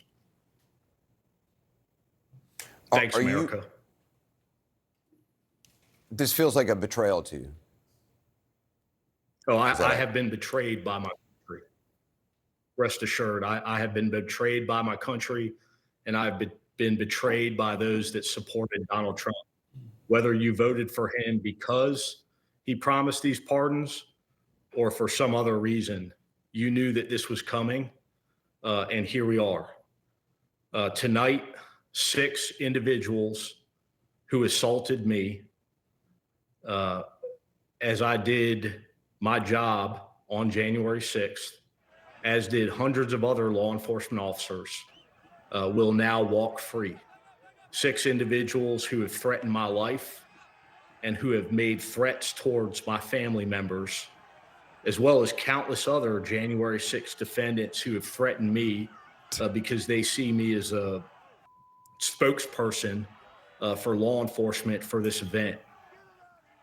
My family, my children, and myself are less safe today because of Donald Trump and his supporters. When you hear the president of the United States, Donald Trump, talking about back the blue, or his supporters saying that they back the blue, you don't buy that? From a dog-eat-dog world to a hog-eat-hog world, Anderson. I thought these were brothers in bond. I thought they would never come for me. And let me tell you, I was shocked. When I opened the Capitol Rotunda doors to them, I thought this would be a peaceful transfer of power, and turns out it was not so peaceful when I got hit in the head with the Kekistani flag. That's right. Flagpole showing stars and bars, which I have one at home as well. But the other one, the Kekistani flag, as the kids are calling it, that was a bridge too far. When it comes to supporting or their supposed support of law enforcement, because tonight, the leader of the Republican Party pardoned hundreds of violent cop assaulters. You were pardoned today, and we should know President Biden said it was not for committing a crime, it was for stepping forward to testify about January 6th. Did you know about that in advance? What do you think about that? And are you concerned for the safety of your family? I had no communication with the White House or anyone else, for that matter, regarding a potential pardon or presidential pardon. I mean, all I can say is that I think it's a sad commentary on where we are as a nation that a sitting president thought it necessary to issue a preemptive pardon to a witness in a congressional investigation, because the subject of that investigation is now the president and had promised to pursue politically motivated revenge. Again, it's just more examples of the outrageous behavior of the current president of the United States. As far as concern for my family and my family's safety, I've been concerned for myself and my family's safety ever since I testified before Congress. If you remember, I didn't even make it through my congressional testimony before I received my first threat from a member of the American public who called me and threatened my life literally as I was giving testimony. And those threats have continued to this day against both myself and members of my family. In recent months, my mother has been swatted, a 76-year-old woman who's guilty of nothing other than having a son, a police officer who responded to the Capitol on January 6th. And she's also had human feces. Okay, I'm done. Don't you think China's prepared for this, and that's why they're boosting Trump, just waiting for Western democracy to implode so they can pick up the pieces? Maybe. But, I mean, Donald Trump did a lot of damage to America's soft power, but I've maintained the position that Joe Biden actually somehow... What? Lol, how the F do you know what the undocumented immigrants are doing? Answer, you don't. Look how many rapes, murders, crimes, etc. go unsolved every year, bro. Had to wait 10 minutes to post this. I know you're off the subject. Okay. I suspect that it'll take 10 minutes for your brain to process the information I'm about to deliver to you. Okay? If there are 26,000, let's say, murders a year that happen, are investigated, and the actual criminals responsible for it are apprehended, okay? And only 26 of them are undocumented. Okay? This is what we know from convictions and arrests. Let's say that there are 30,000 murders total, and only 26,000 of them have been, 26,000 of them have led to an arrest, a conviction, and only 26 of them are undocumented. Does that lead you to believe that the 6,000 unsolved murders are automatically undocumented? Or do you think that the percentage would probably be around the same? Like, of the documented versus undocumented responsible for the crimes. Let's look up the numbers instead of spewing from your ass. Well, that's actually a really funny thing that you just stated. Because while I actually tried to give you numbers that are relatively even, so it's easier for you to do the math, I actually was right on the money with the number of undocumented murders, for example. The number is 29. And the overall homicide and manslaughter cases in the United States of America is around, what, 20,000? So, you know, I was fairly within the confines of what the actual numbers are. But I know the actual numbers.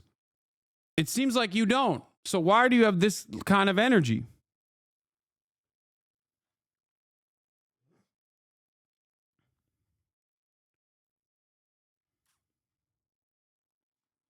Go on, please. I just did. I explained it to you. In the fiscal year of 2024, 24 murders and homicide. Or 29, sorry. Murders and homicide, which include homicide and manslaughter. which includes like car accidents and stuff too, like killing in the process of a car accident. Okay, let's look at total criminal convictions by type in 2024. Okay.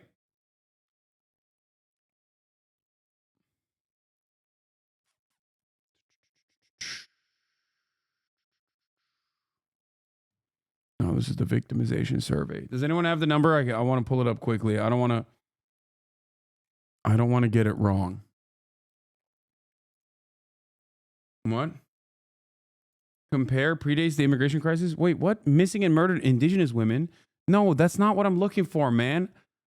They're going to move the goalposts like bots? No, it's important. This is good. Okay? This is good for people to understand.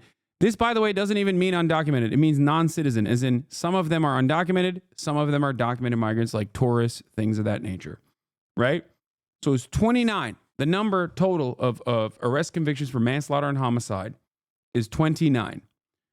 The total number of homicides that take place in the United States of America in the year 2024 was 24,000. Okay, it's a pretty high number. Now let's look at the conviction numbers. Okay, let's see. Conviction for homicide in 2024. Trends in homicide. What do we know? Okay, homicide rates, homicide victimization age group. That's just homicides, not including manslaughter. I know.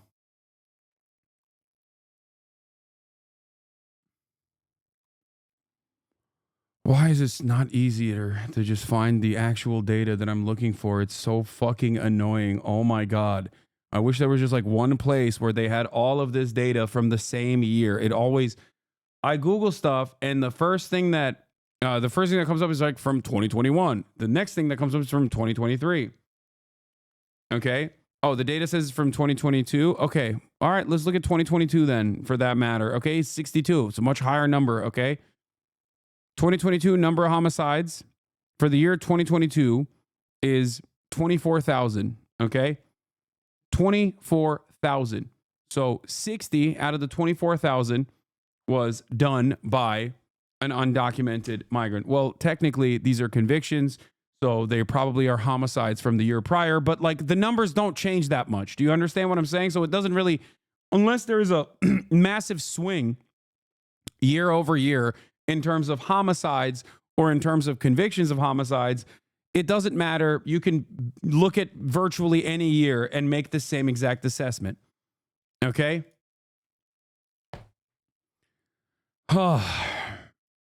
Number of reported murder and non-negligent. No, I'm not looking at reported numbers. I'm looking at arrests and convictions. Okay? I want to compare apples to apples now. And this is the crime clearance rate. No, I don't want crime. Okay, well, I guess we can make an assessment off of that as well. But where is it? Murder and non-negligent manslaughter has a 57.8% crime clearance rate in the United States. So that means out of the 20,000, 10,000 of them have been cleared. And out of the cases of 10,000 that have gotten a conviction, okay, or 12,000, only 60 of them were non-citizens, as in some of which were tourists, some of which were undocumented migrants, some of them were documented migrants. Okay? So looking at this data, if it's only 60 out of the 12,000, okay, you cannot make an assessment that the 43% is all undocumented migrants. You can't just do that. That's not how anything works. Okay? That's not how this works at all. You can't, unless you have some evidence that undocumented migrants are incredible criminals, like the best criminals that you have ever seen in your entire life, where they just keep doing murders like crazy, okay? And they're responsible for 40% of, if they're responsible for 100% of the unsolved murders, okay? it obviously means that they are most likely responsible the same level, their same the same per capita murder rate, which is very low, incredibly low in comparison to the documented and natural-born U.S. citizen number of murders and assaults and manslaughters and all different kinds of crimes. And for the record, if your counter to me is going to be, well, what about rapes? The same problem persists for that as well. Okay? Do you understand? I don't have evidence. I'm just saying we don't know. No, I have evidence. I'm giving you the evidence. You're refusing to understand the analysis here. Those are documented. Some people disappear. I hear you, but the numbers are definitely not accurate. I'm listening, though, not trying to bring negative energy. Rapes and crimes in general, I'm saying as well, you're just looking at homicide. Yeah, I was using homicide as an example. Homicide is only one example. If you're going to look at rapes in general, the same problem persists. There are a fuck ton more rapes that take place in the United States of America.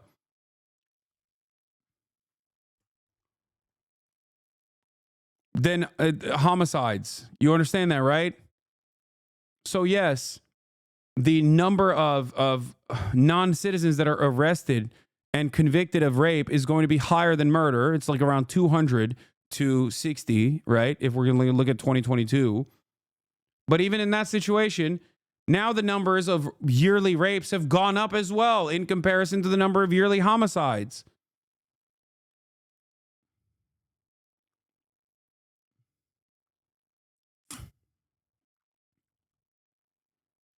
Do you not understand? You can't just go, I just have a hunch. I get it, chill out, lol. No, dude.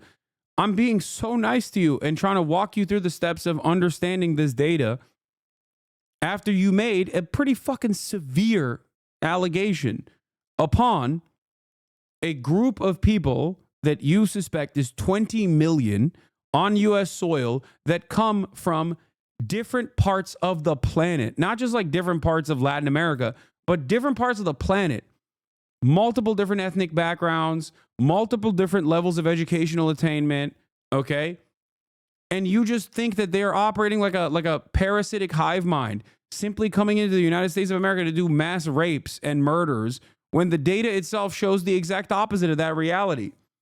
So does that change your analysis a little bit when you find out that undocumented immigrants and non-citizens in general are responsible for a tremendously smaller percentage per capita of crimes committed on U.S. soil than natural-born U.S. citizens are? Does that make you reconsider? You're jumping to conclusions? No, I'm just operating off of what you just said. One of the things that we need to understand is that homelessness is skyrocketing. As we saw in LA budget, things like street cleaning is cut. Cities are literally getting grosser, and there are a lot more people suffering in our face in the streets. When you combine that with all sorts of merchandise locked up in stores, the vibes are awful. Yeah. No, for sure.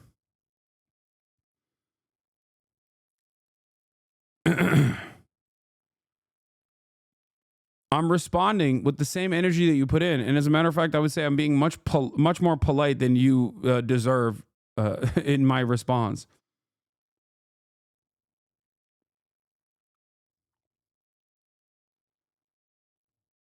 And that's because of immigrants? No, Central Committee is not saying that's because of immigrants, chatter. He's saying that overall, people's assessment of crime being out of control and poverty being out of control is directly born out of the fact that the housing market is in dire conditions in big cities, and that creates a lot more homelessness, and that puts that homelessness in your face. And Americans that see homeless people on the streets immediately go, oh, that's crime, that's crime, that's crime. Crime is out of control.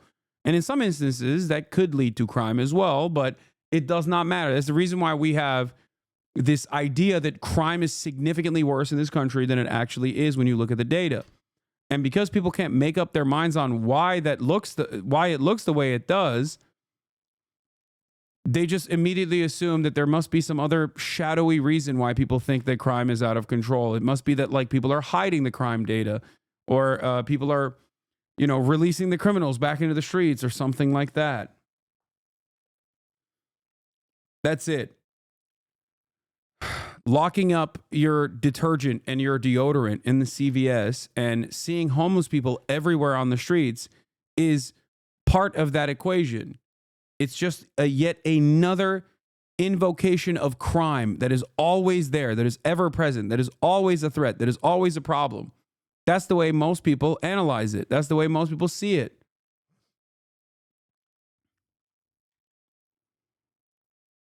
Casper, to get your attention, I just found you and I like your content. Thank you for the engagement. Okay, well, I hope you learned something today. The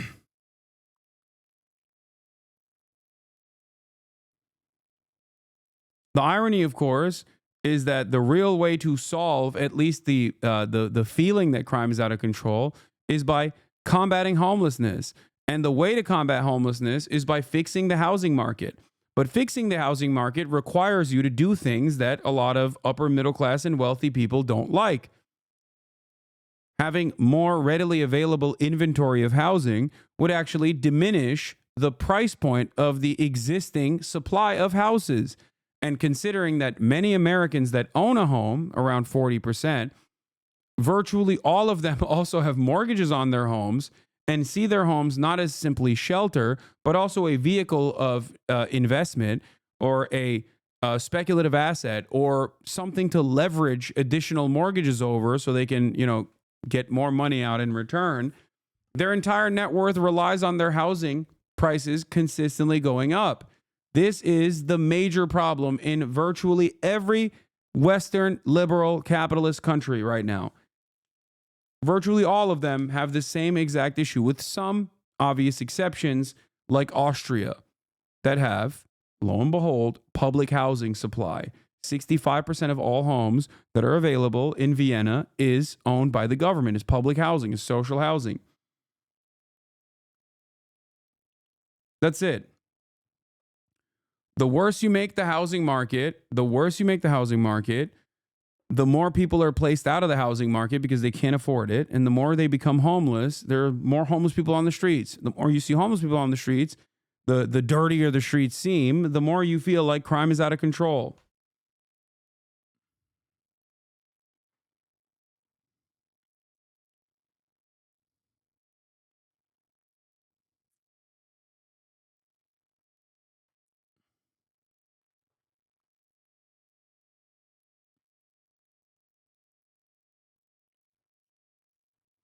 You look like Sen Tadic. That's so funny to say.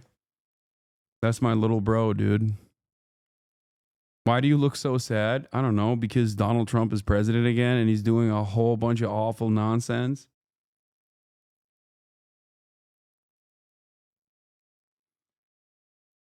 D-Man's community is falling apart after he got exposed for sharing intimate material non-consensually. Orbiter Civil War. Seems like you won. I didn't do anything.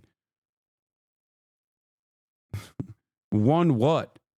He's always been a giant piece of shit and will continue to be a giant piece of shit, most likely, for many years. I didn't do anything. I try to stay away from all of that to the best of my ability. Also, there's no winning in this process. Only losing.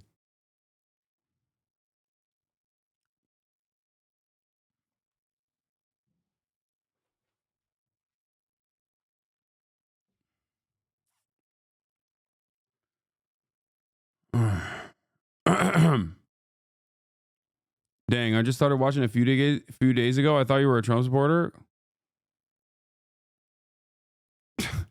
No, I'm not a Trump supporter. I'm a supporter of the truth. If, by some random happenstance, Donald Trump does something that I think is appropriate or good, I will openly state it. Having said that, however, Donald Trump very rarely does something that's decent or good.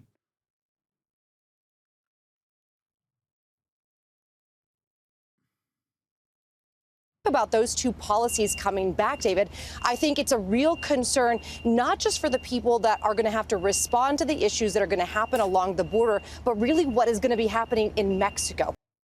What is happening? Why is there a truck backing up?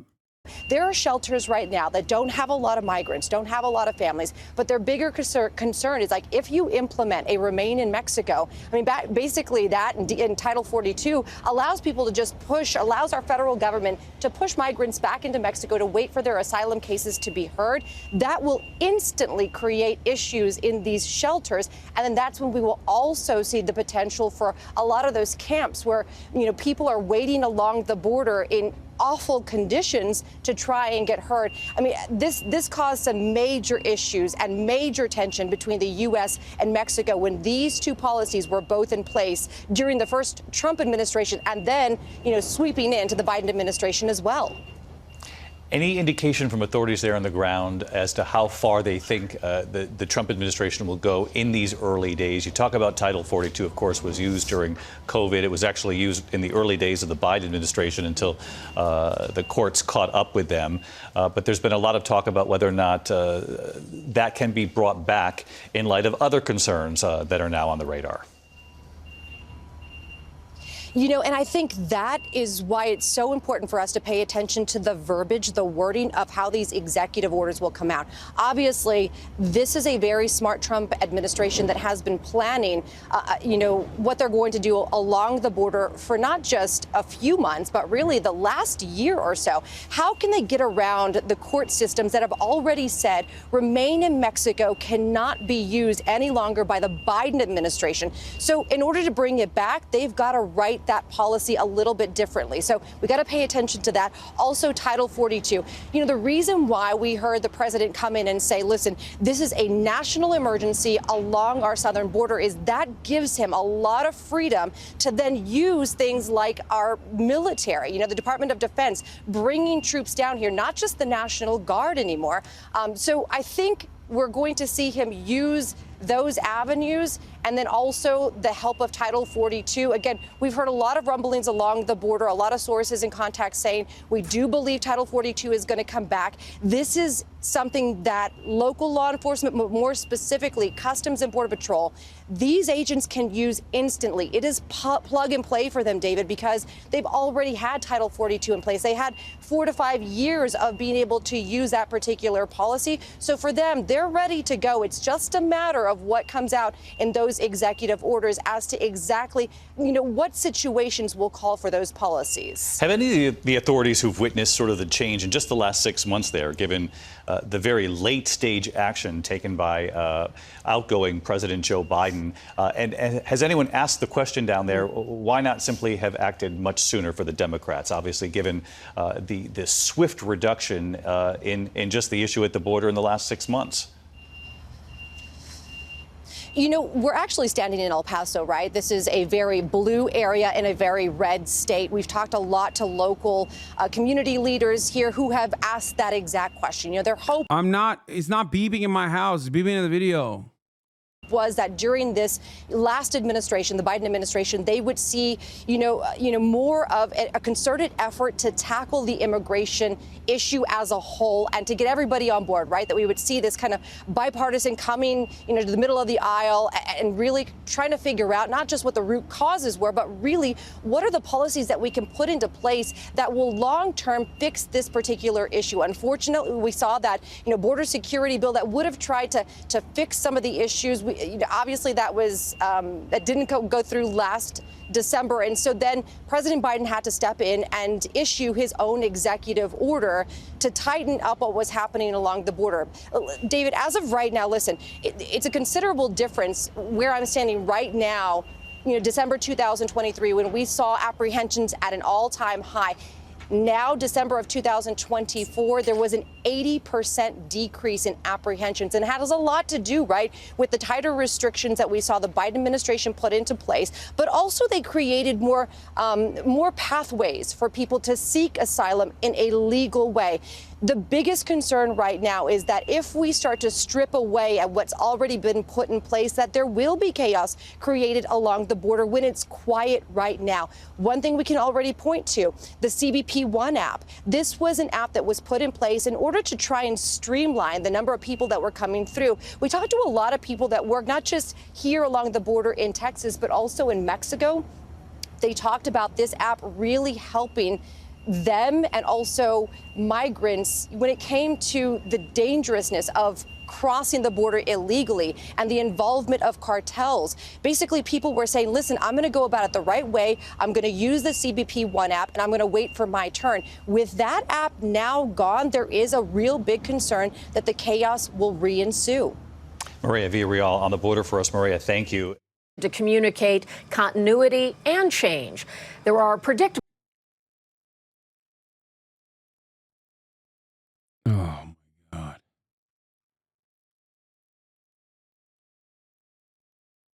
All right. Check a list of executive orders. Chatter, I did that the entire day as they were rolling in. How was your day? Not great. Let's just say not the best day, you know?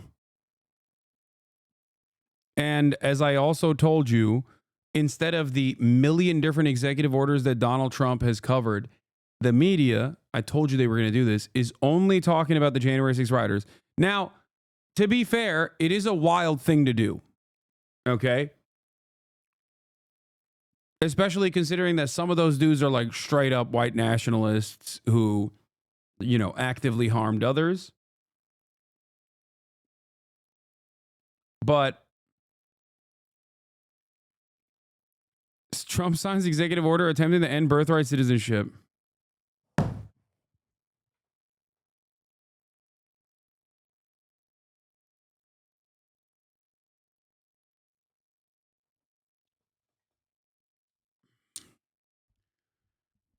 Like, notice how all of the most awful things that Donald Trump has done so far are all about undocumented migrants or migrants in general, documented migrants, natural born U.S. citizens who are the children of people who aren't American citizens.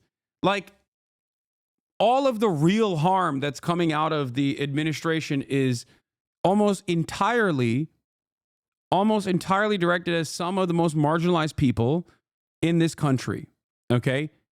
It's all done at the behest of white nationalism and white nativist sentiment, white natives' opinions.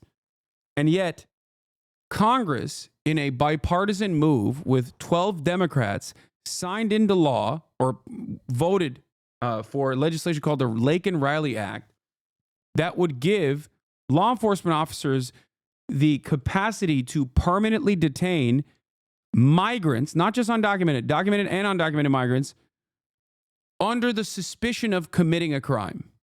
Okay? Permanent detention and deportation. So if you are a tourist and you look kind of brown, okay, and a cop suspects you of stealing a bag of Skittles, they can deport you. No due process. This is a direct violation of due process, okay? It is something that you have as a constitutionally protected right. This is inherently an unconstitutional law. Having said that, the expectation is that the Supreme Court will not defend this, will not defend the Constitution. This also, attempting to end birthright citizenship, is yet another example. So what is wild to me is that this is the real harm that he's pushing. And it seems like the Democratic Party isn't necessarily against that real harm. And the media itself is hyper-focusing on the January 6ers. Issue this election cycle. J6 wasn't going to be it. All right. Alex Boucher, Selena Wang, thanks very much. And now we're going to take you to the convention center where I guess President Trump... all right, so we're going to turn back to these serious issues. We'll take it to the convention center in a minute regarding Trump, Biden, and their dueling pardons. So let's bring in ABC News contributors Christina Simpson Ramirez and Ramesh Ponnuru. So Christina is also the president of Next Gen America. Ramesh is one of the editors is the editor of the National Review magazine. Christina, let me begin with you. I covered Hunter Biden's legal troubles, and one thing that President Biden said again and again is he said it directly on camera to David Muir, he will not pardon his son, Hunter. He did that, and now it seems like pretty much everybody named Biden and General Mark Milley, Anthony Fauci. No. I can't do that. I can't look at this. Why is no major media talking about their rug pull? That's the other side. Dude, it's the faucet, okay? It is the faucet.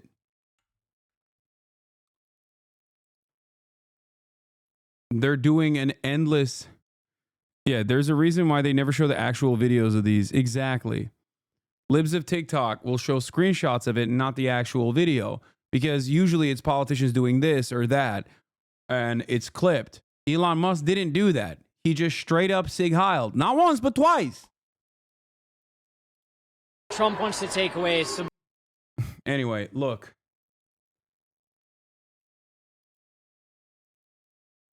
Would you agree with my guess that the biggest horrors of his administration will be shown on mainstream news? It will be relegated to social media. Oh, will not be shown?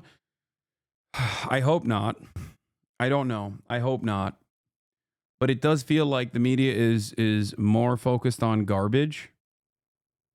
And not to say that like pardoning the January 6ers across the board, like all of them, is not a unique thing that he did. It is unique and it is newsworthy. But right now, he's doing a million different things. And many of the other things that he's doing are far more consequential and far worse. So the fact that they're only hyper-focusing on the January 6 pardons is, I think, an abdication of duty. That's how I feel about it. I mean, the rug pull itself is also crazy. Like, that's what I mean. It's just Trump does this. He comes in and he hits every angle across the board. He came in with a rug pull, and then his wife did another rug pull simultaneously. It's fucking insane. And that was before the inauguration. So that's done. It's over. He did it. It's done. It's over. He made his money.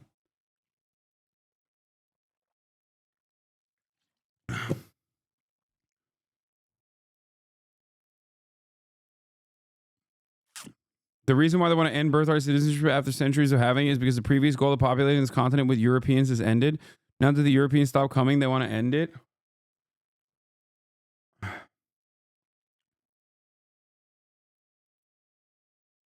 Wait, the CNBC coverage over it is normalizing it? No way.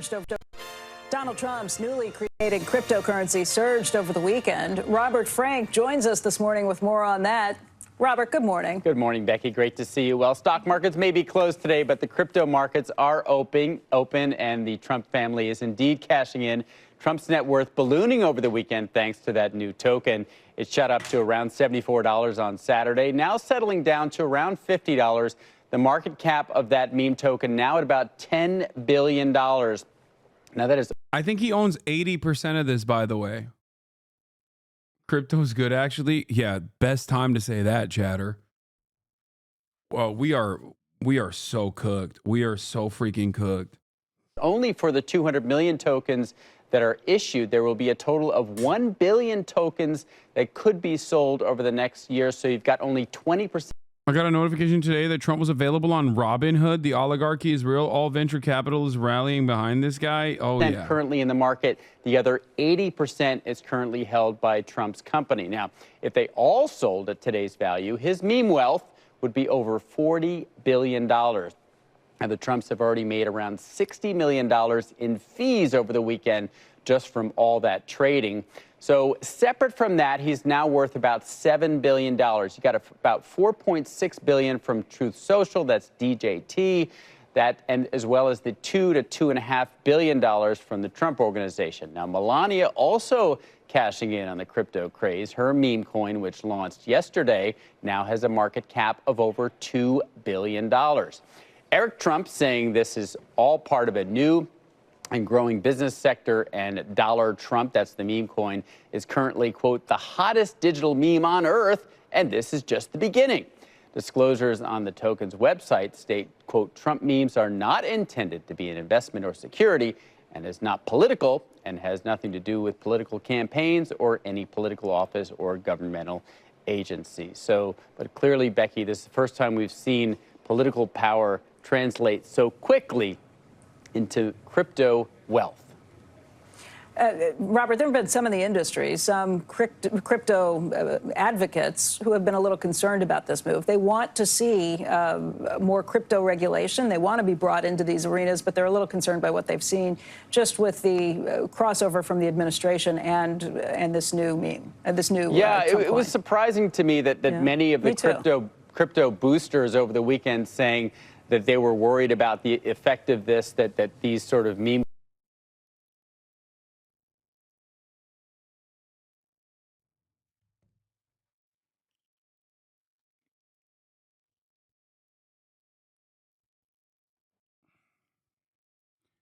CoffeeZilla, save us.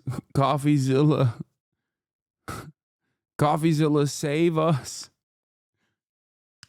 Save us, CoffeeZilla, save me.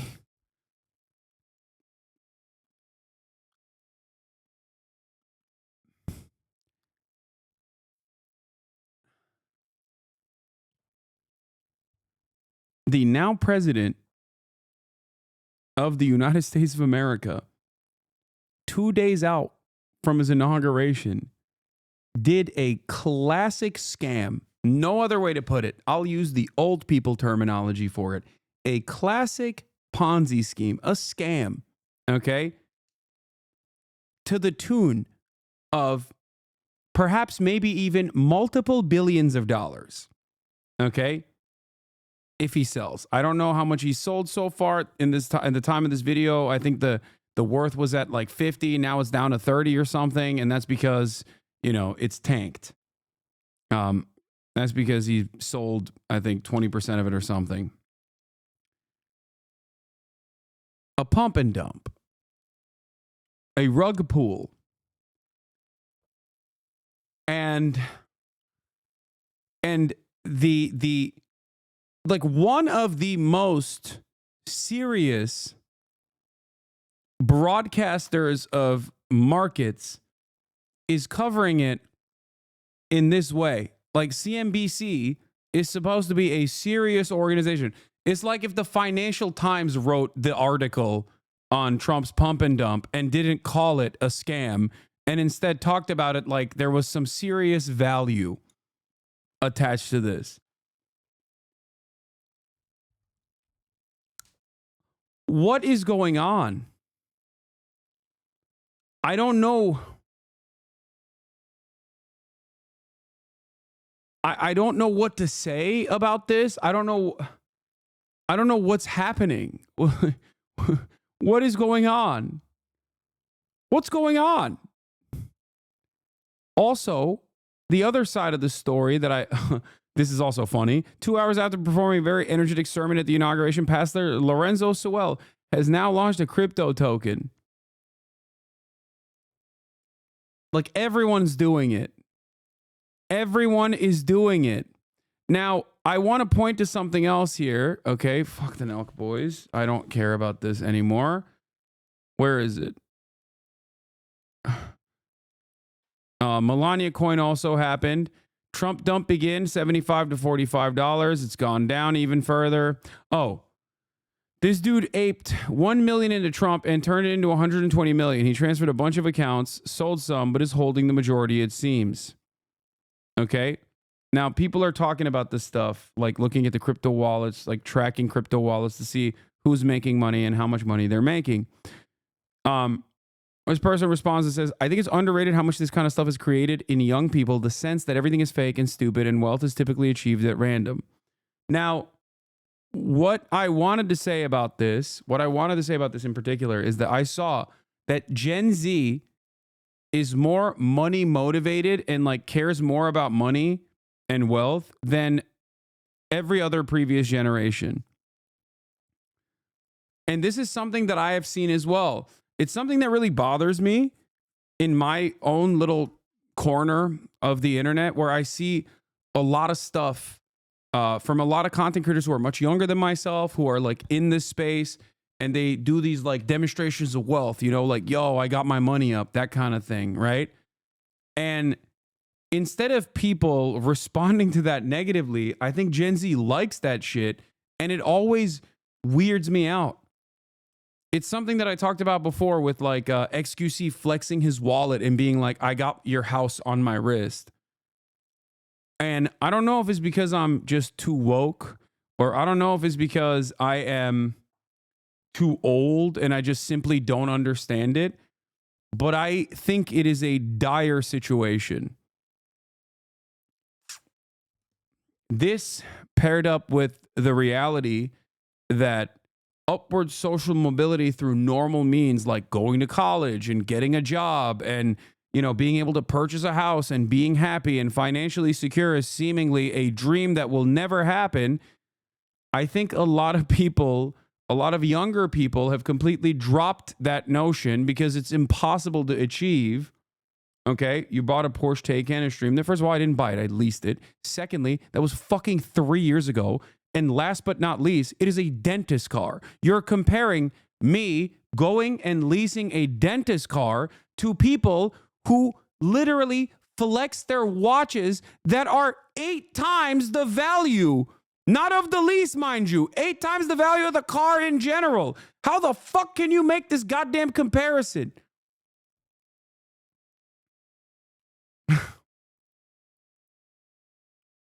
Who cares? Most people can't afford that. You are a fucking moron if you think that was me flexing my wealth, okay? Jesus Christ. The guy that cleans my teeth has the same car. Yeah. You could say that about a fucking Acura. Most people can't afford that either, dumbass. The fuck do you mean? Yeah, I bought a house too. You want to get mad about that? Like, it wasn't even supposed to be a flex, mind you.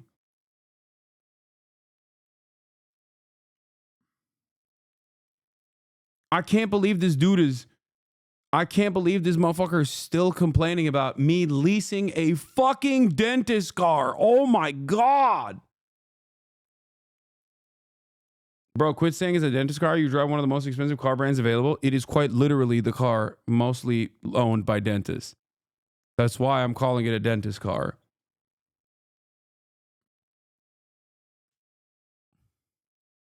Not only that, okay. Like, take it up with the dentists, not me, okay?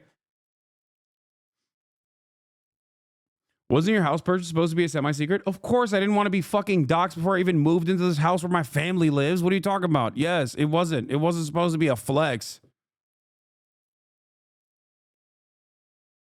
Anyway.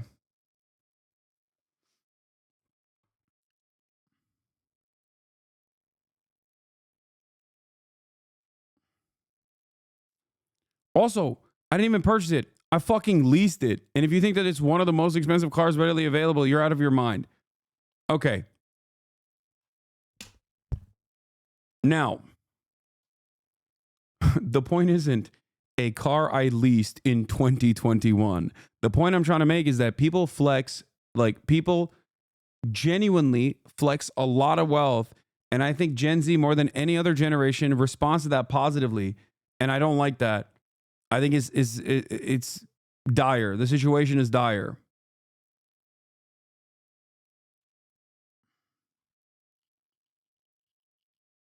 Like the Andrew Tates of the world. You know what I mean? Like, look at me. I have a Bugatti. That immediately is like a positive thing. There should not be a positive association with that.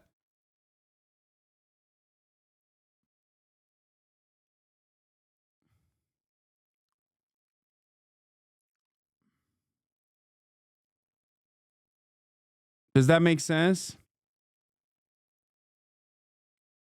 And I think the reason why they have this like hyper focus on wealth and getting their money up and not their funny up and doing all these schemes is because normal means of having like a reasonable middle class existence is impossible. It's just impossible. And in the absence of that possibility, people just look to these like get rich quick schemes and oftentimes end up losing a lot more than they could potentially gain as well.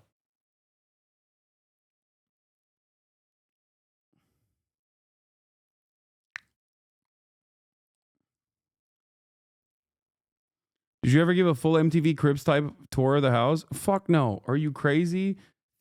Dude, I did that one time, okay? The unlimited amount of access that I gave to my audience bit me in the ass dramatically. People 4 years later are still talking about how I'm flexing that I leased a Porsche. What are you talking about? That was a major mistake. Why would you ask that again? No.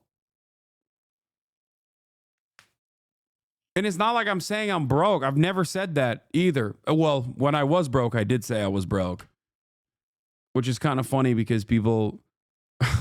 it's kind of funny because people still... That Charlie Kirk video got recirculated recently, back when in like 2016 or whatever, 2017, when I debated him at Politicon. And I was talking about how I made $65,000 a year at the Young Turks. And people in the comments were like, look at this rich asshole lying. Yeah. Can you imagine lying about your salary? You live in a $3 million house. It's like, dude, that's time. It changes. Okay. That was fucking, you know, at this point, almost 8 years ago. Yes. Time has changed.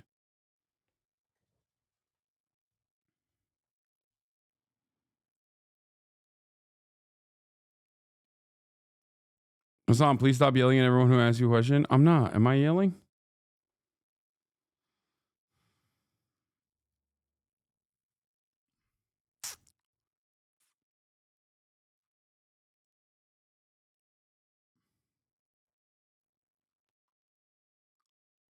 $65,000 is amazing.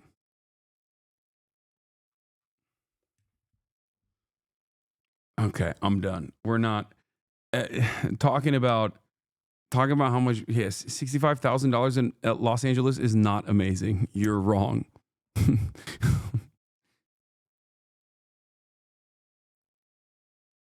Okay. In any case, yeah, I do. Yeah. First of all, guys, newsflash.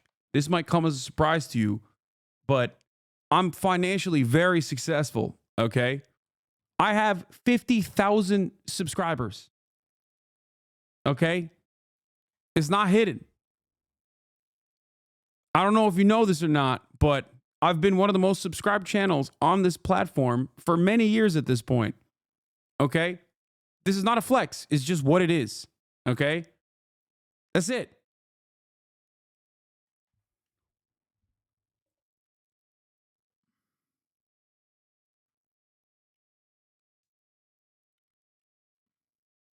Hero of Zoe, thank you for the 5 gifted subs.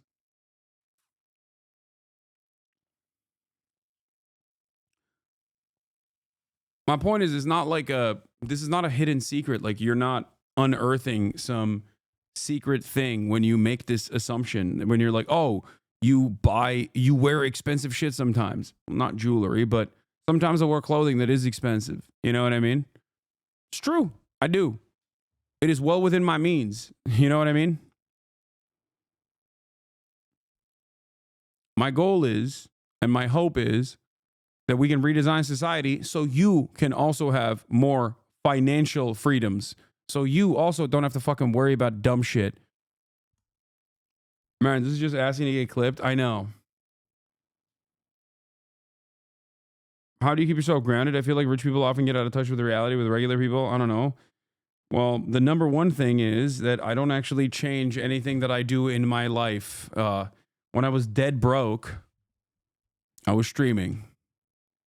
Now that I'm not, I'm still doing the exact same thing. I spend 8 to 10 hours a day doing the exact same thing for the past 6 years. Haven't stopped, regardless of my finances. So I think that's one of the major reasons. It's not like with my wealth, I've grown expensive taste and I just go yachting or whatever the fuck. I don't do anything else. This is all I do. This is what I like to do. This is what I get a lot of fulfillment out of. I'm about to go to Japan with a bunch of my friends. And when I'm there, I'm going to be streaming at 5 a.m. Tokyo time so that I can still cover the fucking news in Japan. And that is what, in some ways, financial stability and wealth offers me. The opportunity to be able to travel, but then also still maintain the same stream schedule that I have. Okay?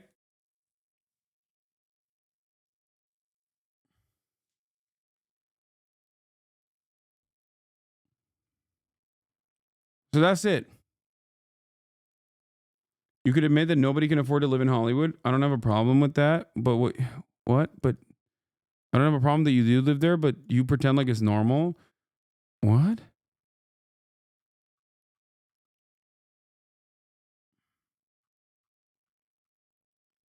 When I was nowhere near as financially successful as I was living in the same exact neighborhood. I don't know if you know that. You can still rent. You know? There's apartments everywhere. Hollywood is a fucking expensive location. Yeah, it is. Also, there's still readily available, cheaper alternatives, but it's still, of course, going to be more expensive than Birmingham. But that's not my fault. I didn't make the housing market. What do you want me to do? I don't know what's happening. I love that I just started talking about Gen Z's hyper focus on wealth, and the conversation immediately turns to you're a rich socialist. Like, I am, dude, and I'm not a socialist. How about that? Fuck socialism. I love capitalism. What changes? Nothing. My argument doesn't change, and my value set doesn't change. Okay, there you go. Who cares? You know what I mean? It's so weird. Where like 90% of my advocacy around the housing market is about clawing the housing prices down, and motherfuckers will be like, they'll act like I'm the one who signed into law that we just can never have more readily available housing supply. I'm not your enemy, okay?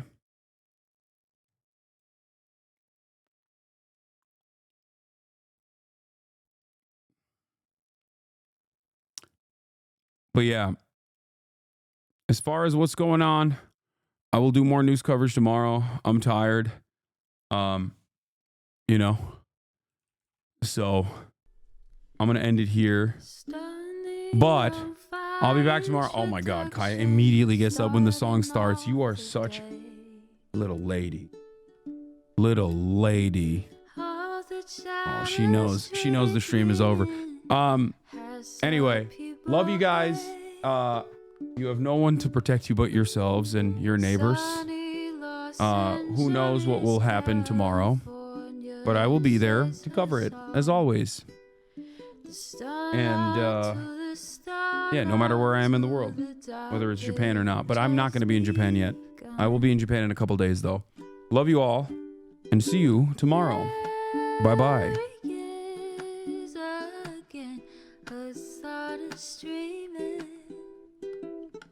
Hasan is streaming. There he is again. Hasan is streaming. Hasan is streaming. Review in the P.O. box. Uncle Uyghur's face.